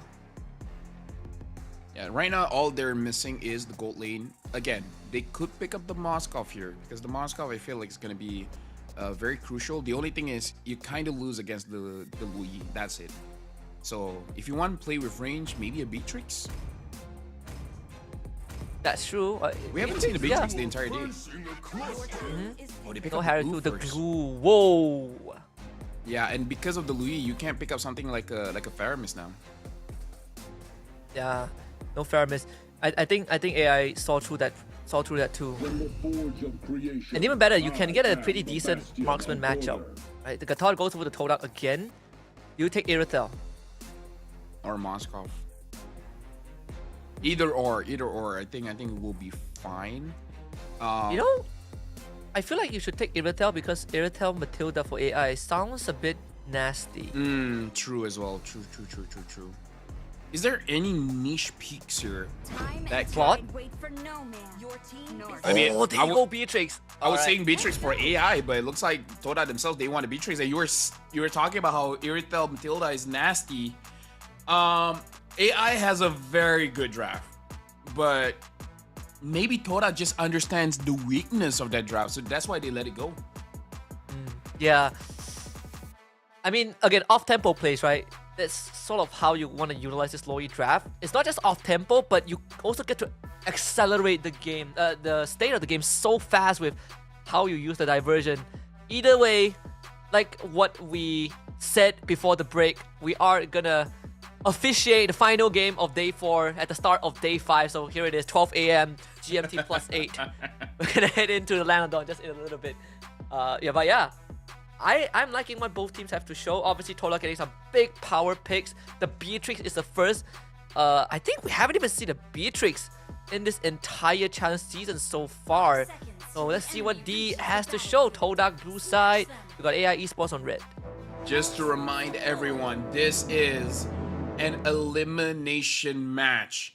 As grandiose this best of 3 has been, one of these teams will get eliminated, and I'm pretty sure after the series people will be like, can they not? But you know, someone has to go down.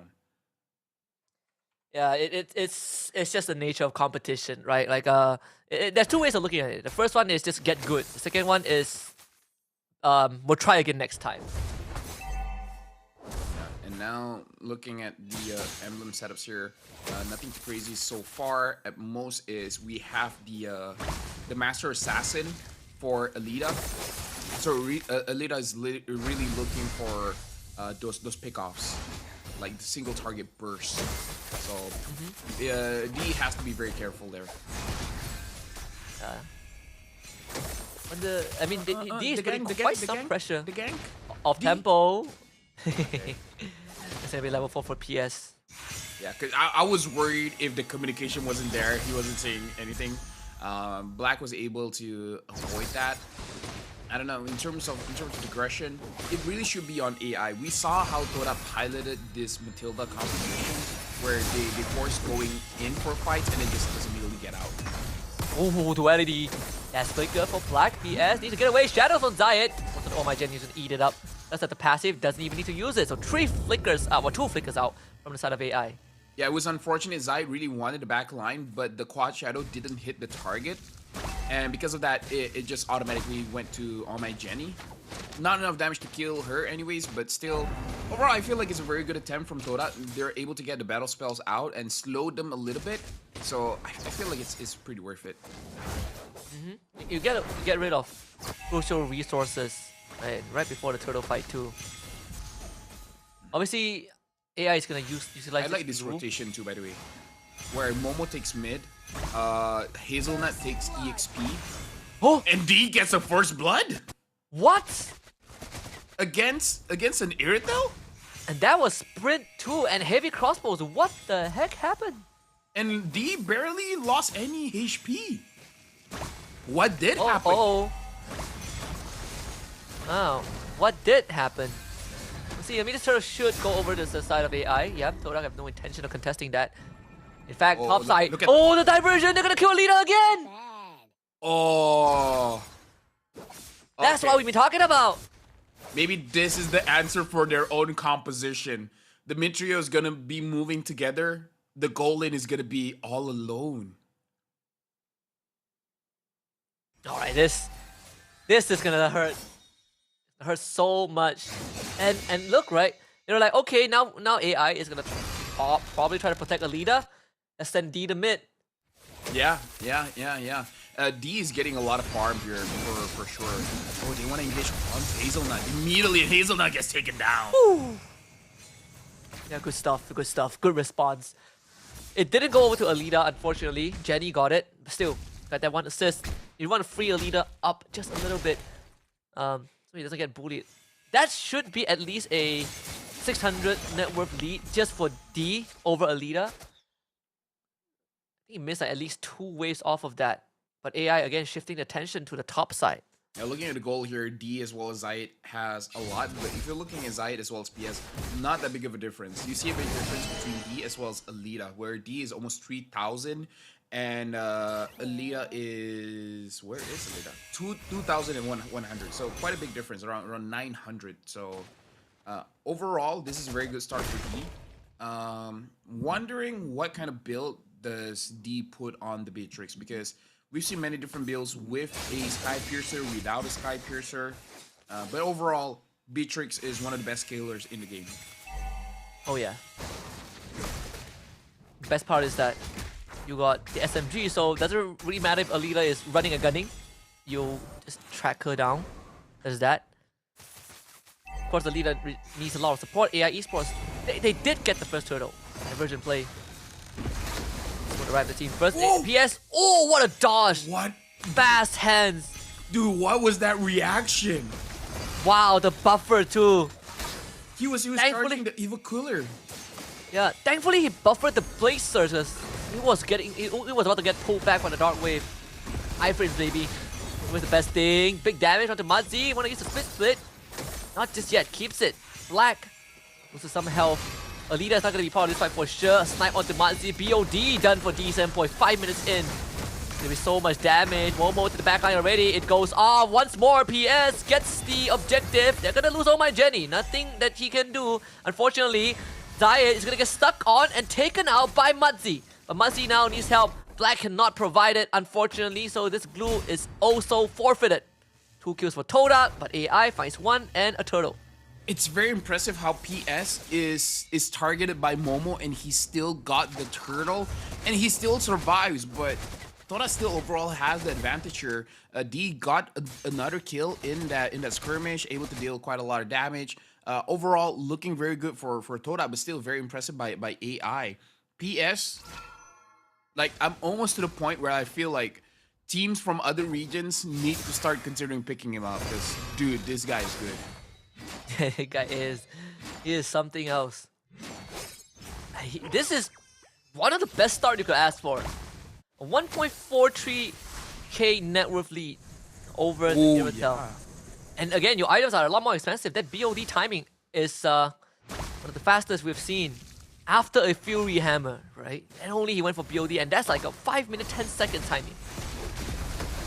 Now they see Manzi, they want to go forward Manzi instantly, but that Matilda, man, is always ready to pull you out of danger. Toda is getting a taste of their own medicine of what happened in game 1. as a glue, you wouldn't expect to almost get one-shotted, right? This early on. There's a lot of space for Todak for Zayed. So much space for him to work around. He can knock up onto Hazelnut, but once more, there's nothing the AI can do. Divergent play. This is gonna be a quick one from mid side. Uh-oh. PS. I think he'll be fine because we saw how. Wait! But he's not gonna be fine. Manji's gonna get taken down. Oh my goodness, there's so much damage. What was that? Ooh, and D now has the Malefic gun. This is a big power spike for D. And again, Momo is on PS, having to take the guiding wind, but Zayed is able to secure the turtle. Todak is looking very good. They're in control of the game, at least so far. We've seen the games really being back and forth between these two. Talk about just acceleration in the power spike. Beatrix hitting a critical mass under 8 minutes. To be very honest, it's definitely not all lost for AI. It's a major setback, but they just need some time. And they're getting some space, right? Like we've seen a couple of diversion, but only really one has ended up getting a kill, and that was on Alita. Todak playing the macro in their way too. Both side lanes tier 1s have gone down. And Muzzy is going to continue opening up the map like he always has. As long as the Beatrix isn't there, I think he'll be fine. But now I think they read something is up.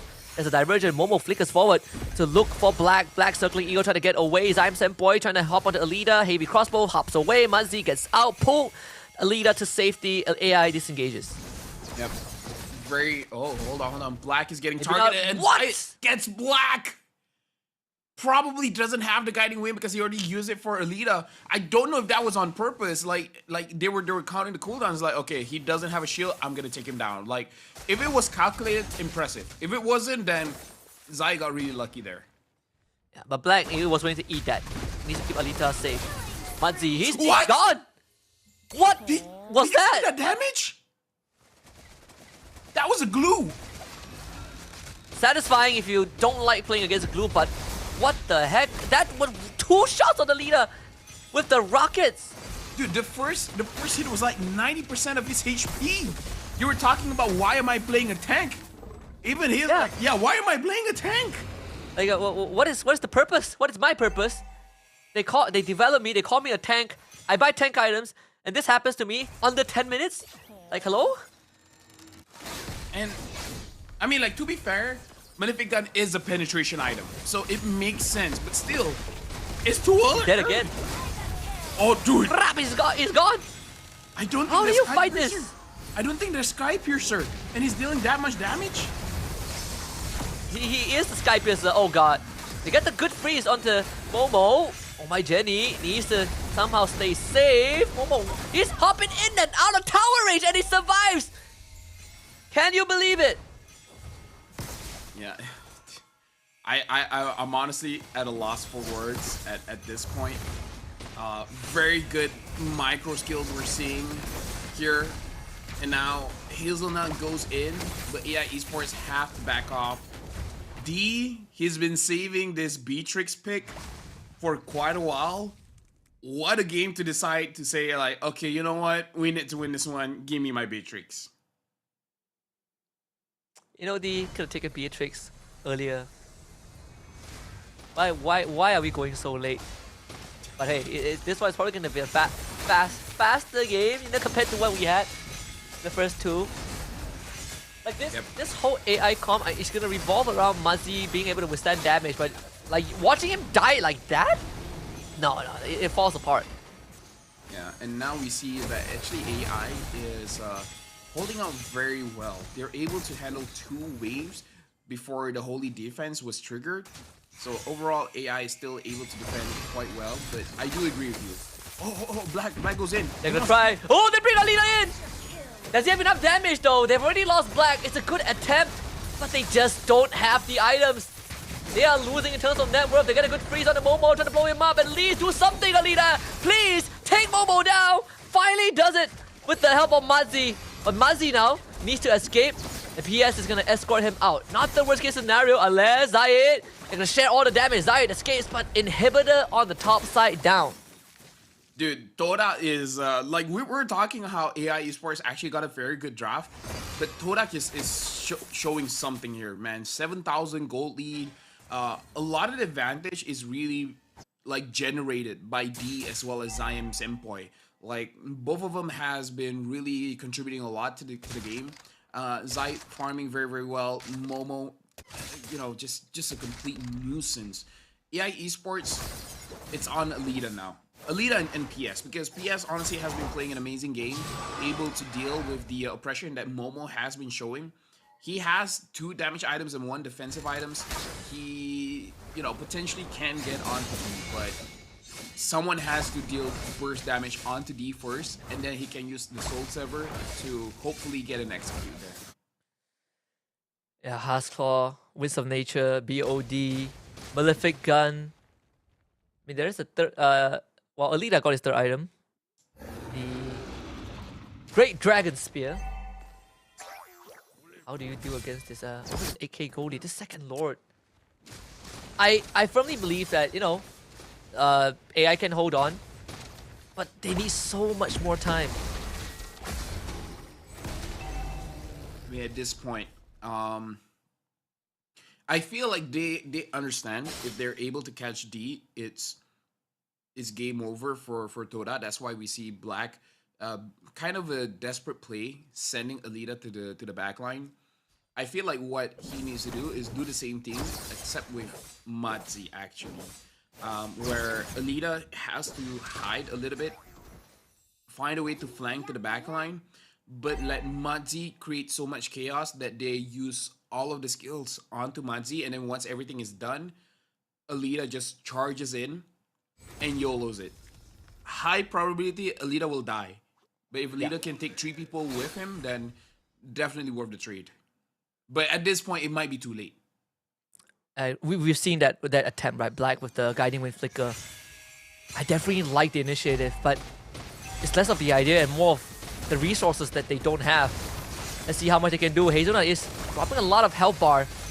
They'll just have to concede that mid inhibitor in order to deal with Lord. So Toda finds the second structure. Lord taken care of by AI. The wave bottom side pushed out. The defense still very solid, considering everything that's happened. Almost a 10k goal advantage for Todak, and AI still hanging on as if they have a chance.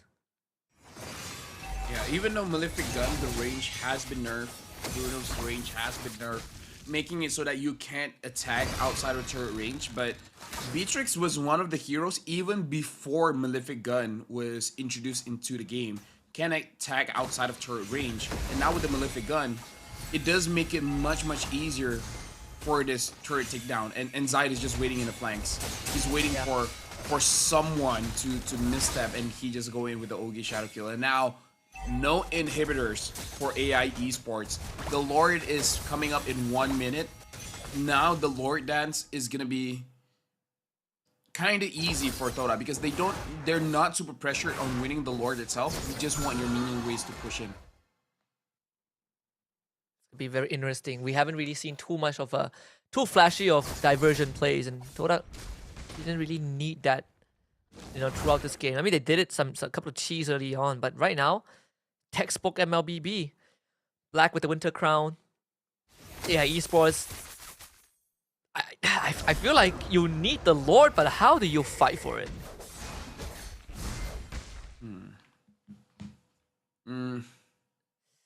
Honestly, I honestly don't know, because even engages are hard to do. That's the problem, because if you're honest, you're either gonna get taunted by the Gatot, or you're gonna get the duality by the Louis. There's no way that you can do it safely. So I don't know. I kind of feel like it's checkmate. Yeah, feels like it. Yes, it's not gonna arrive there in time. Ball goes over to Todak. Black is gone, just straight up eats it. So Momo is gonna keep on going, right? Zyre Senpoi diverted to the back because the safety. AOG catches the leader. He is gonna be lights out pretty soon. Pops the Winds of Nature, but he just don't have health. Here comes the Shadow Kill. Mazzi gonna eat it with the God Bills. Good RNG. Mazzi somehow survives. And PS, Mazzi, Alita, it's up to them. D, one of the best games he has so far. Todak going straight for the Crystal. D is just gonna let AI esports taste these rockets and bullets, eat lead, and say hello to his little friend. Momo takes out PS. It is going to be good night, lights out, bye-bye AI esports. Todak 2-1. Honestly, a valiant fight for both teams. But we talked about this in like game number 1, game number 2. Whoever wins it definitely deserves it. And Toda deserves this because game 1, 2 was not easy. Game 3, it looked like they had more control from the early all the way to the end. But it all started with the first blood. If only we were able to see how it happened, because D still had the flicker and everything. And D just straight up win against an Irritel. And winning a lane against Irritel, remind you, Irritel has Master Assassin. And somehow D wins that. Yeah, and not only that, they added insult to injury, right? Alita respawns, Zayed pops out from the bush thanks to Zaim Senpoi and kills him a second time. I mean, you look at the shoes they had. They all had to buy Roma boots. Mm-hmm. You know you're broke when your whole team goes Rome boots.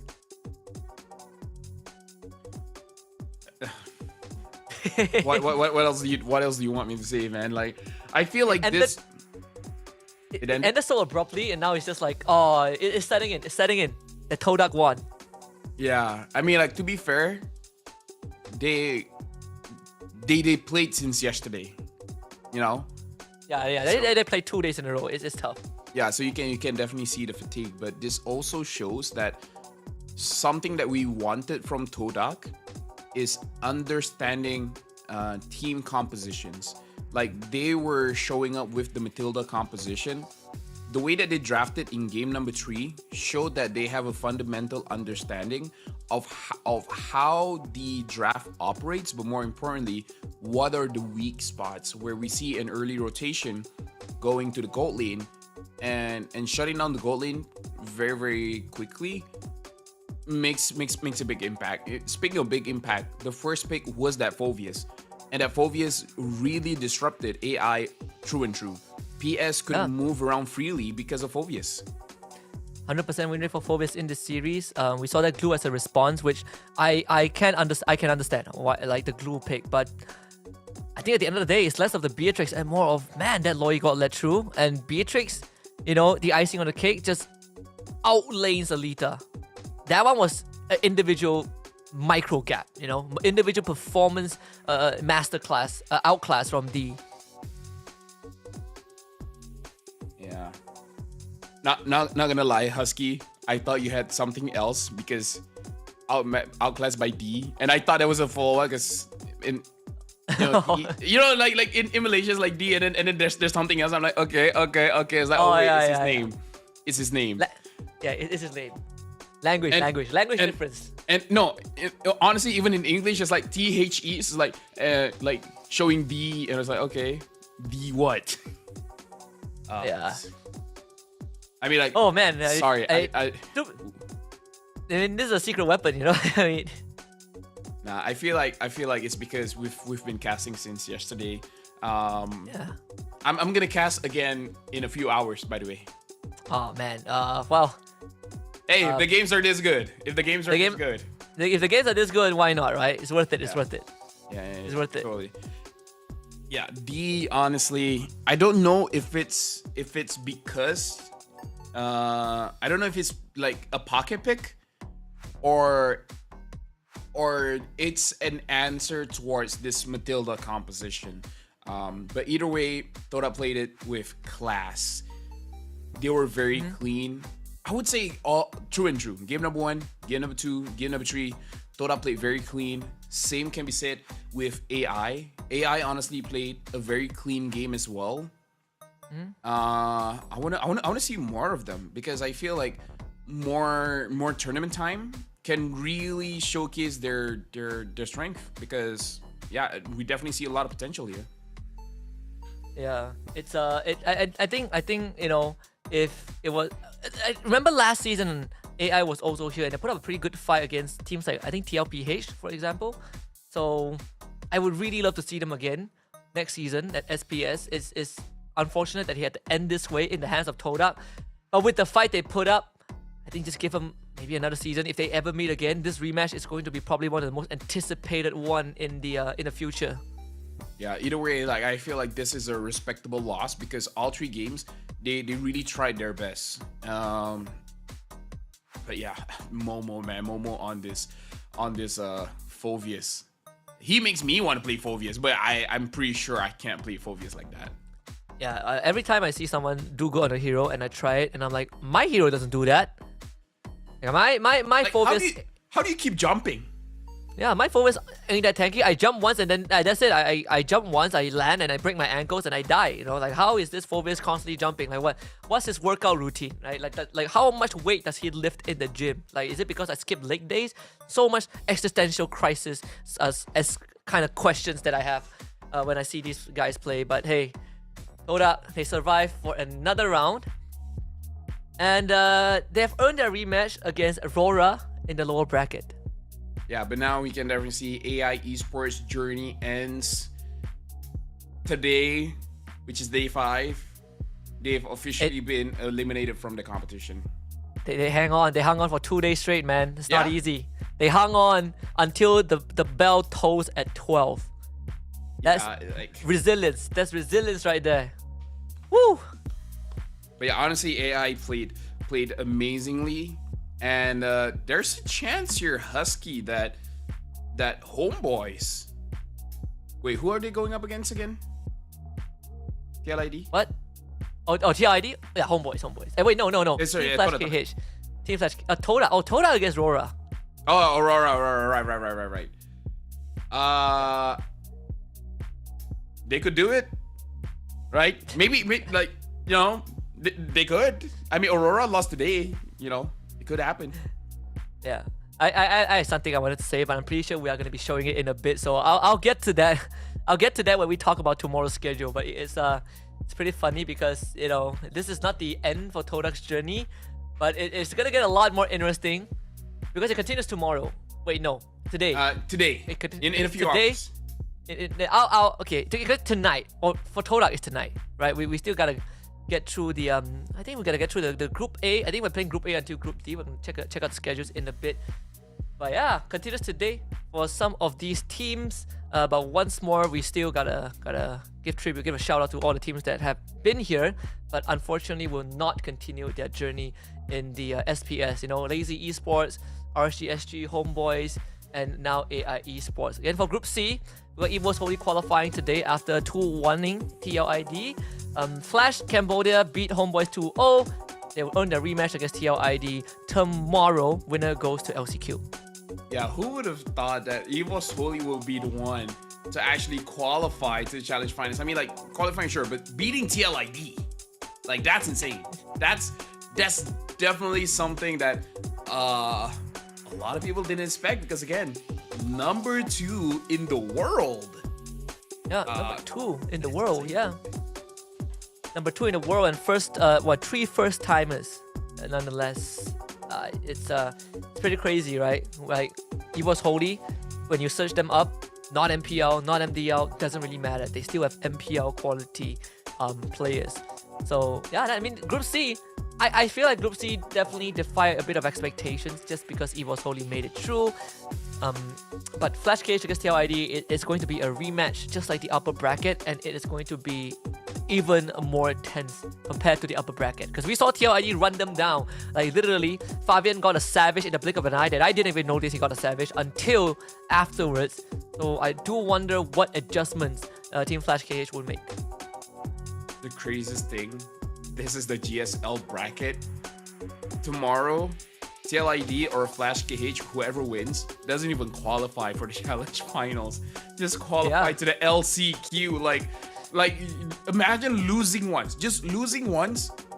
How many more games you have to play just by losing once? I mean, if you don't want to play all those games, you can lose twice. I guess, but you know, it's a minor callback to M6. You know, where if you are not from the upper bracket, if you lose and drop to the lower bracket, oh my god, it is so painful to play.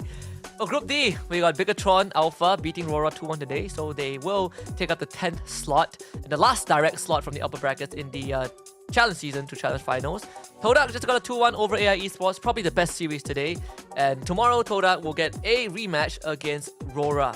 Once more, to see if they can keep it close. They made it close in the first time they met, but after today, I think the expectations have just gone up. Yeah, I mean, like before this, it was a 2-0. Maybe Toda figured out a secret strat. I mean, like, to be fair, I'm pretty sure they watched the BTR game. Maybe they picked something up. What did BTR do again? I can't remember, man. The game was like, I can't remember it like it was yesterday. Yeah, that's a good one. What did beat? Akai, I know Akai. Yeah, I remember Masha. Fanny too.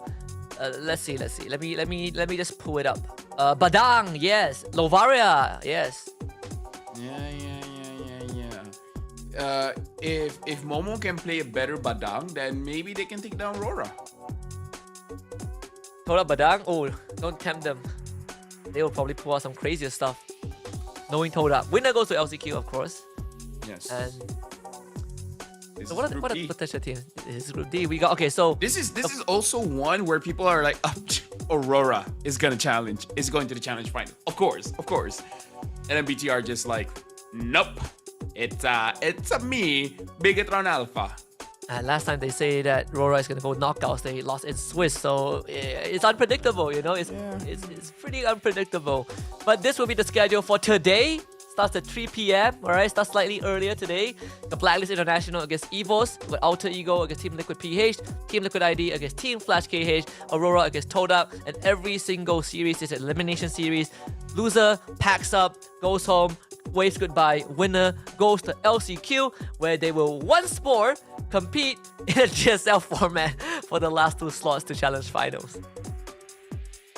You're fighting for an opportunity to fight more. It's a good thing all of our players love playing the game. I'm just pretty sure they just don't like the opponents that they're going up against. And I'm pretty sure that they not only love playing the game, but they love staying up at night. It's a gamer thing, man. It's a gamer thing. Although it's a gamer thing, yeah. I have to tell you, Husky, I've gotten old enough that I don't go for a game schedule anymore, man. I sleep early nowadays. You don't? I have been struggling with a crippling addiction of winning games. Like ending on a loss is pretty tough. I can't sleep on a loss. I need to win. I'll do anything. I'll play Brawl if that's what it takes. But yes, I need to win. But we don't have the luxury of doing a rerun, you know. These guys, it's do or die. And guess what? Well, Toda is playing the last series again today. So if it ever drags on tomorrow, momentum. Nighttime, night owls. Do swordfishes operate at night? I need to check. I need to read that up. Hopefully. I think fishes don't sleep. No, I'm pretty sure they sleep. Some of them just sleep with their eyes open, and they're constantly moving. Yeah. Actually, speaking of that, this is not the end of the journey, right? Because we have challenge finals, and afterwards we have the first ever Mobile Masters for MLBB. Oh yeah. So we are gonna just show you guys what Mobile Masters is all about. So check it out. Welcome to the 6th season of the Snapdragon Pro Series Mobile Legends Bang Bang. We've had an exciting season filled with dramatic upsets and exciting matches. And this will definitely be the case with this new season, where it starts off with the Mobile Open, where teams from APAC, LATAM, and EMEA will compete for their spot in the respective Regional Mobile Challenge. Winning teams will qualify for the Regional Mobile Challenge, where teams will have to go up against even better teams for their spot in the next and final phase, the Mobile Masters. Only the top 12 teams split across APAC, LATAM, EMEA, and China will qualify for this prestigious event. Which teams will represent their region and claim the title of being the best of Mobile Legends Bang Bang, and who will ultimately be crowned the champion of it all. It's a long but exciting road ahead, so stay tuned and follow us for the latest information and updates. Thank you very much, Danielle, for the straightforward explanations. regarding Mobile Masters. But yes, Mobile Masters. It's gonna be happening soon. You just call a glimpse of the calendar. If you missed it, don't worry, just rewind, screenshot, do whatever you have to get a better understanding of what's in store after Challenge Finals. Because we are not just keeping it in SEA, we are going beyond SEA. Yep, Latam. I saw China as well, EMEA. It's gonna be pretty interesting. Total of 12 teams. I wonder if we're gonna be a part of that Mobile Masters. That sounds very exciting. Sounds very exciting. I would like to submit my details right now. Dear project manager, it will be an honor. It's in April.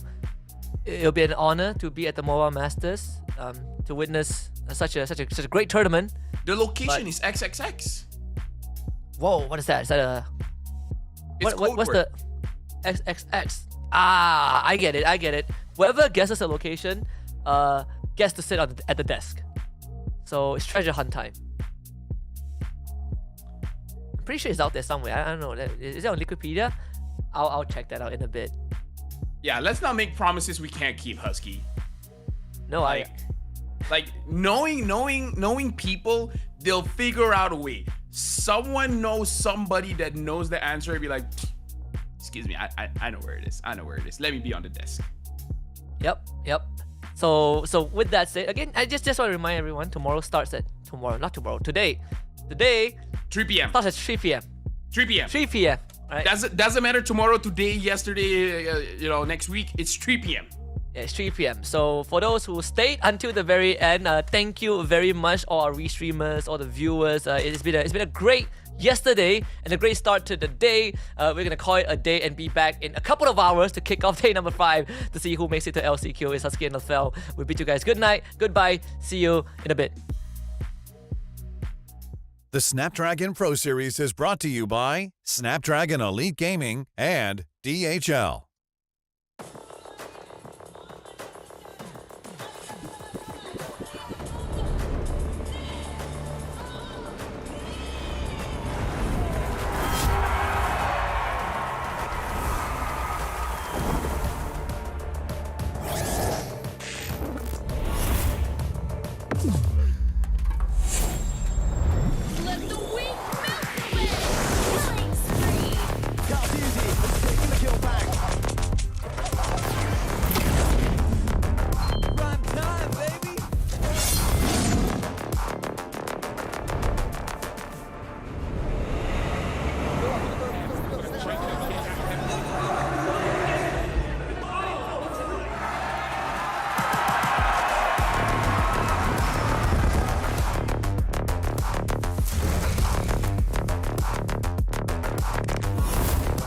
Looks like the players are ready.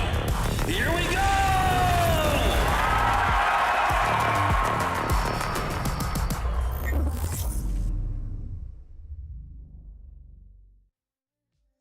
The turns allergic into atoms. Think you know it all, but then you let me get inside your head. Yeah. Steady jump design. Think I know your kind. I'm about to break another code now.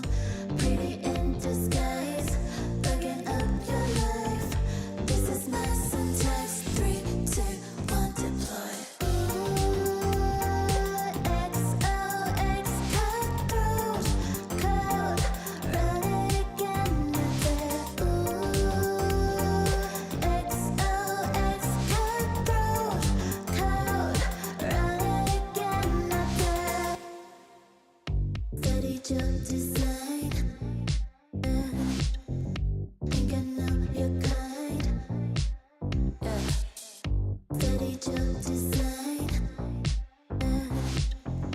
Think I know your kind. Yeah. Steady jump design. Think I know your kind. I'm about to break another code now. Pretty in disguise, bugging up your life.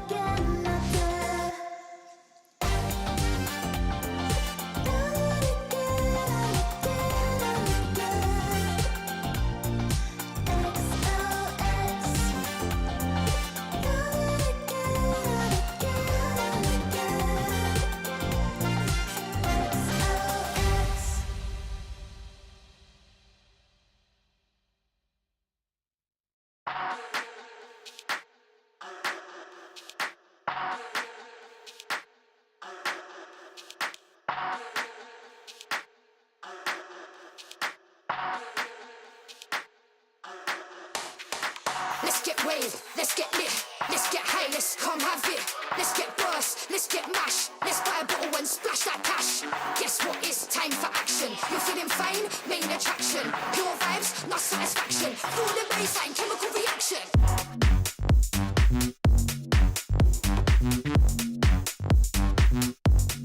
Chemical reaction.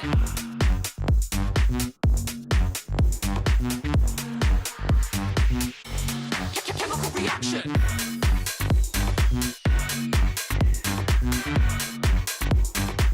Guess what? It's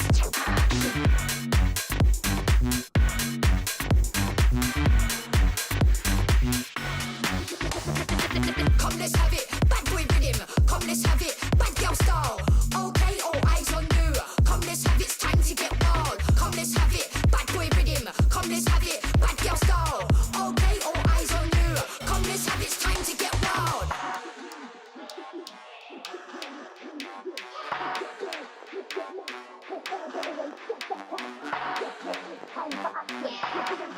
Main attraction. Pure vibes, not satisfaction. Feel the bass, chemical reaction. You're feeling fine. Chemical reaction.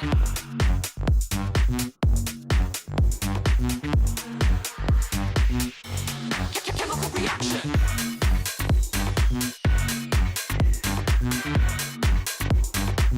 Guess what? It's